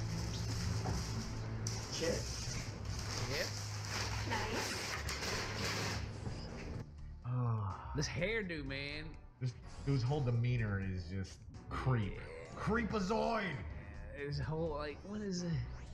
What does his hairdo, man? I don't know. It's like he gelled his entire head and then, like, just flatly brushed it and stuck it up a little bit. Yeah, you gotta get like the tips, like, all right, you gotta face the tips left, all right? Oh my God, is he like, maybe it's a comb over, maybe he's kind of bald and it's like, he got the long in the back and he's combed it over, you know? Oh no, I don't want her to see I'm 40. I'm only 30. I'm 30, girl, I got some chips. And she's like, I'm ready to run to the back here. Let me just stand there. Or maybe she's blocking the doorway so she don't look back there. I don't know, this is a small thing right here, but this one camera they use is like looking, this camera is so orange. It is. Somebody's hit the white balance on that camera. Jesus Christ, they got so many cameras, and then they can't even freaking set this one camera up right. Look at that. Blah, blah, blah, blah, completely different. All right, it's like that on purpose, making it feel like hell or warm. I don't know. What kind is it? Thank you. She asked for like she doesn't actually accept anything. He's just like, You see these? You see? I got that good stuff, girl. I got that juice. Yeah, that cranberry. Of course, I got Jesus around my neck because I represent no Jesus. Like, even like a look on his face too. He's like, yeah, girl, shoot. Hooked you up. You know your boo did it. Yeah, I'm really nervous. Why? I don't know, I've never done this. Have you? No. So what do you want to do? A hug? I don't know. Yeah, Dipset. A hug? Oh, God! Chris, please! Yeah, she's just thinking, all I want to do is tase him. Hey, boo. Hey. Oh! Chris hit him with the, hey, boo. Hey, boo. Hey, boo, what's up, dude? You have a seat right around that stool right there in front, please. Uh-oh. Wasn't expecting this. No, right there. Please have a seat. Right there. Set the phone down, please. Man, they listen so well. I don't. It's always amazing to me. Like, they sit down. He's like, "Put your phone down." They're like, "Okay." You think Chris is that intimidating? I think they just panic. I think they think they're alone in the house and they're doing something bad, and then you know he's over there messaging the other girl right now. He's trying to holler at the other girl, and then they're just like, "Oh God, okay, I'll sit down. I wouldn't do anything. I promise. I can definitely explain this whole situation." Definitely wasn't texting the other one that you're probably gonna bust me out about. It's like, I got the new transcript just printed off right here. Did you just send her a picture of your wiener? Oh, probably. I wouldn't doubt it. What is your plan here tonight? Just hang out, watch football? Hang out and watch football with whom? With her. Who's her? Yeah, I love it. It's the same thing every time. Like, what's your plan tonight? Just chill, hang out, watch football. I know, 13-year-old girls love football. Yeah, they're gonna say they love the NFL. Who's her? With Bailey. And do you know how old Bailey is? She's 14. 14. Dude, you don't even know how old she is, bro. 13. Is that supposed to make it better? I don't know. She's like lying. He's like, oh yeah, she's 14, and I'm also 30, and I just can't get over this haircut, man. Look at this thing. Oh my god. It's like, those go that way. I feel like me and this dude got the same haircut if my hair was just gelled flat and thin. Like, so I got my hair just cut over to the side, But then this side right here would have to just like, kind of go berserk a little bit. Right. You're right. Yeah, you're right. Yeah, his hair dumb. Why don't we even compare? Yeah. I take you. Please do. She told you she's 13. Not that matters. How old are you? 30. 30. Dupay is lying. But beat a sweat on his forehead right here. It's popping up. He's like, oh God. She's 14. She's 13. Yeah. And you're 30? Yep. Not 40. Like that makes any kind of difference. Yep. Doesn't know is that I have all the transcripts of his sordid conversations with minors, but I'm curious to see if he'll cop to his intentions. I get Chris like, I know all everything that's going on, but you know, this guy's like going along with literally everything so far. Maybe he'll just admit to everything. Let's see here, you know? Make it easy for the cops. I mean, we just hit it off, friends. You hit it off with a 13-year-old girl. We were just talking. We were just talking, man. Just talking. Oh my God. Cheetos. I like Cheetos. We need to get like the bingo card out here. Just talking, mark it off. You know? Yeah. Every single time. Just talking. Well, now you're here. This is more than talk. I know, we just came to hang out. You know, I brought... What, get a hug? And watch football. Watch football. Yeah. Yeah, get a hug and watch football. I like his hug. Give me a hug. And she was like, nope. Yeah. What do you do now? Nothing. Besides go online and try to talk to young girls. I don't try to talk to... I mean, I just try to find a girl to talk to and hang out, whatever. He doesn't even stop to question. Chris, you sure do know a lot about me. You know, you know that I worked with the mail, I did all this, and yeah, I know that even sticks out to this guy. Yeah. Yeah. Huh. I wonder if Chris is gonna like start drinking his juice in front of him. And, like, Just open up, just start. Yeah, just start snacking. Like, you know what? I'm a little hungry. You know, the last guy offered me pizza, but yeah, I didn't have that one. And how many times have you done this with somebody who's 13, 14 years old? Never. Never talked to another girl who said she was 13? No. Well, who's Brittany? Who's Brittany? Got him. Who's Brittany? Wait a minute. That was John Connecticut. Or John Santoro. This guy is getting, he's starting to sweat. Either that or the gels on his forehead. I don't know. It looks like his hair is constantly like in a hairnet. Yeah. And it's just like. Look at that hairnet. Yeah, it's just like poking out over there. Who's Brittany? That was the other girl you were talking to.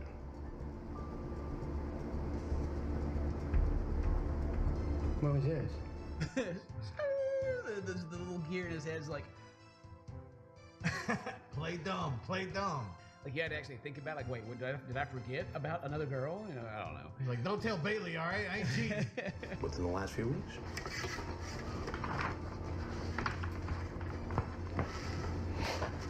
So you say to Bailey... Wait, what do they got at the top of the page over here? Does it like actually say what the show is? Yeah, it does. Yeah, it does. Like, what does that say? You say, you're not 13 in that pic. Yes, I'll be 14 next month. That's pretty clear. You remember that, right? Mm-hmm. You do. Mm-hmm. Oh, now he's real sweating now. Dude, oh man, he leaking. He getting real sweaty now. Oh. Yeah, he started looking around like, is he finna swing on him? I don't know.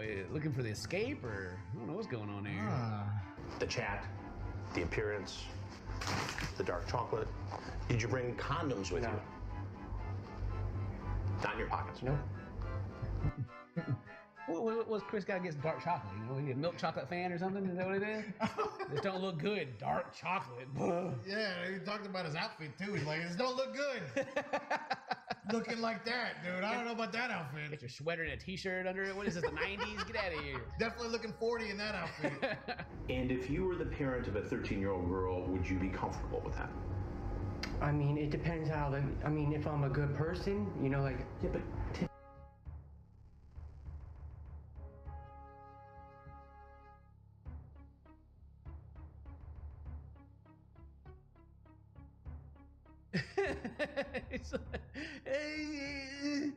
If I'm a good person, you're not a good person. Yeah, you already know you've that. already shown. Jesus, can't get over how much he's starting to sweat, man. Dude, he's so scared right now. He's so scared. Good, he should be. His whole face is gonna be sticky. It's just gel. Now, you talked about spending the night. Well, yes or no? It depended, you know, like, if she had to wake up in the morning, you know, like, if... if she had to, like, wake up in the morning, like, go to work or something. Or school. Oh. Chris is grilling this dude so hard. Dude, he's just spilling the beans, too. Yeah. You can't even hide it, dude. If I was gonna stay here... Did she have to go to school? She said she didn't have to go to school today. I mean, tomorrow. So you could just spend the night and hang out with a 13-year-old girl. That's cool. Well, I mean, I didn't plan on it. I didn't plan on it. We just talked about it, and she don't have anything to do tomorrow. We've already had the entire conversation, and that's why I know these details. But I wasn't planning on it. Yeah, we're just I hope they're lining up the taser. Right there, from the other side of that door, just lining them up. Well, you talked about having cannolis, A little dinner? Yeah. Sounds like you were gonna have a special little night with your 13-year-old date. I mean, all I was doing was just coming here to watch the game. No, just coming to watch the game. He didn't even bring cannolis. He lied to Bailey again. Oh my God! Wait, who's this? No, Bailey's the other girl. Oh, I don't know. He's lying. Taser. I was just thinking about like if somehow he got away, if he just like showed back up to the house to meet Bailey. Oh my God, the same house. Like this dude's dumb enough to do that, honestly. With his cannolis? Tried to solicit a 13-year-old girl online. What do you think should happen to you? Sir, I'm not like that and a bad guy. Yeah, Mom. It just goes to this. Yeah, I'm not a bad guy. You remind me of the old vampire. The Nosferatu? Yes! Oh, yeah, there you go. Yeah. He's like, yes, here's some Cheetos. I didn't bring the cannoli. There was no, I mean... Well, what am I to make of this? There was no intentions made by it. That shows clear intent. There's no intentions. Like, bro, you're in this house right now. You said you wanted to do it right here. What do you mean there's no intent? He obviously flunked Don Juan 101. Remember, this is the same guy who made that creepy phone call. Hey, baby. He then... Oh, God. I don't even know what else to say about this guy. This guy's just like, I'm surprised like a smoke coming out of his ears. His brain is just fried right now. I was just here to watch the game, baby. Bragging about his mad party skills. And then you talk about that you and a bunch of people snuck into a mansion. This dude don't have any friends. I was gonna say, He's just making up stuff. Man, you don't know nobody with a mansion. I'm a mad partier. Look at me. I get invited to all the parties. I show up with my hairdo and everything. I'm a hit. Yeah, I bring hairnets for everybody. For days. Where was that mansion? That was a while ago. How long ago? Maybe 8, 9 years ago. Oh, so it was a long time ago. Yeah. Well, where was that? Oh, where was it? Long time ago. yeah, back when I was 30. Yeah. I partied back a lot when I was 30, you know, breaking into mansions and just living there for days, you know. You know, me and my homies. They're still there right now. We can call them up, you know, it's cool. They got cannolis. Well, I don't know what a cannoli is, huh? I don't either. Yeah. We've been saying this whole time. What is the cannoli? Cannoli. 2 ends. Oh, it's like a little, yeah. Okay. Looks delicious. Little, yeah, a little cream-filled burrito. Oh, they're pretty big. Okay. You got a while for cannoli. God, there's ASMR for it. Oh. Ooh, man, We should ASMR cannolis. ASMR is... I'd rather not do something that people pretend isn't a fetish. It's relaxing. That's why, like, it's got the picture of the girl, like, licking the ears and everything. You know, it's relaxing. They have to change the name if we do it. Yeah, dudes looking like this are the ones that love it the most, you know? You love ASMR, sorry. It's just... 8, 9 years ago. Oh, so it was a long time ago. Yeah. How does this look? How does it look? Do it down on, dude. How does this look? Boom! That thing was heavy. If you were me, what would you think? That I honestly made a mistake. That you made a mistake. Well, that's true. You did mess up, bro. You made a big mistake. True story. And how would you define that mistake? Not to talk to girls like online. What? Yeah, I don't think this guy's following the conversation at all. Oh yeah, he's in trouble because he's online dating. Yeah, not because they're 13-year-old girls when you're a freaking grown man. Or try to come over and have sex with them. I wasn't trying to come over and have sex with John, you want me to read it again? I mean, what do you mean by that? Yeah, but bro, you want to look at, we read to you again? I was just playing with her, Just playing with her. And not playing with her, but, you know, just seeing like where she was, you know, like. John said he's out here running games. Yeah, so I'm just thinking back to that. Hang on, let's see. It is this dude right now.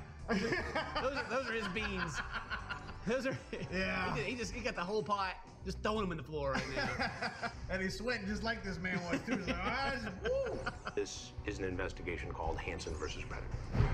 The look on Dupé's face says it all. Sir, if you want to leave, you should go out that door right there. He knows. Oh, cameras! Oh, I should. Oh! Oh no! Wait, is this like punked? Oh, you guys got me! Oh man, good prank! Oh, I hope nobody sees my face. Police call. Any weapons? He's unarmed and put into the back of an unmarked police car. Oh, got him! Yes, get him! It's gonna get time, yo. Oh my God, please! Cam shows him being hauled off to police headquarters where he's booked. Oh man, look at this shirt he's got on. Look at that, like nines on it. What is this? That's what they gave him. That's how long he stayed in jail. Yeah! How many years, baby? The 9s. Where he's booked, fingerprinted, and poses for a mugshot. Oh, he's gonna cry. Put your sad face on Poor guy. Look how sad he is. They took his hairnet off. Oh no! I think the cops was in there like, yeah, how about that? Hit Freaking nasty him hair with out the of here. goddamn hose, you know, Jesus. In the interrogation room, he cries as he signs away his right to remain silent.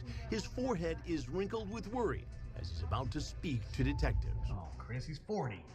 Here you go. Just sign this. Don't worry about what it says. You know, it's your right to remain silent. You don't know what that means anyway, so okay.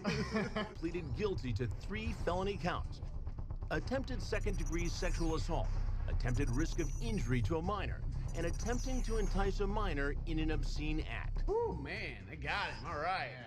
Looked like he attempted to Photoshop that picture he had too on his profile. Yeah, just look at that. It's like, isn't that the same dude, like in a dark room, like got his filter on. Yeah. At his court appearance, other defendants were taunting him. Apparently, even the most hardened criminals think he crossed the line. Oh, yeah. Yeah. Dialogue that's occurring with children, and they know that they're children. For now, Dupay is locked up. The streets of Connecticut are a little safer. Y'all could have tased him. As I'm just throwing it out there, y'all could have snuck one in. All right. During his time in prison, Dupay's sister and brother died due to a car accident. Dupay went homeless after his release and was seen at a homeless shelter in Connecticut. Oh, damn. The Ravens won that game. Couch Gang got another one. Well, we made it. He went to jail. He's homeless. Maybe he's dead. Yeah, I don't know. I really don't know. If he survived prison, damn it. Anyway, today's your birthday. Happy birthday. Say toast, my friends. And I love you. Got him. Next one's getting tased, though. I hope so.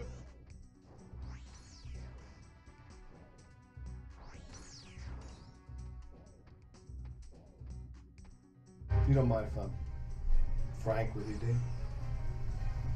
do you? My man. Now tase him. Now tase him. Tase him. Kick the door in. 3 dudes start tasing him. God. Yeah. Mind if I'm frank with you? You're a piece. God. He'd be a bad guy. Where's good cop will come in? No, just kidding. Good cop needs to come in and tase him and be like, oh, I'm the good cop. Just kidding. I couldn't take it either, bro. Yeah. How are you, sweetheart? Oh, God. Hello, everyone. I'm Ken. That's Buff Pro, and we're back with more To Catch a Predator. This freaking series, you guys have really enjoyed it, and I'm glad because I'm happy to spread awareness of who these creeps actually are out there, and you guys like joining us making fun of them, so this is freaking awesome. It's really working out. Today, we have one called Senior Citizen Targets Teen Resident Chris Hansen instead. Let me just play a little bit of the video for you here at the beginning, just so you know what we're looking at. All right. Michael Gentile looks like he could be the grumpy old grandfather next door. But what kind of sick senior citizen would send your kids a perverted picture like this? Oh, yeah. Disgusting voicemails imaginable. Hey, my little sex kitten. All right. So that's what we're watching today.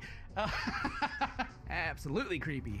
But before we get to the video, if you're not subscribed yet and it's your first video or your 5th video, please hit the subscribe button, leave a like, do all that cool stuff because all of it helps spread the channel more and more and more, and we really appreciate you being a part of that whole thing. Check out Buff Pro at Buff Pro on YouTube and Twitch, and you can also check out my Twitch at Cinnamon Toast Ken. I'm playing games there as well. Let's catch a filthy predator. Let's do it. First off, I gotta say that like the picture of him naked playing the bass here, right? So one video, I made fun of the bass, right? I made fun of the bass being like the easier instrument and all this stuff. I don't know, someone on Twitter, I didn't even read the whole thing, but someone was mad. Someone was big mad. Like, how dare you make fun of people's passion and I just kind of skimmed through it, and they like, look at these artists, and they linked like the three, like Victor Wooten and like the guy from Red Hot Chili Peppers, like the three bassists that anyone even knows who exists. It's proof. I mean, I don't know. Sorry if you played the bass and I said that it's easy, but I mean, I've played the bass and it's easy, so I don't know what you want me to say about it. All right. Yeah, but you're also like a musician and stuff. Like, you know what I'm saying? Like, at one time I was not anymore, but in the past, yeah, sure. Like I could read the music and I knew like all the chords and stuff, but not no more. But back then, it was like, hey, I just want to pick up an instrument and I know a little bit of music. What can I play? Here's the bass. Oh, anyway. See, the bass for me is all, that's just 808s, baby. If I ain't playing an 808, I don't want it. If you're a bass player, you're doing fantastic. I love you. You're doing a good job. Anyway. How are you, sweetheart? Oh, God. Gentile is the latest creep I've caught in our special investigative series, Hansen vs. Predator. I can't wait to kiss you and hold you. Jesus Christ, this sounds like a freaking horror movie. I can't wait to kiss you and hold you. Was he like hiding from his actual wife or something? Like talking on the phone, like, I can't wait until I meet you. I love you, sweetheart. I didn't let it finish. He had to whisper that one. I love you, sweetheart. Anyway, Grandmama's coming. Yeah, Grandma's here. Oh, God. But let me tell you, Gentile is one of the worst I've ever seen. His aggressive attempts to seduce a 13-year-old will turn your stomach. He's one of the worst. Gentile. Like, you know, Gen Z, Gen X, the next one's Gentile. I want to make you so happy, my little angel. I love you, baby, so much. And was he leaving voicemails? Like, what? Gross. It'll make you so happy, my little angel. Oh, God. Be shocked when you hear what cops say Gentile was planning. A kiddie porn manufacturing site. Bro, we are barely into this video, and they've already dropping huge bombs. Holy crap. Gentile is much older than most of the predators I catch. He's 64. He says he's a limo driver. He likes to play drums, and he loves to run around in the nude. I don't think I've ever listed that as a hobby. Yeah. How would you explain yourself? Well, I'm a limo driver. I like to play the drums. I also like to run around naked. You know, my checklist right there. Naked, running around in the nude. His email address says it all. Love to be naked. God, it's okay. He just, wow. Is he proud of his body, or is he just like think he's hot stuff, or what? He's one of the dudes that send like unsolicited wiener pics to people. He's just like, hey, I'm naked. Could be a guy like Gentile, driving across state lines to have sex with a minor, or even the guy down the street, like Charles Lawrence. Oh, they bring old Charles back. He's like, no, Chris Hansen, no. With the cooperation of the Fairfield cops, we set up a sting operation. You should have that taser out. Placing more than a dozen. Oh, yeah, I like that guy. I like that guy. Yeah, me too. That's my guy. You should have that taser out ready. You know, fry these dudes. Fry them. It doesn't take long for the rat named Gentile to crawl out of the sewer and contact the decoy we will call Brittany. Oh, the rat to climb out of the sewer. Okay. I love you so much, baby. Gentile sends pictures of himself naked, posing in front of a mirror, in the woods, even sitting on the toilet. God, bruh, just have this. That's the constipation face he's making right there. When they're taking pictures of himself. But most involve Gentile's love for nudity. I sent you a picture on Skype. I'm naked. Well, freaking Skype used that. Now, okay, now it's starting to make more sense. Skype. There we go. Who uses that? God, take me back 10 years ago, I guess, when people used Skype. Ugh. Yesterday, I went to a river upstate and went nude sunbathing. You want to go with me? LOL. LOL. Yeah, go to a public beach with me naked. I'm sleeping naked tonight. I sleep naked every night. He sent. What is this? Why? I like being naked. I must spread the word. Not everyone's confined by these clothes. I must free them. I am super naked man. Either that, or he's like so in love with his body and he just thinks he's the hot stuff. It's gotta be something. He's gonna be a narcissist. I feel it. He's gonna be a narcissist. I sleep naked every night. He sends Brittany links to porn videos, asking her to watch and learn. Remember, he thinks he's talking to a 13-year-old girl. Oh, dude. a lot of these that we do, like, it's not so on the nose. Like, it's just kind of like there's like implication to where like they're like, oh, you know, like maybe I could show you a thing or two. But this dude's like, hey, yeah, check this out. I want you to hit this. You know, do this and that and the other. Blah. Right. Yeah, this dude's freaking extra gross. I also want you to learn what they're doing. Watching those movies is your sex education homework, he says. Oh, wow. I'm going to give you a test on it tomorrow. Oh, my jeez. Oh, that's so... Oh, dude. I hope he gets tased so hard. Oh, my God. Hope they tase him in his big pepperoni nipples he has. Just get him. Phil asks her to get a banana and do unmentionable things with it. It's just practice for when the real thing ever happens. I want you to imagine that the banana is me. Bruh. Dude. Let's be real, dude. Get the baby corn out. You know, that's oh, God. This is disgusting. Okay. It is. He reveals what could be interpreted as a passion for pedophilia. It could be interpreted as a passion, yeah. Tour today of an old castle on the Hudson River. There were 2 girls around your age. I was looking at those girls today, thinking of you, and getting so excited. There hasn't really been one yet that just made me like. I mean, they're all disgusting and gross and make me angry. But this one's just like, I don't even want to watch this one because this guy's just disgusting. I can't.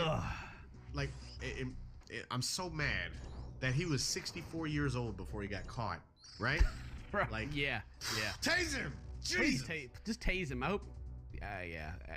I was about to hold myself back. I was about to say, I hope he's dead already, but I kind of do, actually. After about a month of his almost constant texting, it's time to reel in this slimy fish. A month of texting? Yeah, this guy, when they said the rat came out, they meant Master freaking Splinter, man. Like, this guy is the biggest rat. Awful. Like, no, it's the rat from, what is it? Is it Dark Souls or Demon Souls? No, Dark Souls. Like, the freaking gigantic, like, boss rat here. Yeah. This is the dude that came crawling out, was this guy. God. Don't put Master Splinter down like that, Dane. Come on now, That's true. That is true. That is true. He's way cooler than this scumbag. Gentile, who calls his wife the witch, tells her he's going out to help a friend. His wife, the witch. The witch. Wow. Seconds after he's in the hallway. I'm really sorry. Dun. What is this? There's all the scary stuff going over there, like freaking tuning his ear up. My little angel, I love you, baby, so much. God! Are you going to take a picture for me after you shower? Why is Gentile so focused on getting pictures of a 13-year-old? Yeah. You're my girlfriend, and I'm your boyfriend. I love you so much, my angel. I can't wait to hold you in my arms. Dude, half of this freaking video has just been this dude's freaking creepy messages. God dang, when they tase him? When did they tase him? Please tase him. I hope he's still being tased. To this day, just changing the batteries out in the taser, just zapping him. But what this predator doesn't know is that the only embrace he'll be getting is the long arm of the law. Police. Dude, they brought the whole squad. Let's go. It seems Grandpa has his antenna up for more than sex. And suddenly, he bolts. Uh-oh. Is he running? I don't know. Did he see something? Mike? Yeah? Come here a minute, please. Oh! That's what he saw. Oh, nope. Looks like I won't get a chance to invite Grandpa Gentile to have a seat. But outside, a dozen cops are waiting for him. Oh, they got him quick. They caught him quick. Like, Jesus, there are a lot of police here. They need the whole... Need the whole squad. His only date tonight is detectives at headquarters. I just come out to see it there. They got the whole minivan for this dude. Dude, he had a knife on him? They find a key card for a local hotel. Gentile lives only an hour away. Why would he need a room? Oh, wow. Dude. Why would you need a room, sir? Uh-oh. Single, divorced, married? Married. Soon to be divorced. Soon to be tased. Remember, Gentile told his wife, who he affectionately calls the witch, he was going out to help a friend. She hasn't a clue he was going out to meet a teen. Yeah, got him. That's why they was focusing so much on like the questioning. Like, Chris Hansen didn't even get to ask this dude anything. He just showed up and was like, "Whoop! I seen the camera in the trash can. Gotta go." They wasn't even like wasting no time. It was like we snatching this dude up. Then he learns how much his bail will be. Your bond is $500,000. You want out? $500K, bruh. And he's just like, Well, I guess I'll be here for a while. God dang. Telling the wife he's under arrest for trying to sleep with a 13. I went to meet somebody and they're saying that she was underage or something. I don't know. Yeah, I went to meet someone. They say she was underage or something. I don't know, but what a freaking joke. She's gonna call the lawyer right now and just divorce this guy before. I hope she has nothing to do with whatever the heck this guy's connected to. They're really making this seem like he's connected to like something far more nefarious, and I hope it's not the truth. This is Officer Whitman, Fairfield Police. This is not a joke. She's like, let me talk to the police. Are you kidding? Girl, let me tell you all about it. Walk into the room, girl. You should. Ooh, let me read you these messages he done sent. Don't get me wrong. That would be a hard pill to swallow at first, though. It's like, so you're telling me my husband just called me, told me he went off to cheat on me, and then it was a kid? Yeah. Oh okay. My God. That's gotta be. Actually, yeah, I didn't even think of it like that. That's gotta be crushing for her. I was meeting, I thought, a friend to go to a movie. And like many of the men we catch, he claims he thought the girl was an adult. Wow. How about that? Right. Wow. I was going to go take her to a movie. Not my hotel room that I got before I showed up. I want to know what's in his car. Yeah, get that search warrant for his car. How old's your friend? As far as I understood, she was in her 30s. Yo, he's going to play that I'm old as dirt. Like, yo, man, bro, my eyes ain't good no more. That's what I read. Jesus. Okay. There's not a lot to say about this dude. They're just like disgusting. Yeah, this dude's, oh gosh. And he walked in that house with such like confidence and like, dude, this guy's bad news. Why did he turn around so fast? That's what I want to know. Did he like, she's too old? Is that, what happened? Like he saw Chris maybe? Because he peeking around the corner like, whoop. What was your dialogue between the two of you? Everything. Like sex to school. You know, sex to school, yeah, with a 30-year-old, of course. Yeah, of course the 30-year-old's going to school. I mean, people are, of all ages go to school, right? Yeah, okay. Sex to school? Yeah, everything, parents, and, She definitely sounds 30 years old from this description you're giving already. Yeah, we talked about her mom and her dad and her school, Recess. Do you go to school? No.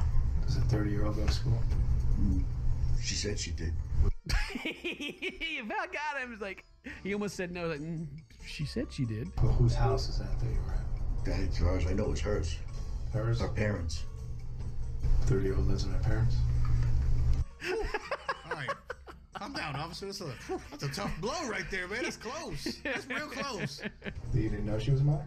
No, I thought, she told me she was younger, but I thought we were just doing role play. Oh. Role play, yes, of course. We was just role playing that she was 13 years old because that's normal too. Right. Well, he was just role playing a predator because he did say, "I'd like to see you do stuff with other kids." Right. What's the common name you're using? Michael. He's thinking real hard about this one. What's the common in your name? Love to be naked? No. Michael. No, would love to be naked. Oh, there it is. Love to be naked. He did say it. Okay. He was upset. He didn't want to give it out at first. He's like, man, they're going to take it on every other platform I'm not on. You know what I'm saying? I'm trying to save the name. You don't mind if I'm frank with you, D? Do you? My man. Now tase him. Now tase him. Tase him. Kick the door in. 3 dudes start tasing him. God. Yeah. Mind if I'm frank with you? You're a piece. God. He'd be a bad cop. Where's good cop will come in? No, just kidding. Good cop needs to come in and tase him and be like, oh, I'm the good cop. Just kidding. I couldn't take it either, bro. Well, tell me. When I first found her picture, said she was 34. No, it doesn't. Yes, it does. It's like, no, it doesn't, because we set it all up, dude. We know exactly who you've been talking to. And the detective's like, look, bro, we got you red-handed, dude. You just go ahead. I'm 13. That's it. And your response is 13. Now that's gorgeous. And we have the transcripts here. Oh, you're gorgeous. I still want to know what he has. What does he have? What does he have in his car? What was he planning? Tell me. She was still playing a role? Yeah. Even when you tell her you're old enough to be her grandfather? I guess so, yeah. Stop the This guy, I like this guy was just like, stop with them. He's bleeping him out. This dude is ready to go at him. He's got that pin right there. He's about to go for the juggler. He's about to John Wick. Yeah. You sit here and you tell us you're role playing that you weren't here to see a 13-year-old. You think your wife's and your daughter gonna buy that that you just told us? God, that's my man. Yes. I like him. I like this guy. Heck I do yeah. too. Gentile won't need that hotel room. As he's put behind bars, the cops have their warrant to search the room. Oh, yes. Search it. Oh, here we go. They find Gentile's digital camera. He was set up to actually photograph this sexual encounter in the hotel room. So not only is he a pedophile, he's also going to create A kiddie porn manufacturing site. Yeah. Hope they add that to the list of charges. And that is an additional crime and an additional factor that we have to weigh. Yes, additional crime. Heck yeah. Heck yeah. Cops reportedly found 24 sexually explicit images of minors on his cell phone. What? Just on his phone? On his phone. Attempted risk of injury to a minor. Attempting to entice a minor by computer and possession of child pornography. Thank God they got that on there too. Yes. Jeez. He pleaded guilty. And like, wanted to produce it? Like, pleaded guilty. Yeah. I don't care what actually ended up happening to this guy, because in my head he got tased a bunch, and man, it makes me feel better. They got the wiki for all these dudes. You can go look them up. Let's see. Oh, really? Yeah, it'll tell you everything. I mean, it's good that the information's there, so you know who these people are. Oh, he was released January 4th, 2021. Oh, he's out there again. No, he's been out for a month. Oh, he's watching this video. Gross, dude. I mean, I was saying yeah because like, haha, now you can watch the video, but now I'm at the same time. Oh no, he's out. This guy's the worst, man. Well, anyway, I'm upset that Chris didn't get to, like, you know, dog him a little bit, but yeah, add some more embarrassment to it. Yeah. I wonder how did he get out so soon? I don't know. Yeah, I guess they get. I don't know. Maybe you guys got some more insight on it. Leave a comment if you know some more about this. But that is this video. God, I hope you guys are discussing as we are. If today's your birthday, happy birthday. Stay toasty, my friends. Tase him! Tase him! Tase him! Hello, everyone, and welcome back. And if you never left, you're just on a big, huge spree of watching the videos. Freaking awesome. Thank you. This is To Catch a Predator with Chris Hansen. But before we get to that, we have a special message from Chris himself on the Reddit. You know, I'm often asked if we ever see two different predators show up at the same time in the same investigation, and the answer is yes, it's happened on a few occasions, and well, now apparently it's happened again. Ken, Dean, Chris Hansen here of Hansen. Ken. Wait, what? Dean. What? Bruh. What? Wait. I know he didn't call us a predator. He's talking about AVP. You know what I'm saying? I was there. Yeah, right. I watched both movies. You know what I'm saying? Still dealing with this pandemic, the Delta variant. Supposed to be socially responsible. Not running around town, Ken, in these awful dad shoes. Wait, excuse me? With tasers. What? Arachnoph. He knows about my dad choosing your tasers, Dane. Who told him? Oh my God. How does he know? Chris. He's breaking the fourth wall a little too hard here. I don't know if I can handle this. It's the sort of behavior that could lead the both of you to meet me in a dark kitchen someplace. For an interrogation about your online behavior as well. Have to call, I don't know, Ali to throw your bail. Do you think Ali would throw your bail? We don't know. Ali? The Great? So this is a cameo someone paid Chris Hansen to say, and he obviously has no idea that we do these videos, or maybe he does, but he doesn't know, he doesn't know anything about it. He's just reading through the instructions he's got. Man, what kind of people does he think we are? Right. Like you're talking about my arachnophobia problem too. Yeah, you're running around with tasers and came with your dad's shoes. Take a seat, and I'm like, bruh. We on your side, dog. I'll let you go just this once, but I'll be watching, and I'll see you soon on the TV. And right now on my YouTube channel, have a seat with Chris Hansen with new Predator investigations. Don't be in them, just watch them. In the meantime, I'll be watching you. So stay safe, stay healthy, stay out of trouble, and stay tuned for the new shows. All right, guys, take care. Oh, man, I thought he was going to hit me with the Stay Toasty. I was waiting for it. Where's it? Wish me a happy birthday if today's my birthday. But that's cool. So thank you very much. Every now and then, something cool shows up on the Reddit, so that was pretty cool. Now that we had the intro from Chris Hansen here. Look at the graph. If you're not subscribed, please hit the subscribe button. If you're already subscribed, thank you very much for your support. We appreciate you. Of course, you can check out Buff Pro on YouTube and Twitch. Now, this is To Catch a Predator, The Naked Predator in 1080p. Oh. And judging from the box that I have here in front of me already, I'm going to say that that's a lie. I was going to say 1080p. Whoa, I don't know if my monitors can handle this. Yeah, so... So this is actually one that's been recommended a lot, and this one's one that Dane actually pulled for us to go, because this guy shows up, he gets naked, and they let him go, right? Is that what happens, or they arrest him? Well, you know, this was sent on Twitter, and I think they said that this guy gets caught at his thing, and then 24 hours later, or within 24 hours, gets caught again, right? Meeting up with another decoy at a fast food joint. Yeah, so we got another guy who gets caught and then goes right back to doing it. We've watched something like this before. So, all right, anyway, let's get to it. He was a teacher at a prestigious high school. The decoy said, strip down your underwear in the garage and walk in. Kenali says in the chat, I don't wear underwear. Okay. Yikes. So, I wonder at what point they started just trying to get these guys to do anything, like the other dude that came over naked and was looking for the cat. And then they're like, you know what, so we can get another dude coming here naked, you know? Like, all right, well, hey, why don't you just come in naked? That'd be cool. You high school teacher from a prestigious school. Oh, God. You know he's chafing, too. I don't wear underwear.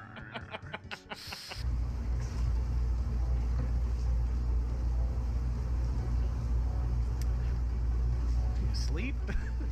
What is it? He's tired, bro. Is he taking a nap here? Is he just wore out? That 12-pack was heavy, boy. That's woo. Could you explain yourself? I'm sorry. Wow. I'm sorry.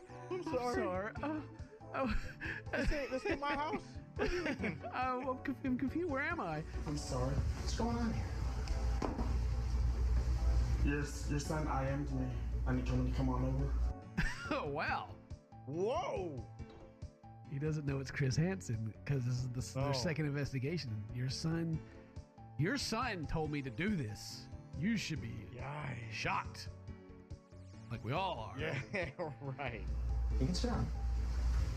How did he know to IM you? I don't know, sir, honest. So he just chose you out. Oh my God, he sounds like the freaking dude from, what was that show? 30 Rock or something like that? The Kenny character? Oh God, he's talking like him. No, don't ruin that show for me. Oh God. Oh no. If you guys have seen the show and you know what I'm talking about, maybe you can hear You're it. talking to him for a little bit, yes. And what'd you guys talk about? We were just talking about anything, sir. How old are you? I'm 29, sir. 29. You can tell from his bald spot on the back of his head right here. Yeah. Oh, yeah. I was gonna say. And what do you do for a living? I drive a school bus. Look, he's really a mastermind. He's put the bag in front of him so he can't see, but he just said he drives a school bus. And you thought it was appropriate to walk into the home of a 14-year-old boy, buck naked. What was your plan? I don't know, sir. Buck naked. Buck naked. He said, Bucky naked. Buck naked, bro. What are you thinking? I always say butt naked. I don't know. You said buck naked? I say he's butt naked. That's what I thought. I thought it was butt naked with a T. Maybe two of Yeah, them. because got your butts out. Not butt naked, but butt naked. Yeah. You're a school bus driver or a teacher? Teacher. You're a teacher. Teacher, yeah, he's a teacher. I'm gonna need to see some ID. Look, wait. Who come to get the beer? No, you didn't. Like, dude, what'd you bring me, bro? No. What do you got? Turned out later that he was neither a teacher nor a bus driver. In fact, he was unemployed and had been for some time. Oh. Well, that's better, I guess. Because it is, but maybe he was a bus driver and a teacher, but then they figured out what he was doing, and I was gonna say, wouldn't he have been in jail already then? You know. But... I mean, so well, maybe they let let him out at some point, so who knows? Right. Well, maybe so. We've established that he is just a big old liar. I mean, he came out immediately. He's like, "Yeah, your son messaged me." He was like, "Yeah, he messaged you first. You didn't reach out, okay?" And he's okay. So yeah, big old liar, big liar pants. If he had pants. See how this looks, John? Yes, sir. Let me just see the driver's license. I'm sorry, sir. I'm sorry, it doesn't matter. What would have happened? Yeah, Chris is actually playing up the dad role here. Like, give me your driver's license. Yeah, he is. Give me your ID. Like, oh, I want to see if you're old enough to buy this beer. You check your ID. Yeah, I'm surprised this dude don't like jump up and run. You know, like, nope. See you later. You know, I'm not giving you my ID. Screw that. Because like he doesn't know this is a show or anything. He just feels like this is just, you know, just happening in real life. I guess is a way to put it. Like no cameras, no investigation or anything. So it's interesting. Just handing it over. Chris has that power, man. He does. What would have happened, John, if I wasn't here? I probably would have chickened out, sir. Chickened out. Oh, his hand's shaking. He's so scared. Oh, good. Yeah. What part when he had chickened out? He walked in the house. I still don't know what he was doing. Naked. He sat down, like fell asleep or something, or he was like psyching himself up. I'm not too sure. Effing hot, bro. I want to be your boyfriend if you will have me. I'm serious. I was just chatting. I was just chatting. You're sitting in this kitchen naked. Right. He's like, I was just talking noise, you know. Playing it up a little bit. Get him. Get him. What's he got on? Is he got like a What Would Jesus Do bracelet on right now? What is that? Is that what that is? Or is that a hospital bracelet? He's escaped. My man is shaking. Because my man is shaking. Yeah, he is. You know? He is shook. He is shook. He's going to really be when he gets tased. What do you think should happen to you? I don't know, sir. Well, there's something you gotta know. Oh, breaking the news quick. Something you gotta know, dude. Bring the dude out the camera to put in your face. But I am Chris Hansen of Dateline NBC, and we're doing a story on computer predators. Anything else you'd like to say to us? We'd like to hear it. If not, he's like, well, there's something you gotta know. Oh, breaking the news quick.